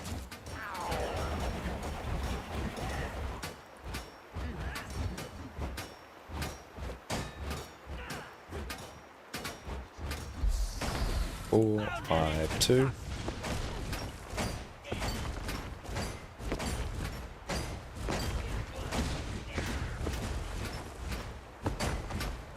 There we go, we're landing on about, yeah, 34k there. 34, 33, depending. And thank you for the standing desk as well. Spear just fell off after nerf. I think Spear is actually still, like, really, really good. How are you going? Let's just adjust camera now.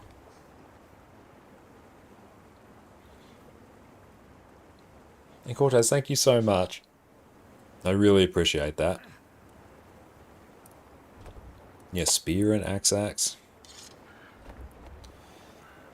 What's this one's bench? Yeah, that one's at... Oh, it's outdated. Okay, let's see. We'll just take a look at the benchmark.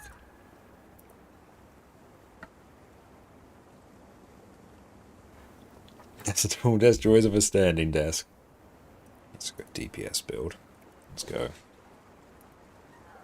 Soul Beast. So Power Soul Beast Hammer is at 42k. Condition Soul Beast. Yeah, I think they just haven't updated it. Yeah, Spear's fallen off a bit, I guess. But also, and to demonstrate, again, with a bit of a segue, another question earlier, Condi drilled to 47k. I know, and there's only probably a handful of people, and on a handful of encounters that can actually pull those numbers. Condi Druid's always a bit of a weird build. It's a fun one, but it's really weird to play on actual encounters, because the better your team is, and the less damage they take, the less damage you do. It's really weird. And Itch, thank you for the follow, I appreciate that. Hagrid, welcome in. Welcome in, Raiders. My name is Connor, or ConnorConCarne. You can also check me out over on my YouTube channel there, where we do all sorts of Guild Wars 2 guides. Everyone, go check out Hagrid over on Twitch. I'm going very, very well, Hagrid. How about yourself? What'd you get up to on your stream? Did you experience a new patch? If so, what did you think? And Itch, thank you for the sub. That's super kind of you. I appreciate you, mate. Enjoy your Prime sub. Thank you. Great use of your Prime sub. I really appreciate you, mate. Swift and steady. Jay Randall, thank you for the follow. Okay, so if we do Spear shenanigans, yes, here we go. Okay, so one of my favorite builds that I have been playing a lot recently, Asmodian, thank you for the follow. Spear, Celestial, Spectre. Them's the traits. It's basically, this is much more of an open world solo build. And Sparse, Condi Drew CA generation from damage has been buffed enough to go in immediately after cooldown's over if you're fast enough. Don't waste CA juice as a result. Okay, that's good at least. That's great to hear. Valentine Dreams, thank you for the follow. Appreciate you. Play for like 30 minutes, you got a bit bored. Granted, you've been burned. Sorry to hear that, Mythos. But thank you for hanging out with us. And yet, there's the gear there.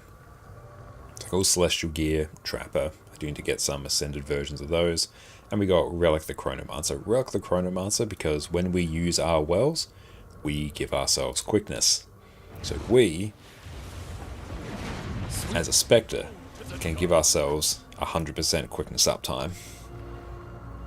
Oh, loving new stuff in the Wizard's Portal book is great. It really is. And yeah, even we can go to some of the hardest hero points in the game, Heart of Thorns. Stuff that are designed for groups of people. We can just go in and blast. Swift and steady. Let's make our way up. Let's go to the Vampire Broodmother hero point. Notoriously one of the hardest ones to solo.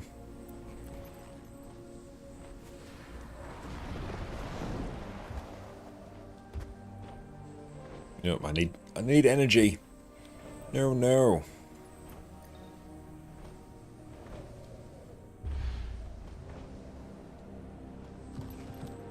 Are you on NA right now? No, I'm on EU right now. At an earlier time, we just crafted another legendary rune. So we're on 2 of 7 now, which is hype. And yeah, there's the Broodmother. We'll just go help our friend out. So we're going to go give ourselves all of the boons. I'm going to use my steel. I'm going to go 2, 3, 2, 4, 3, 3. Go into stealth. Stealth attack. Go into shroud. We're going to give ourselves alacrity. We're going to steal again. 2, 3, 2, 4, 3, 3. And we're in stealth again. Regenerate all our initiative. Doesn't play out, and I did earlier today. 2, 3, 2, 4, 3, and 3. I'll wait until we actually have this one to ourselves. Currently playing through the DLC in order, just finished the hot areas to give me PTSD for going back there. Oh, Heart of Thorns is so good. It is my favorite of the expansions. It's amazing. Let's go. /S. All good. Best player in PvP Bronze Division. Love it. Okay, so just completely by ourselves. Give ourselves some... I was going to say give ourselves some stability. 2, 3, 2, 4, 3, 3.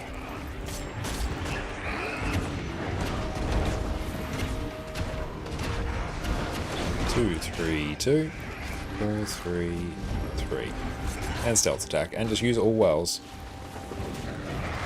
Post Sky Scale Hot is fun to drift around. It is, yeah.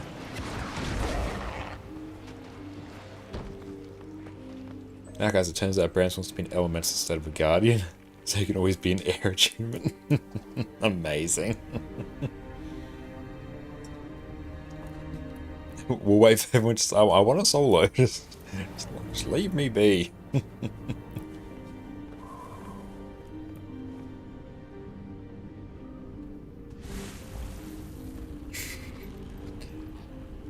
No, it's fine. I'm all good.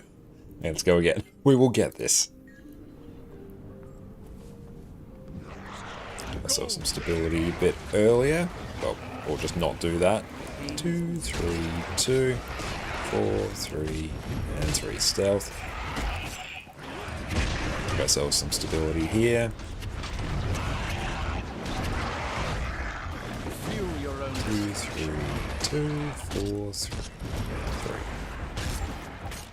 3. Use all our wells. Siphon. Gives us boons. 2, 3, 2, 4, 3, 3.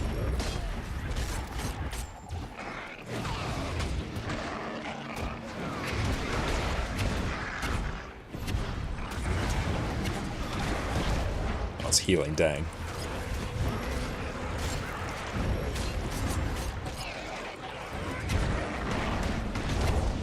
Does that one fear? Oh, it does. That's fun.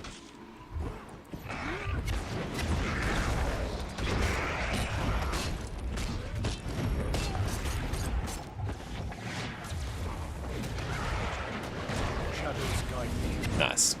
Completely chilled to solo there. Oh yeah, when you're just getting started, the verticality, it is a big challenge to overcome. And the good thing I think about one of the things that made Heart of Thorns feel really special on launch is that so much of you moving around the world requires mastery. So as you spend more time there, you get better at actually navigating the world. Very Metroidvania in that way. Let's just go help our friend here, assuming they need it.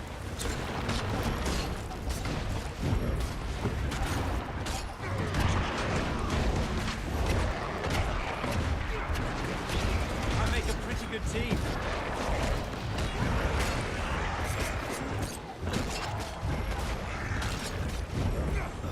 So one of the things I really like about Spear on Thief, you actually see there's quite a few attacks going here. Actually, if you are on Spear on Thief and if you are auto-attacking, you are doing it wrong. You actually want to unbind auto-attack. So you like control right-click to set something to auto-attack. You want to turn that off on Spear. And it's because your actual auto attack chains, the stuff you're doing to fill time. It's actually combinations of your 2, 3, and your 4. So you can see on your 2 and 3, you actually have 3 skills on each. So as you use, oh, you can sort of see here, as you use 2 and 3, your 2 and 3 skills actually flip. They move their way down this chain, same way your auto attack does. So if I use 2, see, notice my 2 and my 3 changing. And same thing if I use my 3. It's cycling through. So basically, if we talk about these skills, no, you basically go 1, 2, 3, 1, 2, 3, and you'll use either of the 1, 2, or 3 skills from your 2 and 3 here. Takes a bit to get your head around, but so like Mantis Sting, first one does bleeding, second one does immobilize and poison, next one does bleeding, poison, and just a bunch of damage. So this is sort of your damaging choice. Then you have your 3. So 3 is actually typically more of your power damage choice for the most part. So you're going to do some damage for vulnerability and bleeding. Vampiric Slash is the thing that kind of makes this whole build tick. Basically, you steal a bunch of health. You do damage, and you steal a bunch of health. Your bonus lifesteal versus vulnerable foes, and you do vulnerability on like so many of your strikes as well. So yeah, that's super handy, and also because we've buffed our Siphon, our Steel, we actually just inflict vulnerability like all the time. This Vampiric Slash is just bonkers healing on a Celestial build. And then the third skill is a finisher, so basically your attacks are lead attack, follow up, finisher. The finisher on this is going to put you in stealth, which then means you can trigger Ashen Assault, which will basically give you 4 initiative back. So you're basically burning through your initiative, going into stealth, getting it back. And then you're going into Shroud as well, which is, you know, letting you regen initiative. So we'll demonstrate it here. So we'll actually set this to auto attack. So let's go give ourselves some stability and just use all our wells. 2, 3, 2, 4, 3, 3. 2, 3, 2, 4, 3, 3. Zephyr, thank you for the follow.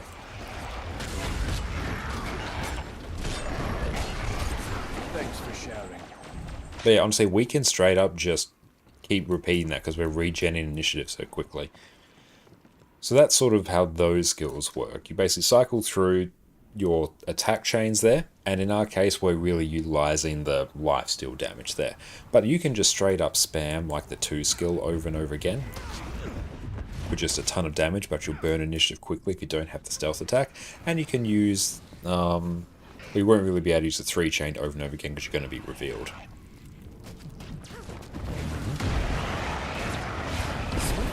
3, 2, 4, 3, 3, and we'll talk about the 4 in a moment.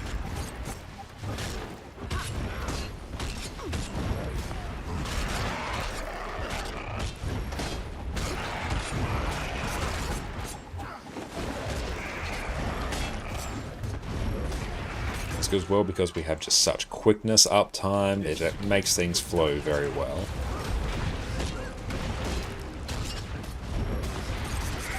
You'll be doing that one for days.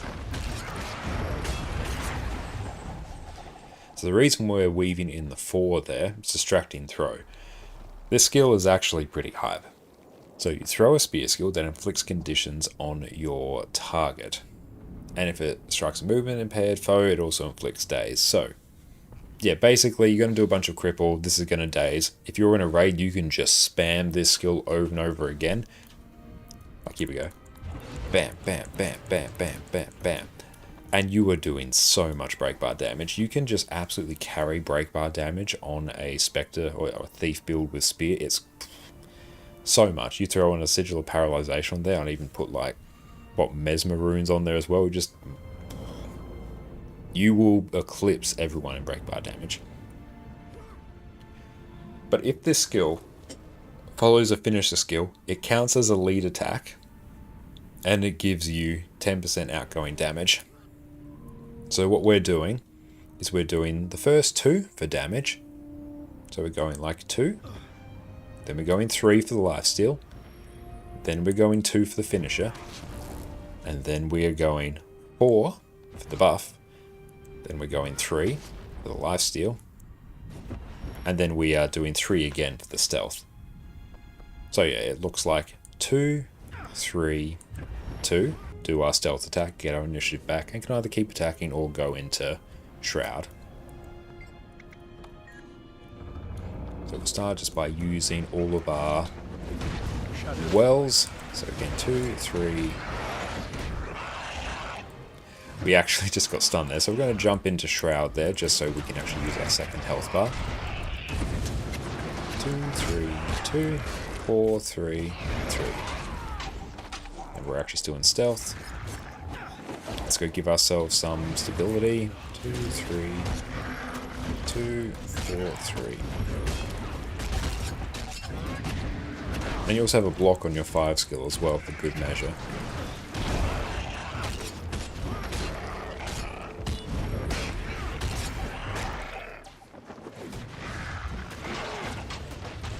So go give ourselves some stability, which we can on our 5 skill in Shroud.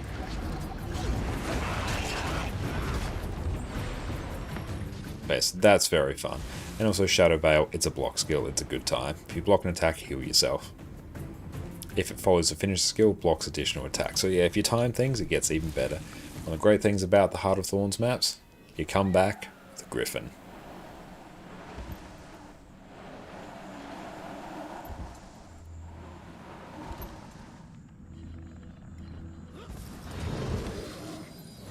Better in Black Moa, let's blast it.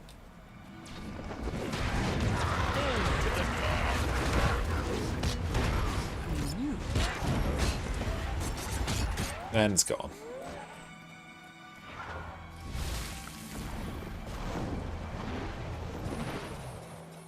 And turn off arc DPS actually. We don't need it.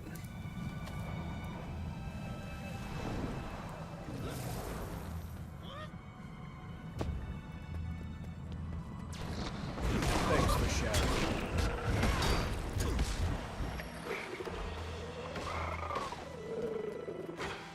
And also a few little quirks of the build. We've also set it so our Siphon also dazes the target with sleight of hand, and on our spear we are running... Actually on there we should probably be running... Celerity maybe? Ah, that's fine. We got 100% quickness uptime. Yeah, we had that there so we actually would trigger Sigil of Celerity. But I must have like removed it at some point. What else can we do with that now?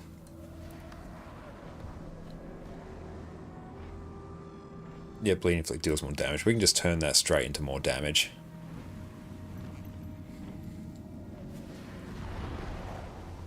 And yeah, another cursed hero point. This one. Swift and steady. And we can actually even eat some food to make this better.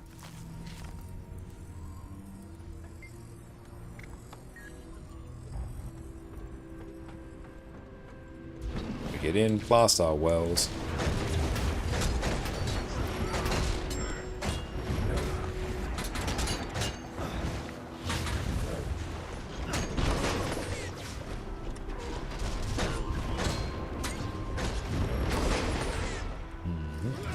Get ourselves some stability.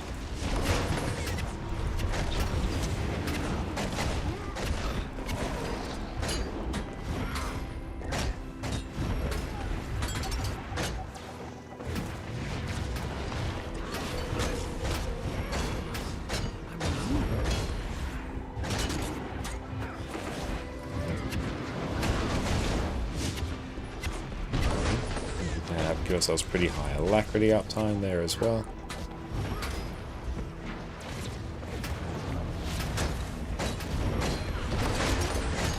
And that hero point's just gone. Which legendary armor is the easiest to get?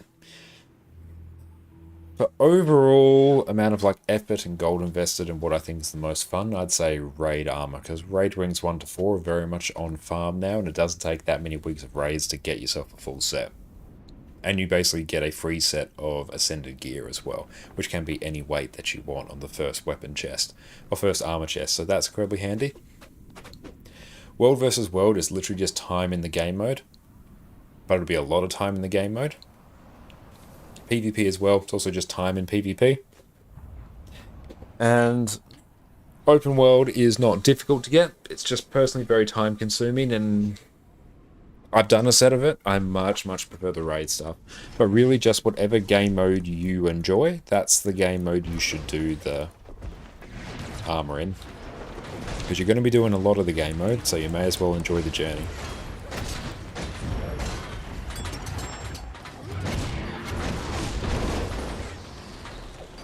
But this is like a very fun thief build. This is one that, if I'm like, oh, we're playing this now, I'm excited to play it. Plus you've got a bunch of mobility on your wells as well, so that's fun. Thanks for sharing.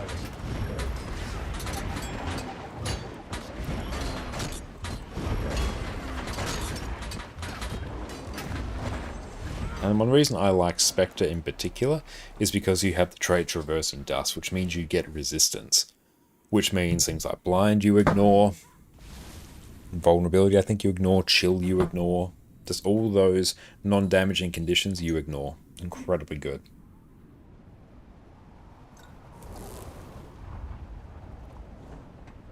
But even if we went and did frogs.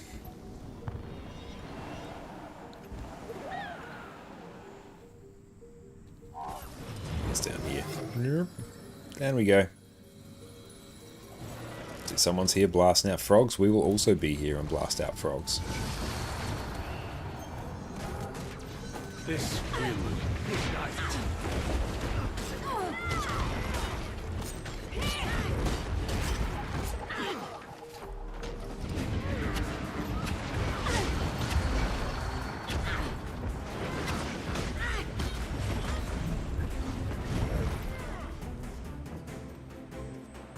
How'd you get finding the shrines earlier? Did you finish? Yeah, I finished that. I've actually done that on 2 accounts now. So yeah, we've got the Wizard's Portal Tome on 2 accounts.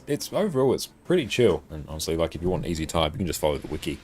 The wiki's like fully up to date now. That's valuable. It's got a whole bunch more airship parts. You actually burn up a nice little stockpile of them. Nice your task for this evening. Excellent. I think if you... Are you going to do the Mushroom Queen Tangled Deaths? We probs can do that. That one is a bit more cursed though. Mostly because of the area. But let's try. That one is just a particular kind of awful.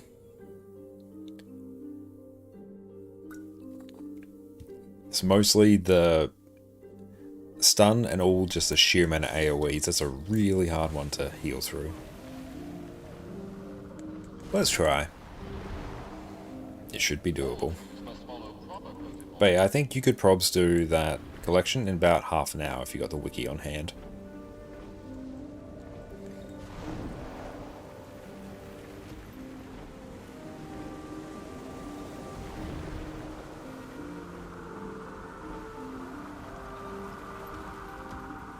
Probs even could be a bit cheeky. Not so much cheeky, but bring like shadow arts. Shadow arts would also probably greatly help us out. We'd lose out on a lot of boons though. If we struggle, maybe.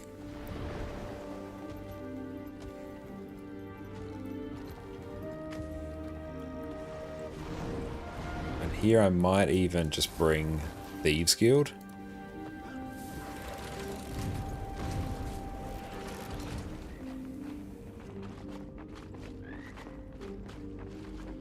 And might actually, and let's deal with this first. I feel furious.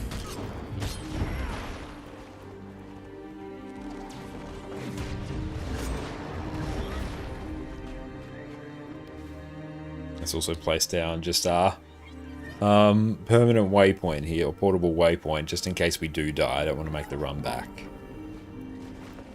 Okay, so let's trigger this. I just don't want to be right there, or else you get caught on all the mobs and it really sucks. So let's trigger it. Come here. So even that hurts like hell.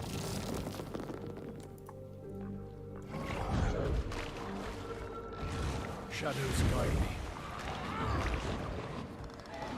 Let's roll.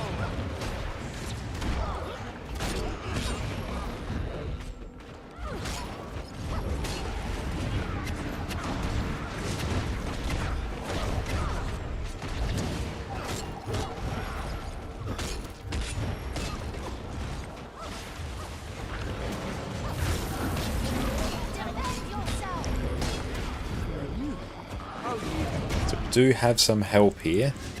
But yeah, we also sort of have to cycle through ranged and melee options.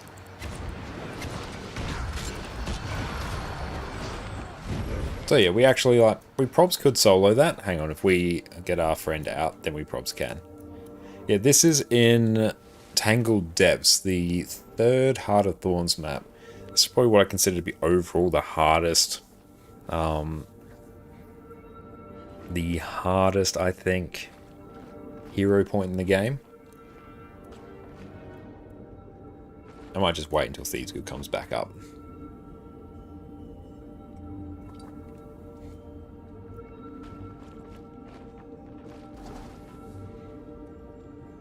Anything else that's super nice here?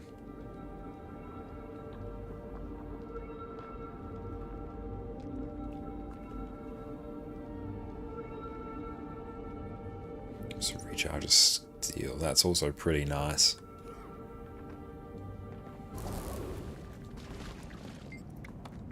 Okay, so let's just get out. Come here. Come on. There we go.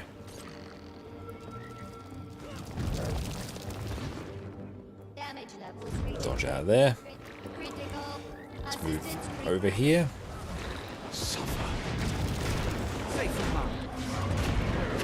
Just going to bait out all those attacks.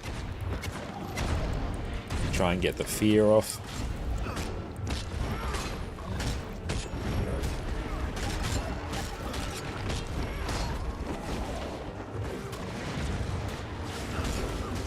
Oh, so we don't even need Thieves Guild, I think.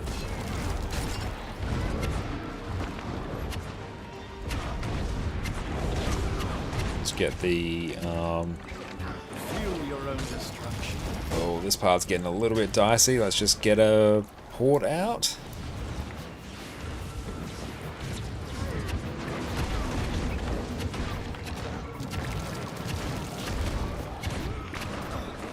Now, it's not even so much dodging, it's just really not standing in these AoEs. And there's a lot of just baked in self-sustain, because yeah, those AoEs, they are just a nightmare to heal through. So you do have to kite a bit on this. Almost. Hang on. We still will actually probs get it. Just. That's without Thieves Guild as well. Because yeah, the main tricky part is just not fighting in this area, or else like you're getting stuck on all these and so many AoEs. You want to lure them a little bit out here.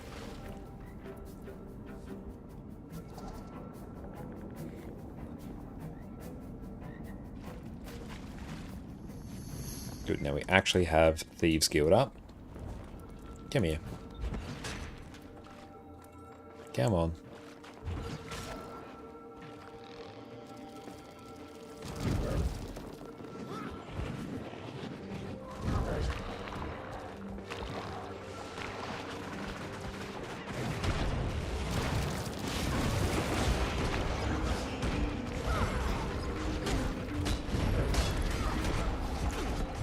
Thank you, Hugh, for the follow.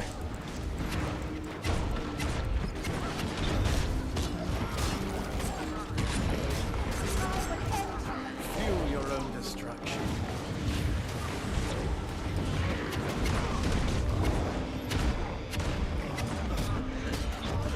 I'm wilting. Need more endurance. Why did I fail? Yeah, if you do end up low on health, it does become a bit cursed. Because yeah, the sheer amount of damage that those AoEs pump out is just monstrous. We might even be able to get the revive, but that's with the Jade Bot revive. We throw Shadow Arts on here. This does become much easier, I think.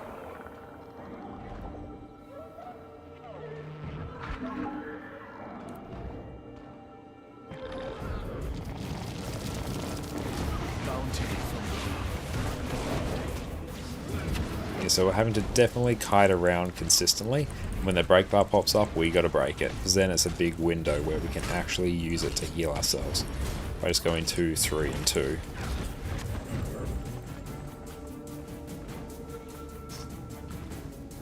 We swap out Trickery. shadow arts.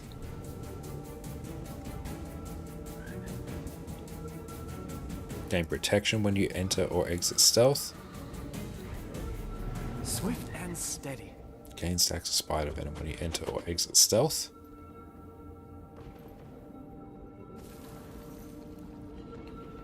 Gain stuff blinds nearby foes. Oh god, someone's going.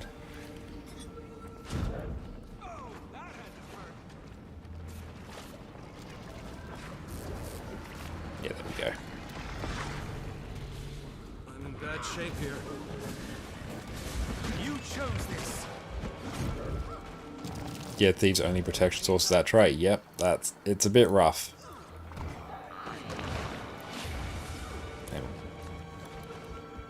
I feel seriously, might and glory.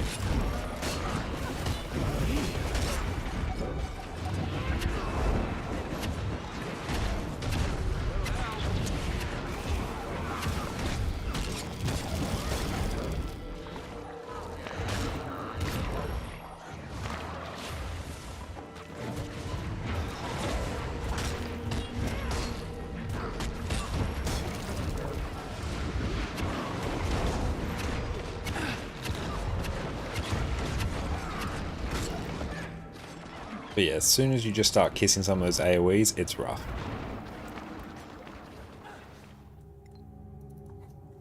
But there's not too many builds that I'm aware of that can do that insanely well. Mirage, actually. Staff Mirage. That will do it insanely well. That's because you just have monumental amounts of dodges. I feel furious. What do the other traits in Shadow Arts do? Stealth attacks also siphon health if they hit. Yeah, Shadow Arts just... man. It's not like a bad trait. But it also means we miss out on tons of boons. Oh, Harbinger can easily kill it with passive heal trait. Oh yeah, like Harb's passive healing can actually be monstrous. That's true. I haven't tried Celestial Harb for quite a while, I think. That would be quite fun.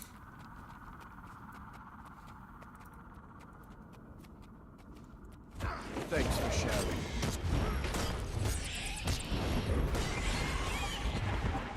But yeah, not having... actually... we have haste there, and we get our quickness from our wells.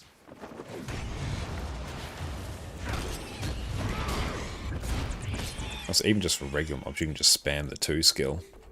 I do like these old designs here. And also, is anyone actually doing the convergences for now? We're out of time. I need to regroup with the others. Where are we The at? spores. Oh well. Do you have a build you choose if you could only have one character for open mode? Oh, it'd be Revenant. Celestial Revenant. Yeah, Celestial Revenant is just so good. But you need to use Death Magic trait line for protection, otherwise you go down easily due to low armor. Okay, so I assume you're rocking like Harbinger, Death Magic, and Blood Magic there. That'd be pretty hype.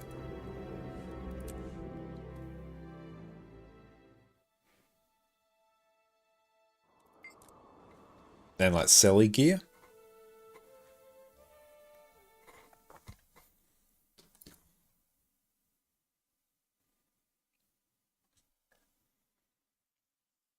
It's true now Quick Scrapper and Quick Cutter is 42k, the new Bloodstone Relic. I'm not sure. To check Snow Crows. I know you want Blood Magic, you use Curses. Okay, that's good. That makes the build make like more sense to me. We've got a Core Necro. I love it.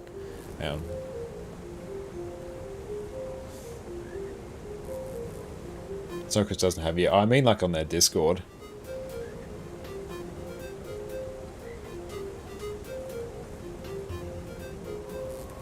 Oh, can I find a video guide of what you're running when AFK? I don't have a guide on the Spectre build yet. Where is Engineer? Go to the pinned comments. Swift and steady.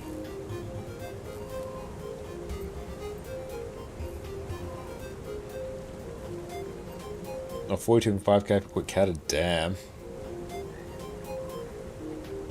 I feel free to like DM me your build as well, because there's no links in chat. You can DM me the build on Discord. That's insane. That will almost certainly be nerfed at some point. Let's just see. What am I rocking? Oh yeah, that's that curse set. Let's just overwrite. Actually, no, this is the curse set. It needs to go. You just use Bloodstone Relic. That is crazy. So let's go. Celestial. Trapper. Yep. Celestial with Trapper. And let's put a... I don't know, just Sabir's Scepter in there. Scepter, if I have a torch floating around. Do I not? Oh, hang on. Here we go. I will have a torch. Yeah. And this one will be like pistol. Yeah, that's fine. And let's do... What shall we do? We can do Torment. And, I don't know, Bursting. What's here? I'm going to eat that. Let's put a pistol there. Just throw Torment there.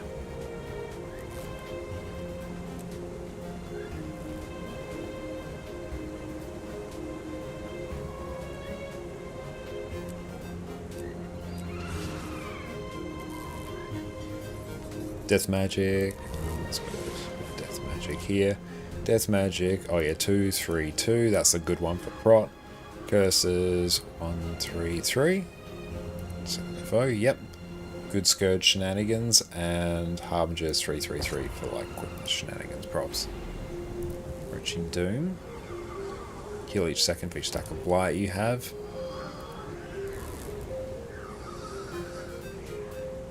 Oh no, that's the quickness one there. Okay, nice. No reason why remaining revenue is Vindicator. You do not like a spec at all. That's totally fine. Vindicator is like a bit different. Okay, so you've got the Lead Elixir. Rob's run the Heal Elixir. And put that one there.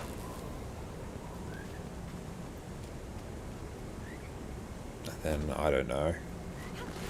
It's a good skill. That's all good.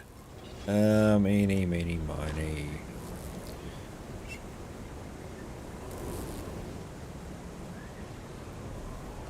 Yep.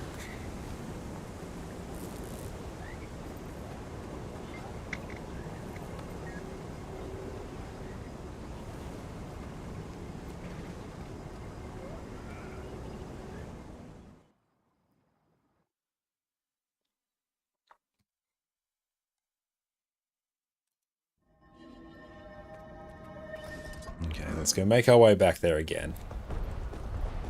Do I have food? I'll just eat something resembling good food.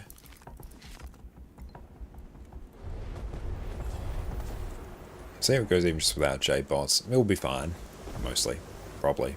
Maybe.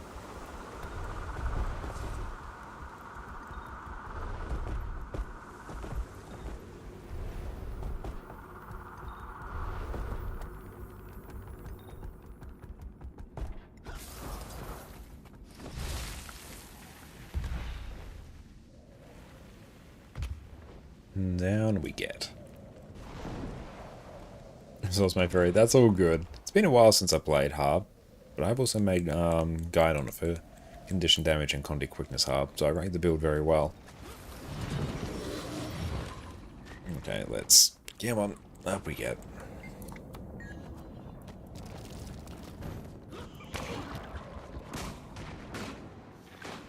Come here. I don't have enough energy.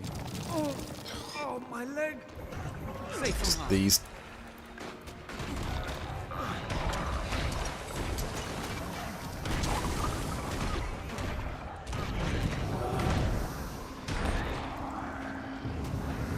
But yeah, the lifesteal that you get from it is absolutely amazing.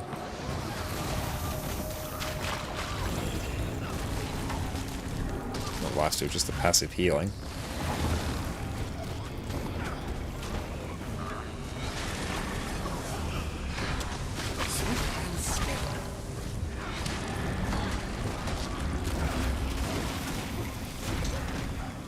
Because I'm trying to enter Shroud on like Shift +2 and it's not working.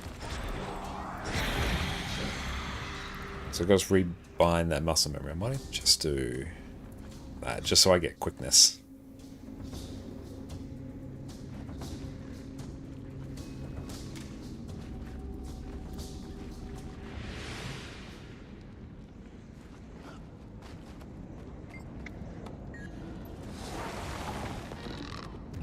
Ready for more.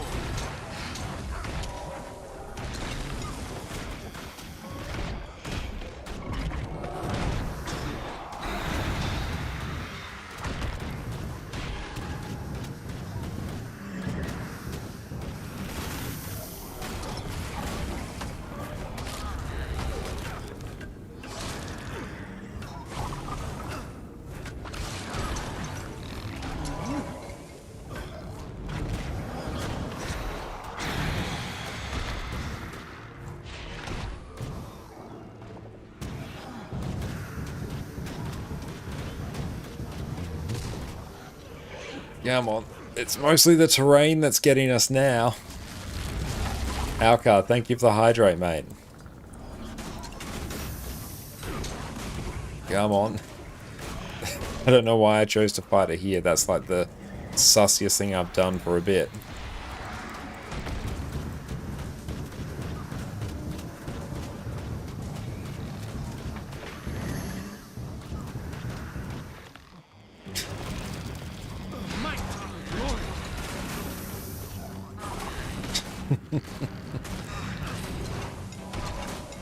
I don't like Blood is Power because I know it's going to inflict so many Condis on me. So I need to actually probably put on the Condi transfer trait to actually get value from it. So I need to probably run Plague's Ending. Yeah, it definitely does work very well. And I could be running like Jade Bot boosters as well.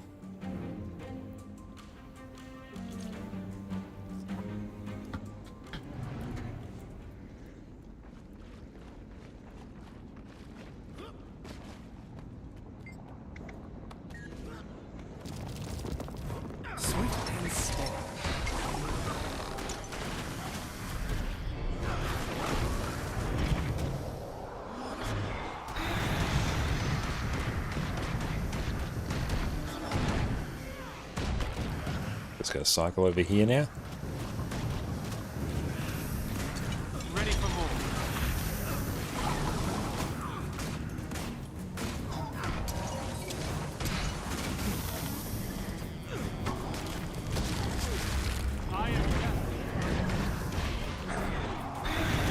Didn't CC correctly there.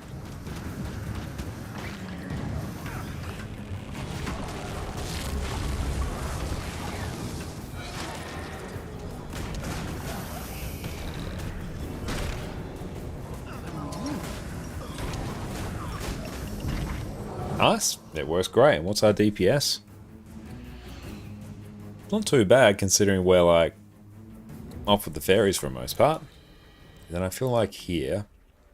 Oh, that's Relic of Speed. Okay, that's bad. Because you could run Fractal. Could run Midnight King.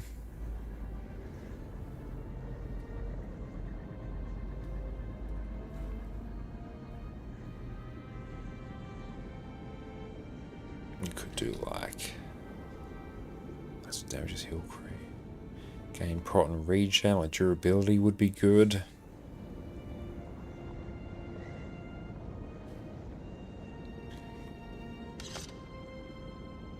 Have you checked new relics? I have taken a look at the new relics. There's some like interesting ones, but there's also some that are just like a little bit meh. What'll be kind of lacking there? A lack? Nah, that's no good.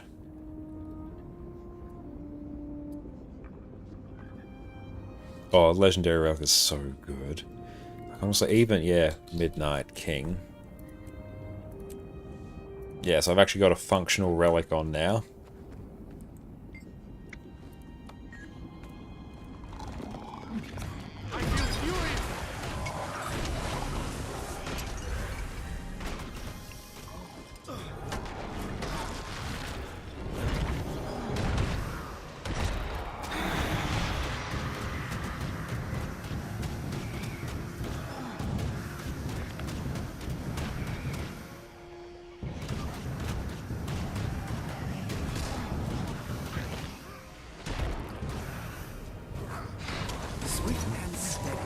Let's go try and break that bar as best we can. I don't have enough energy. Yeah, good, that's pretty well cracked on my, and we got the prot as well, which is super nice.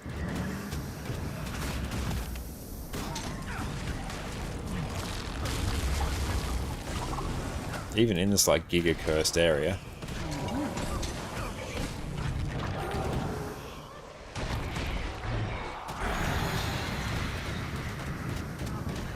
Yeah, I rate that super well. Even we could just straight up face tank a good chunk of that. Wouldn't have been able to do it for that long, but like that works. So yeah, well done on that. That is solid as hell. That's good fun. Avatar of Balthazar would be pretty hype. No, someone's already doing it. That's no fun. That's right, you can do the thingamabob down here.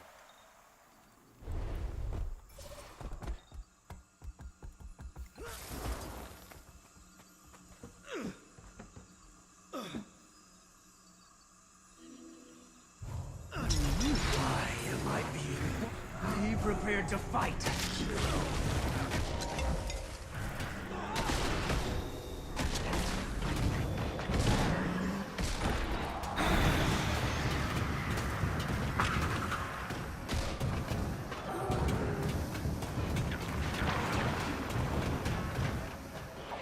Yeah, like even that, we can just kind of ignore.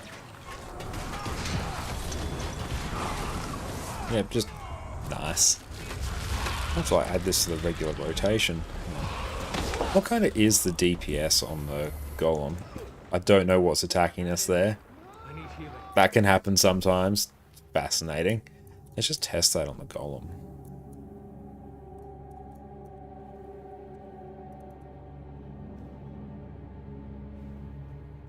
Now, what do you think about Power Virtuoso Greatsword versus Sword?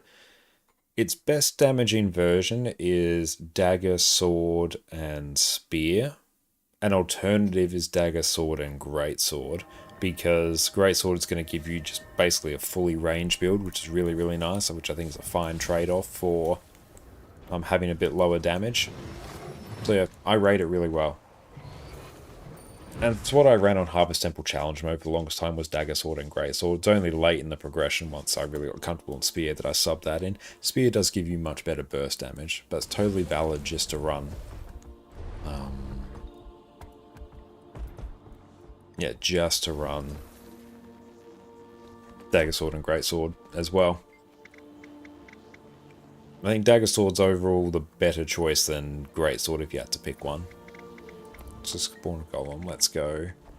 Let's just do average, weak enemy. Just go spawn. Okay, let's just see roughly what the damage is. I gotta... Oh, why did I do that? We'll just give that a minute.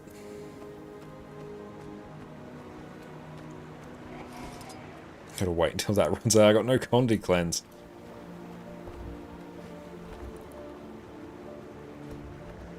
Okay. Say some more.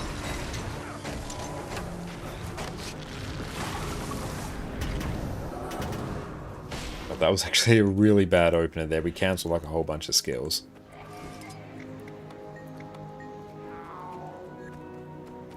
Let's just see roughly what our damage is. C and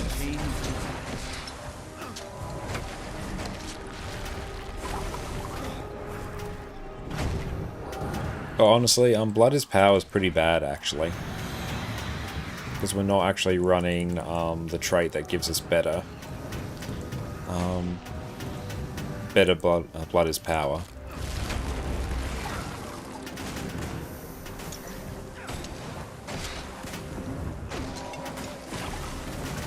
Okay, so survivability, we're talking like 16k, 17k by the time this gets ramping.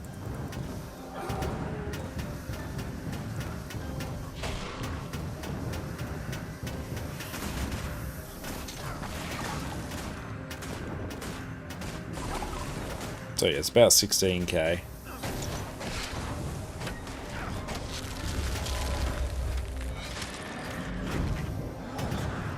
That's just like completely solid by itself. It's missing out on vulnerability, actually. Alacrity and Might would help. Oh, it definitely would. That's just purely me testing completely solo. Hang on, let's see. It's been a while since I looked at the Snow Crow's version. Let's check. But yeah, Alacrity would definitely help. You're going to try full Trailblazer? I can give that a shot. It'll probably actually be higher damage, I think. Trailblazer typically is more damage than Celestial on a Condi build.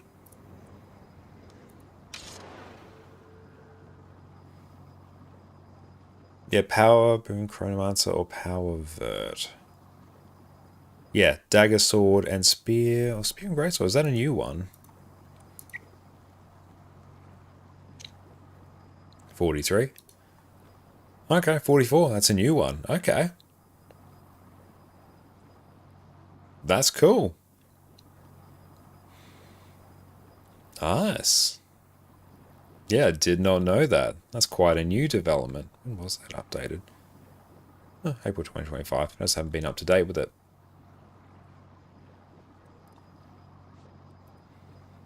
I would, yeah, I'd have the Dagger Sword and Greatsword option as like a fully ranged option. What's the main benefit of this over the other one?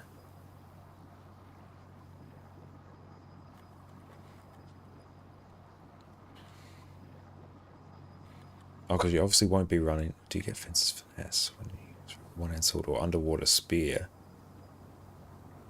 How does Fence's Finesse stack into it?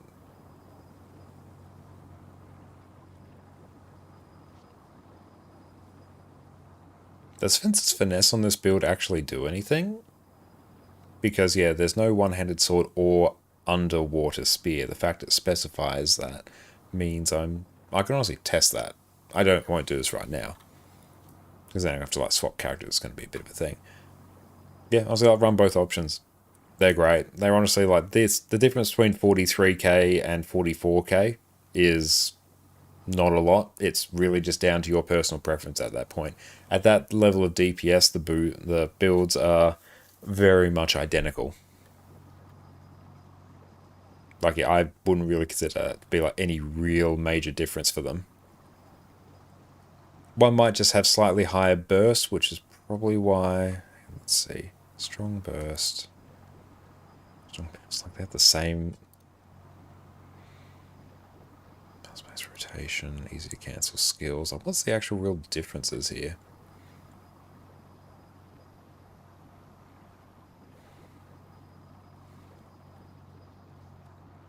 Let's actually check on Snow Crows in the Mesmer section. See what they have for pinned comments. If Red Magic was around, they would definitely know.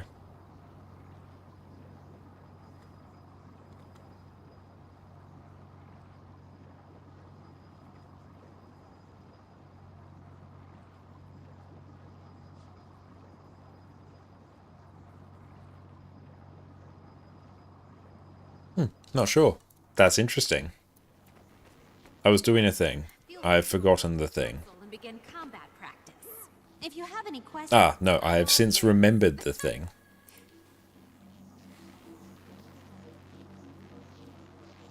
Yeah, you do get Fence's Finesse somehow still, and there's really no better option in that part of the trait line. Yeah, there's like no good offensive options in that part of the trait line. So I can see why they just like have it there. Honestly, even if it did nothing.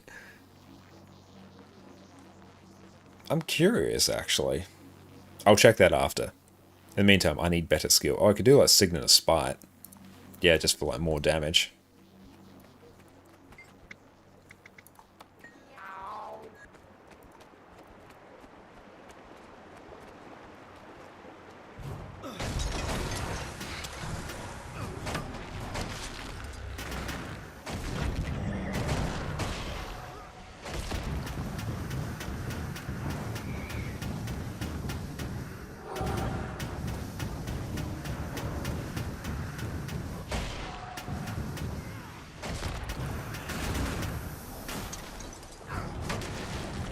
Oh, I wasn't doing Trailblazer gear. That was it. I'll do that next.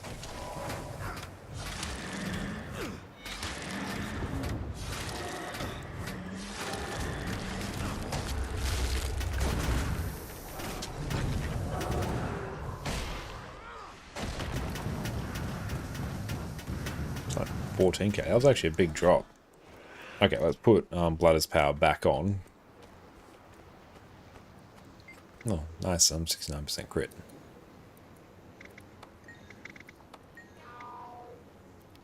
Yeah, like Bladder's Power is just good skill. Won't be able to do weapons, but it's close enough.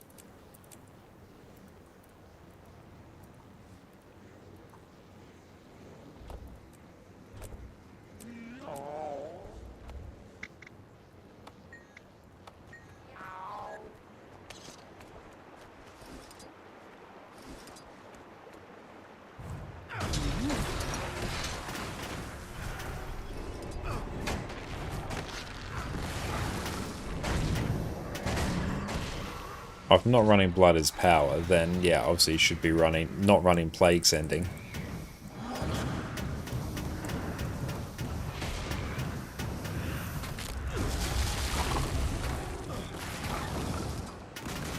I think the issue with the Trailblazer version is having a much harder time keeping up quickness.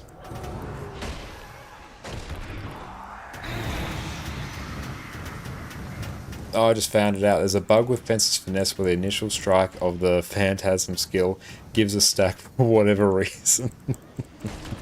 Okay, that makes more sense, as in it makes absolutely no sense, and because of that it makes perfect sense.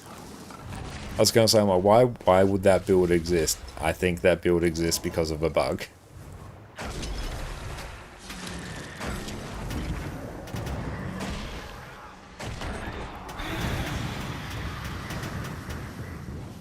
It's like 14.5, just roughly. Let's go Celestial, put it back.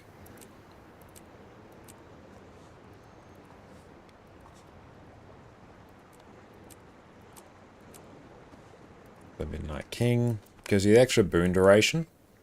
Because yeah, we're probably missing out on like a ton of might actually. Let's try.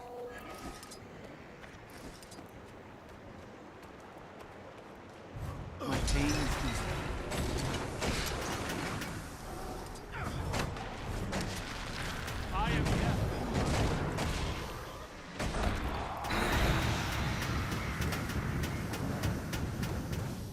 Yeah, we're having a much easier time being at like full might.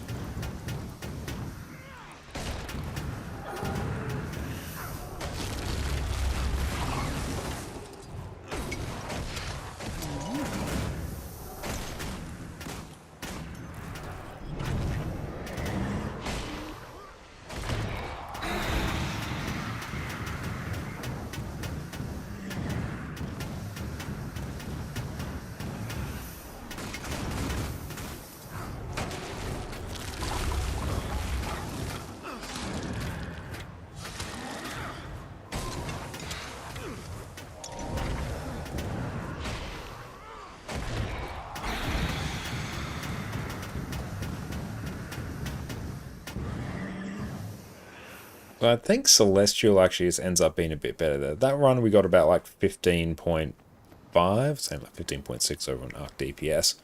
But yeah, the fact that it's just able to upkeep just much better boons because you've also got the extra boon durations, that's a good time. So I think that counts for more of your damage, and particularly for Solar than Trailblazer, because even though Trailblazer sort of inherently does more damage than Celestial. Yeah, I feel like Celestial is the better shout, because like also that extra healing means you will, all these extra boons sort of like really start helping as well.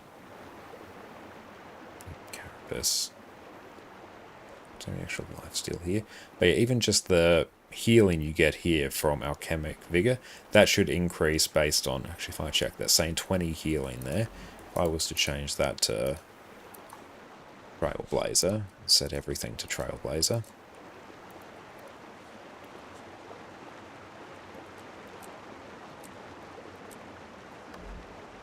Yeah, that's 13. So the Celestial Gear scales up your passive healing even more. While still, actually...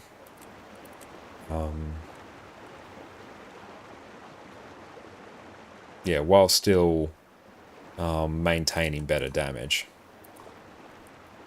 And what do you think the next region might be? Ooh. I kind of feel like I would love to go to the Mists in Guild Wars 2. I feel like that would be really cool. And what's your opinion on these partial expansion releases? Overall, I think they're a good thing for the game. Having at least annual guaranteed expansions means that everyone always has something to look forward to, and having new content coming every 3 months means there's always something that people are expecting, which is a much better system for an MMO compared to content comes out, then we wait for 3 years, and then maybe another expansion's dropped.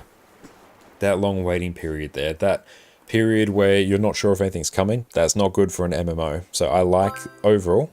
And thank you so much for the donation. I really appreciate that. Go check who did that. Thank you so much. Oh my god, Anonymous, thank you so much for the $50. I really appreciate that. You're an absolute legend. Thank you for supporting such a wonderful cause. That's so generous of you. Thank you, thank you. But yeah, I like the annual expansion model.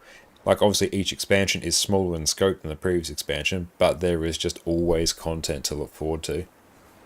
And so, what is up? I think also on this set, obviously Death Magic is absolutely bonkers for survivability, but if you don't need that survivability, go in something like Soul Reaping, especially because getting the vulnerability in Shroud Skill 1 is going to be great. And Zero, welcome in. That's so kind to whoever donated that, thank you. Okay, let's go respawn. Even here, disabling a foe and fixed torment. Yeah, let's do that, because then you could even run, like honestly, running open world, having a stun break, like spectral armor there, means you actually get prot.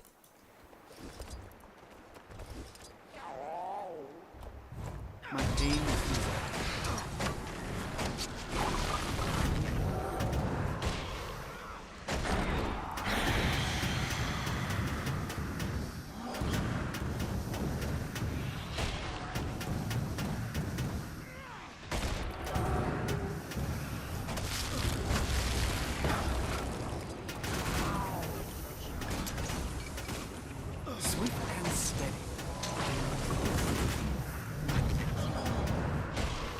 So we're capped on vulnerability, or mostly capped.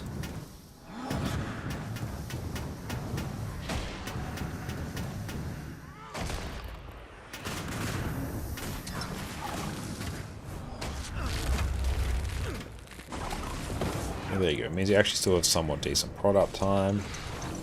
And there we go, that's just under 20.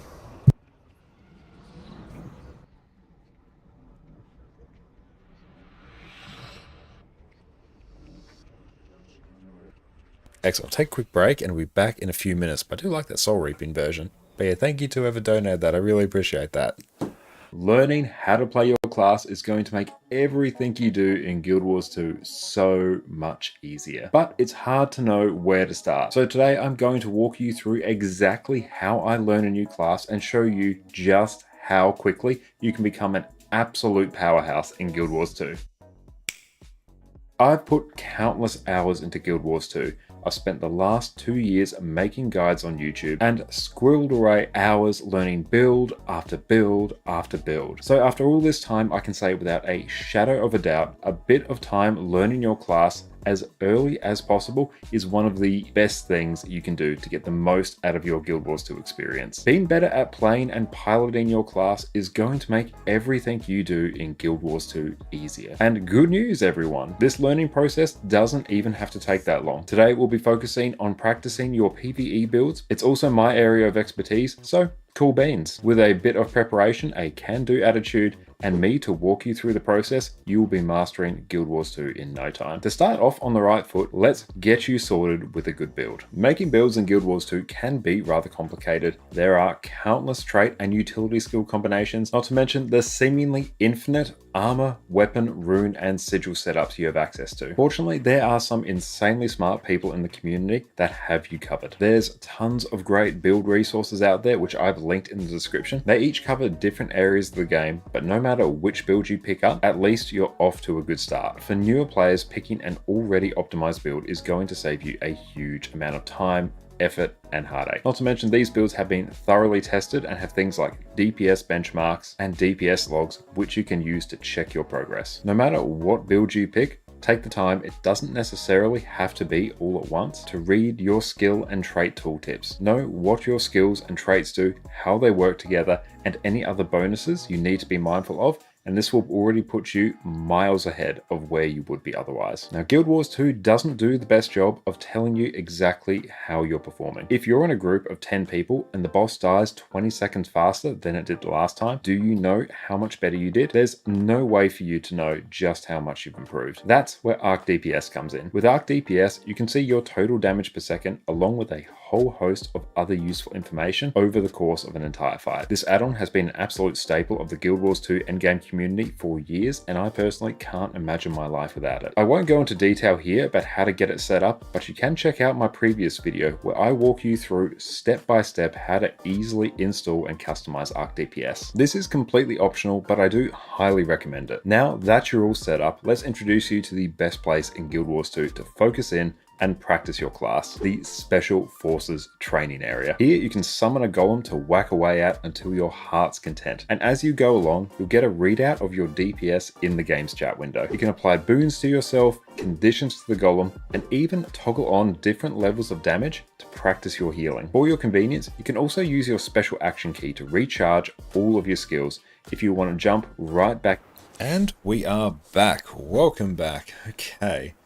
Just see anything else that we kind of want to change here. Even elixir skills granting prot is super nice. Increase conditionatory stack of blight. Like all of these are pretty damn cool. If we can get this to push 20k, which I feel like you probably could. Vital persistence. Well, that Soul Barb's damage modifier is good, but yeah, that would be hype for the incoming healing increase on yours. 20% extra on top of Alchemic Vigor. That would be good times. Oh, and like, Eternal Life is great. The burning there is going to be nice.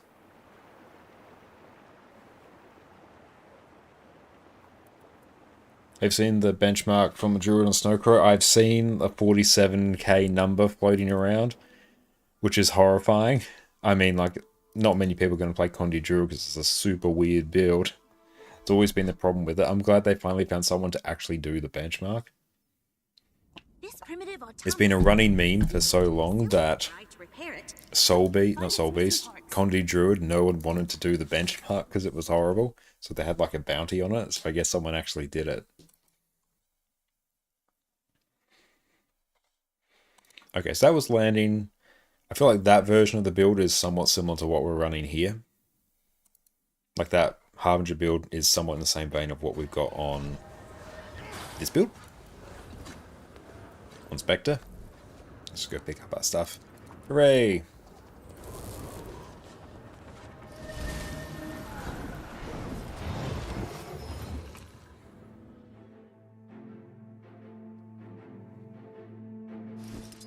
Swift and steady.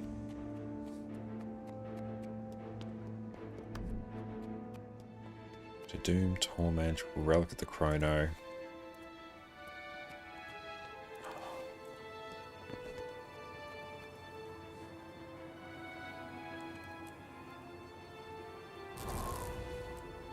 So can't do that. Go back to Trickery. Bountiful Theft, Thrill of the Crime, and Sleight of Hand. Yeah, I'm just curious to see what this number ends up at. Spawn a golem, average, weak. Swift and steady. Oh, Condi Willbender's fantastic as well.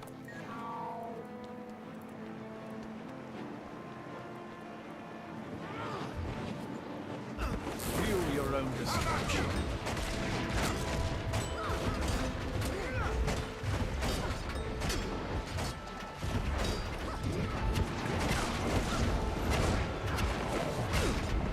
And thank you for the follow, I really appreciate that.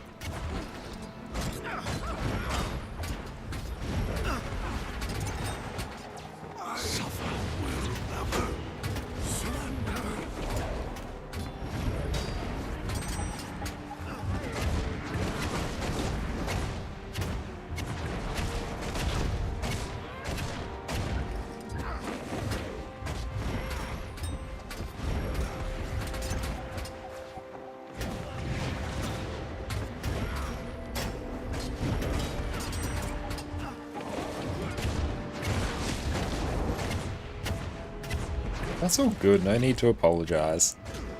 I really appreciate that.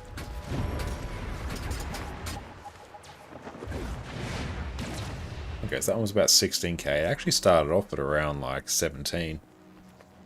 I feel like if we do that, make that number go up there. I feel furious. And it depends if we want to run a bit more damage.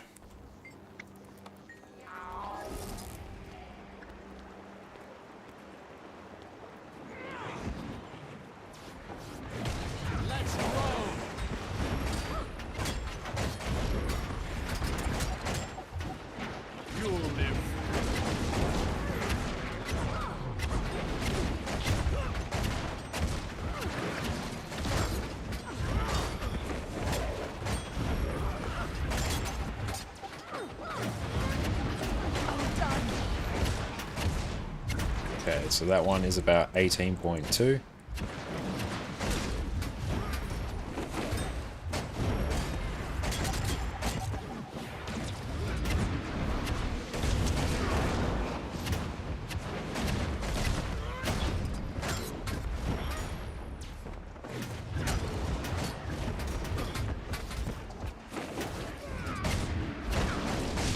Fumbled it a little bit there at the end, so it got a bit clunky.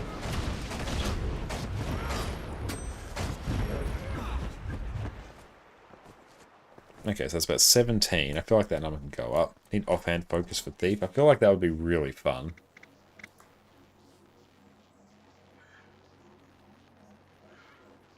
Just a recharge of steel.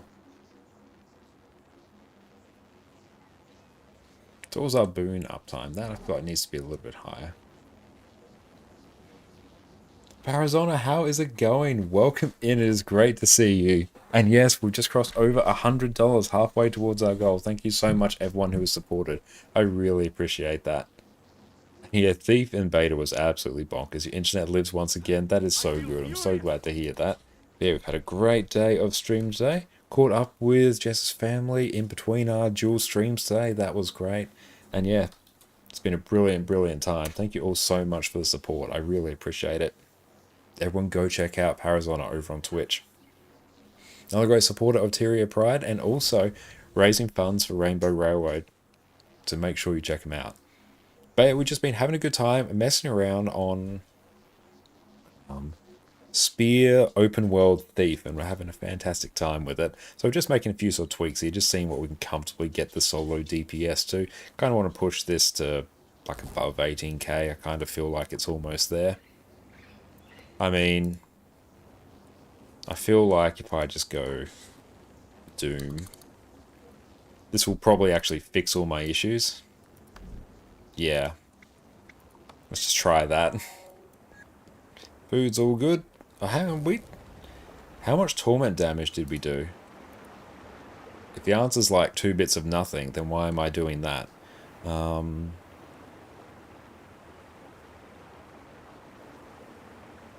Stats. Damage stats. Hang on, let's see. Player summary.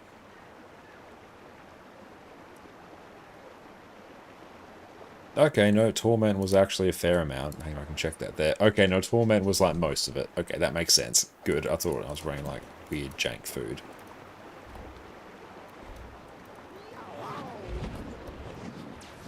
I feel furious. Oh, bad start.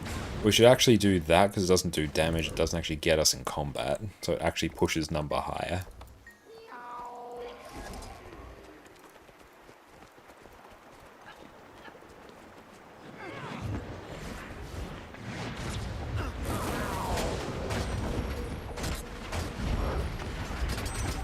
Did I not actually cast that skill? Dang it.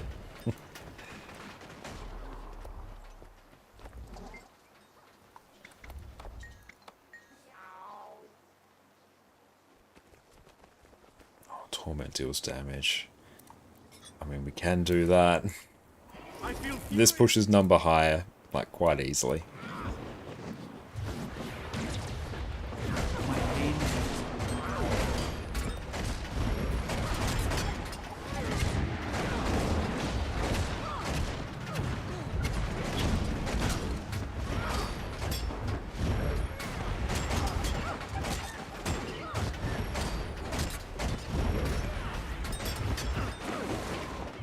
I mean, that definitely pushes it above, definitely pushes it above 18k.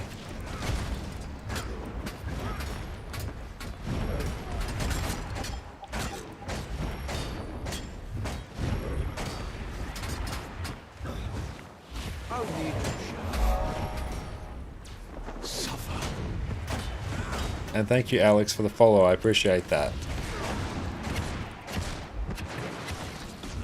Okay, yeah, that just pushed it past 20k. Although, honestly, having the Shade Step is super nice. I mean, doing that now means... Oh no, our Torment just did, like, more damage overall. Didn't really change the overall split. Let's see, what else? Did I make any, like, really other jank changes? Mainly that. Having the Alacrity is super nice, not gonna lie. Nothing wrong with Spear. I think wrong with Spear is that you don't get invis for passive without sacrifice and second skill combo. Yeah, that is like the downside to it.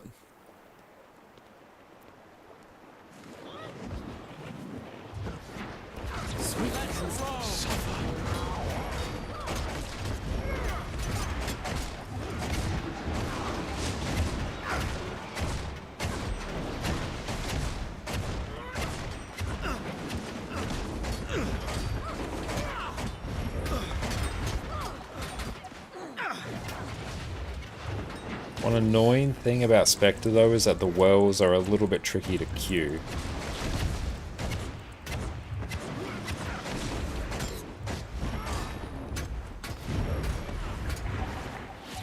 Why'd I do that? And Stonehawk, thank you so much for the sub, mate. I appreciate that. But even there, that's pushing like 20.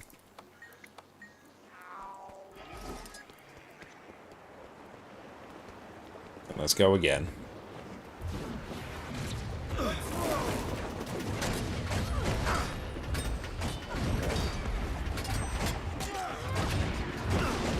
Having the Alacrity is really nice because it means all your other skills come off cooldown pretty quick. Feel your own destruction.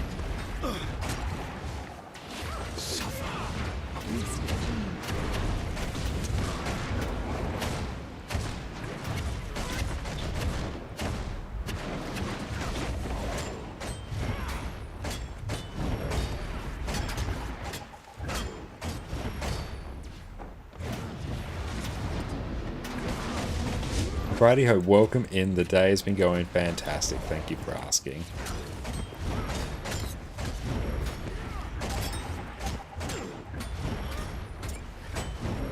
Yeah, there we go. That was like 19k. Oh, it says 18.9 on the in-game DPS meter.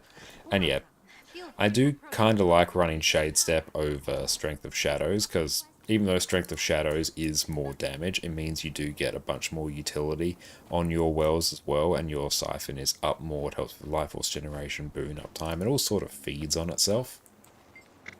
So I do personally quite like that. I feel furious.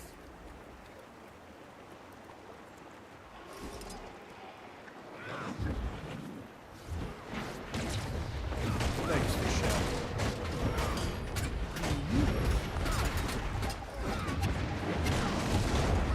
try not and actually waste any skills here.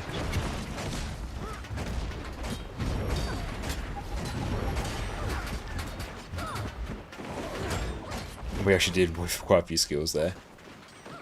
They're going to remove the initiative nerf from Spectre, you think? Will that really help, or will it just be normal? I think it will kind of just be normal. It'll just make Spectre feel a bit better. Because like if you're running Spear, you actually don't have any initiative issues whatsoever. Because your stealth attack regenerates so much. On Scepter Dagger, when you just spam your 3 skill, I think they're upping the initiative cost of that. So you're kind of about in the same spot. It just means it's going to feel a bit better, I think. If you want to completely break Thieves, make initiative be impacted by Alacrity, and then just watch as Thieves are absolutely broken.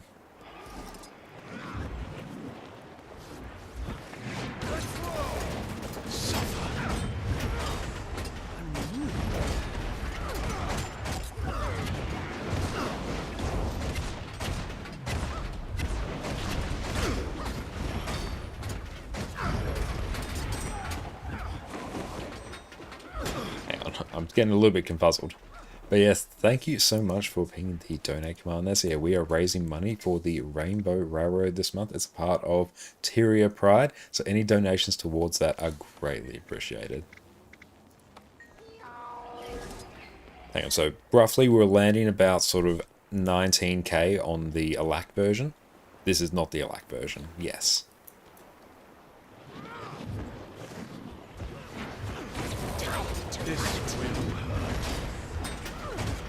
Now, one tricky thing about Spear on Thieves, you do have to sort of manually execute your skills.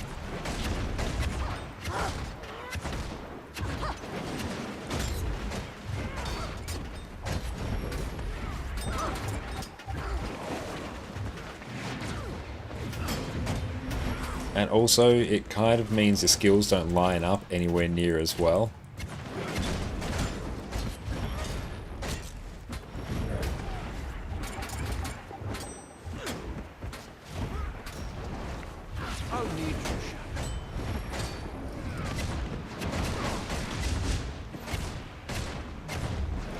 And also, because you don't have Alacrity, your quickness isn't anywhere near as reliable. So when it dips, it feels bad. And Alka, speaking of foods and things, PSA for those that have the Season 3 Blackline contract. It's on sale right now. It gives you a ton of ingredients, even one of the foods from the backpack. Same in Season 5. That's cool. Good to know. And do you know if maybe Heart of Thorns is the best DLC for farming hero points? Just slowly coming back in the game, and gosh, there's so much to do. Heart of Thorns is probably the hardest one to farm hero points in. When you do hero points in the elite specialization areas, you get 10 hero points per. It's the same for Heart of Thorns, Path to Fire, End of Dragons. So that's one thing. They're the same in that regard, but the hero points in Heart of Thorns are much, much, much more difficult than they are in Heart of Thorns, than they are in Path of Fire and End of Dragons. So of the two, I would say do either Path of Fire or End of Dragons for farming your first hero points, and then maybe leave Heart of Thorns until last. Heart of Thorns will be much easier once you already have your elite specialization unlocked. So if you're wanting the easiest route, I'd circle back to Heart of Thorns after you're done with the others. End of Dragons is the easiest, then Path of Fire, and then big step up in difficulty, Heart of Thorns. I personally always do the Path of Fire ones first, but that's just my personal preference because I remember where they all are. I don't remember where the End of Dragons ones are, but End of Dragons is easiest, then Path of Fire, then way, way harder, Heart of Thorns. So that's how I would deal with that.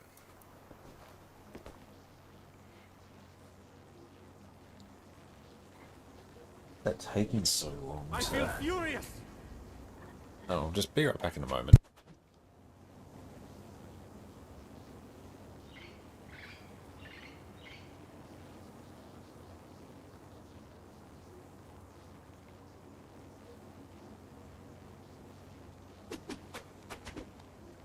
I feel furious. Yeah, I found suggest just rendering out a YouTube video. Oh, she's trying to create subtitles for one of her YouTube videos, but it's just taking Forever and an absolute day to make subtitles, something that should only take 5 minutes maximum for a video of that length. That's taking way longer than that. Now I'll keep an eye on that. But yet also, in terms of other fun leveling escapades, let's check. And Zez, how are you going? It's great to see you. And I really appreciate all the support that everyone has given us today. You are all so incredibly kind. Thank you all so much.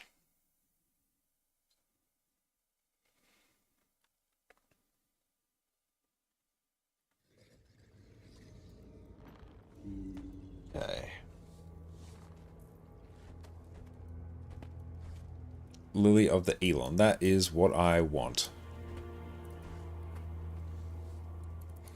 We have some characters that do need to be leveled, and my favorite way to level characters is not by leveling them normally, it's actually Griffin Adventures. The most fun and eventually profitable way to level. You're kind of disappointed with the meta event? It's definitely not the most interesting meta event. It's very much on the you're kind of guaranteed to clear it side.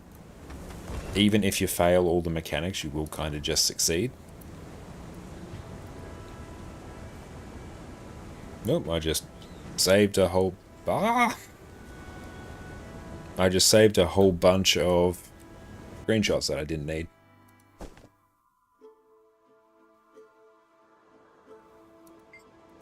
Been meaning to level this character for quite some time.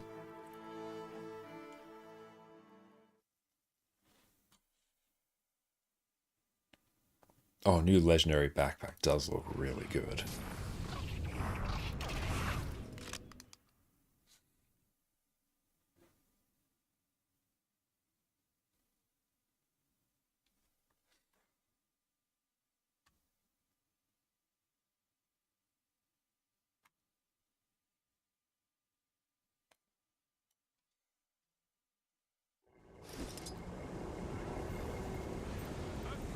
Do I have any other tomes here? 20, 20, 20. Yeah, I've got 20s all around. Can I stack these? Hello? Yay! Cool, we've got so many of those. We're very happy about it. So, here are... Oh, how much XP boost does it have? Oh, it's got like so many XP boost. Yeah, okay, perfect. We are off to the races.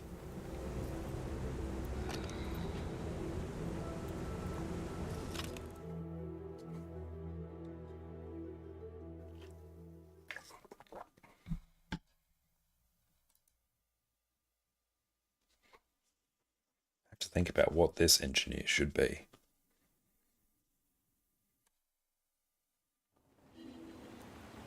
Okay, cool. So let's go deposit this back in the bank. What's that ping? No. It's okay. Just me being a bit precious.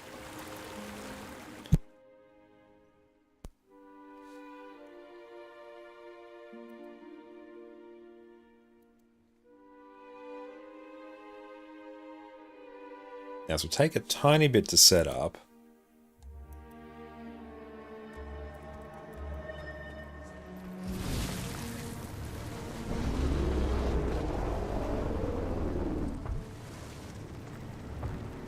But going around doing Griffin Adventures is a monumental way to level characters.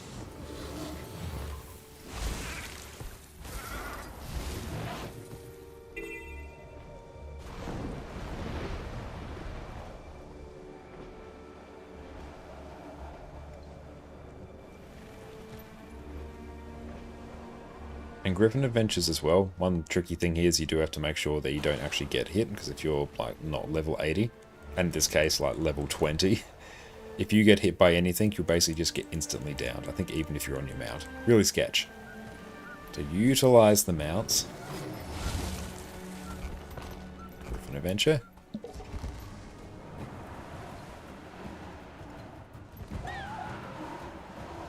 Turn off. I won't turn off Arc DPS, it's going to bring up the Wizard's Bolt.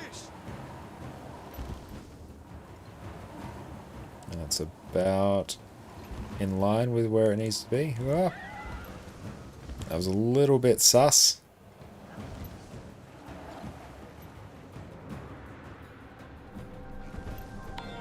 Instant gold.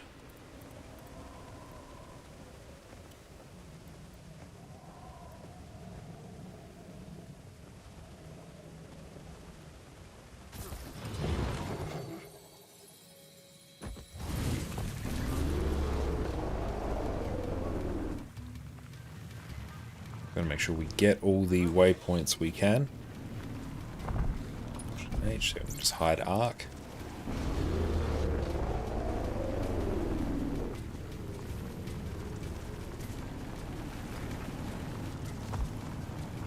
And yeah, do you need 500 cooking?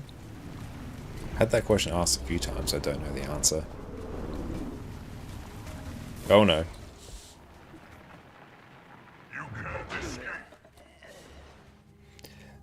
This is the problem.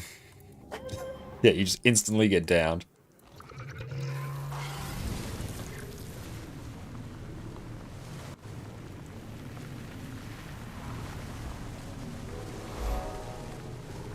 Well, I'm discovering points of interest. Nice. Oh, it's because I use all my tomes of knowledge for spirit shards. It's all legendaries that we're crafting.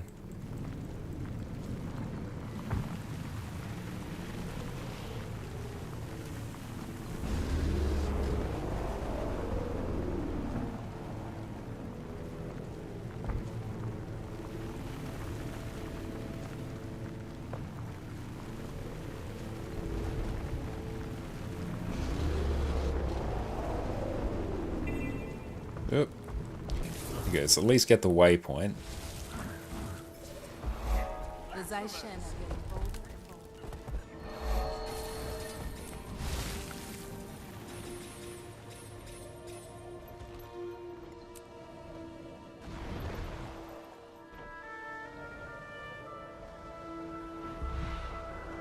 But it's actually a very profitable thing to park characters, especially if you're struggling with spirit shards. It's very good to park them at these Griffin Adventures. You can just log in, do the Griffin Adventure, reset it. Takes you about 30 seconds. It's basically a spirit shard.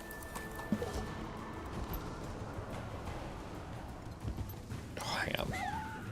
Sometimes that happens. Well, that really had this last little bit is taking us slow because I can see it's at like 95%. It just hangs there for like 10 seconds.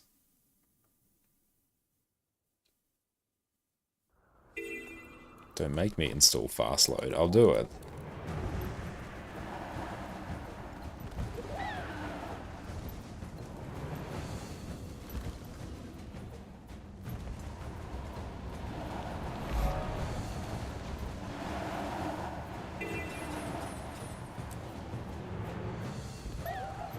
There we go.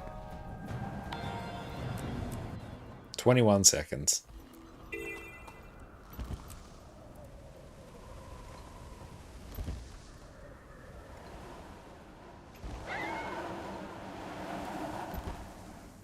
And cool, we were level 21, we are now level 23. And the longest part of this is actually me getting to the hero points. Not the hero points, the Griffin Adventures.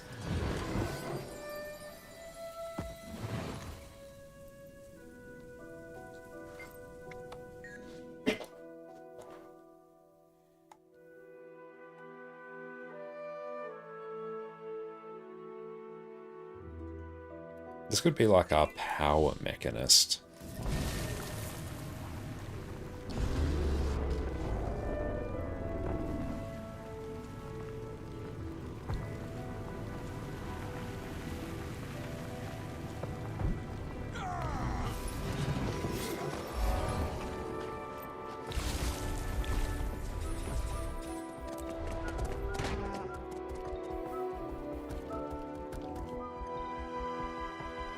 So I'm looking for a jackal portal. There it is. Oh no, we're not on our jackal. Oh no. Now we are.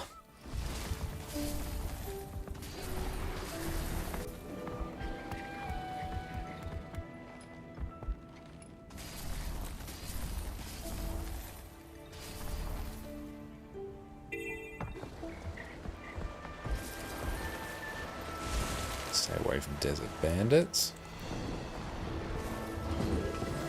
Oh no, Veteran Rock Gazelle, get away.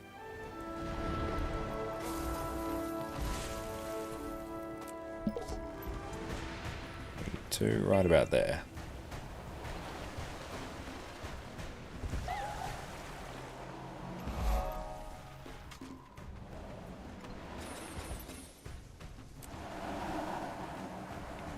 And dive a bit more there. Reset. 19 seconds.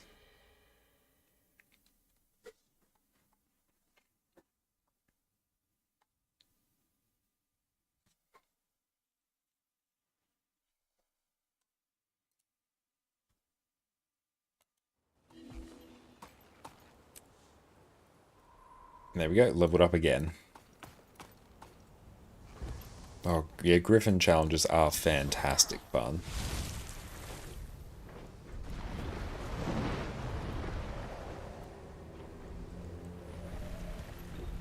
Just avoid the giants, because, yeah, they can one-shot you from a very long range.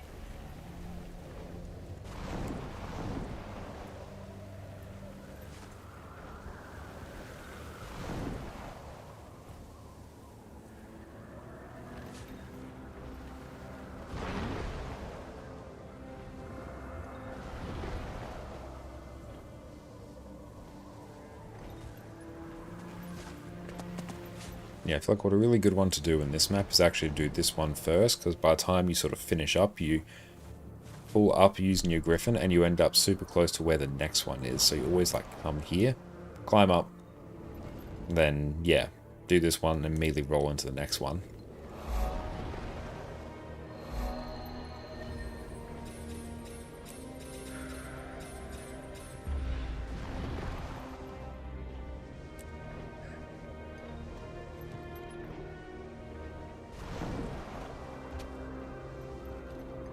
Just avoid all the griffins. They're all bad. They're all bad news.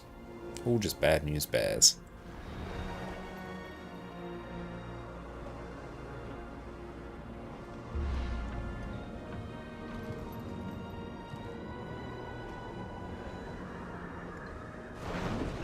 Use this up.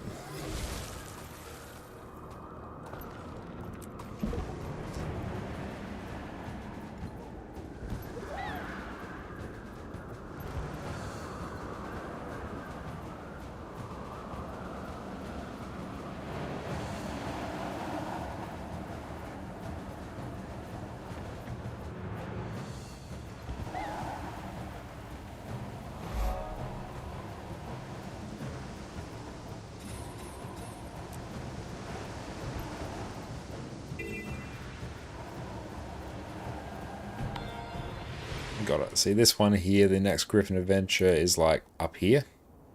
So yeah, you normally like finish this and you sort of float your way over here. And then yeah, you're off to the races. Cool, so that's the 2 and that one done. Each of these maps has 2. Oh, and compared to like the Pro Griffin flyers out there, my skills are nothing in comparison.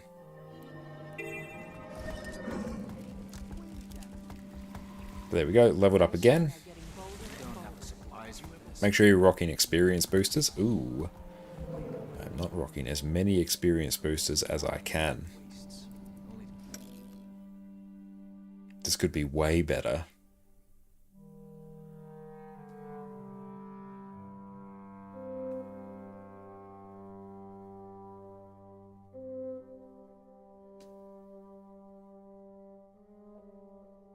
Thank you, T-Line.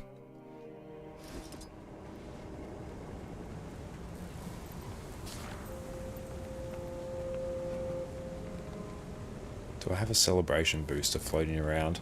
I mean, I will. Let's also buy some more bags. 4.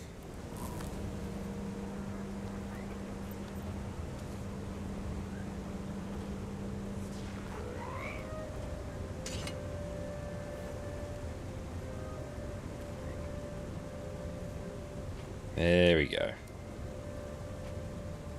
And that is like typically where most of my inventories end.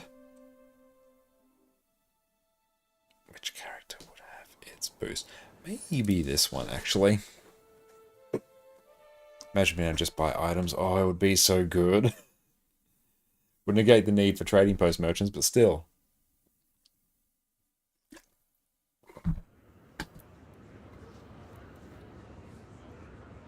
Oh, I didn't see you there. Yeah, let's do Guild Wars 2 Efficiency Celebration Booster.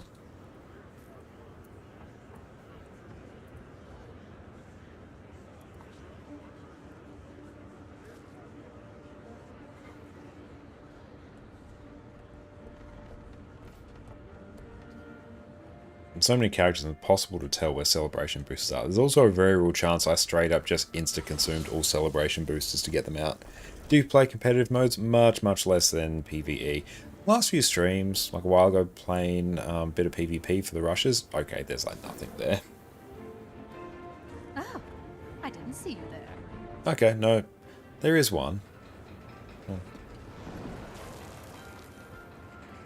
Oh, no, I just literally can't read. It's fine. I'll play like World vs. World, but mostly to the point where I just like get my Gifts of Battle and I'm on my way.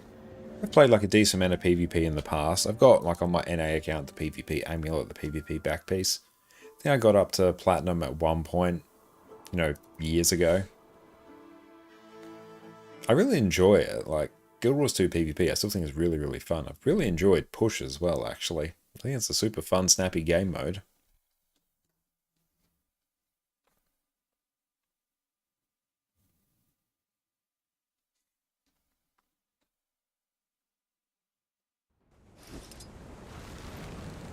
There we go. More boosters.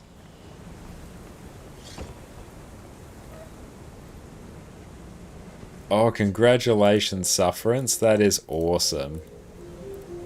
Well done. The Obsidian Medium Armor does look very, very good. That's fantastic. Well done.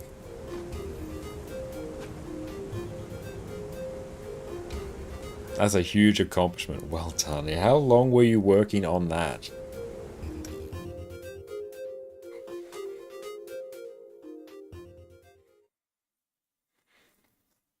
But I think in terms of like playtime, I'll actually check on this character.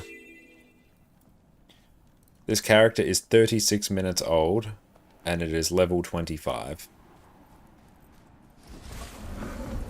So by the time we actually get to 80, we are going to have such a monstrously low playtime on this character.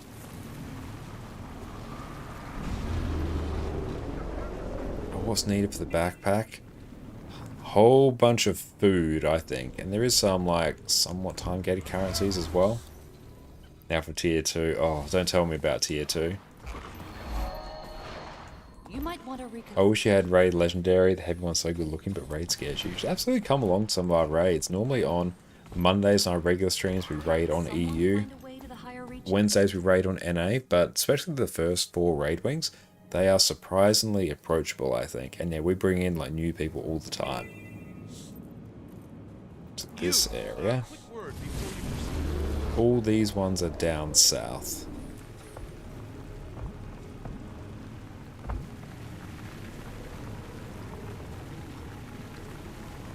Month of farming, just this. Wow, that's a solid effort.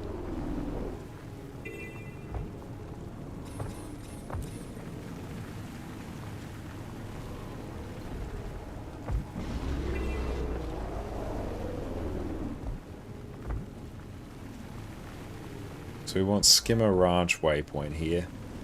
The raid heavy is really, really good.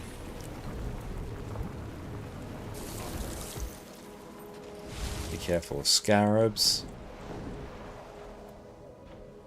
And yeah, once we actually have all these waypoints unlocked, we can literally just ping between them. And yeah, we'll do this in like a third of the time.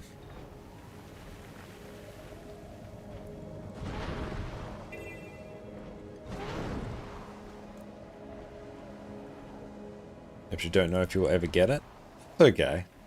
Raids are still insanely fun. But yeah, don't feel the pressure to raid if you don't want to. But yeah, the first set of raid armor only takes 150 legendary insights, and I think you get something like 16 or so legendary insights just from clearing raid wings 1 to 4, which with a competent pug group can be done in like 2 hours. Just 2 hours once a week, and you do that for like, what's that, 10-ish weeks? And then you'll have all the legendary insights, and plus you're also going to get a free set of ascended armor of any weight that you want. There's only the second set that you actually need for your precursor. So the first set of armor you get through your Envoy armor collection, completely free for you to pick what you want.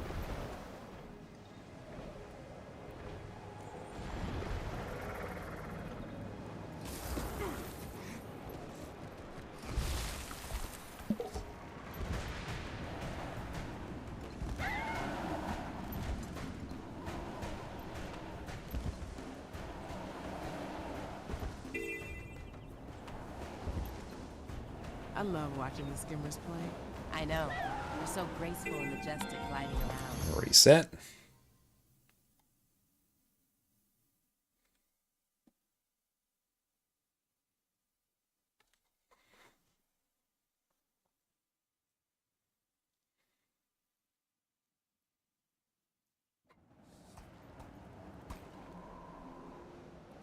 And yeah, we don't get the benefit of doing this each day.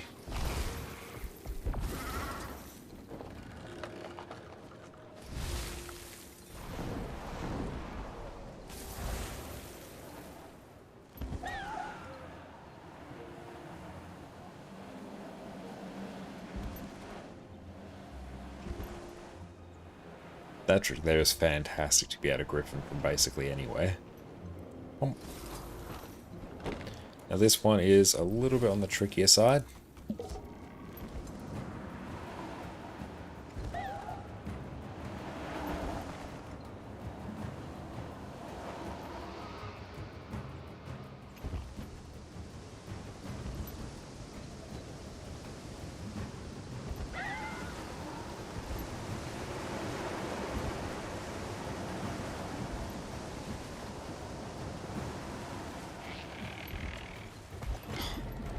Just that corner there, I just have to not hug it as tight.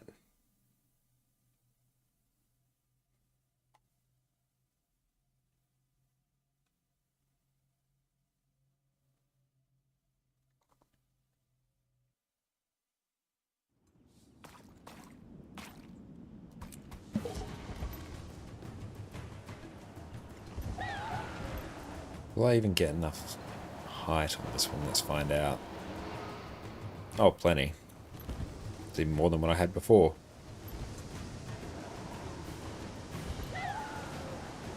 So we've got a bit more height to play with here.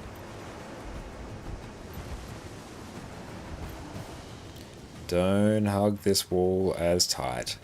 Yeah, once you get that little trick there, then you're fine. Make sure you reset as quickly as possible so you don't get in combat, or else you're going to have a bad time.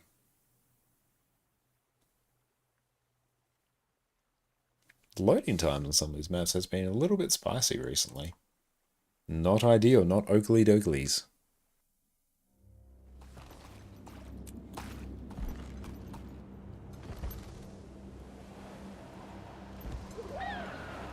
Almost leveled up again.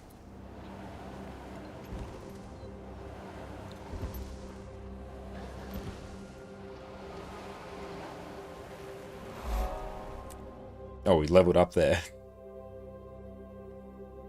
You need to clean your apartment. Can you clean it for me so you can play more Guilders too? Oh. I trust you would do a much better job at cleaning than I would. That's good. Once you get to level 80, you can open all these up. Well, actually, you can do it now as well. Oh no. Ah! Ah! It's a terrible mistake. Desolation is like the worst zone for this.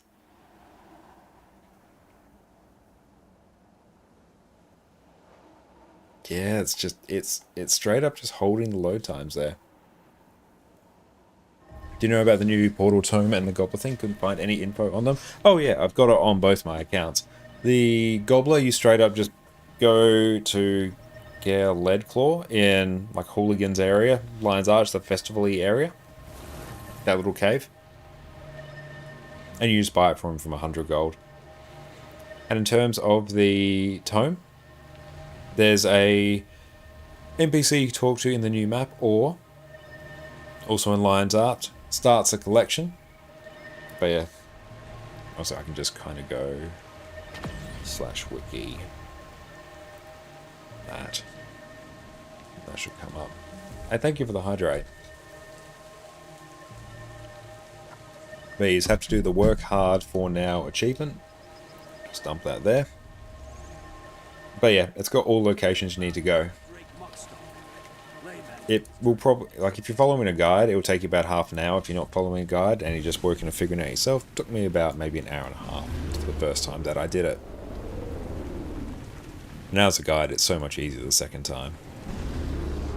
And you're leveling up, everything kills you. It's exactly like that.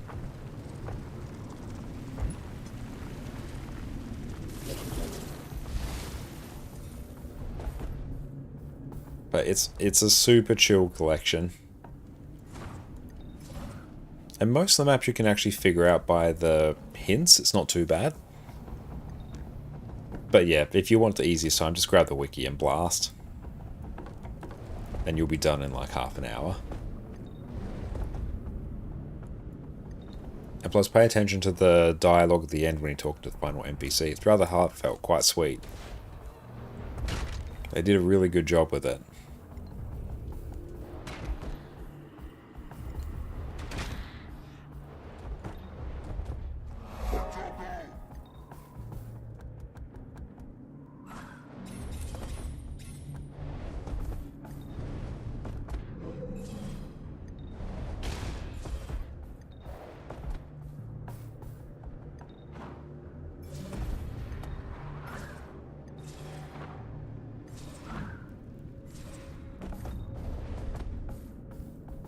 Just gonna go grab some of these waypoints along the way.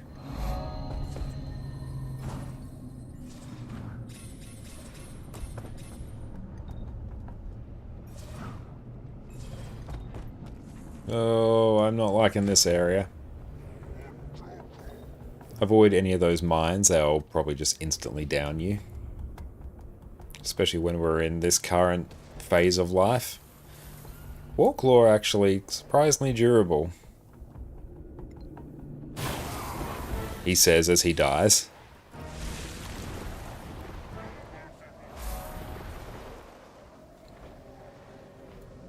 Okay, let's go grab waypoint out this way.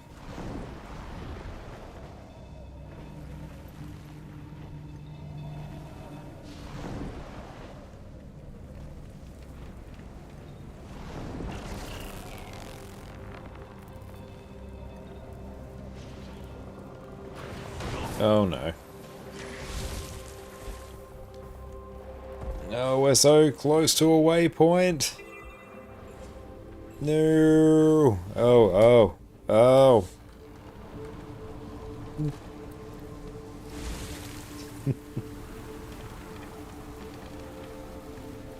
Come on, it's like literally just down here. Let's go. Ah. Well, we're having a better time surviving now that we are level 27 instead of 21. Oh, look at that, more experience. Isn't that exciting? Just keep moving, just keep moving. Okay. Hard part done. Does it ever get better?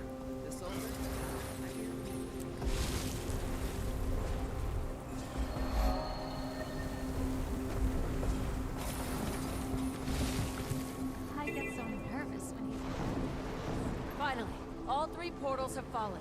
But yeah, now that we actually are getting all the waypoints, we'll do 2 in this map, then we do 2 in Domain of Abbey. And once we have all those, we can basically just port between them. And this takes much, much less time.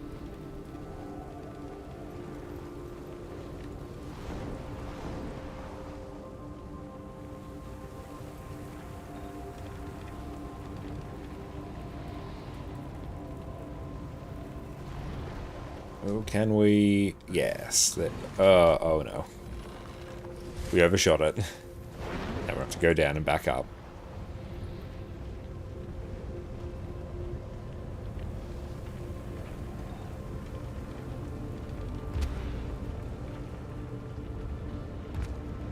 Come on, just need something to hold on to. There we go.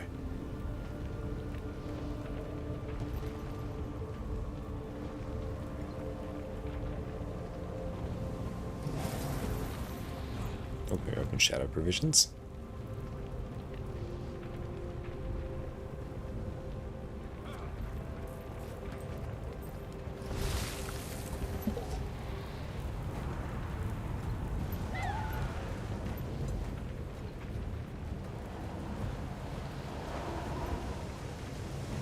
Oh cool, we actually got that one. Get a bit more height. There we go. Finish a new story? Yes, on my EU account I have. Oop, up we get. Gold? Nice. Overall, I enjoyed it. That was a good time.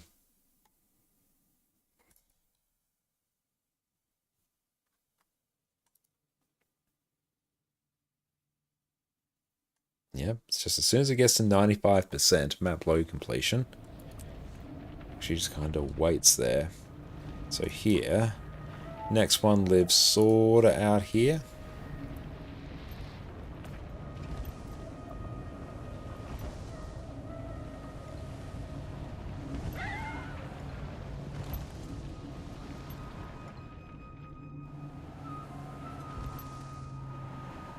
And Zorgs, welcome in. There we go, level up again.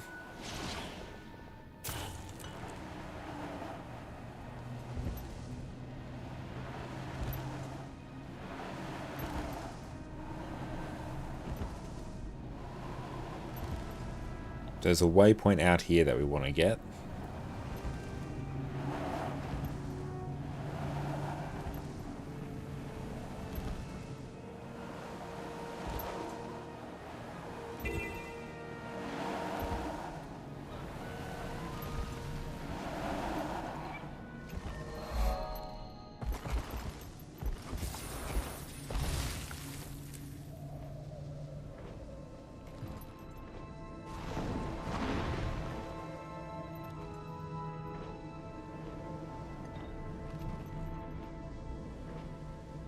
I'm sad that we're not going to get more of Season 2 of Andor. Andor was absolutely incredible. Best live-action Star Wars content we've had since the original trilogy. It's so damn good. It is so much better than it has any right to be.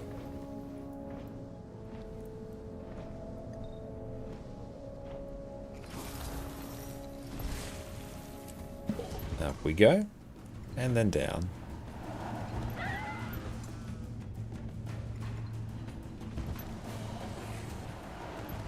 Oh, that was a tricky one.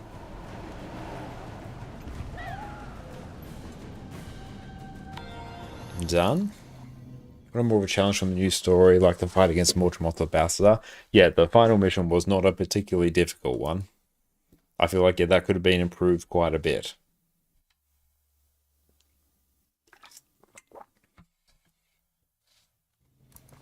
Especially the final bosses and sort of who they are. That looks good. Level up again.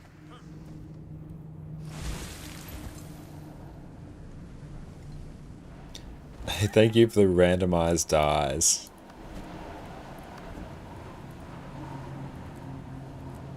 I mean, we'll try and do it on something else in a bit. And if I go this way, I was trying to get to the next map. Where is it? Is it here? Oh no, it is not. Outfits. Let's pick a different outfit. Yeah, there we go. Mini die channels. Oh, that's pretty cool. Yeah.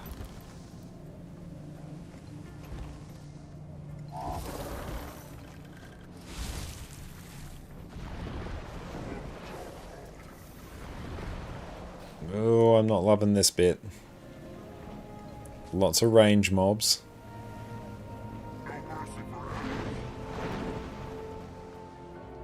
Yeah, it's really unfortunate that the VO is not there. That makes it feel much more rushed than it is. And obviously, we've got the voice actor strikes going on and all that, so a large portion of that is not within ArenaNet's control, but yeah. You feel the not having voice acting in points. It hits you like a ton of bricks. And I feel like eventually we will get it back. I really hope. Yeah, I think that will really help elevate things. It's nice to have you at this time. Well, thank you so much, Sufferance. It's great to have you here at this time. Oh, I'm on the ground. I don't like it. I'm very scared. Because I'll still just be one-shot by everything. Oh, the Desolation's a nightmare to navigate. Oh, I figured you meant live. That's right. I read that as live. I didn't read that as you wrote it, so that's good. Works out well. See, even my mistakes are self-correcting.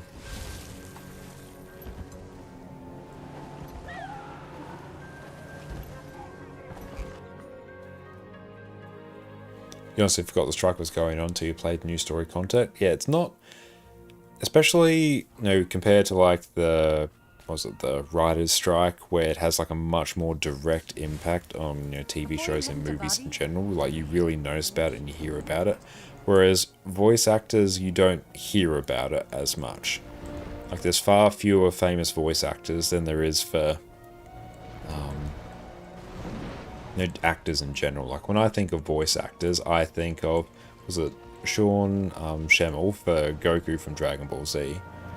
I think Jennifer Hale, Troy Baker, and from the audiobook scene, I'd go Michael Kramer and Kate Redding, who just narrate all of Brandon Sanderson stuff.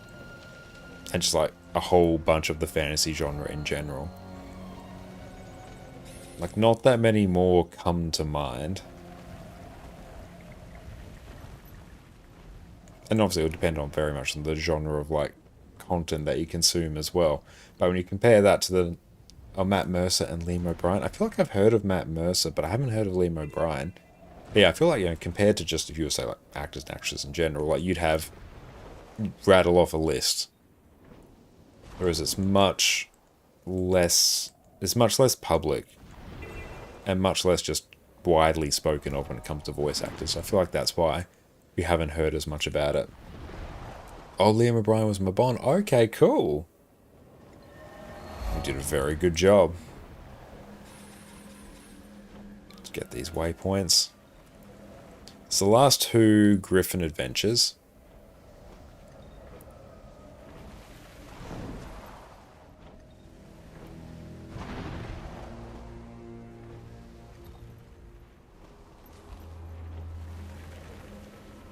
Or maybe say like Sam Whittier as well, the guy who voices Darth Maul in the animated ones.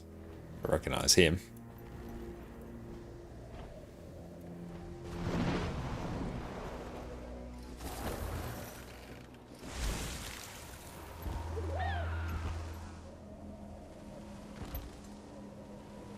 Let's go get this waypoint here. There's two Griffin adventures in super close proximity here.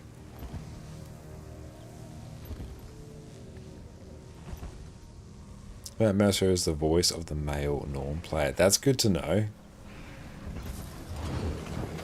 And yeah, like they all do fantastic work. Just that you don't hear about them that much. Not anywhere near as much as they deserve to be heard about.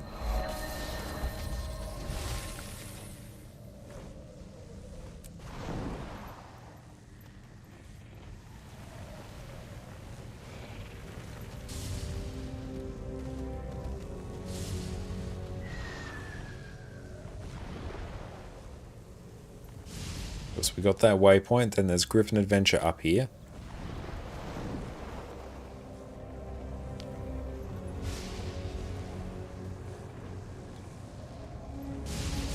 Alcard, thank you so much for the bits, mate.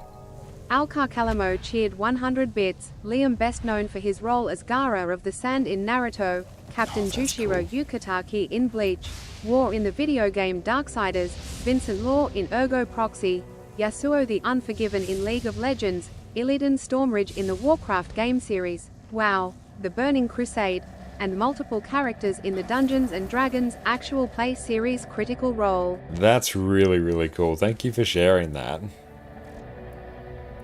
Oh, you hear about some of them, like Matt and Liam, because they have a D&D show on YouTube that you follow. Oh, honestly, I feel like, yeah, I'd really enjoy getting into D&D, because, yeah, obviously, I'm like tangentially aware of Critical Role, but because I've never historically been into D&D, despite the fact that I know it's something that I'd really enjoy.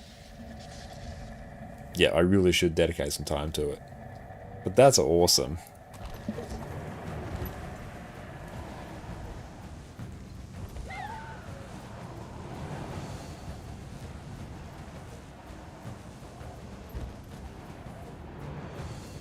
Been playing D&D for 9 years now. That's awesome. That's so cool.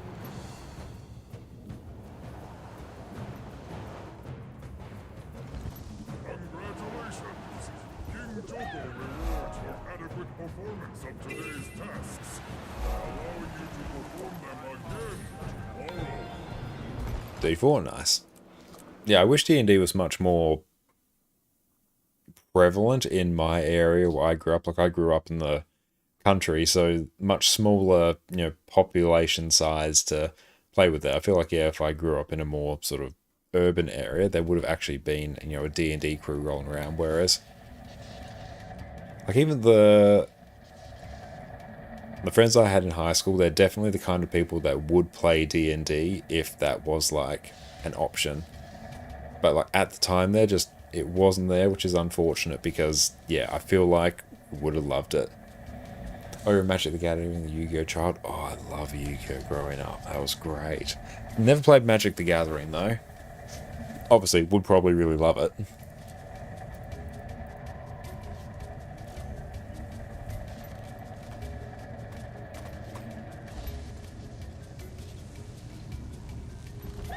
Such fond memories of Yu-Gi-Oh cards. Even, you know, a little bit in my adult years now, I collected Pokemon cards for a bit.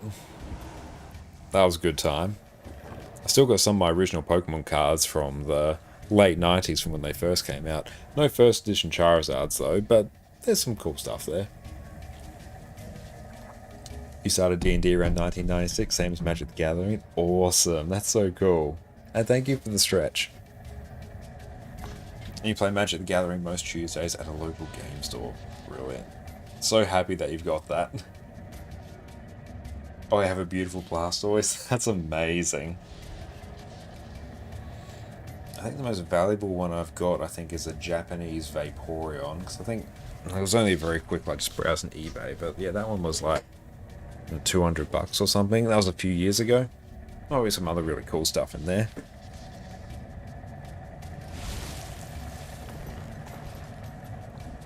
Apparently Matt Mercer is also the voice of Canuck now. Okay.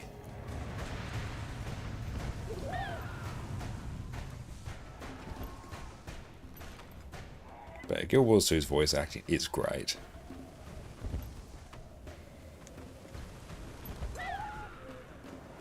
Biggest horror is that Shaman King never took off. What is Shaman King?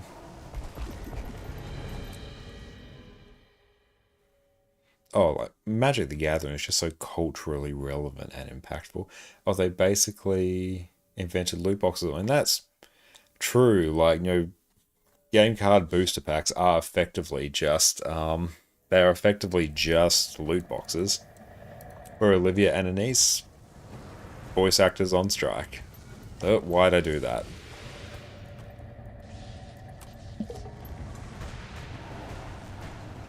Ah. I double tapped it and it queued it. Yeah, oh, that... We're fumbling. I think similar to Yu-Gi-Oh! You're a shaman and invoke your spirit and fight. Very cool.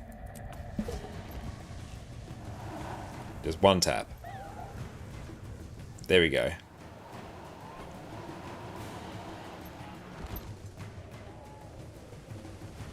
And thank you, Kisu. I really appreciate that. Thank you, my friend. It's really kind.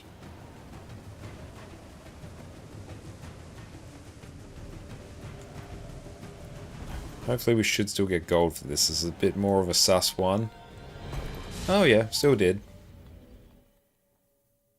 And that's the Griffin Adventures. Now that we actually have those waypoints unlocked, that process would probably only take us about 15-20 minutes, and we'd get 8 to 10 levels, depends.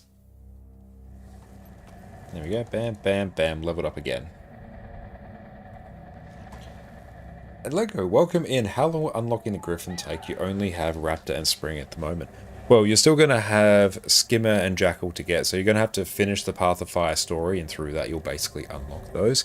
And then Griffin, it's probably I'd probably ballpark maybe 3 to 4 hours of doing certain collections, especially if you use the Guild Wars 2 wiki. That will speed up your process quite significantly. And it's 250 gold of various, items. You don't have to do them all at once, but yeah, it's 250 gold, just flat gold you're going to have to spend at merchants. So 4 to 5 hours, and however long it takes you to get 250 gold, which, use the Wizard's Vault. Wizard's Vault will get you most of the way there.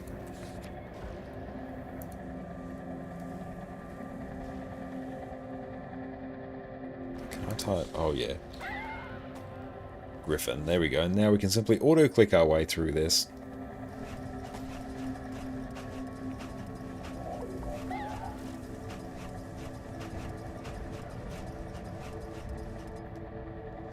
It's 100% worth it to get the Griffin. There we go. Some unidentified gear for our troubles. But yeah, in terms of the Wizard's Vault, do your weeklies, do your dailies, like as much as you can. Definitely focus on the weeklies. I skip out on dailies all the time. I try and do the weeklies as much as I can. And if you buy all of the cheap bags of gold, all of the mystic coins, if you sold them, and what's that, you get like 60 of them, so it's 120 gold. It is 60, yeah, so it's 120 gold in mystic coins, roughly, and you get 90 gold there. So you're talking about 210 gold, rounded down to 200 for trading post fees, but just those two there, buy those, that's 200 gold. And then, yeah, probably at that point I'd focus on laurels, I'd convert those to gold as well. When the Wizard's Vault's resetting, they reset today, in terms of them actually resetting again, probably in 146 days, so not anytime soon. But beautiful, I'm going to take a quick break, go use the bathroom, check on the video project running on the other computer, and I'll be back in a few minutes. So everyone enjoy a video in the meantime, I'll be back with you very shortly. Learning how to play your class is going to make everything you do in Guild Wars 2 so much easier. But it's hard to know where to start. So today I'm going to walk you through exactly how I learn a new class and show you just how quickly you can become an absolute powerhouse in Guild Wars 2. I've put countless hours into Guild Wars 2. I've spent the last 2 years making guides on YouTube and squirreled away hours learning build after build after build. So after all this time, I can say without a shadow of a doubt, a bit of time learning your class as early as possible is one of the best things you can do to get the most out of your Guild Wars 2 experience. Being better at playing and piloting your class is going to make everything you do in Guild Wars 2 easier. And good news, everyone, this learning process doesn't even have to take that long. Today we'll be focusing on practicing your PvE builds. It's also my area of expertise, so cool beans. With a bit of preparation, a can-do attitude, and me to walk you through the process, you will be mastering Guild Wars 2 in no time. To start off on the right foot, let's get you sorted with a good build. Making builds in Guild Wars 2 can be rather complicated. There are countless trait and utility skill combinations, not to mention the seemingly infinite armor, weapon, rune, and sigil setups you have access to. Fortunately, there are some insanely smart people in the community that have you covered. There's tons of great build resources out there, which I've linked in the description. They each cover different areas of the game, but no matter which build you pick up, at least you're off to a good start. For newer players, picking an already optimized build is going to save you a huge amount of time, effort, and heartache. Not to mention these builds have been thoroughly tested and have things like DPS benchmarks and DPS logs, which you can use to check your progress. No matter what build you pick, take the time, it doesn't necessarily have to be all at once, to read your skill and trait tooltips. Know what your skills and traits do, how they work together, and any other bonuses you need to be mindful of, and this will already put you miles ahead of where you would be otherwise. Now, Guild Wars 2 doesn't do the best job of telling you exactly how you're performing. If you're in a group of 10 people and the boss dies 20 seconds faster than it did the last time, do you know how much better you did? There's no way for you to know just how much you've improved. That's where Arc DPS comes in. With Arc DPS, you can see your total damage per second along with a whole host of other useful information over the course of an entire fight. This add-on has been an absolute staple of the Guild Wars 2 endgame community for years, and I personally can't imagine my life without it. I won't go into detail here about how to get it set up, but you can check out my previous video where I walk you through step by step how to easily install and customize Arc DPS. This is completely optional, but I do highly recommend it. Now that you're all set up, let's introduce you to the best place in Guild Wars 2 to focus in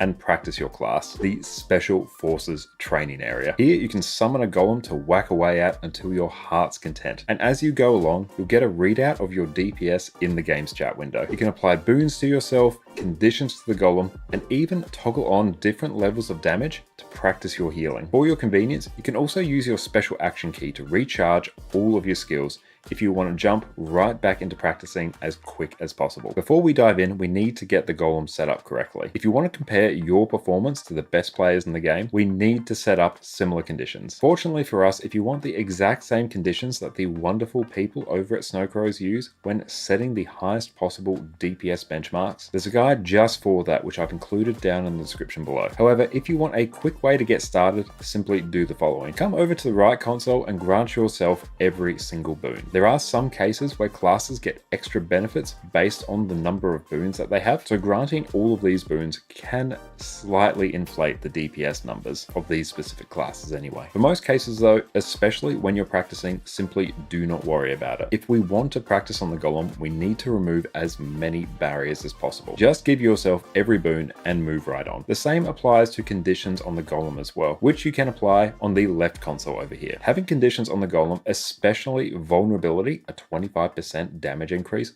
really amps up your damage. So again, grant boons to yourself, apply conditions to the golem, summon a small hitbox 4 million HP golem. This is what most people tend to use, then you're good to go. Also, if you want to have the best time possible on the golem, make sure you use the food and utility that your build requires. Food and utility accounts for a huge portion of your stats, and you're leaving a couple of thousand DPS on the table if you leave home without it. One of the most common questions people have when they start practicing on the golem is, why is my damage so low? Quite often it turns out they didn't apply boons to themselves, conditions to the golem, and weren't using any food or utility. Then instead of doing over 30k DPS, which they are more than capable of, they may be struggling to break 15k. Boons, conditions, food, and utility are important. Don't leave home without them. Now, how are you going to practice? First up, find a rotation guide. You can find these on websites like Snowcrows, my YouTube channel. There are so many sources out there that will tell you what skills you should be using at any point. Have this rotation section open in another tab and keep on referring back to it. Focus on a small section of your rotation and practice it over and over again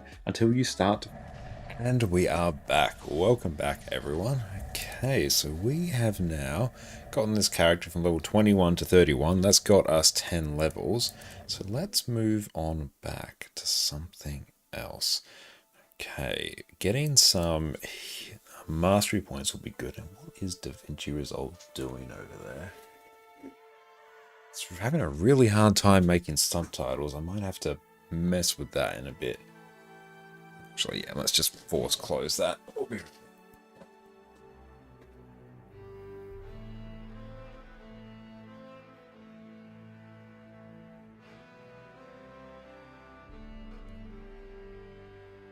Trying to just brute force this a bit. Let's tell it to make a new timeline, and then we'll see if it makes subtitles from there. I don't know why this is doing what it's doing. let's try to duplicate the timeline.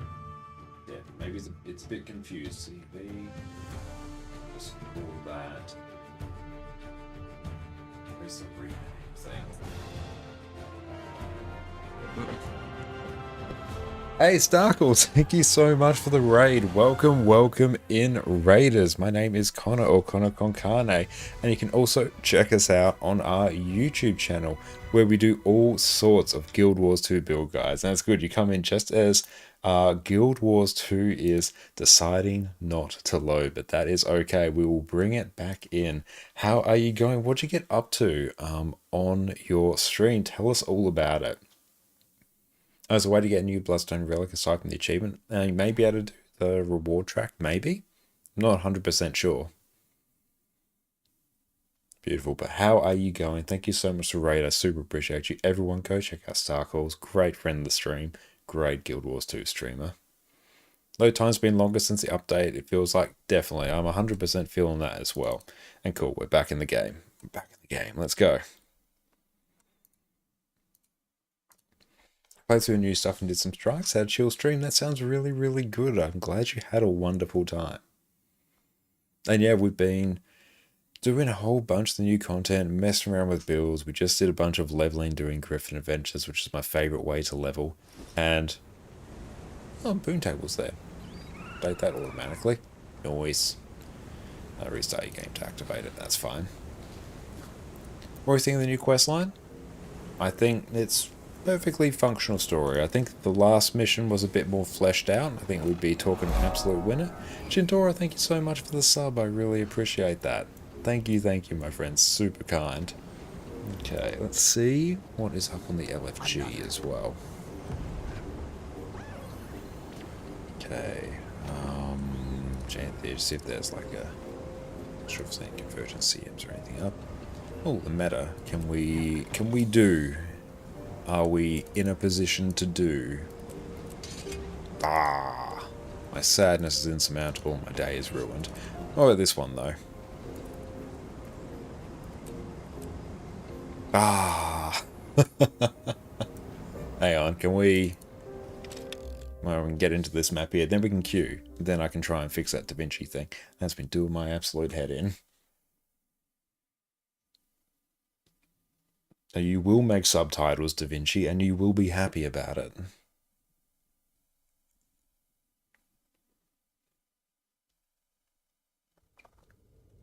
Let's get the join in Bavanisos. Oh, queue size 12. Oh no. No, we are not sitting through a queue size of 12.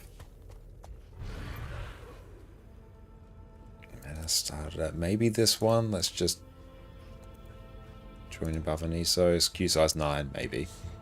Can I expect some big fancy boss at the end of the story, but didn't get much. The meta was not up during your game time. Maybe that'd be more exciting. Also, the meta's kind of sort of there, I think. It's fine meta.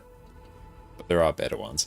The drop glider was the Shattered Stone glider, but it was the normal one. The one thing is you can't buy it standalone. You have to buy the package, which has the Ascender. So you have to buy both glider. Oh, okay, that's unfortunate. Okay, well, see if we can load in there. I'm just going to shuffle over to this computer and see if I can sort out this problem I'm having. To just make a complete duplicate of it. Yep. Timeline. We've muted everything that needs to be muted. Timeline. Oh, Da Vinci, why you do this to me? See if that creates subtitles now. See if that does it. Or it could be a restart computer kind of deal. How's our position in that queue? We are position 8. If not, I can probably export that video out to this computer and then make the subtitles. Fuck, that's probably a pretty good idea. Okay, now let's see as well. So we haven't done strikes on this account.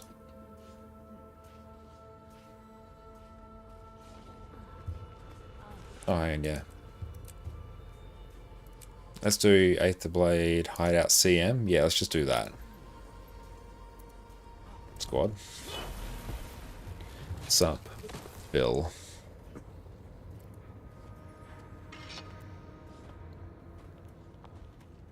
And we will just do whatever is required of us. And why are you taking so long to make subtitles? We shall see. There's no immediate rush to do that. Let's see, what do they need from us? Sure can. Sure can. What boon?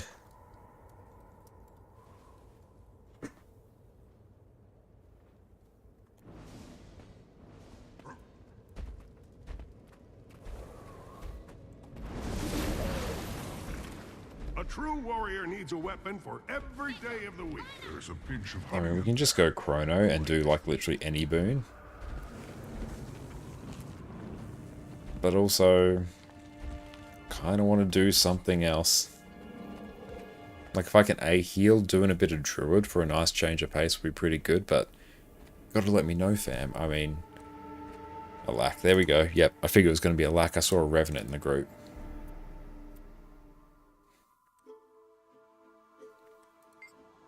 The healer you need.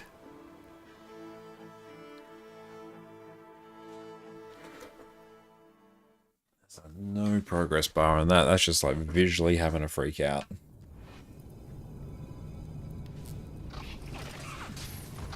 So that is a druid.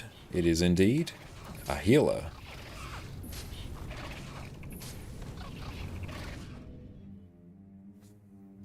It's been a while since I played druid. I'm sure we'll be fine in this challenge mode group.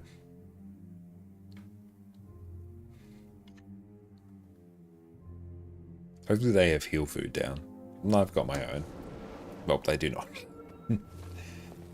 Big oof. Nah, well. Oh, can I buy things from here?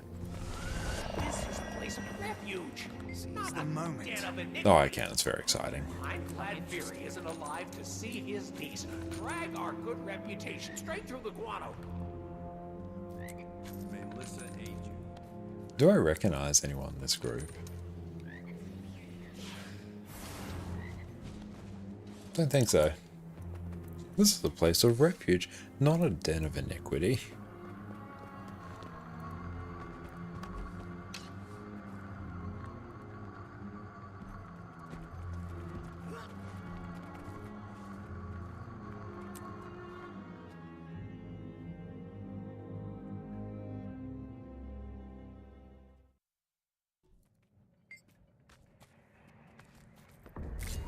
Challenge mode. I don't know, let's go stand somewhere. Please put some heal food down. Oh, sweet, I've got utility. Nice. Look at me being prepared.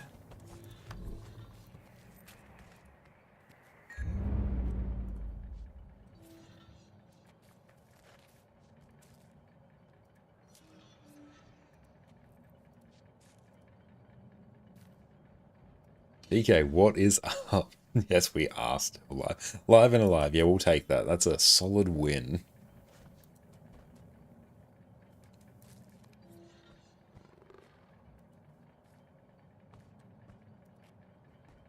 We're doing an Aether Blade Hideout CM, maybe, probably, potentially.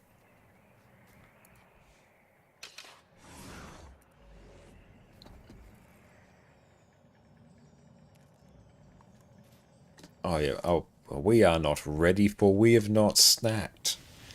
Don't make me have to snack myself, and I'll do it, but just for me. Just for me.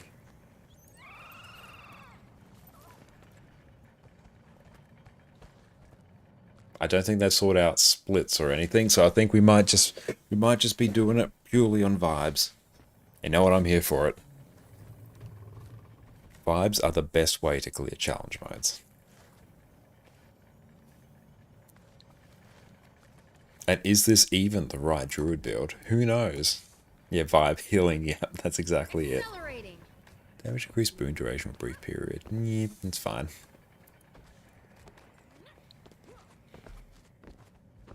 That's right, I'm going to bring nothing but good vibes. Good vibes, because we are the healer you need.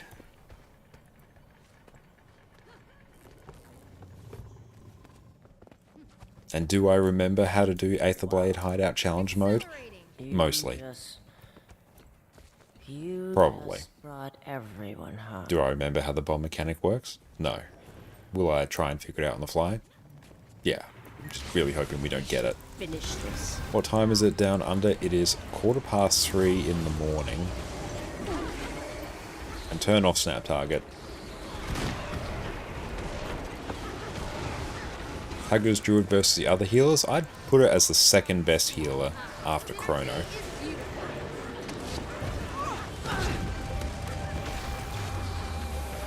I mean, our boon uptime is spectacular. Spend a few years in the mist. You meet the most fascinating people. It's going to be fun. 1,000 swords.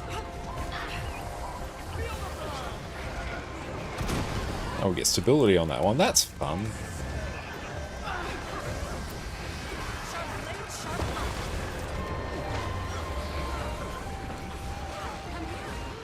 The Druid is like the OG Heart of Thorns healer. It's really, really good. Big spread. Just gonna run to this corner, try not to die. Cool. Nobody died. We're off to a really good start, actually.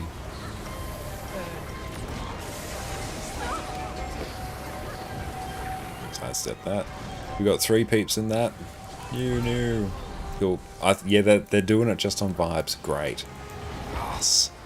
Only vibes. No plan. There is only success.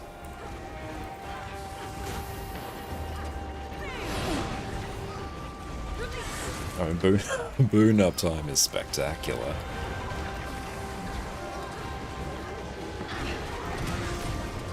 I need your power. I need more. Please.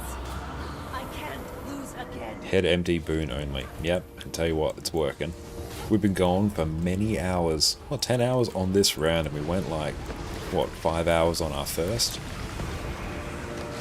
We've been going for 15 hours today total.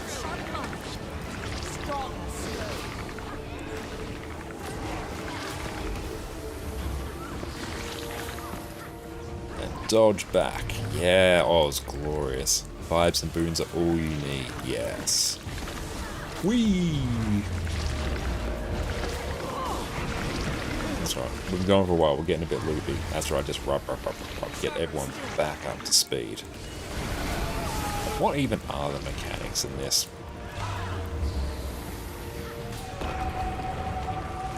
Eee, this is my spot.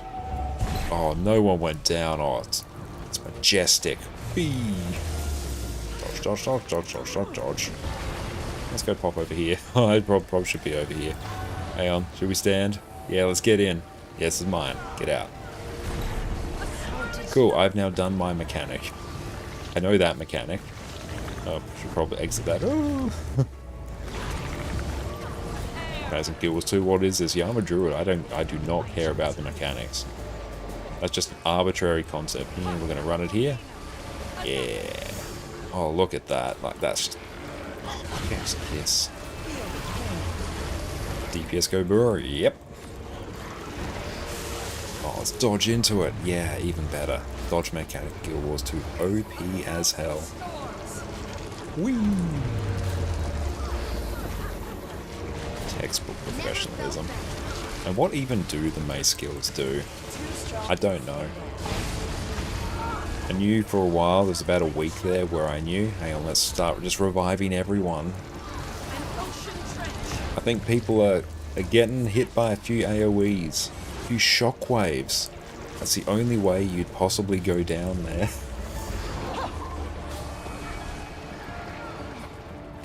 You know, I don't even know where I'm going to stand on the commander. Yeah. Oh, we got 2 druids. Yeah, no wonder everything's okay. Yeah, we have mechanists, not mechanics. Oh, sweet. I should have been booning. Why wasn't I booning? Oh no.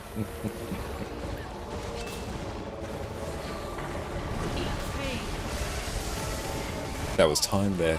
Their big Omega skills could have been like recharging, but no. None of that.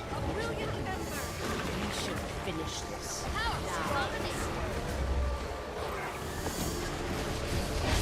Dodge. Get friend up. Friends. Revive. Viper Noises, thank you for the follow. I appreciate you. Oh, someone just died. Oh no.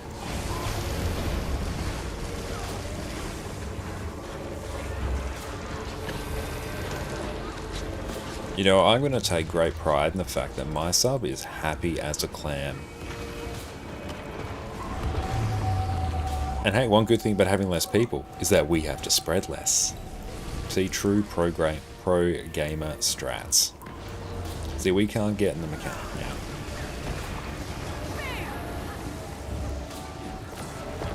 Oh, damn it, it's my sub. Shit. Oh, no. I thought I was in the other sub. Okay, no. We're not doing so hot then. I think we might be GGing. The wisdom of an experienced gamer. That's a wisdom song that's been gone for 15 hours today. If thought about new patch, overall I like the new patch.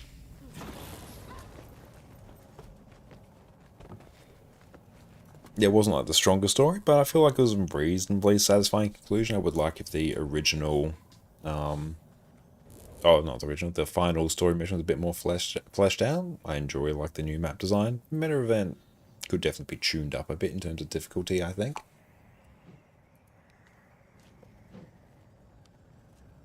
But I do love the quality of life.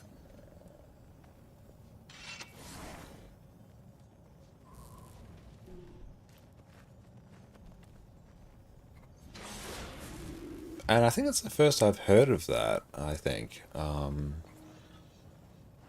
you can exchange it for the other one. I was not aware of that. We'll have to like look into that.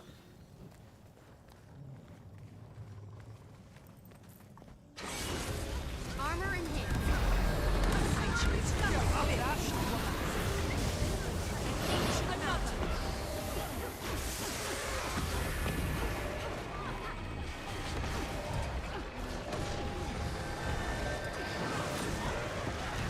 People by the vast majority think Soto is better than Janthir overall.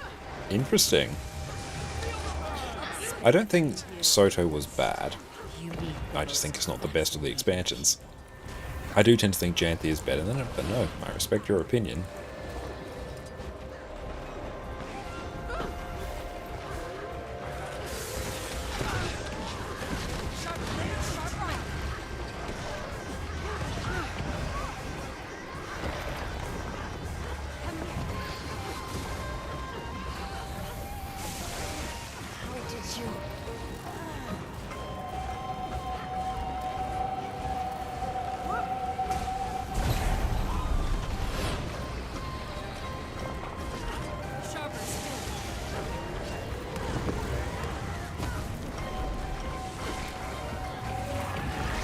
I'm not going to bother standing in it.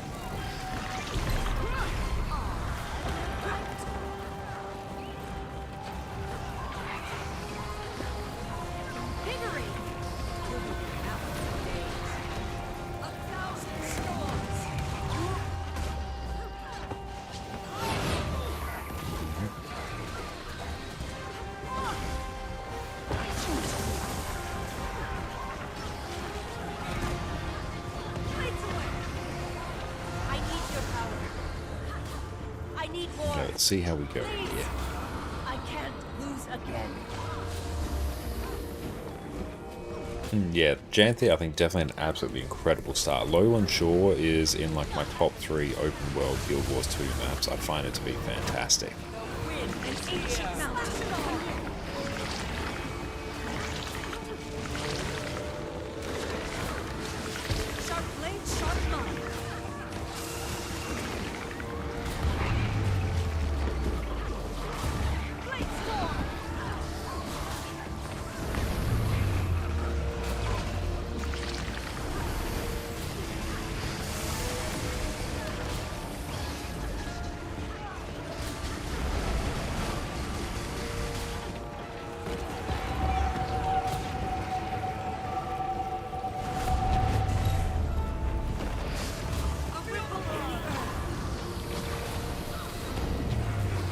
jump.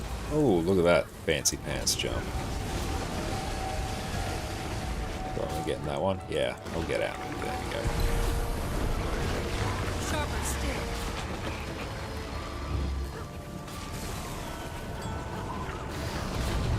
Dodge.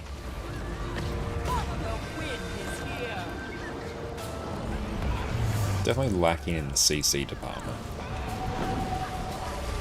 Synergy is beautiful.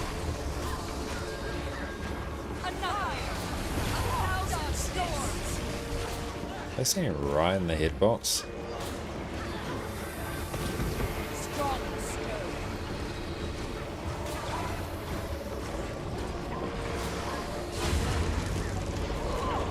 Oh, nice.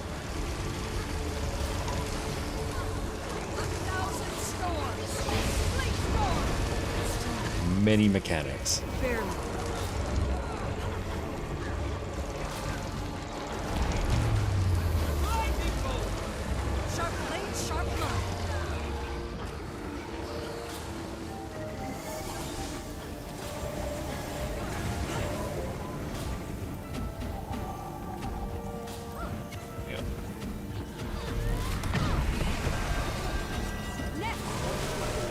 Can't really boon here.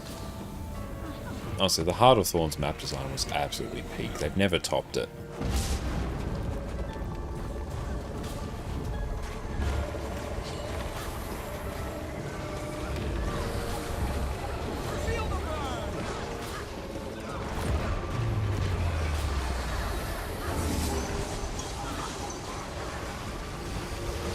Back on my feet. We should finish this now.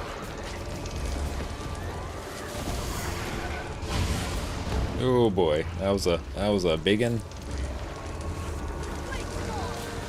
should finish this now.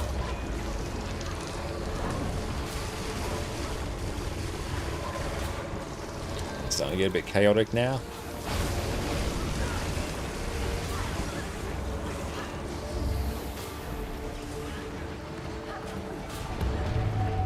Gotta go find my corner.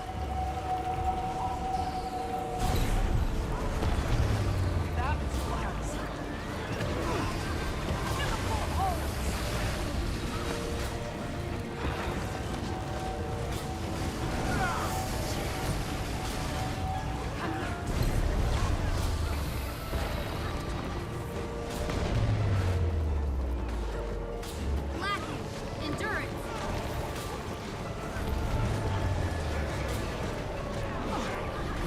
Sharper still. Rejoining the fight.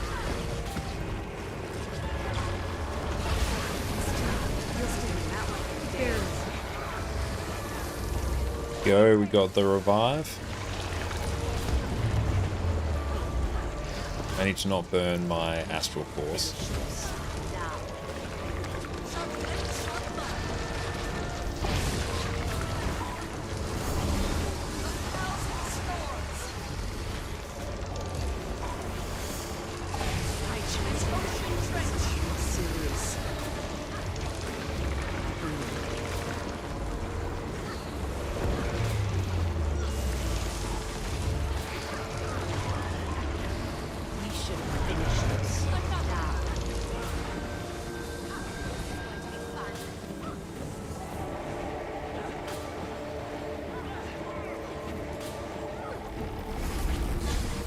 Okay, nice.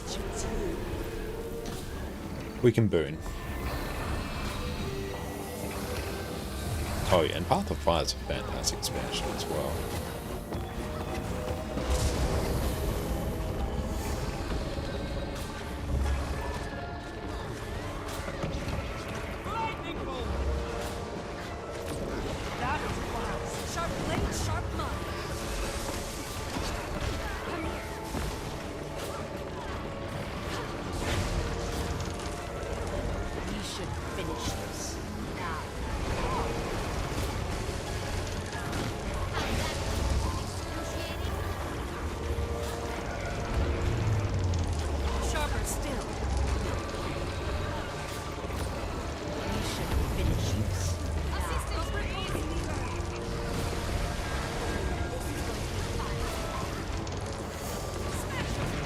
2%. Just blast it. How did you... Nice. Not too bad. EOD, then Hot, then Core, Soto, Pacifier, then Janthir was personally okay. An interesting take. Oh, total coverage. We got an Achievo.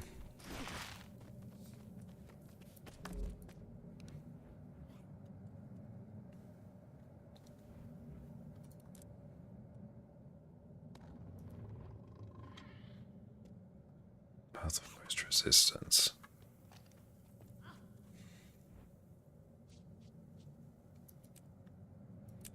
Nice. That was good fun.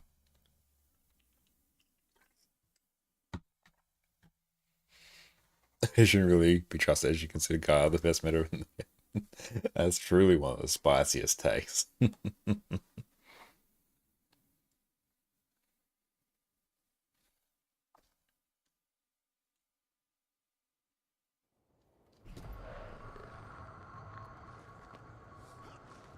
Oh, that should give us some extra legendary insights. We can sell that for some gold. But yeah, my druid was a good time. This is a place of refuge. Get up iniquity. Is this your ult? Somewhat. Like, it's my EU accounts where I mostly spend my time nowadays. But it is my younger account.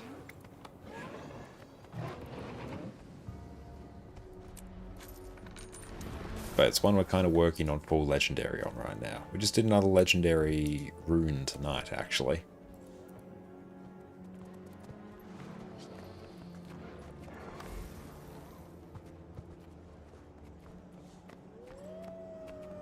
How are we for pets? Hang on, I should actually probs link. If I link my Guild Wars 1 Hall of Monuments. Hang on.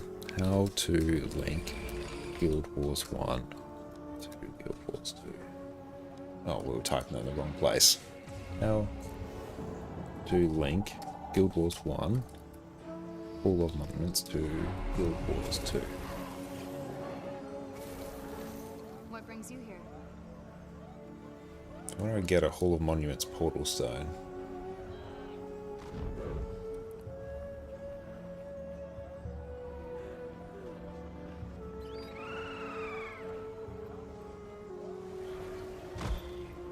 Let's try this. And Rand, welcome in. How is the new map? You've no time to play MMOs anymore. And I like the design of the new map. The meta's a bit meh. It's perfectly fine. It will succeed. Yeah, but it's not the best, I think. Too early to say. Yeah, I think a few more days to see how the meta sort of settles. The character name. What is my character name? I think is it ConnorConCarne. So we can get, oh, we can get like all the heritage stuff.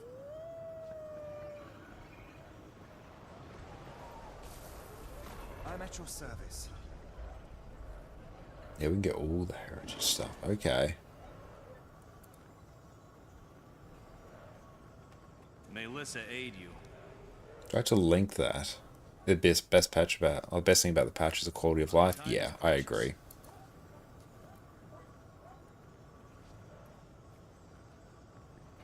Yeah, the quality of life they've introduced in this patch, I think, is the best part about it.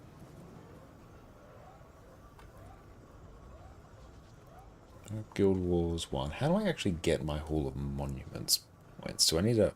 How do I get another Hall of Monuments portal stone? Guild Wars 2 Hall of Monuments portal stone.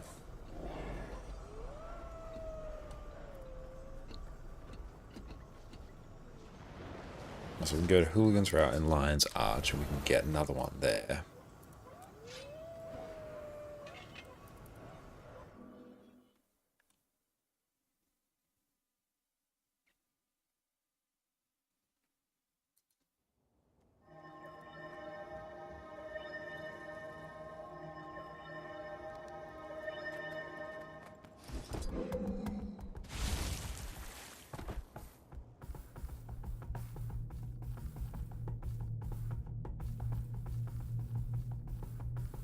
So where do we need to buy this from?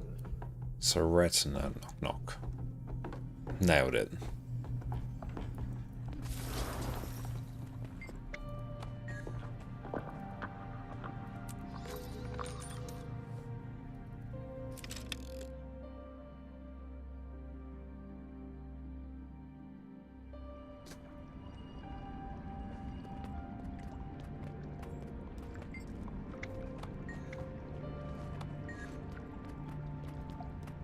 Micah Ferguson, wow, that's cool.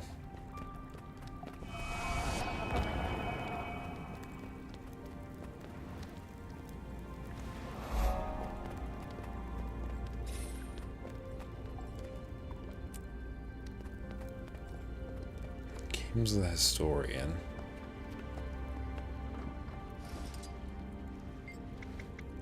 Show me my legacy. Okay. So yeah, we can actually get all the heritage stuff.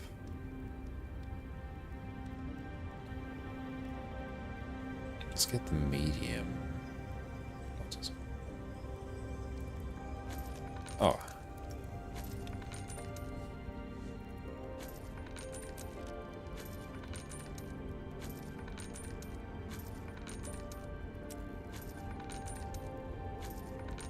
I think yeah, we've got everything there. All your theories be sound. Will we return to Guild Wars 1 stuff eventually? Yeah, I definitely will. But for like the immediate future, especially during drops. Drops, of course, we'll be playing Guild Wars 2.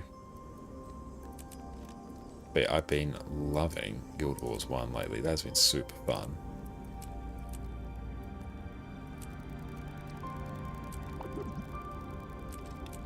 So we get all the heritage stuff there. Oh, Aletherica, thank you so much for the gold there. I really appreciate that. Gotta go Domain of Anguish, so Iskaron's remark hits better. Yes. Thank you so much. I really appreciate that. So, you're an absolute legend. Or maybe after Ceres LCM. Yeah, actually, after Ceres LCM, probably, because Sundays will be our Ceres LCM day, because usually Wednesdays NA, Mondays typically EU. Sunday's been our flex day, but that will be gobbled up by Ceres. So yeah, maybe instead of Ceres, no, we're doing Ceres. And let's actually tee up a giveaway. They're an absolute legend. Thank you. I super appreciate that. Okay. We'll start teeing up a giveaway. Okay, we can't actually get it all out yet. That's okay. We've maxed out the gold that we can send. So let's actually tee up a giveaway now. Of course, we can actually get those. Nice, nice, nice, nice, nice. Close down our many tabs.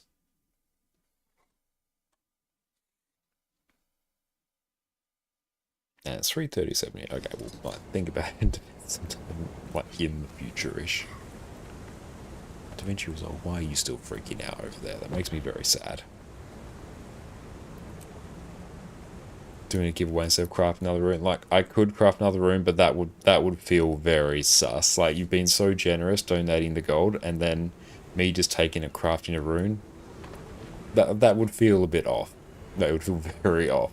But let's do the magical pistol skin. And we'll be using that to fund giveaways over the coming days as well. So thank you so much for that. It's very pretty. It's very pink. Okay. Shift Control 8X. Oh, thank you. That's really kind. Space delete.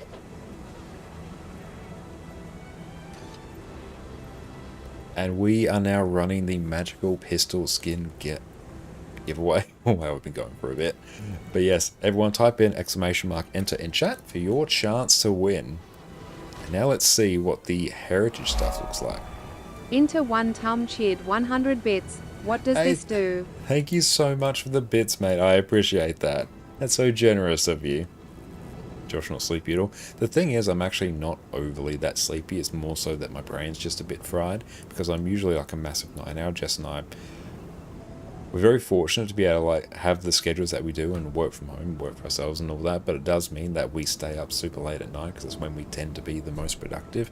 More, well, we're not morning people, but we're trying to bring that back a bit because we've actually gone to bed later than this when we've been working. Now let's just find a, I don't know, just a human, and let's see what the heritage armor looks like. Best everyone, make sure you enter. Exclamation mark enter. We'll run that for a bit, and then we will draw a winner.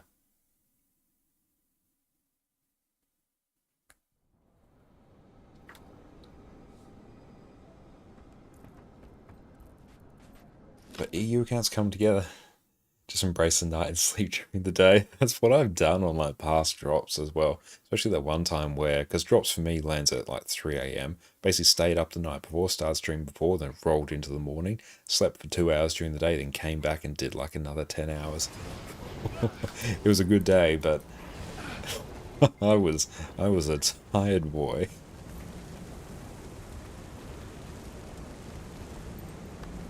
Let's go. Heritage. We spelled heritage so well.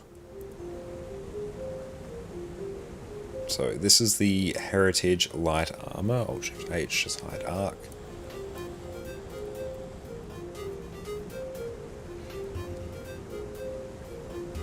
I quite like the top actually. The heritage top I find quite good. So if I go clear preview, like I like that top.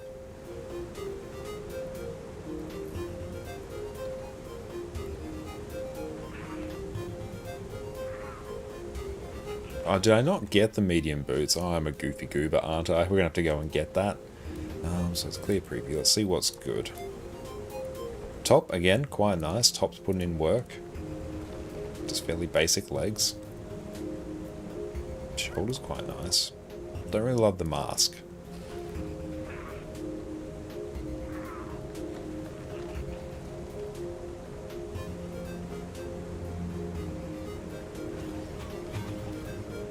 Oh, had I collapsed the boot section? Okay, I'll try that again. I don't love the heritage heavy set. Like, it's fine, it's inoffensive, but it's not particularly interesting. Oh, nice, there we go. The boots are cool. Rate them well. Like, overall, I think that's pretty cool.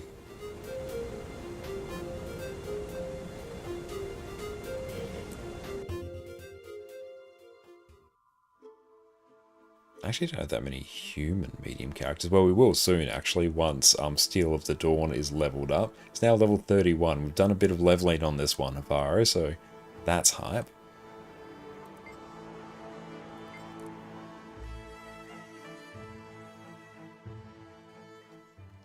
But yes, everyone, make sure you enter. The only way you can win is if you enter.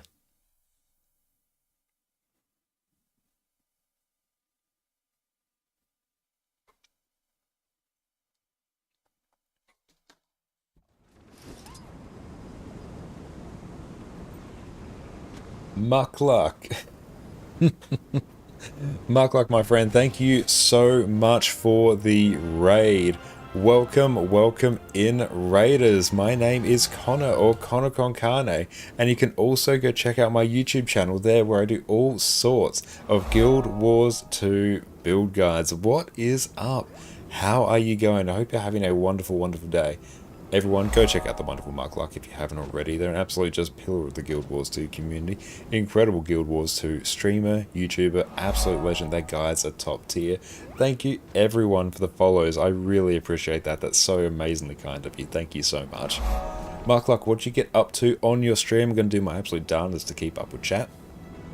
We are also running some giveaways as well right now, so everyone type in ! enter in chat. Hot damn, everyone, you're going to push us past some 9k followers. You're all absolute legends. Thank you, thank you. And also this month we are supporting Tyria Pride, raising money for Rainbow Railroad. Fantastic cause. So yeah, if if you are so inclined. Any support towards that is massively appreciated. Just working on the new content. Excellent. Caught your message. Look at me speed reading. How have you found the new content so far? Overall, like, the stuff I'm probably most hyped for in this patch would be the quality of life features, like being able to buy the provisions tokens once a week instead of every day. So excited. Oh, Nikki, I really appreciate that. Thank you. Bye, thank you for the follow. Thank you all so much. I really appreciate that. We got the new Wizard's Portal Tome on 2 accounts, so the collection's so nice we've done it twice. And yeah, we made another legendary rune on EU, hosted a bunch of giveaways. I think the story was okay, not great, not bad. Yeah, but I'm satisfied with how the story wound up. Nothing in it offended me. I'm like, yep, this is an appropriate conclusion. But yeah, the quality of life, oh, so good. It's so good being able to have all our tomes all in one spot now. I think I've got the Gobbler sitting somewhere. Did I buy that on this account, or did I hallucinate that? Oh no, I did. Oh, that's fun. And you're not sure when the game goes on sale. It goes on sale every few months or so. I mean, we'll have the... What are we talking? 14th anniversary? Yeah, 14th anniversary, I think, coming out in August? September? Sometime around there. So yeah, I presume there'll be a sale around there. Don't know for sure, but that will be hype. You're probably going to sell in August. Oh, excellent.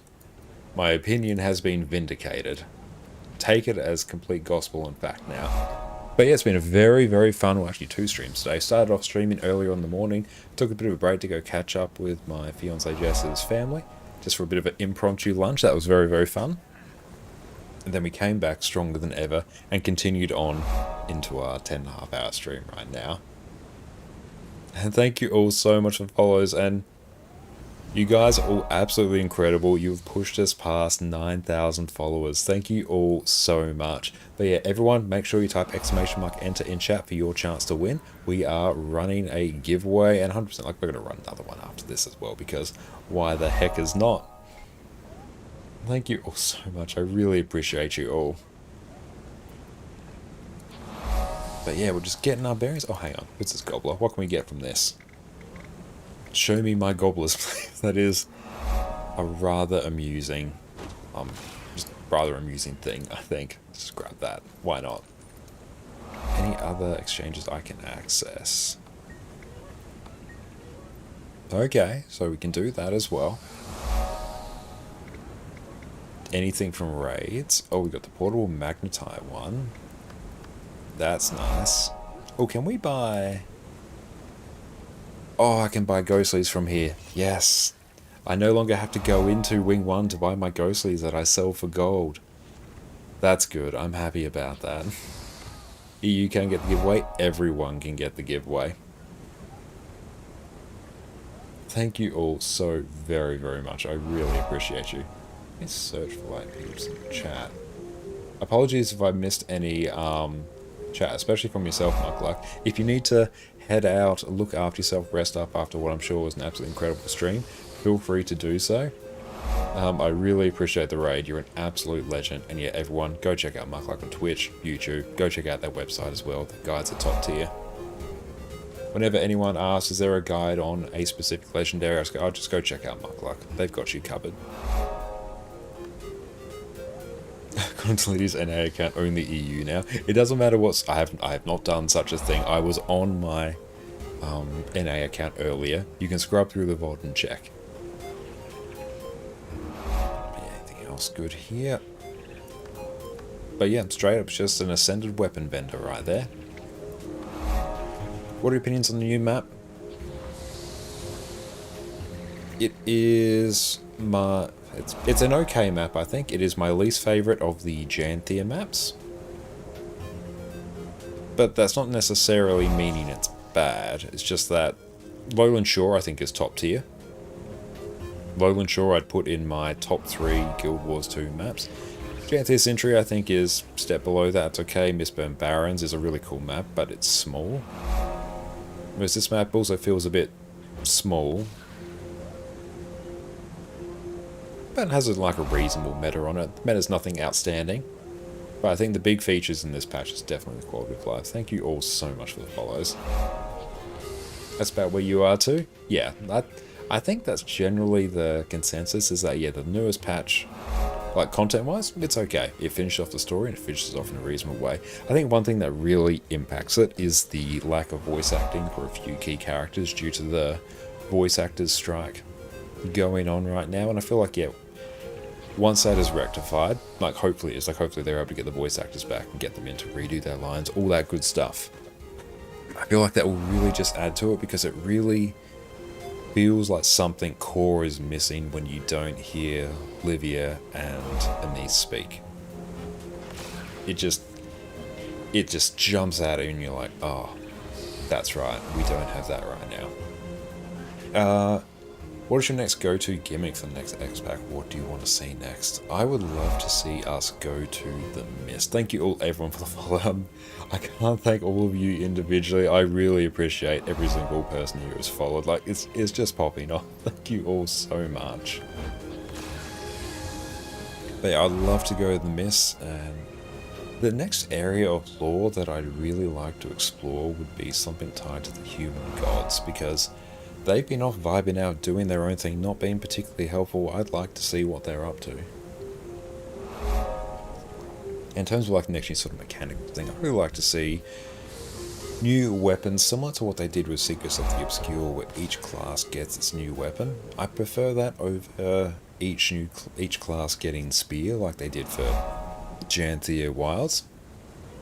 Because yeah, like with underwater weapons, a trident is basically a staff and a harpoon comes the soggy rifle, so I don't really see how they can be, you know, just wholesale bought across to every single class. I don't feel like that would work particularly well. So having them receive their own individual weapons, I think we still got some life in that system. And truly what I would want if I had my way, it would be like new elite specializations, because I love elite specializations. Although, like, we did have this discussion earlier in today's stream as well, just how much new gameplay design that would actually implement or actually bring about, because a lot of the... Thank you so much for the sub, mate. I really appreciate that. You're an absolute legend, Corey. Thank you so much. We're in the convergence is pretty cool. I still need to touch the convergences today. We just haven't really managed our schedule particularly well, to be honest. See, there we go, we just missed it again. Well, you can't actually see because behind my face, there's a timer there. I just missed a convergence. But that's just poor planning on my part. I'll just lay my normally up. Let's see what else is in raids. Oh, raids, strikes. Let's see. What are we doing?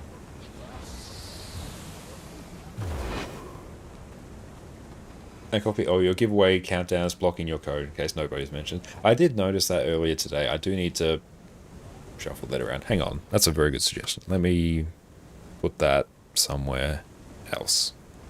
Hang on, studio mode. That's got to go into overlays. We've got to grab the giveaway.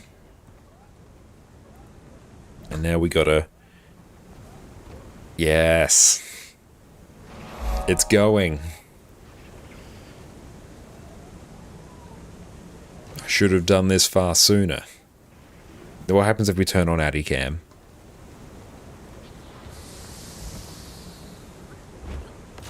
I don't want to move Addy Cam. She's asleep right now anyway. That's fine. It doesn't block the QR code. Oh, actually, hang on.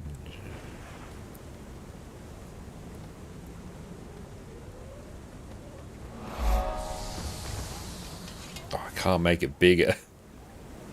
Why, OBS, do you do this? I'm trying to drag you bigger for comedic effect, but no. The memes have been thwarted. Thwarted. Oh, I've been going for a while. Thwarted, we're going to roll with it. Oh, when did those open up? Yeah, there we go. That's better. Thank you for the follow. I appreciate that. Studio mode, we're back. Okay, cool. Thank you all for kicking off a hype train. I really appreciate that.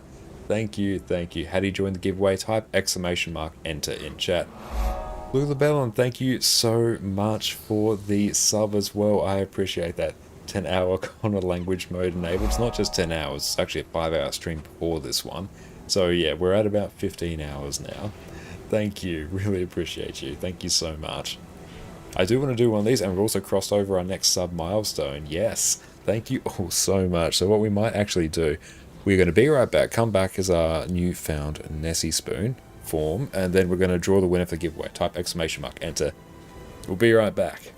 Learning how to play your class is going to make everything you do in Guild Wars 2 so much easier. But it's hard to know where to start. So today I'm going to walk you through exactly how I learn a new class and show you just how quickly you can become an absolute powerhouse in Guild Wars 2. I've put countless hours into Guild Wars 2.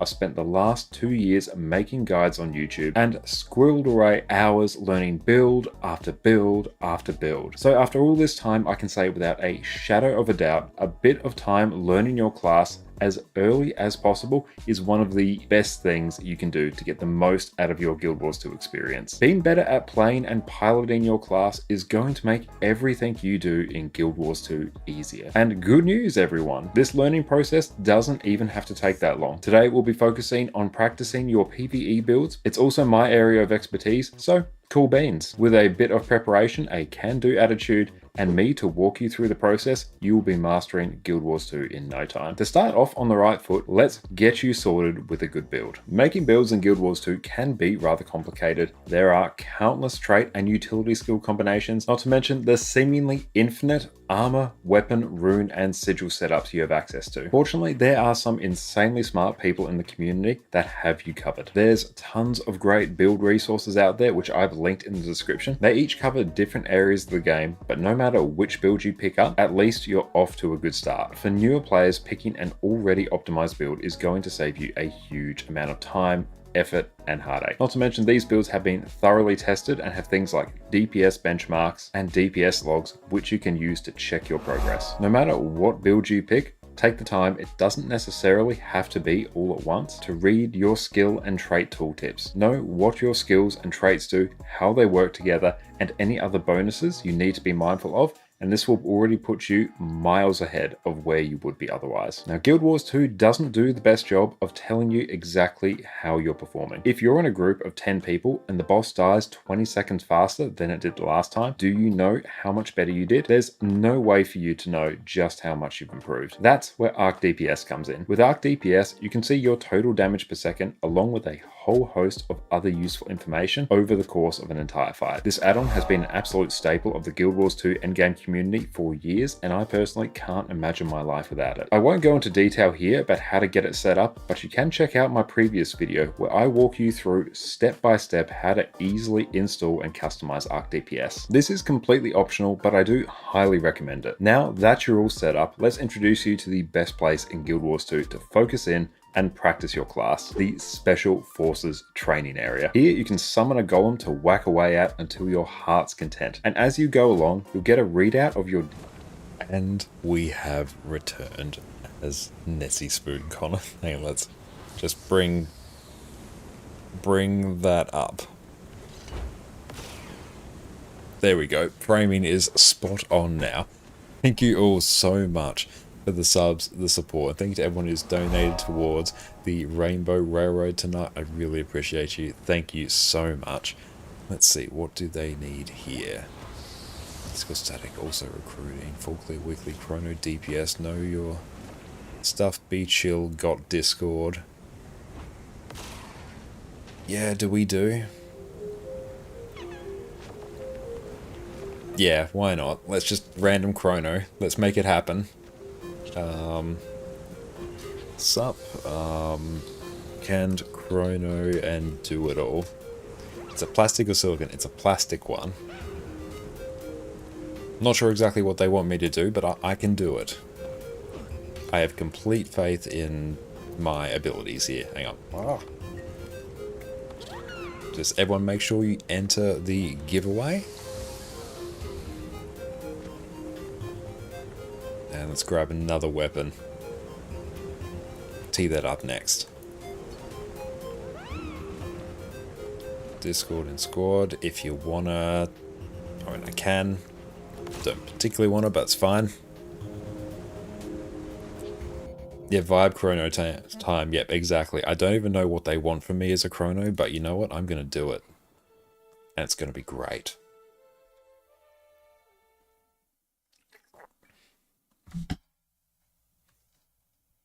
But yeah, last chance. Everyone make sure you enter the giveaway.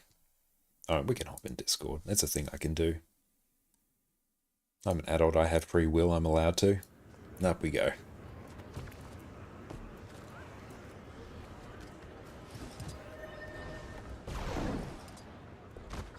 Good to meet you.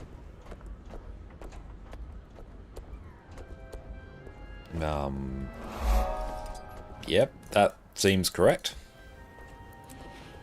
Locke, thank you for the follow. Man, I need to get in squad. No, I'm in squad. No, I need to get in Discord. I have no idea what they want from me. See, yep. Oh Lord, how do I do this? Was it down the bottom? Ah.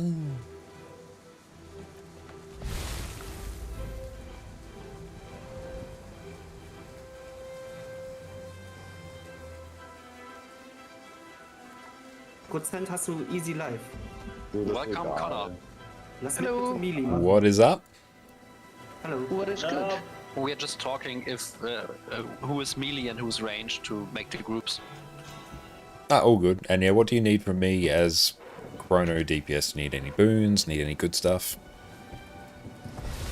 For Decima, I think it would be nice if you can go ranged. And Yeah, then sure. for Greer, it would be nice if you can go chrono. For the domes. Yep, perfect. Awesome, thank you so very much. That's great. Okay, then I'm swapping you to group 2 to do the ranged group. And Torsten, I'm swapping you back to group 3 to do melee. Alright, I let's... just swapped character, but I can swap back. Wait a second. Force, impact. So, yeah, group that's two cool. is Pro oder Conny spielst, ist doch völlig egal. Group 2 is the range group, so make sure when the split happens that you're around the Thief, circle, yep. circle mark. Group 3 is the melee group, so you stay at Yeah, the just to arrow be safe, I mark might just like mute until, Discord just because like we're in with like we'll obviously hear it, but I'll just mute it on stream just in case any shenanigans pop up. And let's also draw the winner for our giveaway as well. So yeah, everyone, last chance, we are gonna draw.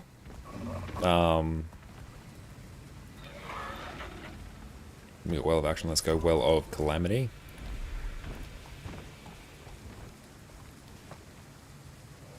They're beautiful. We're gonna close.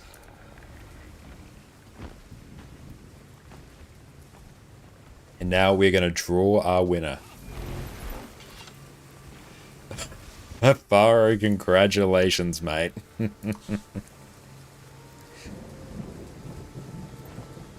We'll go on here. Oh, nice. 37k AP. Congratulations.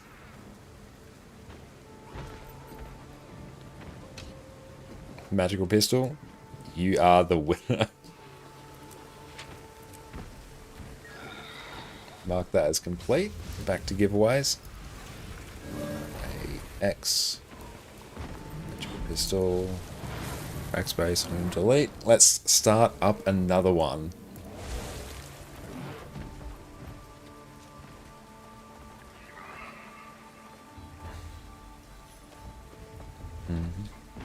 Let's grab that. Agony, torment, pain. Ah!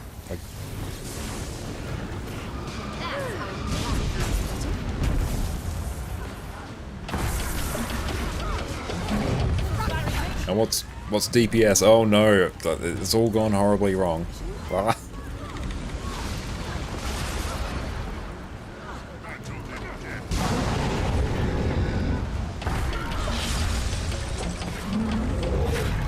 Distort. There we go.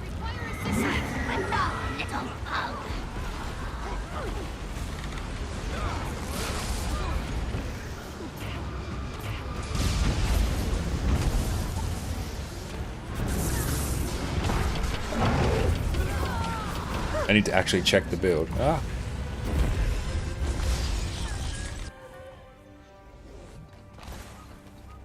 Chrono Phantasma, yep.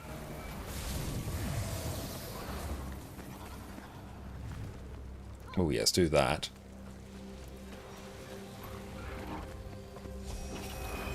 I am mighty.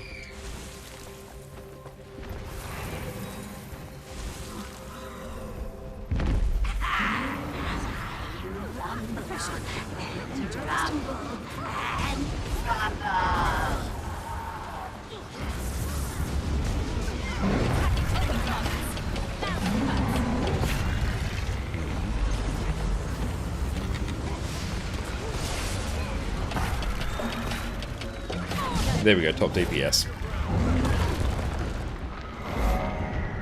There we go. Top-ish. Let's put just snap target on. With the DPS. But thank you all for the follows.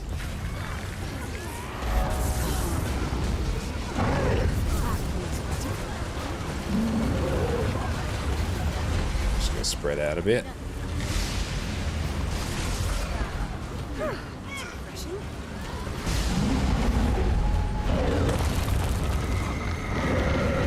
Don't stand in the hitbox. Bad things are going to happen.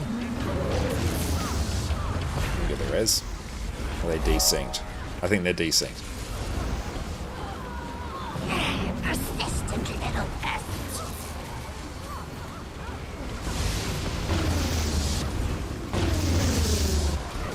Oh, that's a big... Look at him.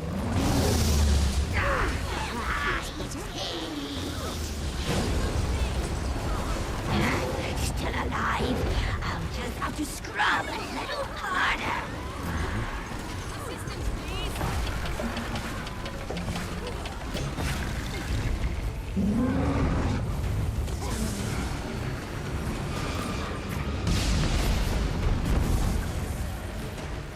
Where are we going?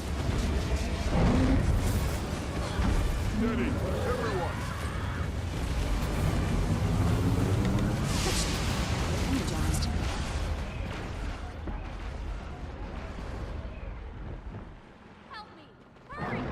So where is the range we're going?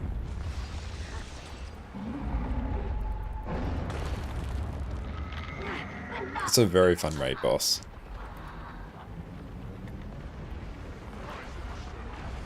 Yeah, I think we might be GGing that. And so I'm probs following Commander. I might even just place a target on Control Shift H. Ah.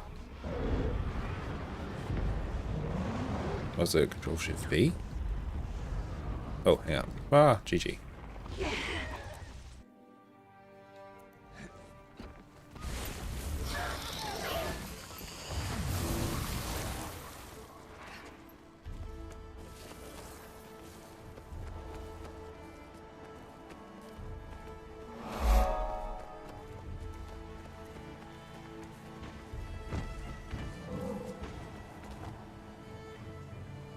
Cool, we've got markers now, I assume.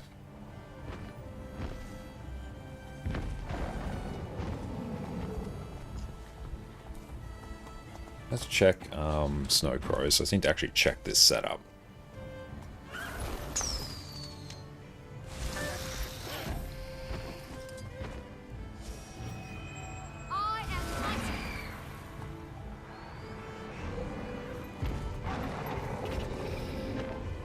Thank you all for the follows.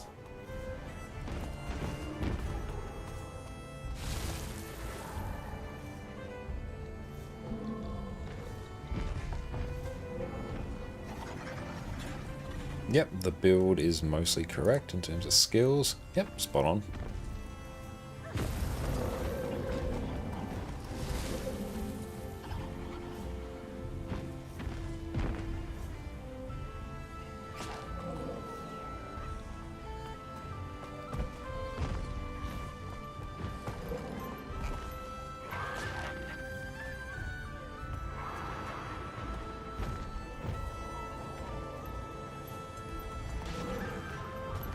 Am I running like paralyzed? No, I'm running force and impact. I'm not running like really janky sigils. Good.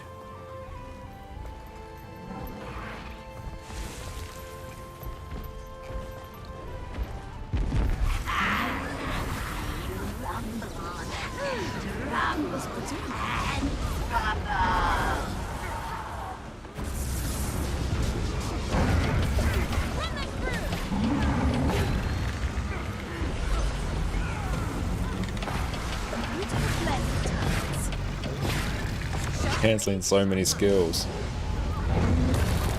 Wow. No stab. Okay, we're just gonna pretend there's no stab.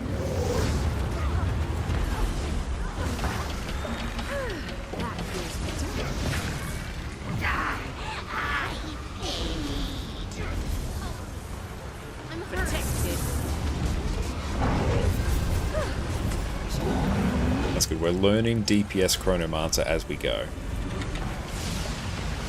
Glorious combination of skill. Refreshing. And you're most welcome. Enjoy the drops. Persistent little pests.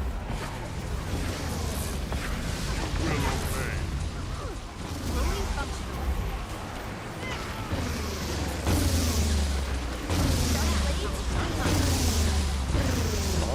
It's a bit chaotic.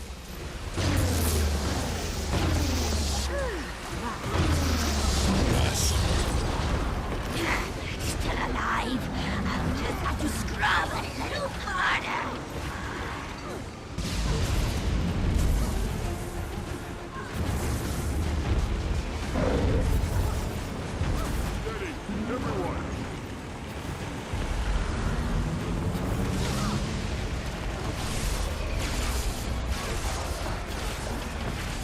Glorious combination of skill.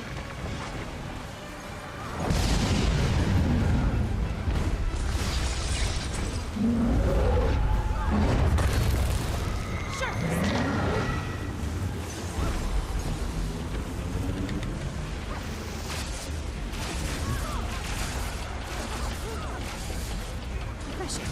I feel energized. Protected. I mean, they're doing like okay for DPS. It's not like incredibly amazing. Raging tempest to me. Scatter this filth to the wind. They're also not swapping between weapons as quick.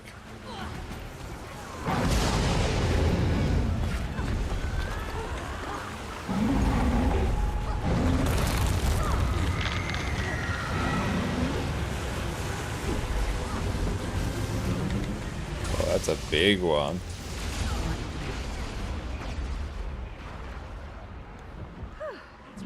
Persistent little pests. Energized.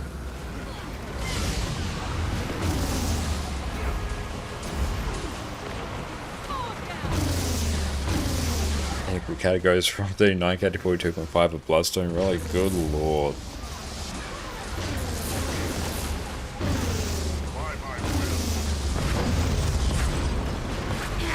Still alive. I'll just have to scrub a little harder. Smash them. Does this ignite a memory? Refreshing. I feel energized.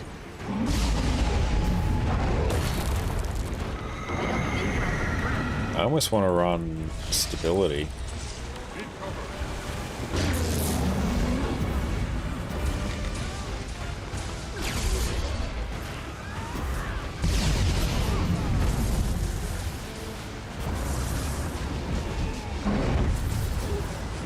Raging tempest to me. Scatter this filth to the wind.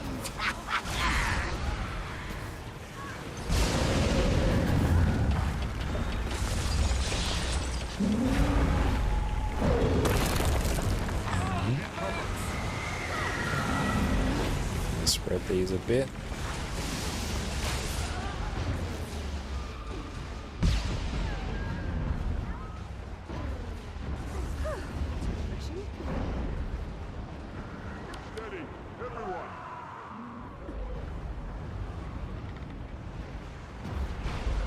It might just GG. Yep.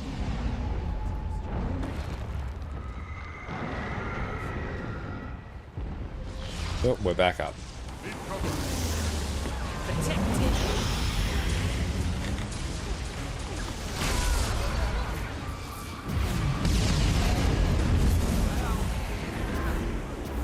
Oh, there we go. Buckle up. Yeah, I think I might actually run. Yeah, I might actually run stability.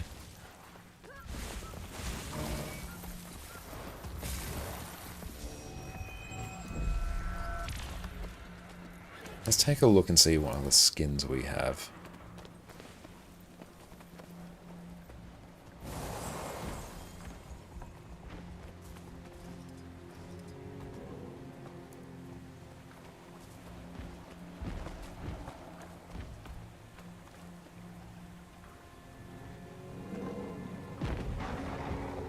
What is our kill proof on this? Oh, some pretty stacked like numbers here.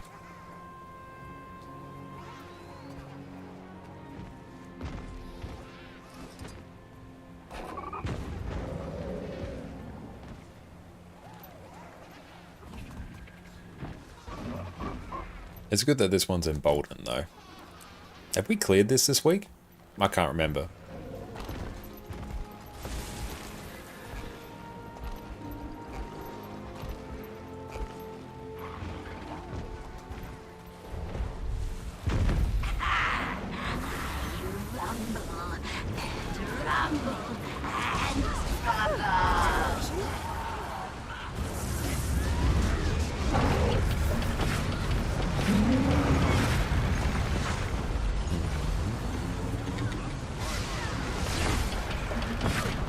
There we go. Stability, there we go. Yeah, we'll just give people stability.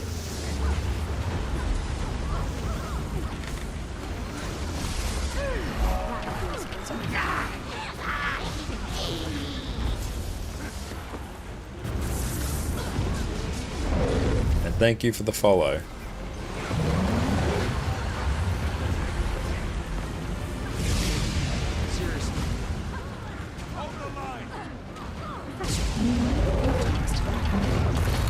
Stability.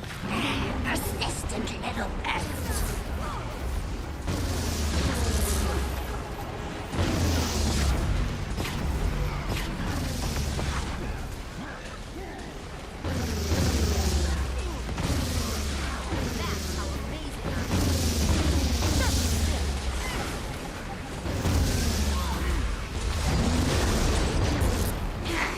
And there we go. Let's just go and start blasting.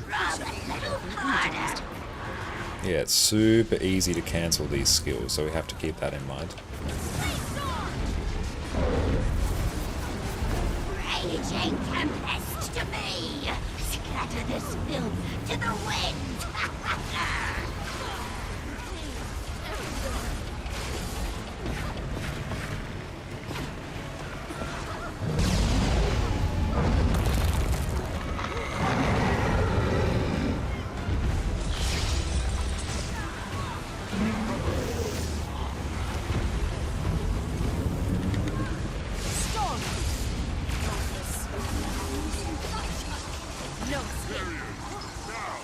There we go, we're pumping much better now.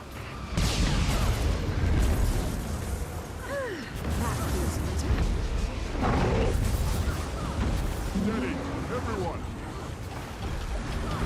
Beautiful blend of talents.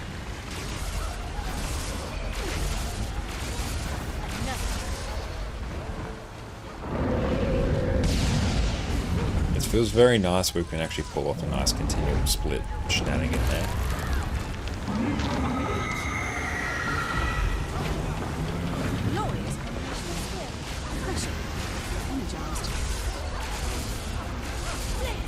You're finished. Persistent little pests.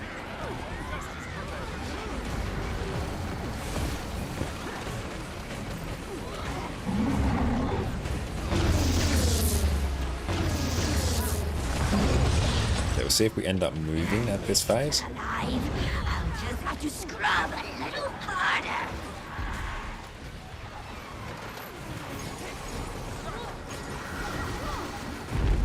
Wonderful combination. Sharp stick. Right about there is a pretty good spot. Does this ignite a memory? Oh boy. Bad shape here.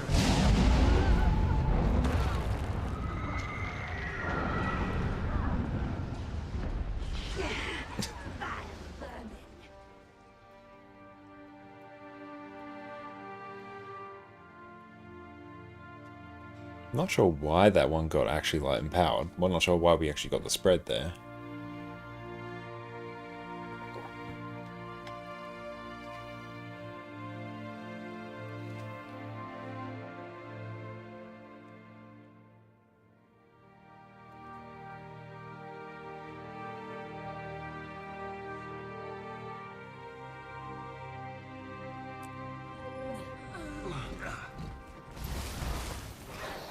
But we're on 5 stacks from Bolden now.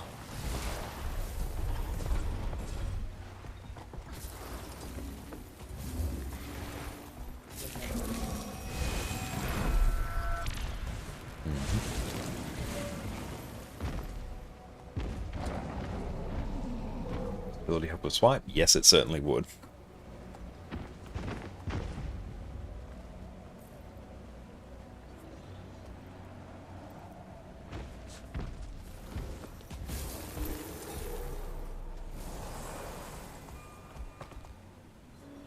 Alright. Squad team.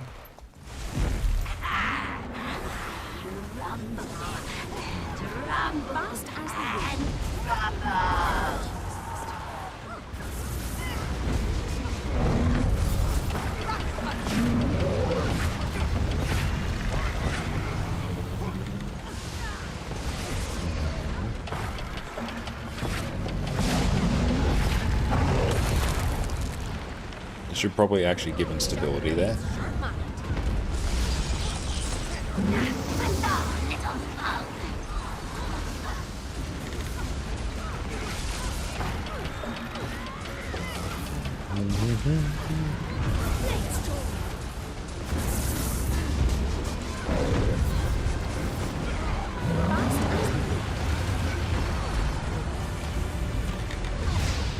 Ouch. Stability. There we go. Gosh, thank you so much for the sub as well. I appreciate that. Enjoy. No more ads and your wonderful ad emotes, mate. Thank you so much. Oh, refill.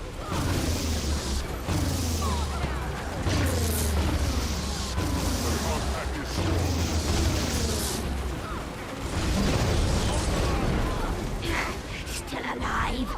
I'll just have to scrub a little harder.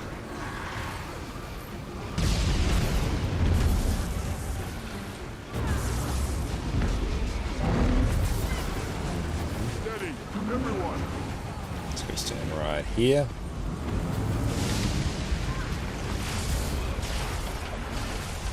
Beautiful blend of tones. I'm hurt.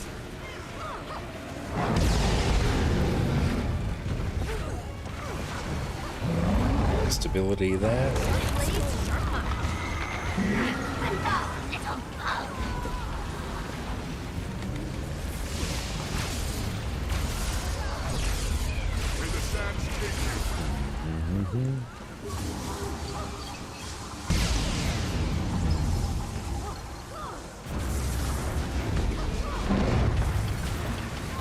Raging tempest to me.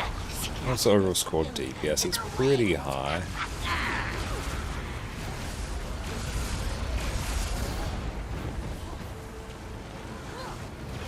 Let's wait and get rid of the CC. Persistent little pest.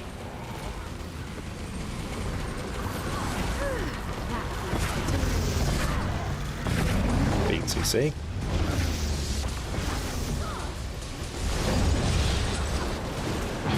Still alive. I'll just have to scrub a little harder. Protected. No. There we go.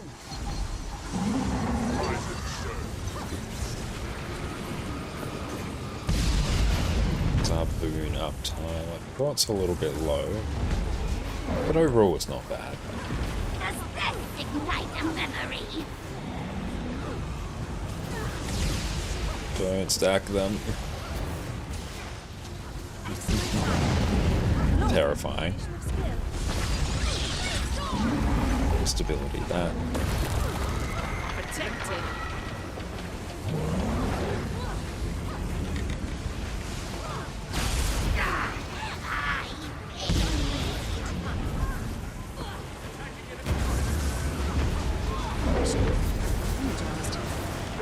This Chronicle is very... honestly, it's quite chill. I'm just going to run over that way.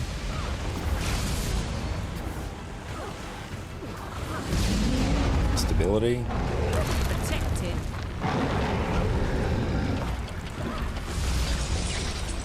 Yeah, we should be able to get this. I'm going to run just between there. Just purely to spread that out.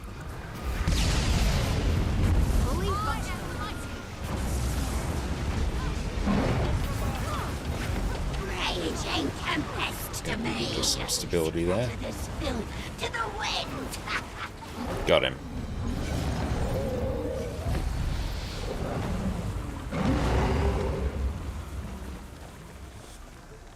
H. I think we've done this once this week. That's alright, we'll do it again.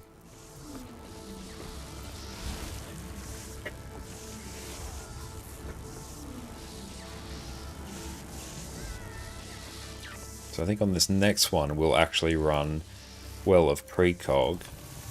Yeah.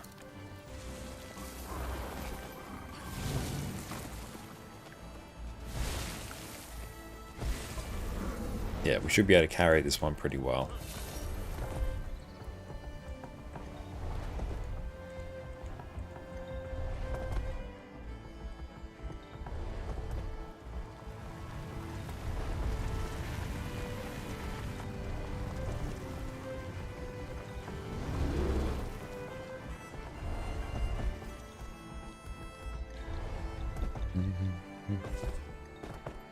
Oh, cool. I didn't actually need to build. I beat this boss.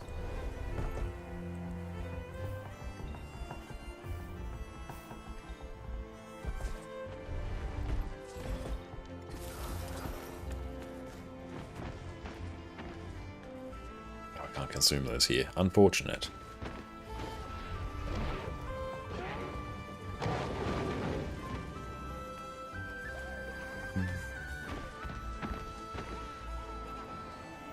And we won't put snap target on, so we're gonna mostly try and just run as much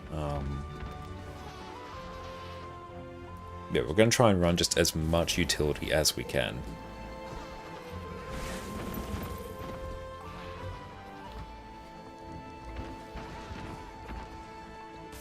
Hey, thank you Kenny Max for the follow.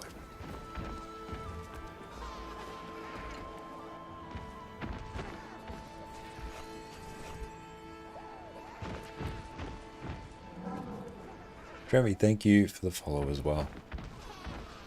Oh no, for the entry. I misread.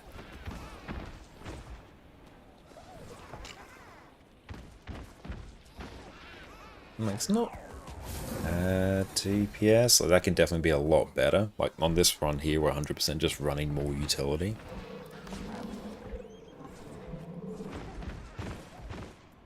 Thank you for the follow. There we go. Thank you.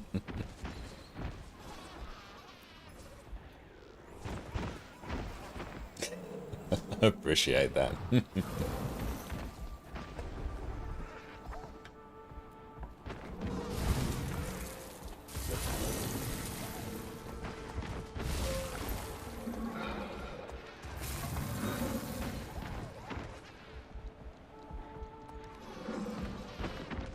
Here's my ping, actually.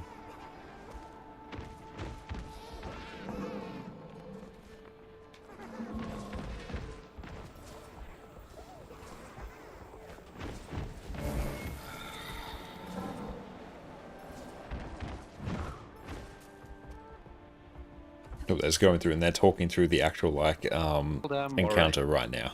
damage them enough, and then we can go back to hit him again in the middle. The tank mechanic is a bit scuffed, so Axel has to tank him, we stay behind him.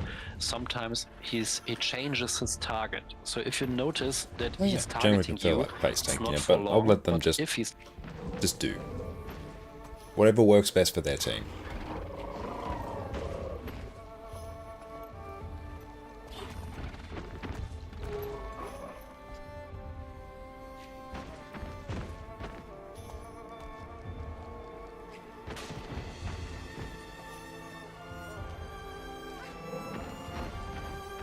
You killed Greer when it came out, didn't understand anything about the fight though. It's a bit of a strange fight.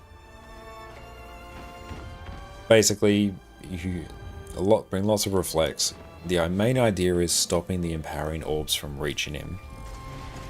The empowering orbs come from the ads around him, so you're like killing the ads, blocking their orbs, stopping them getting to the boss. And yeah, honestly, you kind of just DPS them down and try and survive. Generally, I think the safest strategy is actually to bring like Chronomancers or Mesmers with, or Chronomancers, yeah, with Well of Precog, and you can just sort of face tank the slam because you do pulsing ages and you just negate all the mechanics. And thank you for the follow, I appreciate that.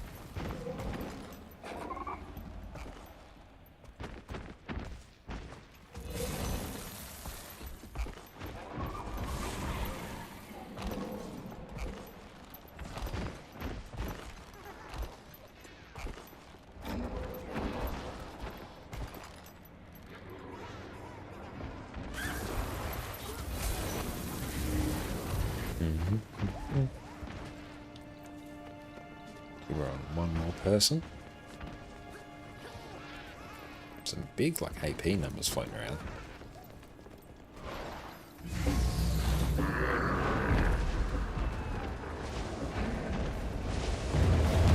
Blind as the eye that looks past the predator.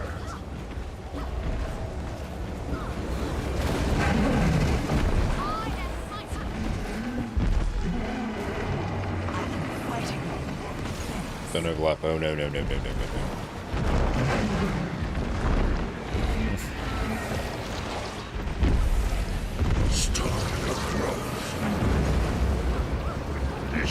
I think we're probably going to be GGing this one.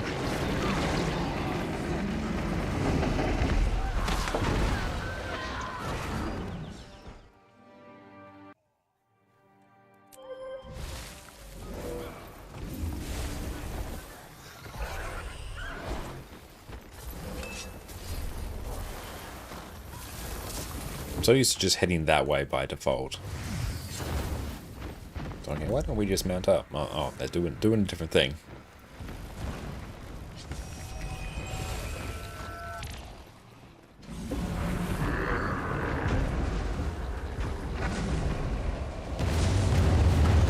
Blind as the eye that looks past the predator. Rise and serve. I concentrate.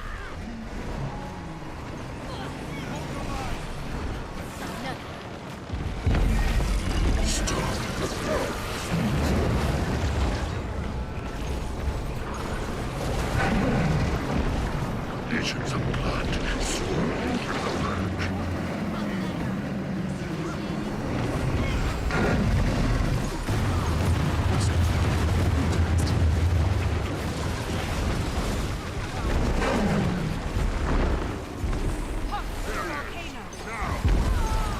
Star of growth. Into my web. He's got so many stacks. It's going to be a little bit sus.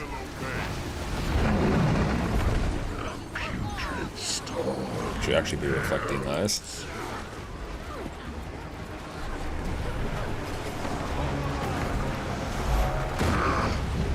Thank you for the follow.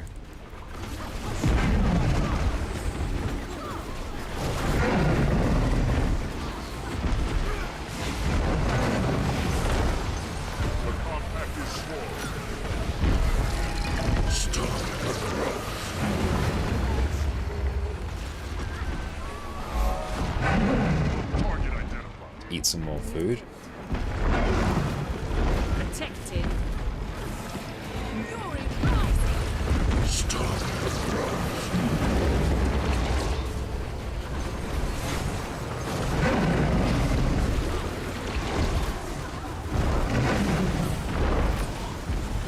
Join us.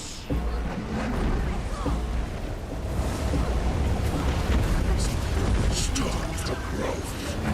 Enemy defeated. Yeah, he's just...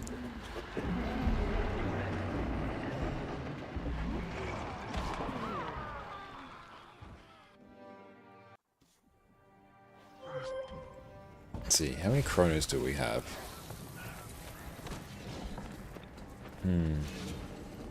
I might even try just mimicking. I'll mimic the feedbacks. And that will be a bit better, I think. Sharp blades, sharp mind.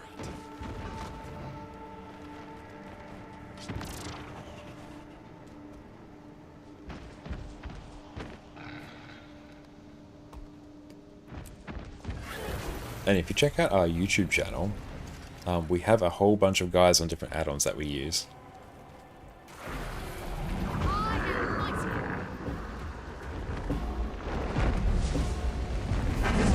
Blind as the eye looks past the predator. That feels better.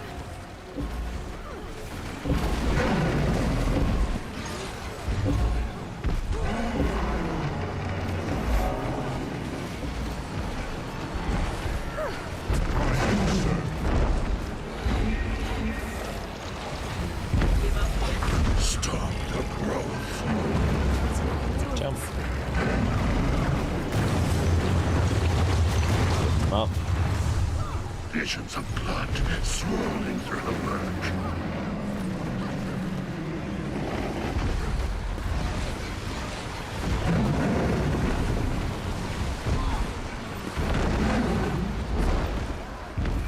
Into my web.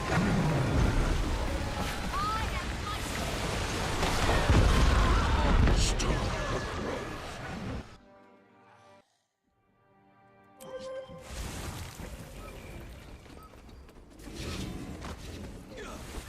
I'm close to the end, I think. I think Al I'll cover the Alamo bits. cheered 100 bits. We are closer to the end of 2050 than the start of 2000. You're welcome for that just knowledge. makes me feel old. Thank you for that knowledge.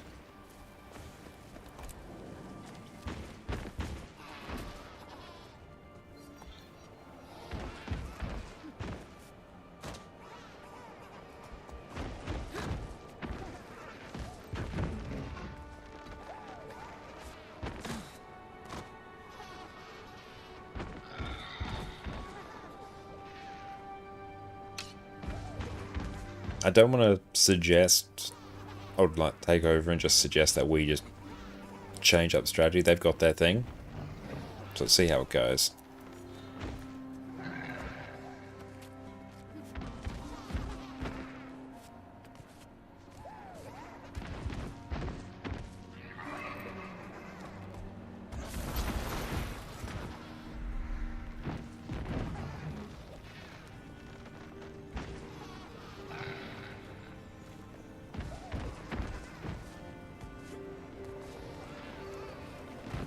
So if we fail after this, we might try and suggest something a bit different.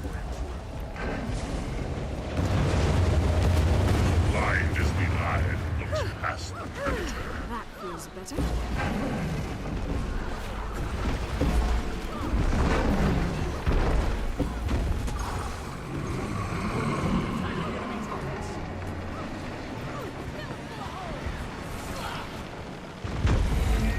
Stop the growth. Refreshing. Fury rising.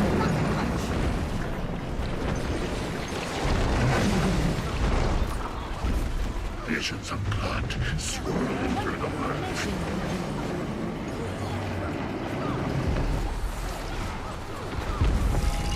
Stop the growth.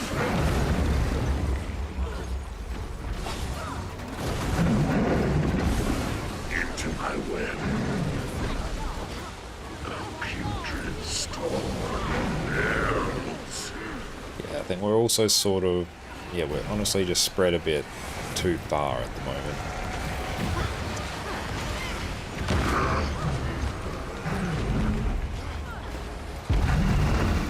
Awesome, welcome in.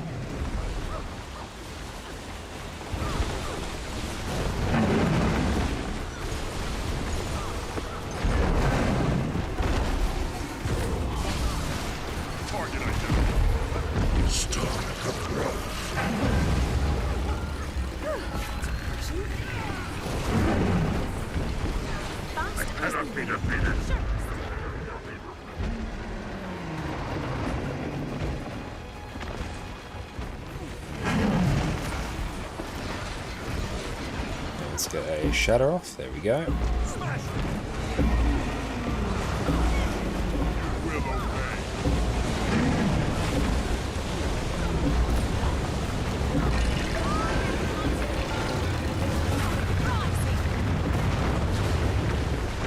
There is down person. Pull that back up. Dodge in. There we go. Protected.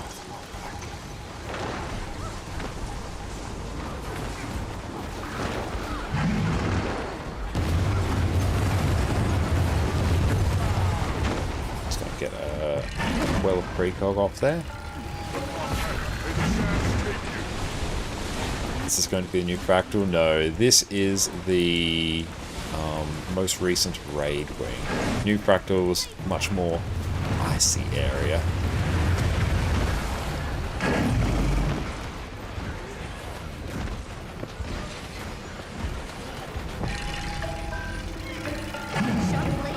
I love the Chronomancer well effects.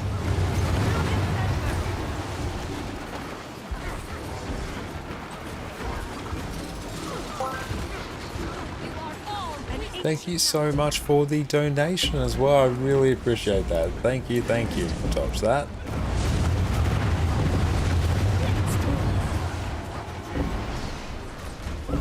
Cassina, thank you so much for the $10 donation. I really appreciate that. That's so kind of you. Thank you. What are your thoughts on the new fractal? It's a very safe fractal. It's honestly, it's a very easy one. There's nothing really complicated going on. I would have probably preferred if that fractal was a bit more on the interesting side.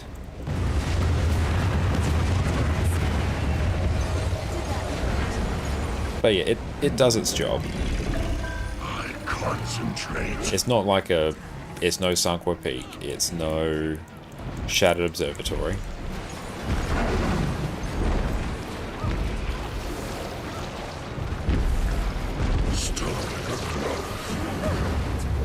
He's just got too many stacks. Swirling through the murk.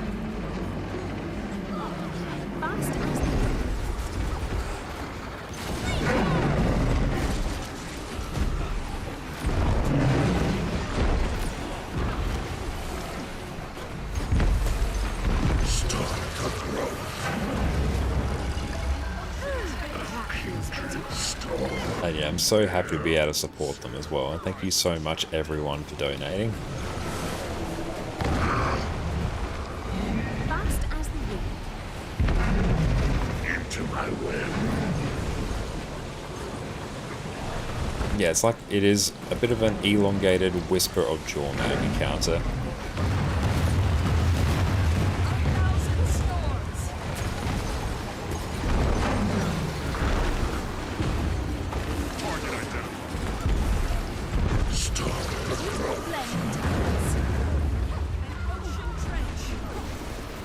We should have timed this maybe.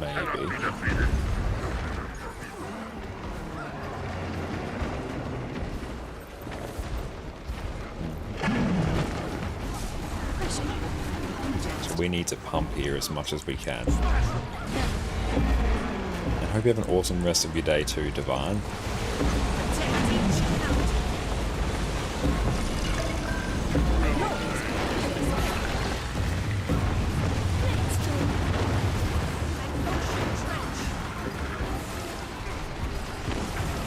And thank you for the follow, Mally-san. Yeah, after we get the kill on this, we'll draw the winner for our giveaway as well.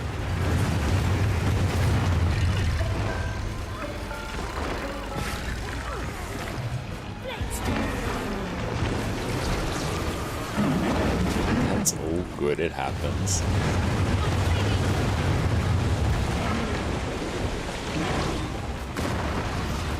Let's stack up more in the group.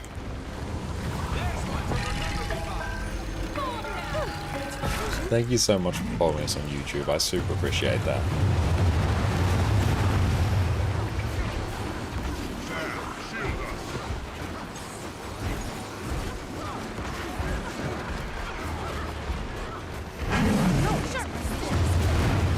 And yeah, that's a fair point about the Titans as well. They are very similar in their design, so it does mean they're a bit less sort of iconic.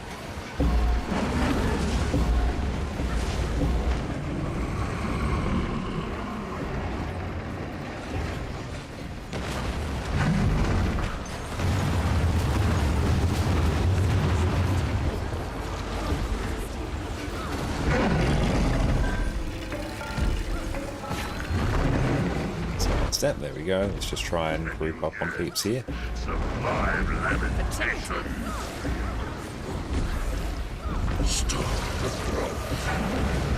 Jump there. Oh, I'm just going to get a big distort so I can kind of ignore all that. Okay, let's get everyone up.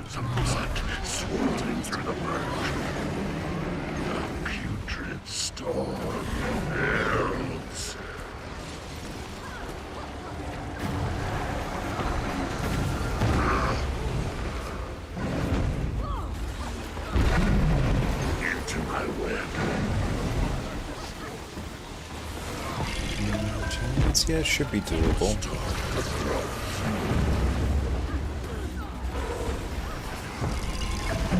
It's doing well with precog just to pump as much defense in the group as possible. As much mitigation as we humanly can.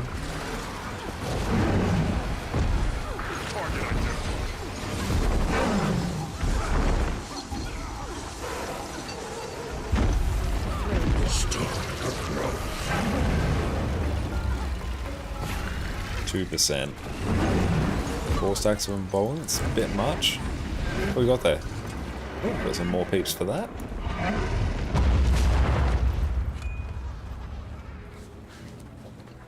On this next one, I'm going to just bring as much CC as I humanly can. So I'm going to swap this out for paralyzation.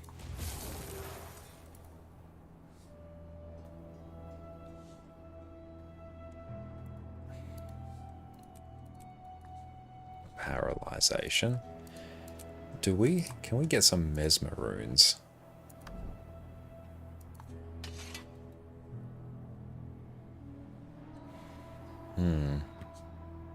No, I won't buy them.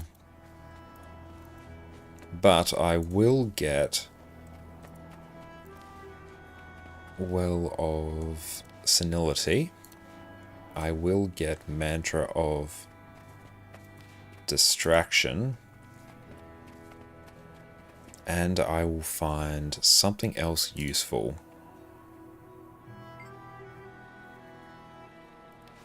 I appreciate the live subtitles. Oh, you're most welcome. I'm glad you appreciate them. It always makes me smile when someone notices them. Thank you.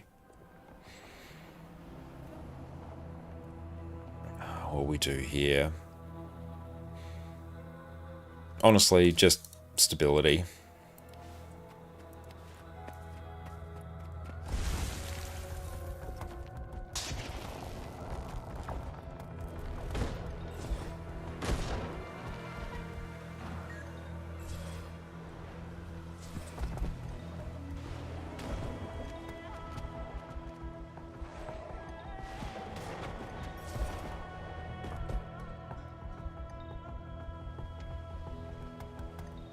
Are we heading the right way? I'm not actually quite sure. I think we're getting there gradually.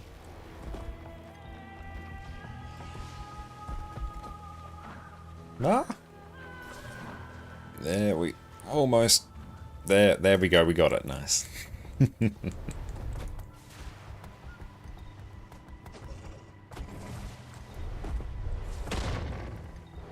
always get lost there too. Yeah, usually I bank on just GG and we all end up there.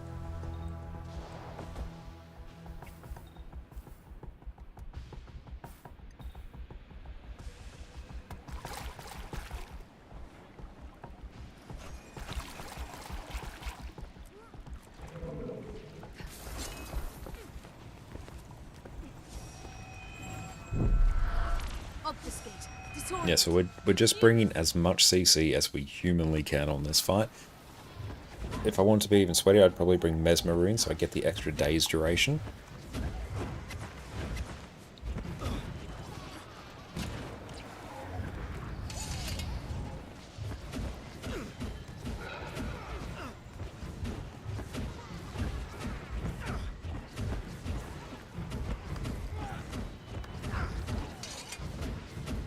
What other cool swords do we have? Oh yeah, Imperial Everbloom actually, yeah. I don't know the Imperial Everbloom sword though, the magical one though. That's pretty good.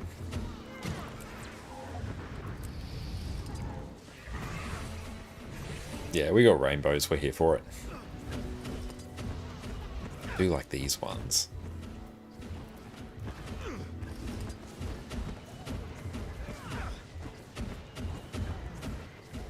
Is there anything we can do to bring like more CC?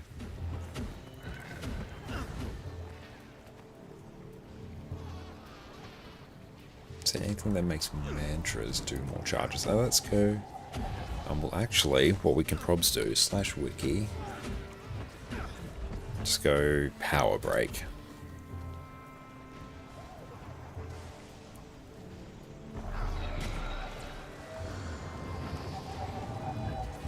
Related traits. No, there's nothing that really gives them more charges. That would be useful, but no, unfortunately.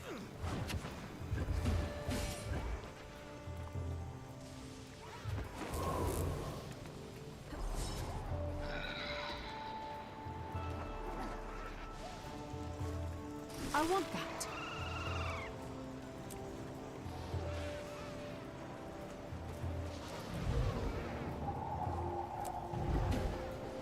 Well, this one will be pretty, well, chill, at least on our end.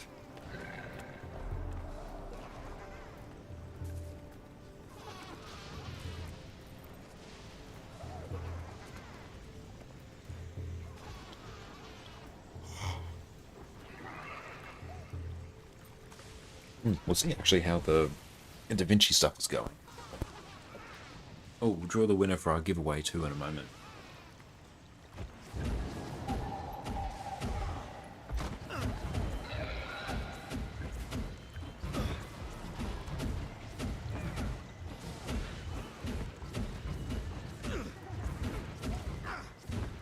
Da Vinci subtitles have just been super weird.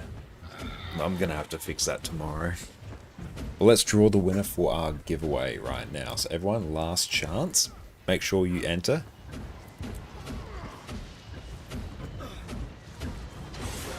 We will draw the winner right about now. Congratulations, Inter. You are the winner. Inter, type your account name in chat and I will mail this skin right to you. Congratulations. Let's get ready for CC whenever we're able. Stability.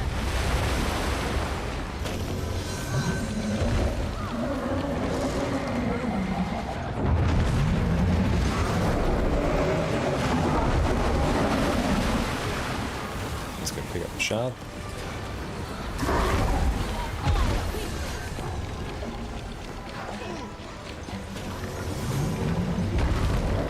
Let's go save everyone. We got everyone there.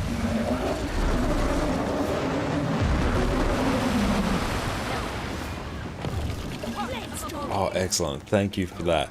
I'll make sure to grab that like after this pull. And if I do miss, I may just ask you for it again. I should be able to find it.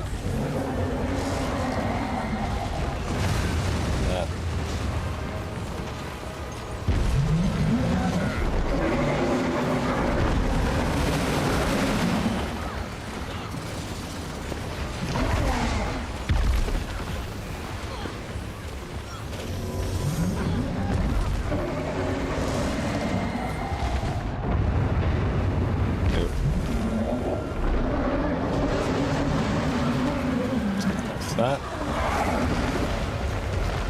I think we got it. Nice. And we still have the debuff.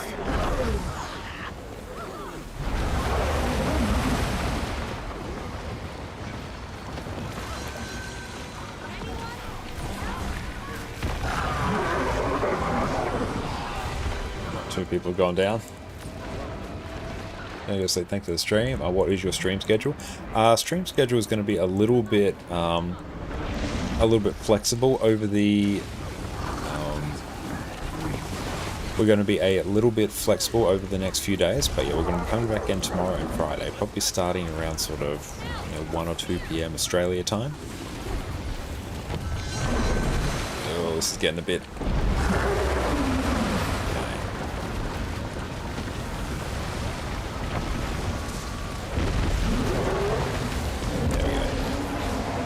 Oh, this is getting to be a bit much here. So I'm hoping just preemptively. That's just not going. That's alright, so let me grab your name here. So I'm going to mail this to you right now. Bye!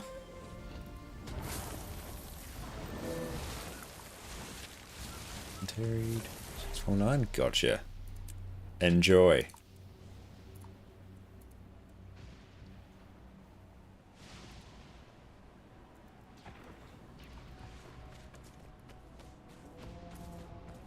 I can do this well.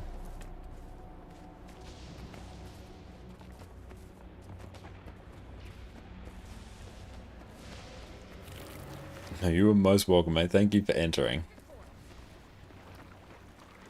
Let's drag that up. There we go. Stalwart. Don't listen. Concentration.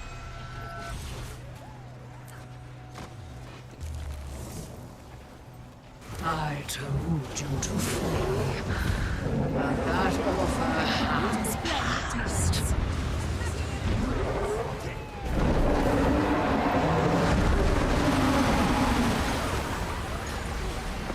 Keep an eye on the bar. I think it's every 5%.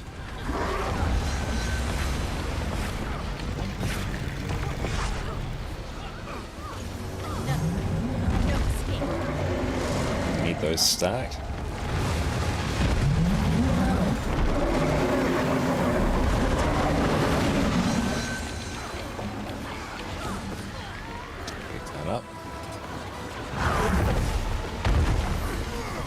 Another round of CC in a moment.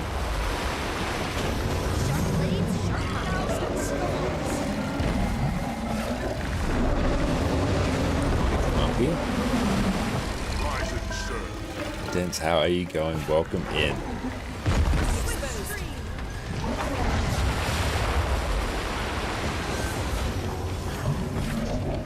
Take that off the group. That long stream today, definitely. But yeah, at some point we will head off and go get some sleep and come back stronger than ever tomorrow.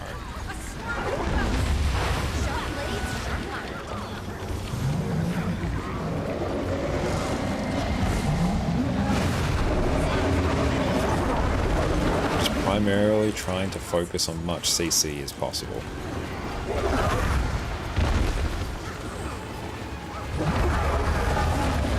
Can't just woke up yourself? Excellent. Well, thank you for starting your day with us. I hope the rest of your day pans out to be fantastic.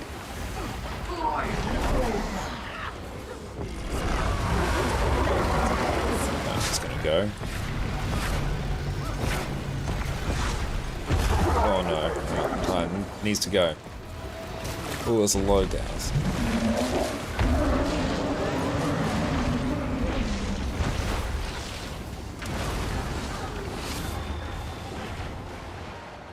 Hey, Frag, thank you so much for the raid. Welcome, welcome in, Raiders. My name is Connor, or ConnorConCarne, and you can also check me out on my YouTube channel where we do all sorts of Guild Wars 2 build guides. What is up? I hope you have a wonderful day.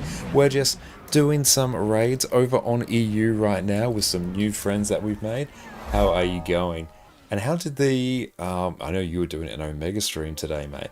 How did the legendary crafting going? How did legendary crafting go? And thank you so much everyone for the follows. We are Nessie Spoon, Connor. This is our finest Nessie Spoon. And our next one is Masquerade, Connor. A very on-brand one. Oh, you made it? Hell yeah. Just finished a 30-hour stream. That is huge. Well done. I apologize if I have missed any chat. Thank you all so much. And yeah, we are supporting the Rainbow Railroad this month. So as part of Tyria Pride and Pride Month. So if you are keen to support that, I would really appreciate that. I need to sleep now, but have a lovely stream. Thank you so much for Raid, Frag. You rest up. That's an Omega stream. You take care, mate. Thank you so much for Raid. I really appreciate you. Thank you for trusting with the community. You have an Nessie tea holder. It's amazing. Oh, it's so cute. Oh no, those are... It's alright. The Rainbow Railroad is important. They do fantastic work. Thank you so much for the support. I really appreciate you all. Let's just start throw down a huge chunk of CC. See if I can get ready to grab that. There we go. No, we didn't get it. That's it is, yes. Let's just start lobbing like as much CC as we can. Rainbow Baguette solidarity. Nice.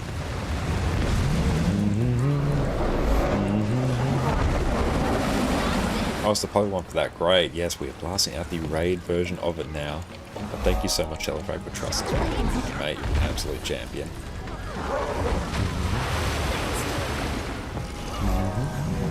It's been a fantastic day today. We have done the... Oh, cool, I've got the mechanic. We have done the story on our EU account. We have gotten the Wizard's Portal Tome across 2 accounts. We've done some strikes on NA. We've crafted a legendary rune. We've done a whole bunch of giveaways. Done the new fractal. Made a whole bunch of gold. It's been a wonderful time. And thank you so much for the follows. I really appreciate it, everyone. Thank you so very much.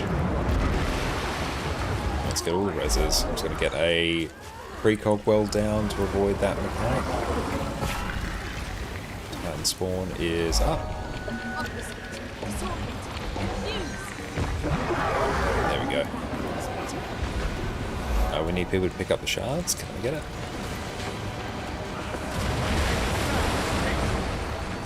I feel like that was a bit too quick. I'm just going to pick that up. Keep that off the group.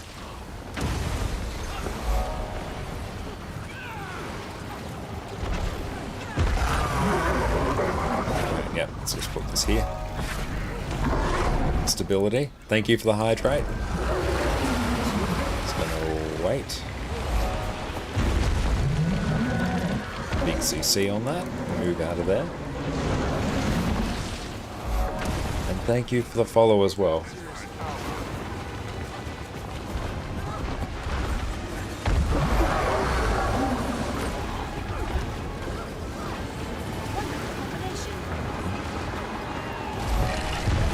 Need someone to pick up the Bloodstone Shard. Oh no, our food's run out. Your similar bottle is a motivation. It is, yeah, the one that tells you, how much you should be drinking at all points. Very helpful. What it doesn't tell you, it is super helpful to have that. Aggie, what is up? How are you going? It's so good to see you. Hope you're having a great day. And let's just keep this off the group. Cool, I'm just going to vibe out here.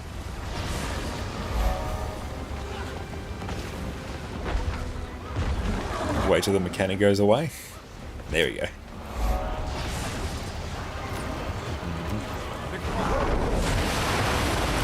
Do special action key there.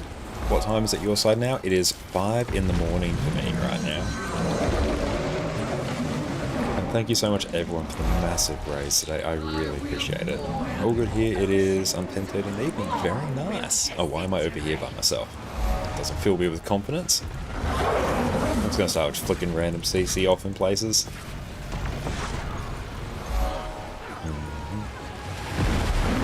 guys are... Oh, that's not helpful. Oh well. It's getting a bit chaotic. Just keep an eye out for any Titan geysers. I'm just going to keep these somewhat off the group there. Is he doggo-most? Does that mean there's a doggo? There is, yeah. Our gorgeous little golden retriever Addie is sleeping right now, as is my fiancée Jess. Oh no. Ew.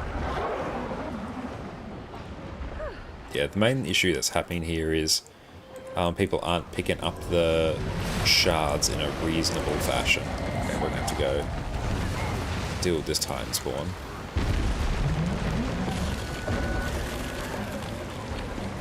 There we go. We're in business now. Like literally where? There's so many things. 5:30 AM over here, it's 1:30 PM over here. The joys of Australian time.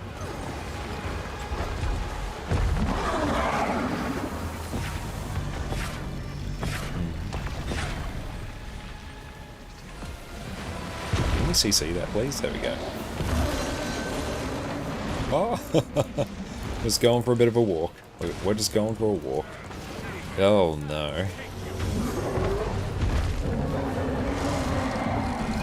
Stack them up.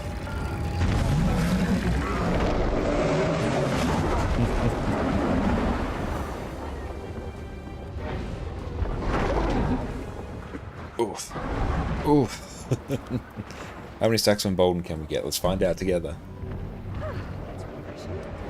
Her dog's snoozing yet. She's been doing very, very well today. Oh, we're up. Ah. Oh. This is, ah.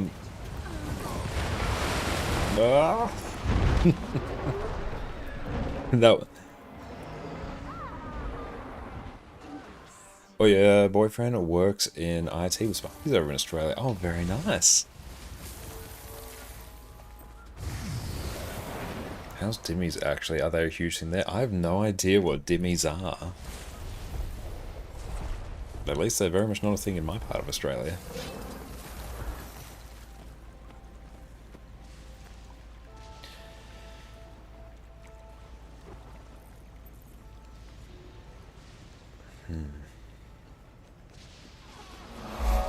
And thank you for the follow. I kind of want to bring Thief for this, just for the monumental CC that we can do with, just that we can do with Spear. That will eclipse anything we can do on Chrono.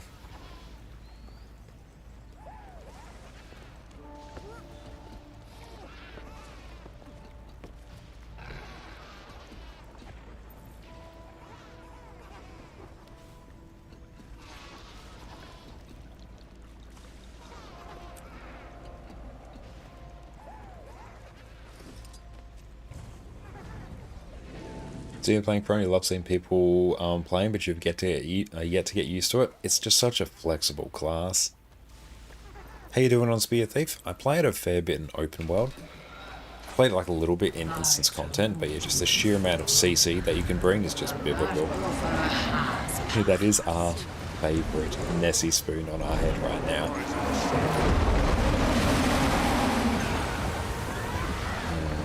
Go, start just lobbing down as much CC as we can. Oh, I completely flood that continuum split. We failed it. Oh well. Smooth out of that. Let's go pick up one of the mechanics. There we go. Done our job. Add to your birthday wish list. Oh, it's so cute. We've got the full family of them as well.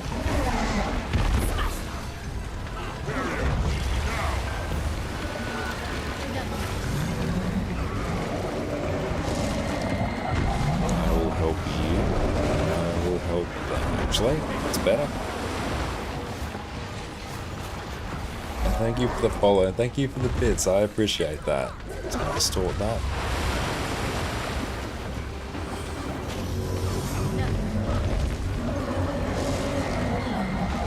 I've used my mechanics.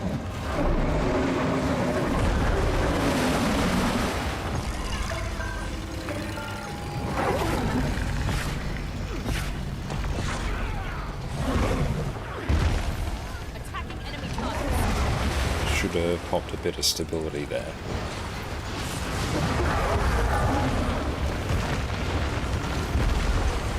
Let's go, just keep doing our rotation there. I want to pick Bloodstone.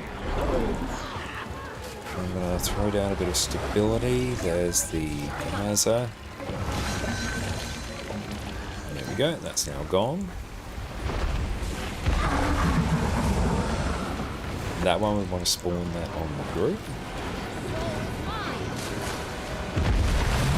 1, 2, there we go. Just going to move out of that.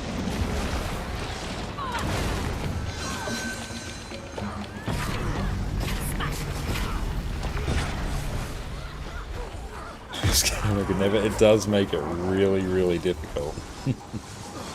We've done a few things like that today, and yeah, it's sussy every single time.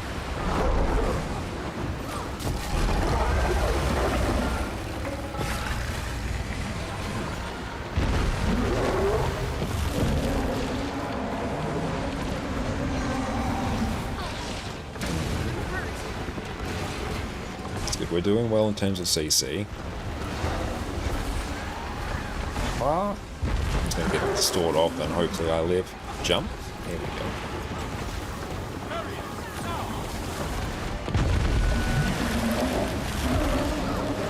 I can pick up the shard, I'm pretty sure. Oh no, they're all they're dying on top of the shard. There we go. Oh no.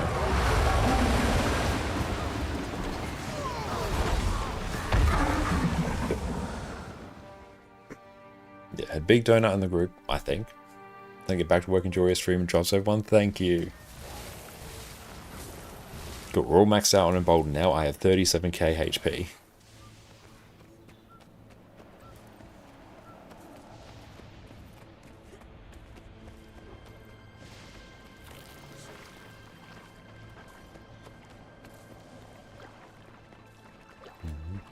I mean, 10 stacks involved gold badge, welcome in. Great to see you.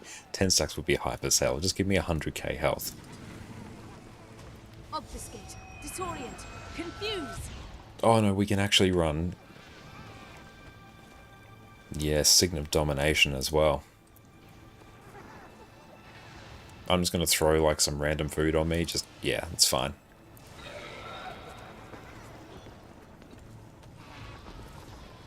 Okay, I've now got as much CC as I think I can get on my build.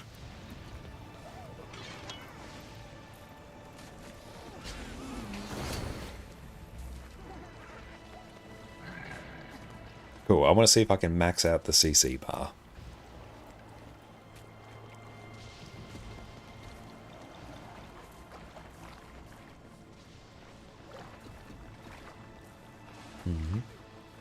Just waiting on everyone to get ready. They're just talking through things in Discord.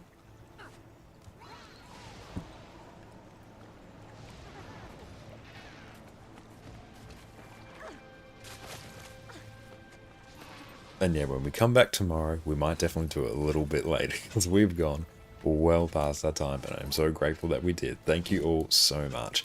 Actually, just, there we go. Just a bit less overstimulating now. You can't hear it because I'm muted on stream, but yeah, there's a lot of chatter in Discord. You might even be able to hear it come through the mic, actually. Let me tone that down. That also helps.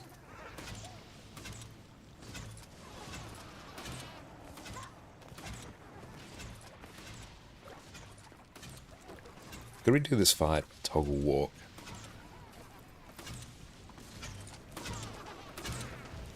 Bang, what game is this? This is Guild Wars 2. Also, I'm kind of tempted to go buy some Mesmer runes.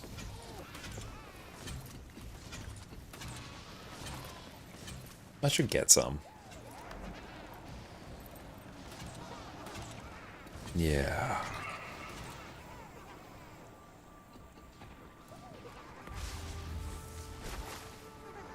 Mm-hmm. Yeah, that will be useful. If we need another pull, that will be fantastic. Life, let my creation live. Cool, boss is up. protected. That offer has passed. I want to pick that up. We got it.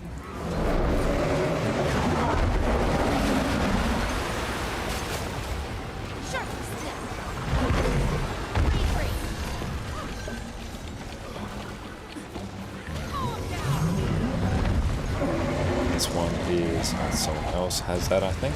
Nice.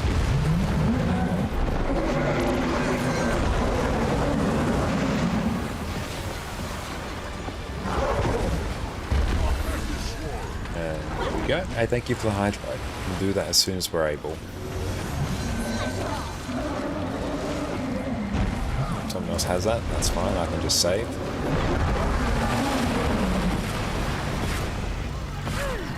Oh, thank you for the stretch as well. Definitely do that after this pull.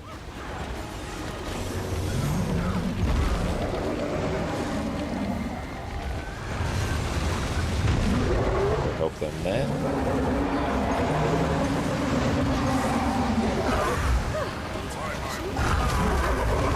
So we're still doing a good amount of CC.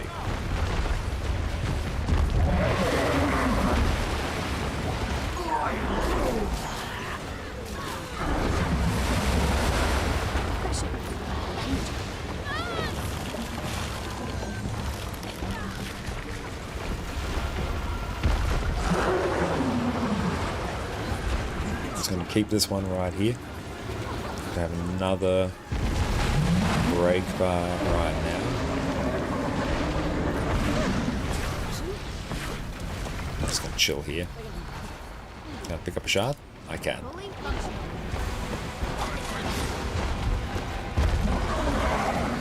There we go. We're in business now.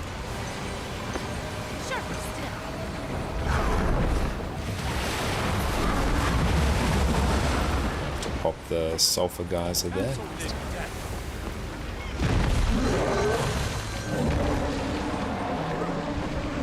Let's get off that.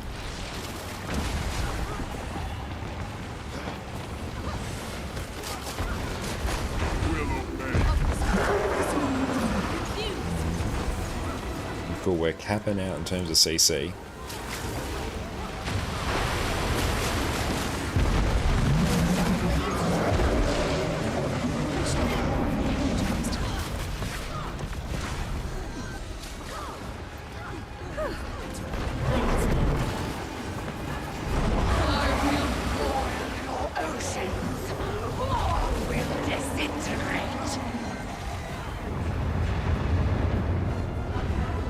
Okay, I'm gonna need to be saved.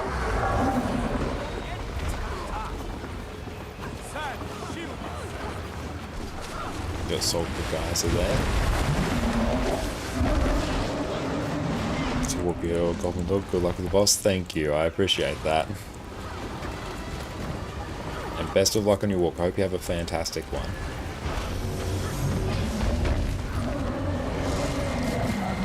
I'm just gonna go.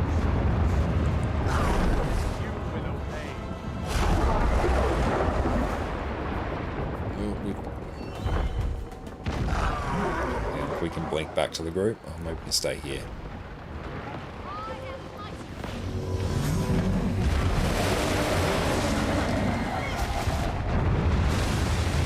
Pick that up, good. Just pop that, there we go.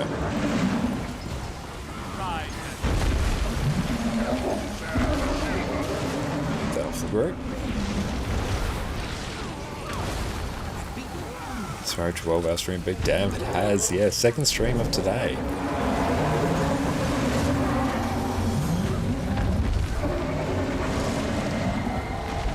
Still quite doable. I really should pick that up.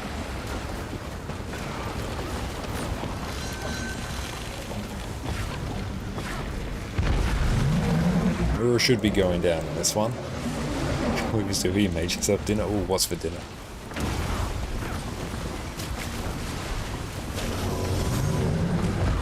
This probably might be the most CC I've ever done.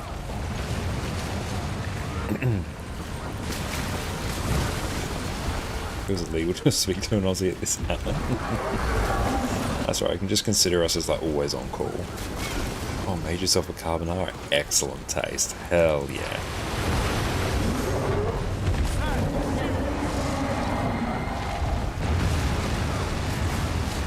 Load all my CC.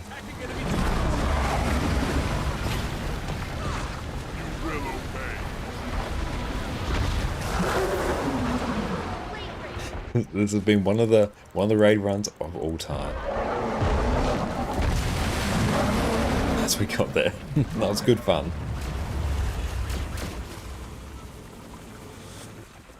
I haven't had in ages fancier treat. Oh, carbonara is a fantastic treat. It really is.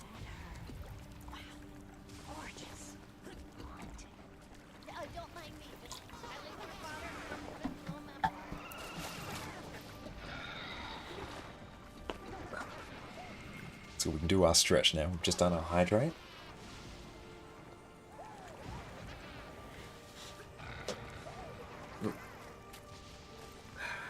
Oh, and good. What we're going to do now is also take a quick break and go stretch our legs. So we're back in a few minutes.